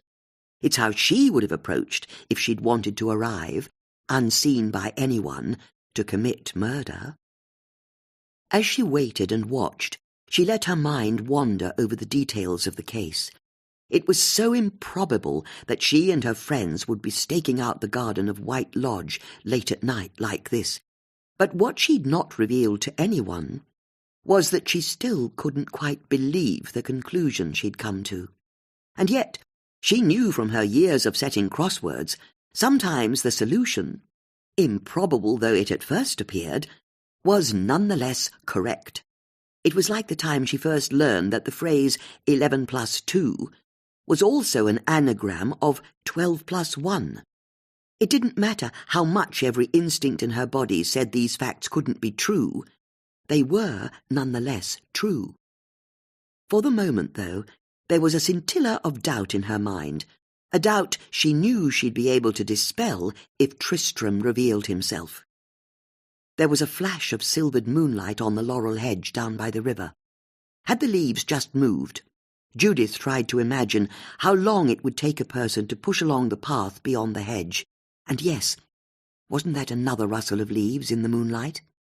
Judith's heart quickened, but before she could work out if she was correct, a dark figure burst out of the hedge and ran for the house. She was so shocked by the person's sudden appearance, at the speed of their movement, that she stood rooted to the spot for a few seconds before she could will herself to move. She turned and ran from the room as fast as she could. As she reached the top landing, she called out to the others, "He's here!" and Susie and Bex appeared from their rooms. Before they could communicate any further, they heard a door bang open downstairs and a man's roar of fury. They clattered down the stairs as they heard Jenny scream and burst into the kitchen to a terrifying sight. It was Tristram, just as Judith had predicted, and he had Jenny on the floor, his body on top of her, pinning her to the ground, his hands around her throat, her face bright purple as the breath was choked out of her, her eyes bulging. Judith and Susie ran to Jenny's aid and started clawing at Tristram's back to pull him off, screaming at him to leave Jenny alone, but he couldn't hear them. His fury had driven him to superhuman strength, his hands gripping ever tighter around Jenny's throat. And then a firm pair of hands reached into the melee and pulled one of his hands from Jenny's throat. It was Tanica. The moment Tristram lost the grip of one hand, Bex, Susie and Judith were able to pull Tristram's other hand off Jenny, and he let out a roar of frustration as Tanica threw herself onto his back and handcuffed his hands tightly together. "Tristram Bailey, you're under arrest for attempted murder," she wheezed as she rolled off his body. Tristram struggling on the floor with his hands tight behind him, the metal cutting into his wrists. There was a retching sound, and the women saw Jenny pull herself to all fours as she tried to get air into her body again. She took deep gulps of air, but her breath was a terrifying rasp, and her neck was already a livid red of torn and bruised skin. Tanica was the first of them to get to her feet. "Bloody hell, Judith," she said. "One moment," Judith said, trying to recover her breath. "What the hell were you thinking?" Susie blurted. "What? You said she'd be safe. You said there'd be no danger." "I didn't think he'd actually go through with it," Judith said. "He's deranged. Of course he was going to go through with it." "Judith, that was too much," Bex said. "I said I was sorry," Judith said, but they could all hear the irritation in her voice. "We had no choice." "There's always a choice," Susie said, "and we should have chosen the police." "She's got a point," Bex said. "You misjudged, Judith. You misjudged badly. It wasn't my fault." "What if he'd killed Jenny?" "He didn't." "It was bloody close," Susie said. "You can't blame me." "Then who do you want us to blame?" Susie said, her adrenaline driving her into a sudden fury. "You always think you know best, don't you? Sticking your nose into other people's lives, judging them for not having enough money, or telling them they've got to finish the building work at their house. And what bloody business is it of yours what choices I make, or how I lead my life, how any of us lead our lives?" "Susie," Judith said, trying to reach out to her friend. "No, I'm out of here. I've had enough," Susie said, and strode over to the door to the kitchen. "You'll want my statement, Tanica. You can get it from me tomorrow. You coming, Bex?" Everyone could see that Bex was in a quandary, being asked to choose between Susie and Judith. She made her choice. "I'm sorry, Judith. Susie's right. You've always gone too far, but this time it's too much. You used Jenny as bait, and I can't forgive that. I need to get home, right now, to Colin, to safety." Bex crossed the kitchen. Susie, with one final baleful glare at Judith, opened the door for her friend, and the pair of them walked out. Tanica helped Jenny to a chair and asked her if she was all right. She nodded weakly. As for Tristram, he was lying on the floor, his eyes closed in a grimace as he wept great racking sobs of fury and remorse. Through the kitchen window, they saw Susie and Bex get into Susie's van and drive off. As the van turned onto the main road, a police car arrived, lights flashing and siren blazing. It drove up to the house and parked next to the squad car that Tanica had arrived in. D.I. Hoskins got out with 2 uniformed officers, and the 3 men ran for the house. A few seconds later, The door to the kitchen burst open and they entered, taking in Jenny sitting at her kitchen table, Tanaka at her side, Judith standing by the window, and a handcuffed Tristram on the floor. "Detective Sergeant, what the hell is going on?" D.I. Hoskins barked. "Mr. Bailey just tried to kill Jenny here," Tanaka said. "I was able to apprehend him." "But what were you doing here?" "As soon as I heard you'd released Mr. Bailey, I started staking the house out." "Why?" "It was obvious what Tristram would do next, to anyone with half a brain at least." "I beg your pardon?" "But then I've always known this was a murder case, unlike you, sir." "You're not senior investigating officer. You have no right to be acting independently on the case." "Although it was lucky I did," Tanaka said, indicating Tristram. "If we'd left this to you, there'd have been a third murder." The uniformed officers were shocked by Tanaka's insolence, but D.I. Hoskins went extremely still. "Say that again." Tanaka remembered the vow she'd made to Sarah Fitzherbert after her death. She lifted her chin and looked directly at her boss. "If we'd left this to you, sir, Jenny Page would be dead." "Get out," D.I. Hoskins said. "Now. You're suspended for subordination with immediate effect." Tanaka looked at D.I. Hoskins a long moment, and then she headed for the door. The uniformed officers stepped to one side so they didn't get in her way. "Please take Mr. Bailey into custody," D.I. Hoskins ordered his two officers, "and check that Miss Page is all right." As one of the men went to check on Jenny, and the other roughly pulled Tristram to his feet, they all saw Tanaka's squad car outside the windows drive off. Afterwards, Judith wasn't sure if what followed took a few minutes or much longer, but once Tristram had been removed, an ambulance arrived and a paramedic checked Jenny over. Fortunately, the paramedic announced that there wasn't likely to be any long-term damage, and the best thing Jenny could do was take some painkillers and get as much sleep as possible. There was no question of taking her statement after her ordeal, and D.I. Hoskins arranged to return in the morning. "The important thing to remember," he said to Jenny, "is that we have Tristram behind bars now. He's never getting out again. It's over." Jenny smiled weakly, although it was obvious that she was still struggling to process what had happened to her. "I'll stay with you for a while," Judith offered.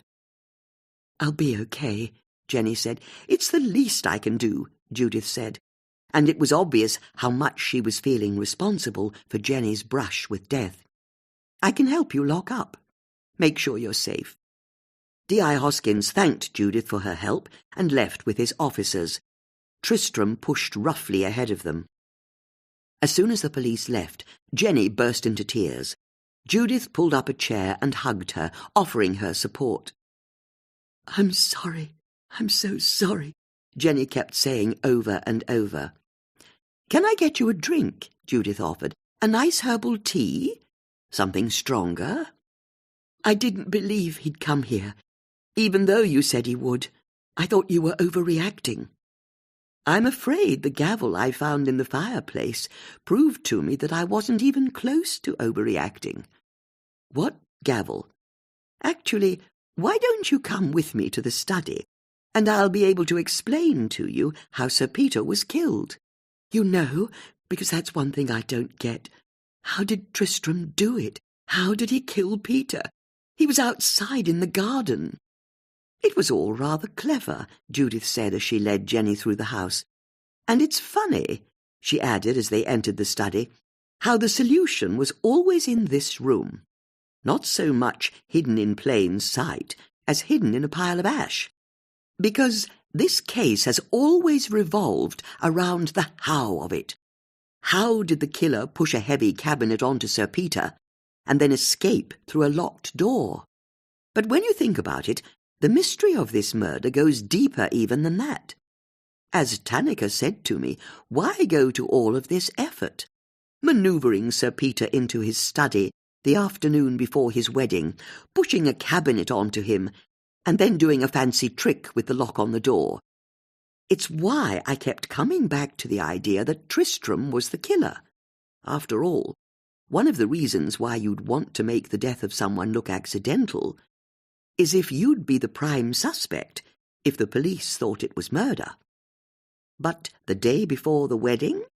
As a date, it seemed so willfully chosen, didn't it? To inflict maximum pain to the family. To you, in fact. Jenny nodded, understanding the point well. Which was so very clever of you. I'm sorry. Seeing as it was you who killed Sir Peter, just as it was also you who went on to kill poor Sarah Fitzherbert. Jenny didn't seem to understand what Judith had just said. You're the killer, Jenny, not Tristram, as that gavel in the fireplace proves. Chapter 39. What? Jenny said, but Judith was gratified to see a watchfulness in her eyes.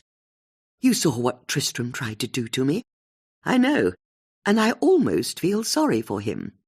But I'd only just worked out that you were the killer when Tannica called to say that Tristram had been released on bail. If I'm honest, I was still disbelieving of the conclusion I'd drawn, but I knew that if I was right, Tristram would attack you. Which made my use of you as a tethered goat somewhat immoral, of course, but then, let's not get too bogged down in morals. You're a double murderer. Not that I can prove it. I mean, not so it would stand up in a court of law. This is a sick joke. Do you mind if I sit down? Judith said, and went to the armchair by the fireplace. If I'm honest, I feel quite tired and somewhat nervous. I didn't get much sleep last night, and I'm putting myself at your mercy.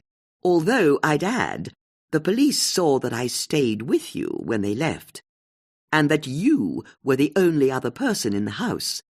If anything bad happened to me, I don't see how you'd be able to say anyone else was behind it. I want you to stop this madness right now. I loved Peter. You didn't. You were only after his money. Of course you were. He was rich, and I don't have it. I don't get a penny. I know, and it was so very smart of you, wasn't it? After all, as Bex remarked that first day, why would a bride kill her rich husband-to-be the day before her wedding? If you just waited 24 hours before offing him, you'd be a millionaire, the owner of this Georgian mansion, and styled Lady Bailey for the rest of your life. Instead, because you weren't in fact married, you got nothing. But here's what this also means. If you had waited 24 hours, you'd have been prime suspect. As Rosanna said, a woman appears from nowhere, ensnares a vain and self-absorbed man, and on the very first day that she'd be due to inherit his entire estate, he dies in a tragic accident. The police would immediately throw their spotlight onto you. In fact, if Peter were to die any time after you'd married him, suspicion would always fall on you. But Peter had already left everything to me, hadn't he? In his will, the one he wrote in December. Yes, it must have been a terrible shock to you when Andrew Husselby arrived saying there was a new will. After all, your whole plan was based on it appearing as though you didn't benefit in any way from Sir Peter's death. And here was a document that might say you inherited everything. The one thing you'd gone to such enormous efforts to make sure would never happen. But you were able to improvise quite brilliantly. I remember that night well. Andrew said he'd seen Sir Peter put the new will into the bedroom safe with his own eyes. It's hardly a stretch to imagine that if he put it in there a month ago, it was still there on the day he died. Your heart must have been racing as I tried to guess the code to open the door. Your plan would be fatally undermined if the will inside it left any kind of legacy to you. It's funny how you didn't offer to help with the code until I suggested we try the birth date of Sir Peter's father. Even then, I think you'd have pretended to get the numbers wrong if it hadn't been for the fact that Andrew also knew the date. So suddenly you're babbling about Peter telling you all about the glorious 12th. But, and here's the key point, it was only now, when you knew the safe would be opened whether you liked it or not, that you offered to do it yourself. You knew your only hope was to try to block our view of what was inside as you opened it, which allowed you to slip any envelope you found in there up your sleeve, or down your décolletage, or wherever it was you hid it. But you spirited the envelope out of the safe as you stepped away, and we all crowded around. I imagine you then made a better job of hiding it while we weren't looking, under a pillow on the bed, or wherever. And let's be honest, who'd be looking too closely at you? We'd bought into the lie that you were the grieving fiancé. Why would you have ever wanted to keep Sir Peter's will a secret, especially when you could have benefited financially from it?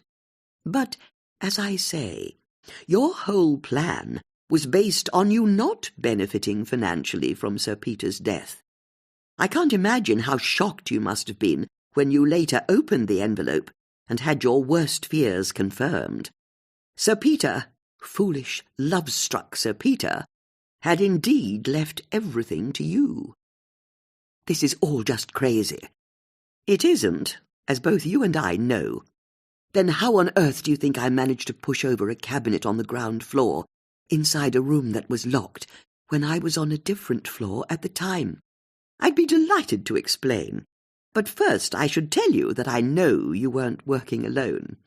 You've had an accomplice all this time.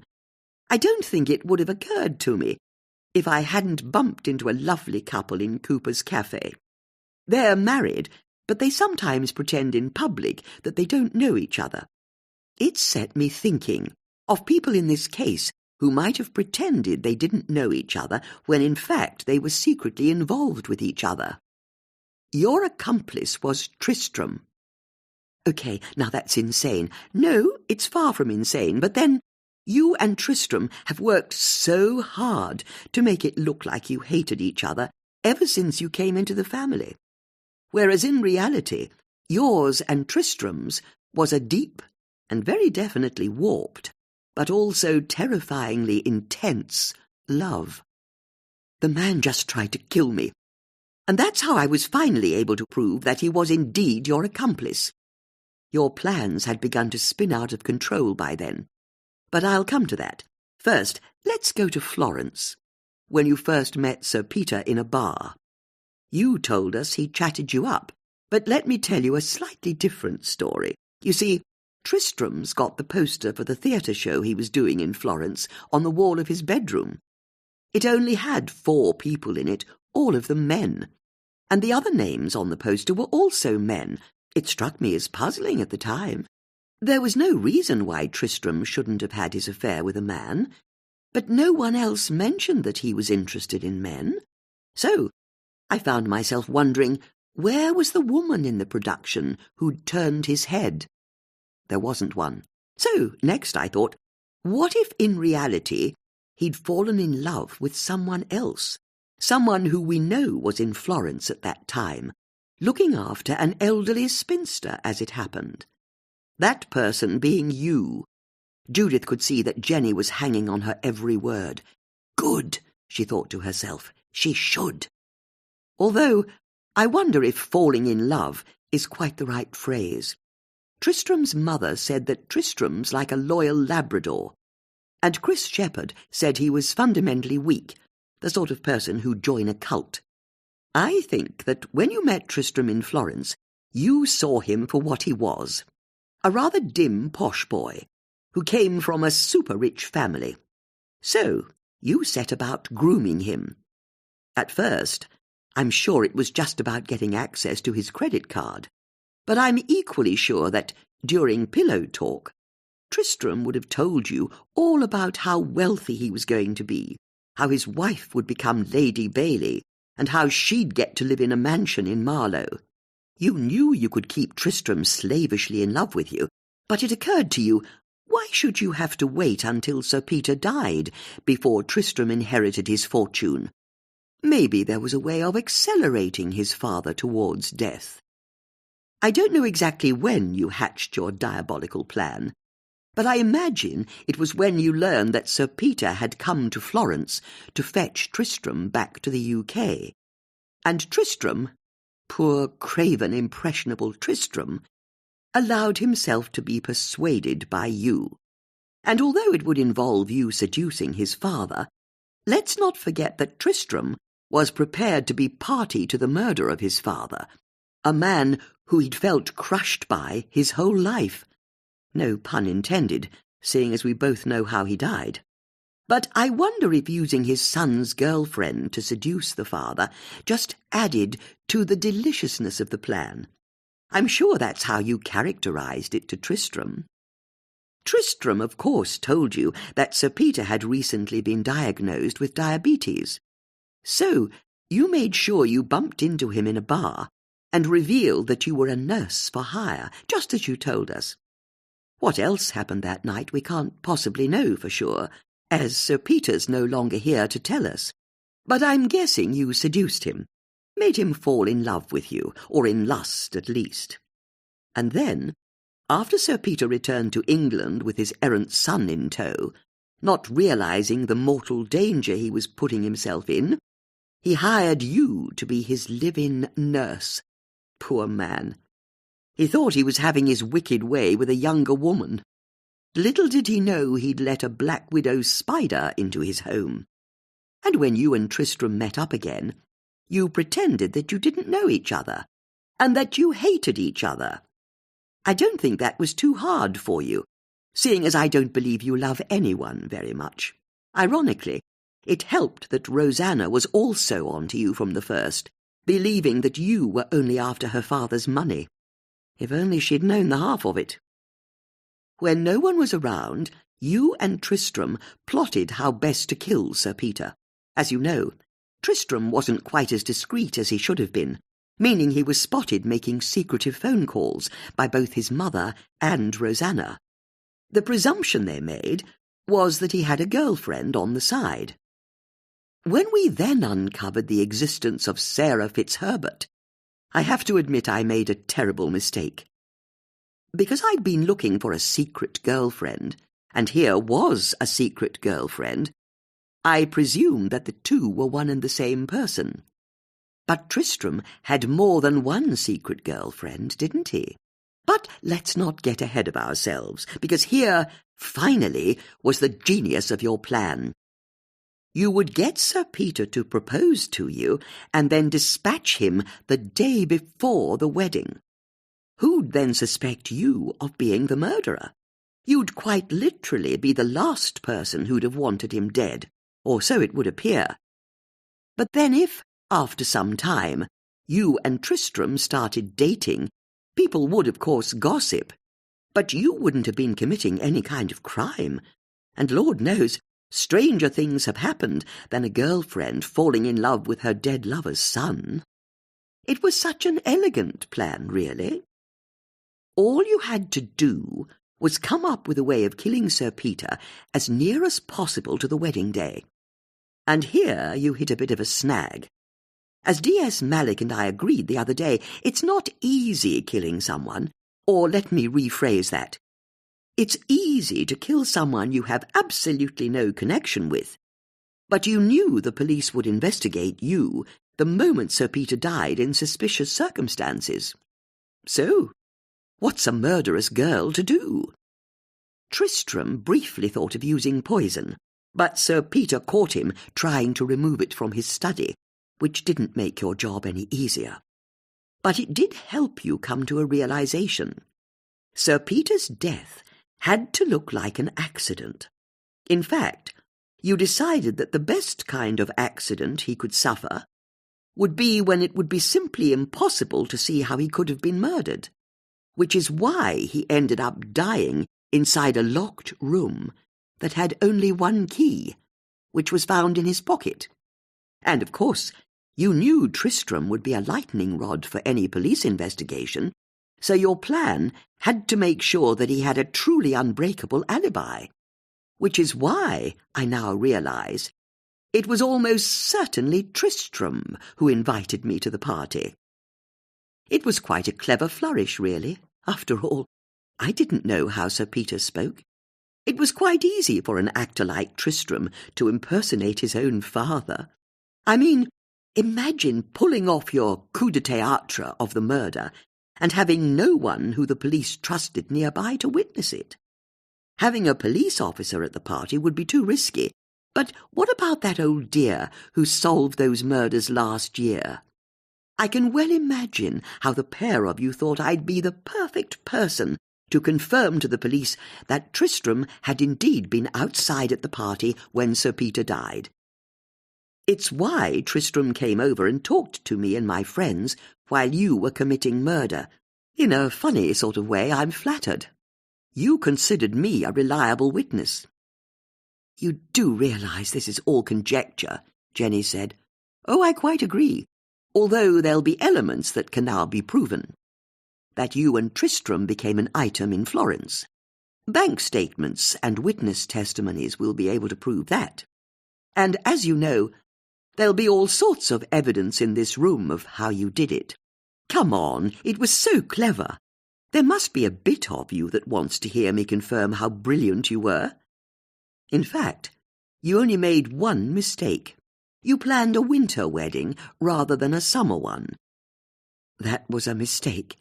Oh, yes, Judith said, glad finally that she was managing to draw Jenny into the conversation. It's how I managed to work out that you were the killer and how you did it. Now this I'd like to hear. Very well. Let me tell you how you killed Sir Peter Bailey. Chapter 40. I'd like to point out, Judith said, now that we're talking, that there were a number of other clues, anomalies really, that also presented themselves, like the missing gavel from the mantelpiece, and the curious incident, as Holmes would say, of the glass jar that didn't break. What else? Well, let's see. Rosanna's testimony that you had a cigarette when you went to your bedroom after the argument at the party. Lady Bailey's observation that Tristram left the house not long before he arrived in his car, and a hook on the wall that had once been used to hold the cabinet against the wall. All of these little details aren't necessarily all that interesting when taken in isolation, but if you line them up in the right order, they tell the most incredible story. What if I admit you're right? Jenny said, suddenly interrupting. A thrill ran through Judith. She'd hoped that, as she tightened the noose, Jenny would offer some sort of deal. Admit to what? That I fell in love with Tristram in Florence, and that we made a plan for me to seduce his father, and, very well, that we planned to kill him. Thank you, Judith said. I can't tell you how gratifying it is to hear you say that. But before you get too pleased with yourself, Jenny said, I'll just remind you you're entirely on your own in the house. The police are no longer here. I know, but believe me, I'm no threat to you.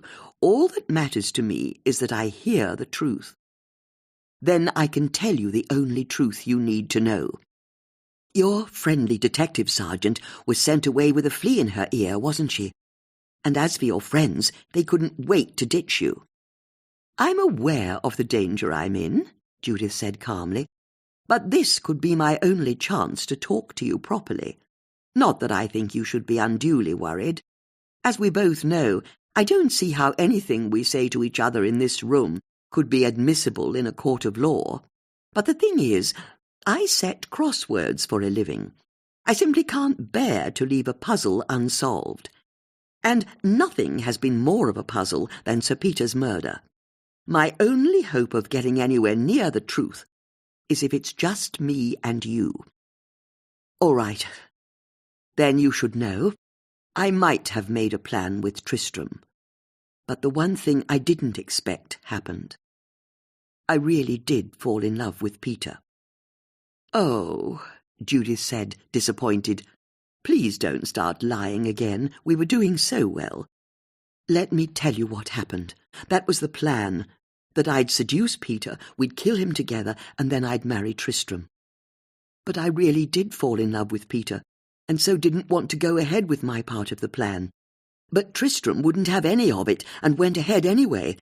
First, he thought he'd kill his father with cyanide, and then, when that was discovered, he came up with this other plan that he then carried out. You're saying he's the killer. I tried to stop him. I begged him, but he wouldn't listen to me. Why didn't you go to the police? Because, I'll be honest, I didn't think he'd actually go through with it. Not until it was too late. But it was Tristram. He killed his father. Very well, if that's true, how did he do it? How do you mean? It's the only question that matters. In this version of events you're now trying to sell me, how did Tristram kill his father? It's like I told you. I don't think Peter was quite dead when I took his pulse. Yes, it was very clever of you to suggest that possibility to us all those days ago. That was when you decided you had to save yourself by throwing Tristram under the bus, wasn't it? It's the only thing that makes sense, Jenny said, ignoring Judith. Peter was still alive after the cabinet fell on him, and then, after we cleared the room, Tristram came back in and killed him. A wonderful theory, I agree, except for 3 things. First, if Peter was in the study on his own, how did the cabinet fall onto him? Big pieces of furniture don't throw themselves to the floor for no reason. Second, the post-mortem said Sir Peter died from his injuries almost immediately.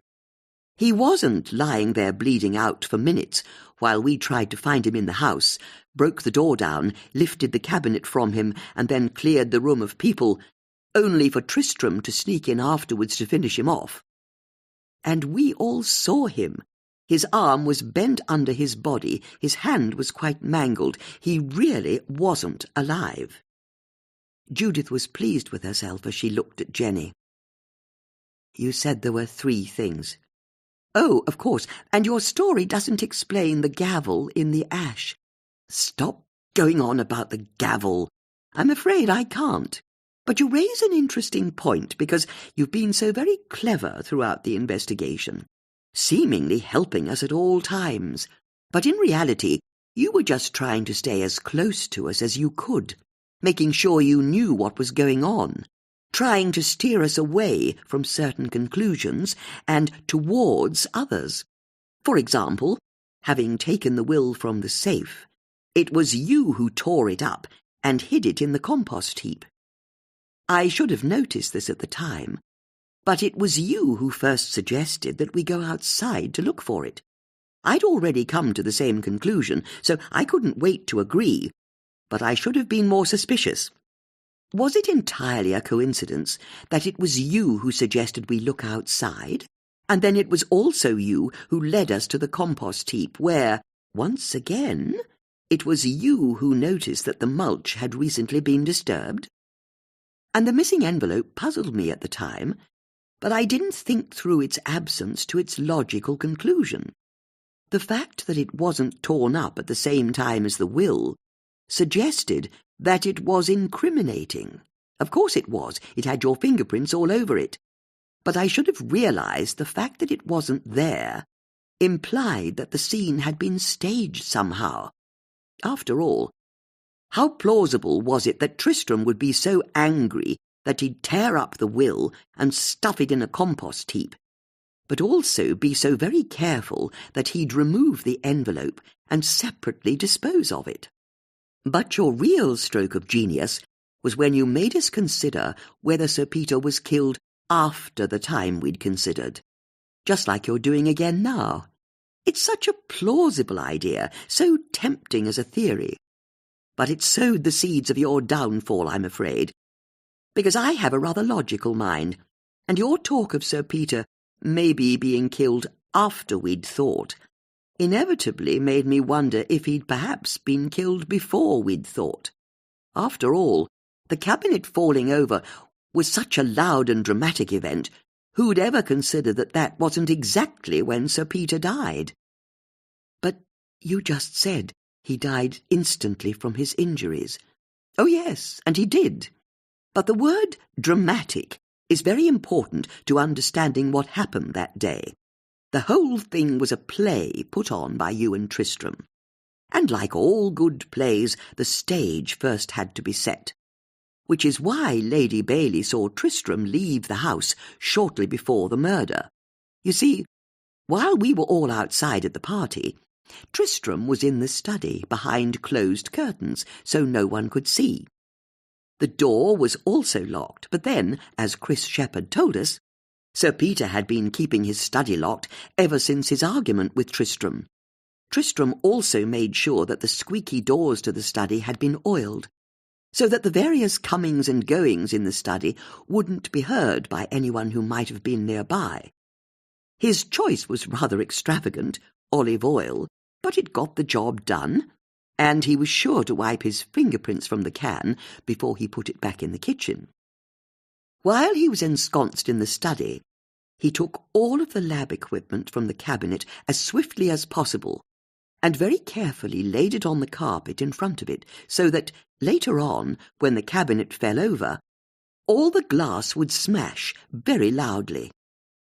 Unfortunately for him, although he'd lined up nearly all of the glass lab equipment so it would be hit by the falling cabinet, there was one glass jar that must have fitted the gap between the shelves of the cabinet so perfectly that it survived having it fall on it.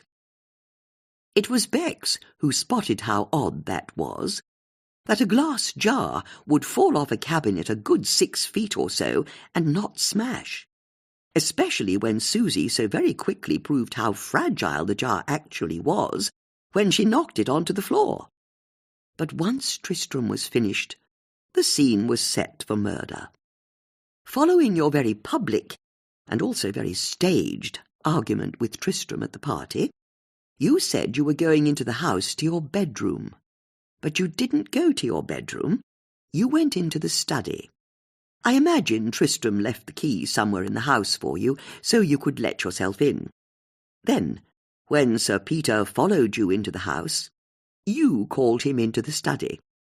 I'm sure he was surprised to find all of the glass lab equipment laid out on the floor in front of the cabinet. As he went to look at it, you took one of the heavier bits of science equipment.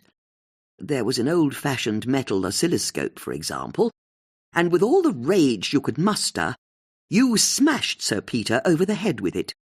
He died within seconds, as the post-mortem later confirmed, just as it also confirmed that he died from blunt force trauma. But would forensics ever know if that blunt force had come from an object falling onto him from the height of a tall cabinet, or from the strength of someone wielding it? You then wiped the murder weapon of Prince and dropped it by Sir Peter's dead body. That was part one of the plan achieved. Sir Peter was dead, and no one had heard it happen. As far as everyone else was concerned, he was still alive. After that, you left the study as fast as you could, locking it behind you, and racing up the stairs to your bedroom. As it happens, Rosanna was already there, which should really have scuppered your plans, but she'd hidden in the wardrobe, which, very fortunately for you, later on made your alibi seem even more watertight. "Are you serious?" Jenny said, shocked. "Rosanna was in the wardrobe?" "She was. Don't worry, she didn't see anything." "But that means there's a witness who'll say I was in my room when the cabinet fell over." "There is. She has, and, to be clear, you were." "So, how are you suggesting I managed to push the cabinet over from my bedroom, a whole floor above the study, and with a witness in the same room as me?" "You're quite right. I'm not going to suggest that. Then your whole story falls apart." "That's because you didn't push the cabinet over," Judith said, interrupting the younger woman. "You let it fall onto him. And that's why I mentioned the mistake of you holding a winter wedding." "Will you stop saying that?" Judith was thrilled to see how much she was needling Jenny. This was exactly what she'd hoped would happen. "Let me present Exhibit A, which is Lady Bailey's testimony. She said that at 3 p.m. She was in the bushes at the edge of the garden, looking at the study window, when she heard the cabinet fall over with a terrible crash. But she also said she couldn't see into the study properly because, although the curtains were by now open again, there was a flash of sunlight on the windows. I thought she was merely being evasive at the time, but let's take her word at face value. The sun came out at 3 p.m. and caught the glass in the windows of the study. Very well. It was a cold but sunny day. It's hardly of interest. But then I offer Exhibit B, the glass jar we discovered in the study that had survived the cabinet's fall. When I put it on the desk of Sir Peter's study, I made sure to put it in a sunbeam so I could look at it more carefully. It's how we discovered you'd cleaned it of fingerprints. And here's the anomaly. I put it on the table at about 10:30 a.m. But if the sun was shining through the window in the morning, as I knew it was because I'd seen it with my own eyes, how could it also have been shining on the same window in the afternoon? The sun should have moved to the other side of the house after midday, and the sun is so low in the sky during winter that it really should have been very noticeable. As I say, if you'd had the patience to wait for a summer wedding, the sun would have been so high in the sky that I'm not sure I'd have noticed the difference between the angle of the sun at 10:30 a.m. and 3 p.m. It was such an incredible realization. I knew I had to check. So, my friends and I came to White Lodge just before 3 p.m. and stood by the laurel hedge, where Lady Bailey had said she'd seen the flash of sunlight on the study window. And, as I'd suspected, when we got there, the sun was on the further side of the house. It would have been impossible for there to have been a flash of sunlight on the study window. She was lying. At least that was my initial reaction. But why would she lie about such an incidental detail? It set me thinking, what if she'd been telling the truth? But what could that flash of light have been if not sunlight on the windows? And that's when it came to me. I remembered that the glass jar that hadn't smashed in the study had once contained magnesium tape. Judith saw Jenny go very still. Ah, I see you finally understand the danger you're in. Good. Yes, the jar had the words magnesium tape written on the side, but as it wasn't smashed, I perhaps should have found it surprising that it contained no magnesium tape. Because it's something of a wonder material, isn't it? I remember it from science experiments in school. It's a metal tape that you get in rolls, a lot like sellotape, and while you can unravel it easily enough, it's really very strong. It's a metal, after all. But here's the amazing thing about it. When you set fire to it, it burns incandescently bright, doesn't it? The flame moving along the tape and turning it into a fine ash. So, although it's true that you were on a different floor to Sir Peter when the cabinet fell over, your bedroom is directly above his study, as I saw the first time I went into it. I looked out of the side window and saw the bushes outside Sir Peter's study right below. And there's something else that links the two rooms, isn't there? They both have fireplaces. Susie even checked the flue of the fireplace in your bedroom when we were looking for Sir Peter's will. If only she'd realized the flue was a passage that led down to the study below, just as much as it led up to the roof above, perhaps we'd have solved all of this much sooner. But that's how you managed to reach from your bedroom to the study on the floor below. When Tristram had set the scene in the study earlier, he'd not only laid out the glass equipment on the floor, he'd also tied magnesium tape onto the ornamental carvings on the top of the cabinet, and then run the tape to the old hook that screwed onto the wall, with enough slack on the tape so that, when he so carefully pushed the cabinet, it tipped over but it was held from falling by the metal tape that was tied to the wall hook. At that point, leaning forward just enough for it to topple over if someone cut the tape, but only just enough, the heavy cabinet wouldn't have taken anywhere near as much strength to hold it in place. There was no momentum when it was pushed forward. Tristram would have made sure of that. And the full force of its weight wouldn't have been felt until the tape was released and it started to topple, gathering speed as it crashed to the floor with a bang that was made all the more impressive by the presence of all the glass objects on the floor that it smashed into. "And how are you saying the tape got cut?" Jenny asked. But it was clear she already knew that Judith had guessed the answer. That was quite simple, really, and it's where the gavel comes in. You see, once Tristram had the cabinet leaning forward a bit, all he had to do was run some more magnesium tape across the room from the hook to the fireplace. But how to connect that tape to the room above? Well, you'd already thought of that, hadn't you? Before the party, you'd lowered some magnesium tape down the flue from the bedroom above, although you'd have needed a heavy object to make sure it fell into the fireplace below. And seeing as this object would later fall into the ash of the fireplace, it had to be something that would look innocuous if it were found. So you took the bronze gavel from the mantelpiece in Sir Peter's study up to your bedroom. You then tied it to the end of some magnesium tape and lowered it down the flue. And that was Tristram's last piece of scene-setting that afternoon. He reached into the study fireplace and found the gavel hanging there. All he had to do was wrap the end of tape in the study to the end of tape attached to the gavel, and voila! You now had a makeshift fuse that ran from the upstairs bedroom, down the chimney, across the study, and then connected to the restraining tape that was holding the cabinet back from toppling over. That's why Rosanna thought you had a cigarette when you came into your bedroom. She was wrong. From her position inside the wardrobe, Rosanna heard you strike the lighter. But it's lucky for you she couldn't see anything, as she'd have seen you leaning into the fireplace, and the brightest of lights, as the magnesium caught.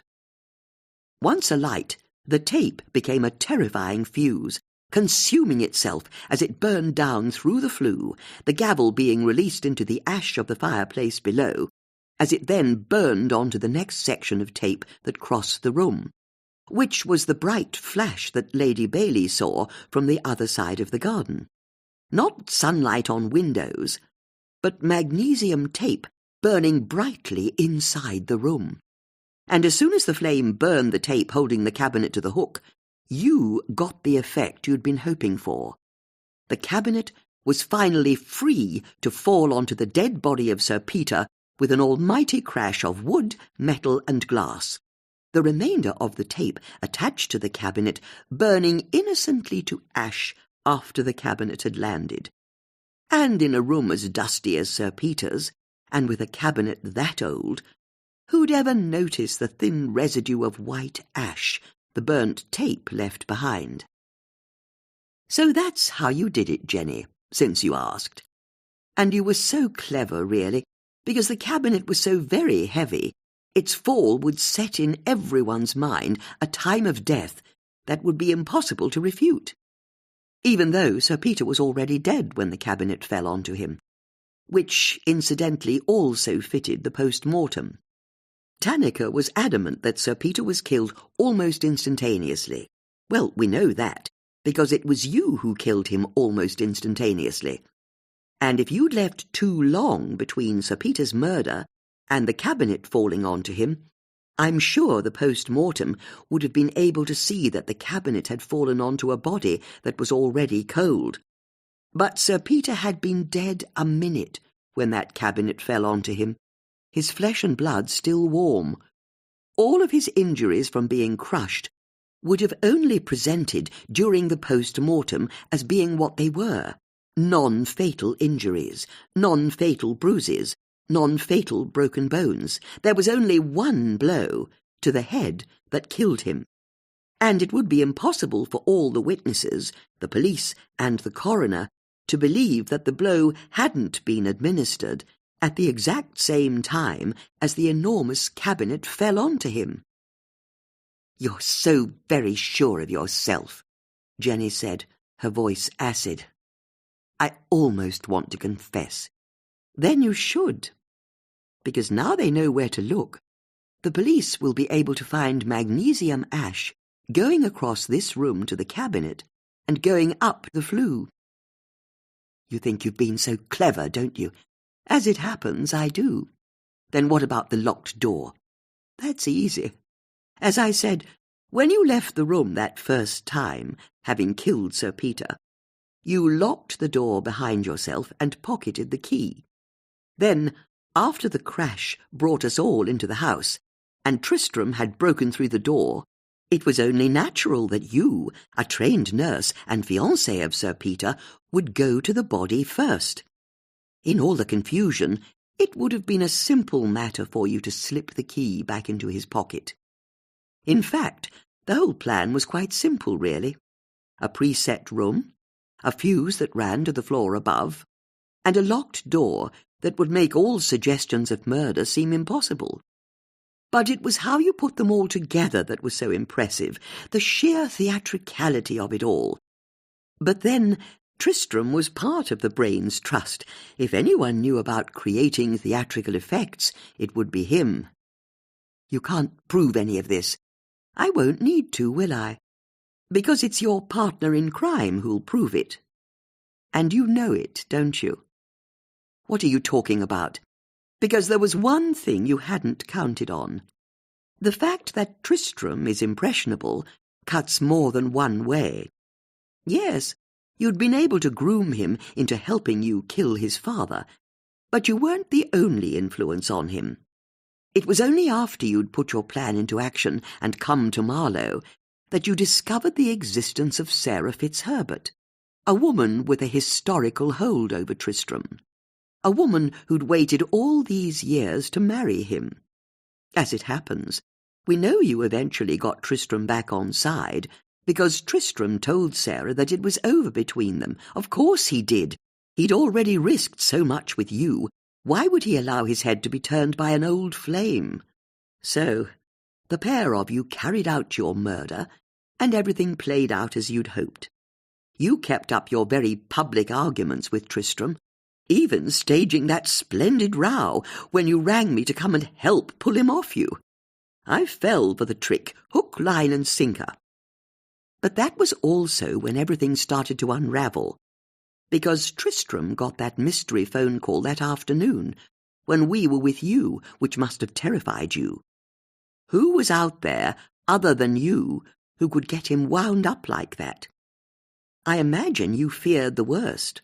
And when I later told you I'd lost sight of Tristram on Allison Road, I think we inadvertently confirmed your suspicions that Sarah had somehow got her claws back into your partner in crime, the man who you'd committed murder for, the man who had to marry you in order for your plan to work. From feeling you were totally in charge, you realized how little control you actually had. Tristram could, in fact, marry who he liked. And then you lashed out. Having committed murder once, you didn't hesitate to do so again. You knew all about the cyanide Tristram had argued with his father about.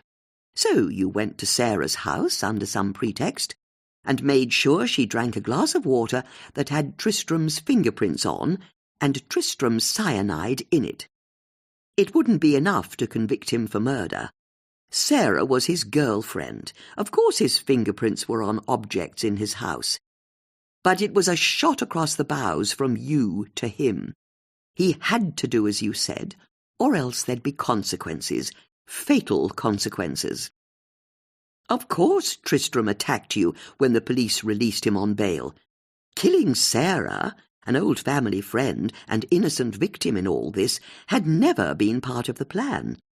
Finally, he must have realized he'd done a deal with the devil when he allowed you into his life. I'm not the devil. You once told me how hard you'd had to fight to get anywhere in life, to get an education, to escape your past. And I admire you for it. You've shown more resilience and pluck than the people you've worked for these last years. But it must have grated to see how your clients took their wealth for granted, how entitled they were. I can well imagine how you came to realize that they didn't deserve to live. Admit it, because they don't, do they? The rich are hateful. And why should you have so little when you're so deserving, and they have so much when they're so worthless? That's exactly it. And Sir Peter never felt the consequences of anything he did he? His whole life.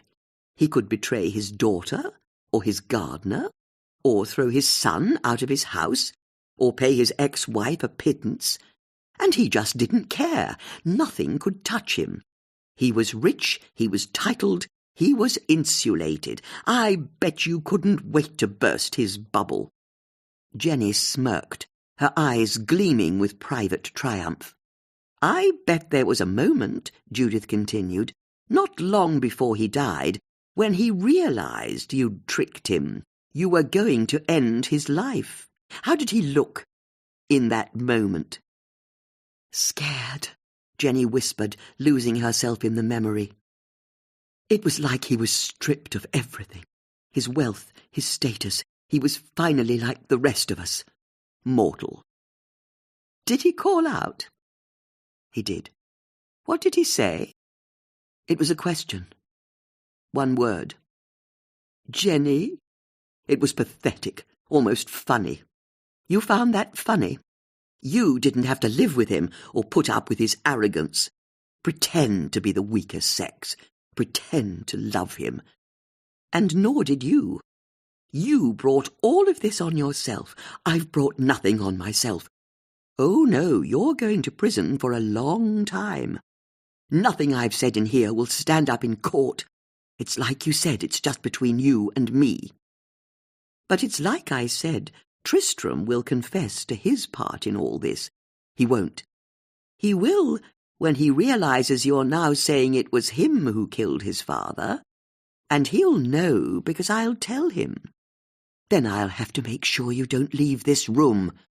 Judith looked at Jenny and saw that she was ready to pounce, her whole body quivering with rage. Yes, I suppose we were always going to get to this point, Judith said.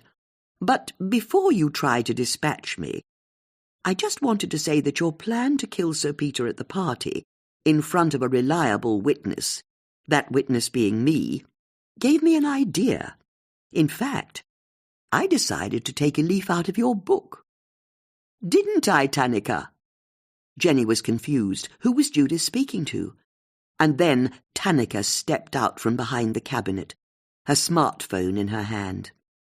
Hello, Jenny, she said. Before Jenny could react, Tanika strode over and handcuffed her wrists together. I saw you leave, Jenny spluttered. You're not the only one who can use theatre to create false narratives, Judith said. Tanika, Bex, Susie and I all agreed on the plan this afternoon. Assuming Tristram came here and attacked you, Bex and Susie would pretend to argue with me and storm off. But it was only Susie who drove off in her van. Bex waited behind. Then, when D.I. Hoskins arrived, Tanika knew she'd be able to irritate him enough that she'd be sent away as well. When we saw her squad car leave, it wasn't Tanika in the driver's seat, it was Bex, which allowed Tanika to scoot around to the back of White Lodge, enter through the boot room, and hide herself in the gap between the cabinet and the wall. Then all I had to do was get you into this room and trick any kind of confession out of you. But here's the key point. Your confession wasn't just in front of me. It was in front of a detective sergeant and her audio recorder. Tanika held up her smartphone to show that it was recording the audio of the conversation. When Tanika plays that recording to Tristram, you and I both know his defences will collapse. He'll tell the police the truth, the whole truth, and nothing but the truth. And while he'll go to prison as your accomplice to one murder, you'll go to prison for considerably longer as a double murderer." "Jenny Page," Tanaka said, "I'm arresting you for the murder of Sir Peter Bailey and Sarah Fitzherbert. You do not have to say anything, but it may harm your defense if you do not mention when questioned something which you later rely on in court. Anything you do say may be given in evidence." Jenny looked as though her world had just collapsed, which, in all respects, it had.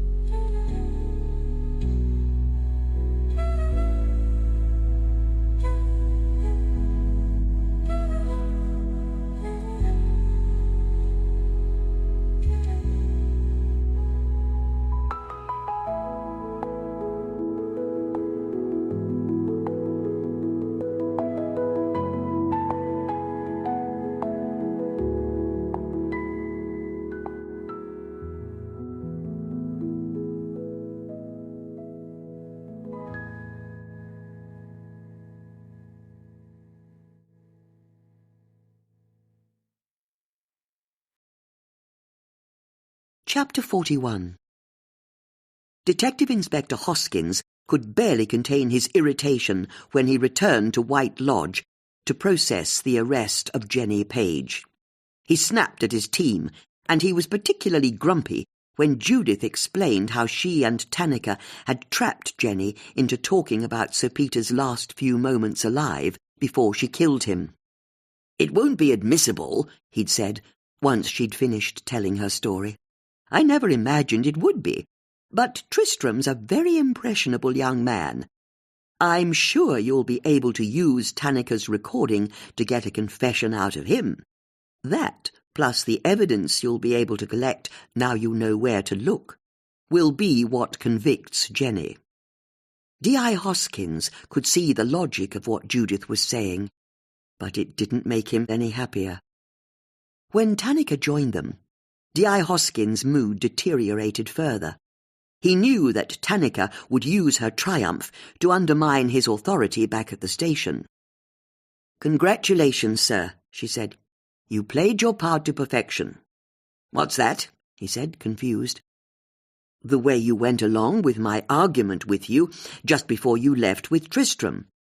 It was only because you so publicly sent me away that I was able to slip back into the house to act as a witness to Jenny's confession." It slowly dawned on D.I. Hoskins that Tanika was offering him a deal. If he pretended their argument had been prearranged, then she wouldn't be in any trouble, and he'd be able to save face. It was an arrangement that benefited him far more than her, but it didn't make him happy. However, he realized he had no choice. "I knew there had to be a reason why you were being so insolent," he said, testing the words out loud. "Oh, there was, sir," Tanika said with a smile. "There was." D.I. Hoskins didn't quite know what to say to that, so he looked from Tanika to Judith, realized they were absolutely the last people in the world he wanted to be near, and headed off. "I know what you're going to say," Tanika said once D.I. Hoskins was out of earshot. "This was your triumph," Judith said. "Why on earth are you sharing it with him?" "It wasn't my triumph, it was yours. And my life will be significantly easier if the detective inspector is allowed to take some of the credit. That's not even remotely fair." "I know, but it doesn't stop it being true." Susie's van drove up to the house, followed by a police car. Susie got out of the van, while Bex got out of the police car, and the pair of them dashed over to Judith. "You're okay," Susie said, embracing Judith in a hug. "You're okay." "Of course I'm okay," Judith said, uncomfortable with Susie's gushing. "I'm always okay." "I'm so sorry about what I said in the house," Bex said. "I felt so terrible arguing with you." "But it worked?" Susie asked. "It really did," Tanika said. "Even better than we planned. Judith was amazing." "That's nonsense," Judith said. "I just gave her enough rope, that's all. And anyway, it was a team effort. If the three of you hadn't made it look as though you'd all left, there's no way Jenny would have felt comfortable confessing anything." "But I'll tell you what I want to know," Judith said, looking at Bex. "What was driving a police car like?" "It was amazing. So much fun." "Did you put the siren on?" Susie asked with a chuckle. "Oh, no, that would have been wrong." "Then what about the lights? Bet you had a quick whiz with the lights flashing." "Absolutely not." Susie realized the true depth of Beck's betrayal. "You didn't even break the speed limit, did you?" "Of course not. The speed limit's there for a reason." "Why did I agree to let you drive the police car?" "It made sense for you to drive your van," Beck said, not quite understanding the point Susie was making. "You know what?" Judith said with a smile. "I think this calls for a little celebration, don't you?" "I reckon so," Susie said. "Agreed," Beck said. "Tanika, would you like to join us for a quick drink back at my house?" "I'd love to," Tanika said, "but I'll be needed at the station to process the new evidence. Though, can I ask, my daughter Shanti loves the river. Do you think you might take us out on your punt one of these days?" "I'd be delighted to, and I'd love to meet your husband as well." "You'd take us all out?" "Of course. We can pack a picnic and make a day of it. And your father, too, if he liked. There's plenty of room." "I'm not sure you'd want my father in the same boat as you." Not unless you wanted to discover that the boat's the wrong shape, the river's not as good as the rivers we have back in India. I can't think of anything I'd rather do, Judith said. Thank you, Tanika said, and thank you, all of you. Without the three of you, Jenny wouldn't have been caught. Without the four of us, Judith corrected. Tanika smiled, and her friends could see how proud she was. Yes, she said. That's right, isn't it? As Tanika left, Rosanna cycled up to the house. Judith and her friends went over to meet her. Is it true? Rosanna asked. Jenny's been arrested. Judith explained that it was indeed true.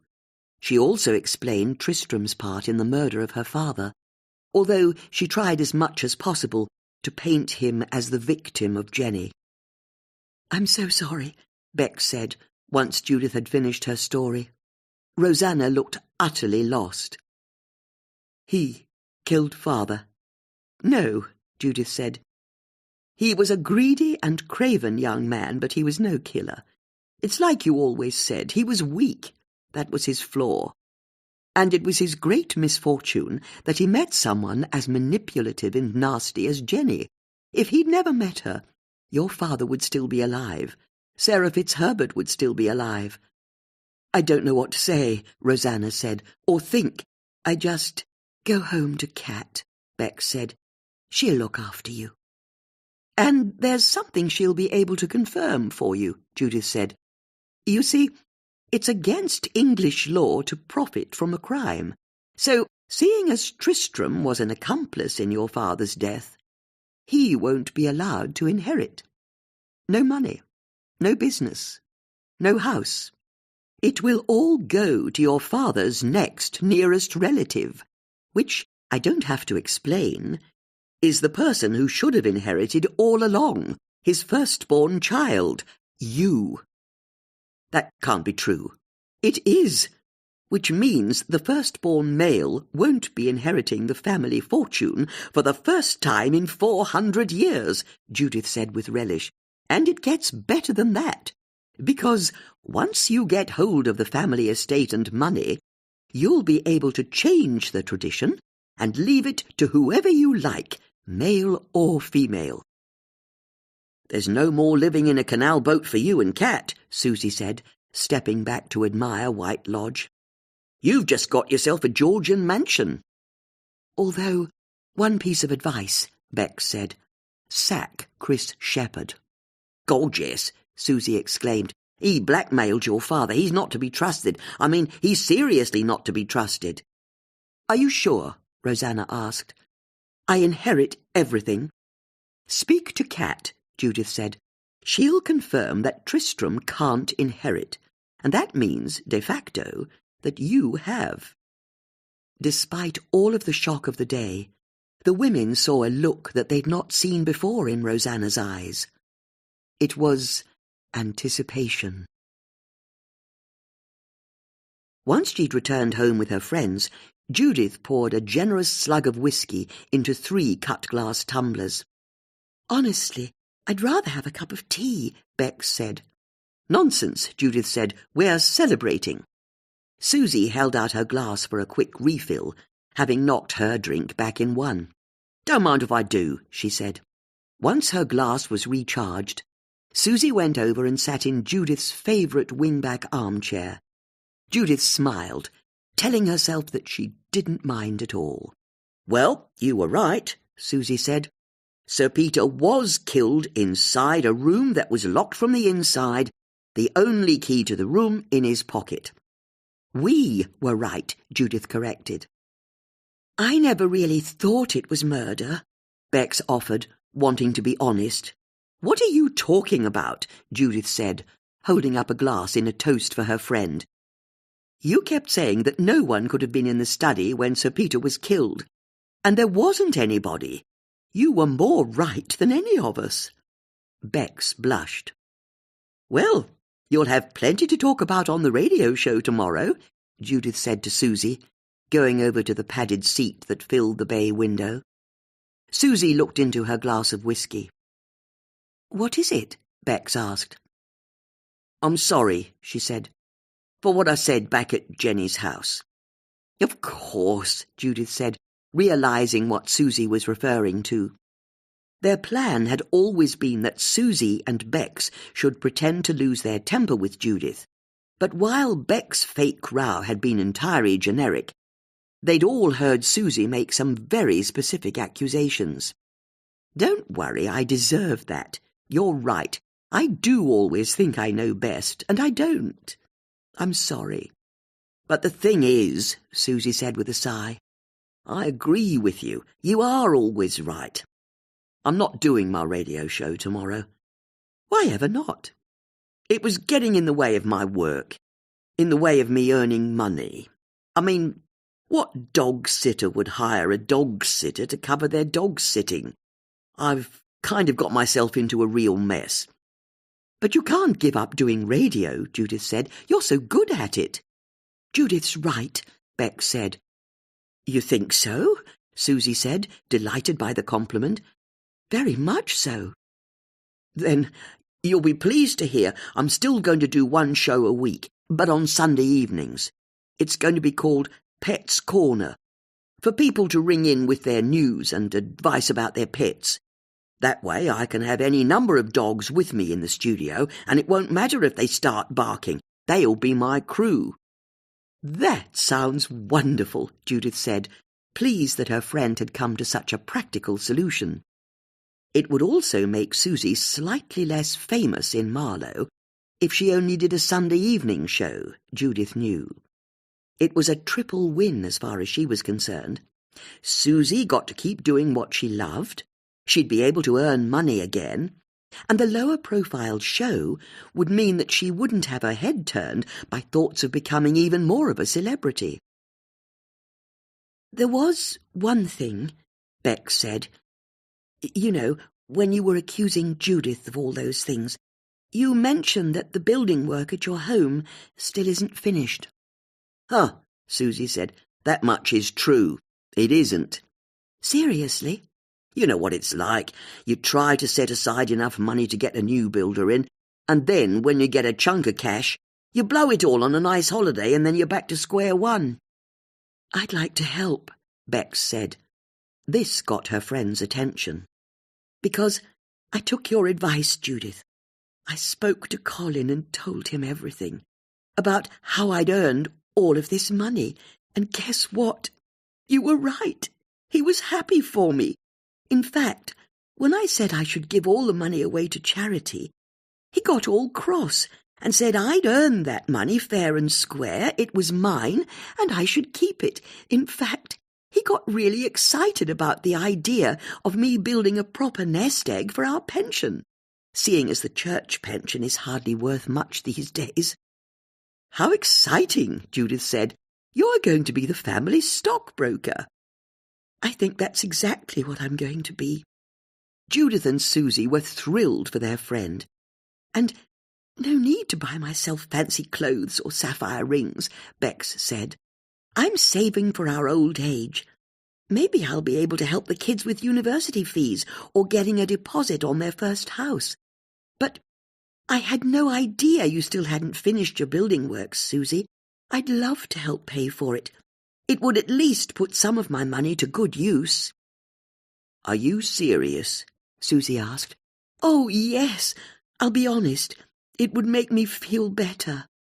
You're 1 in a million. I really don't think I am. No, seriously. How many people do you know who'd be so stressed about making too much money, and then, when they'd worked out they could keep their cash, immediately try to give it away again? Bex blushed, uncomfortable as ever, with receiving any kind of a compliment. But I'm going to have to say no, Susie continued. You see, I've sorted out my extension. You've tracked down the original builder? Judith asked eagerly.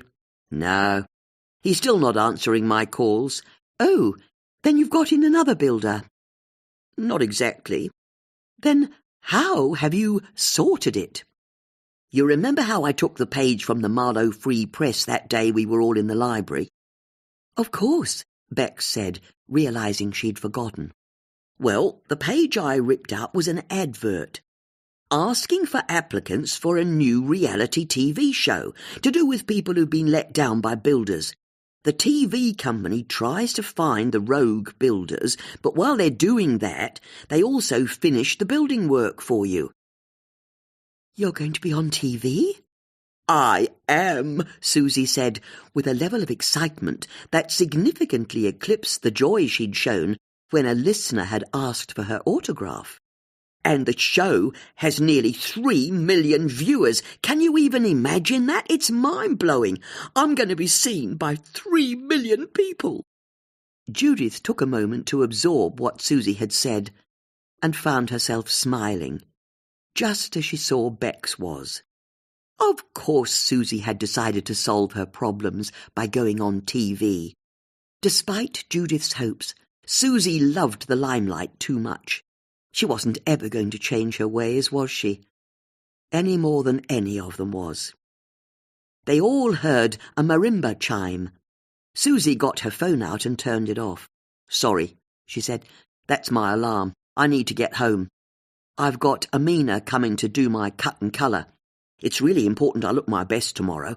I'm meeting with the production team to discuss publicity for the show."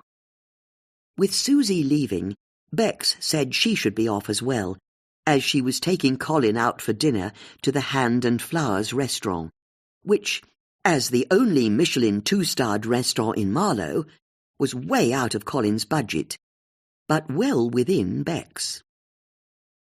Once Susie and Bex left, Judith went into the next-door room to look at the homemade incident board she'd created.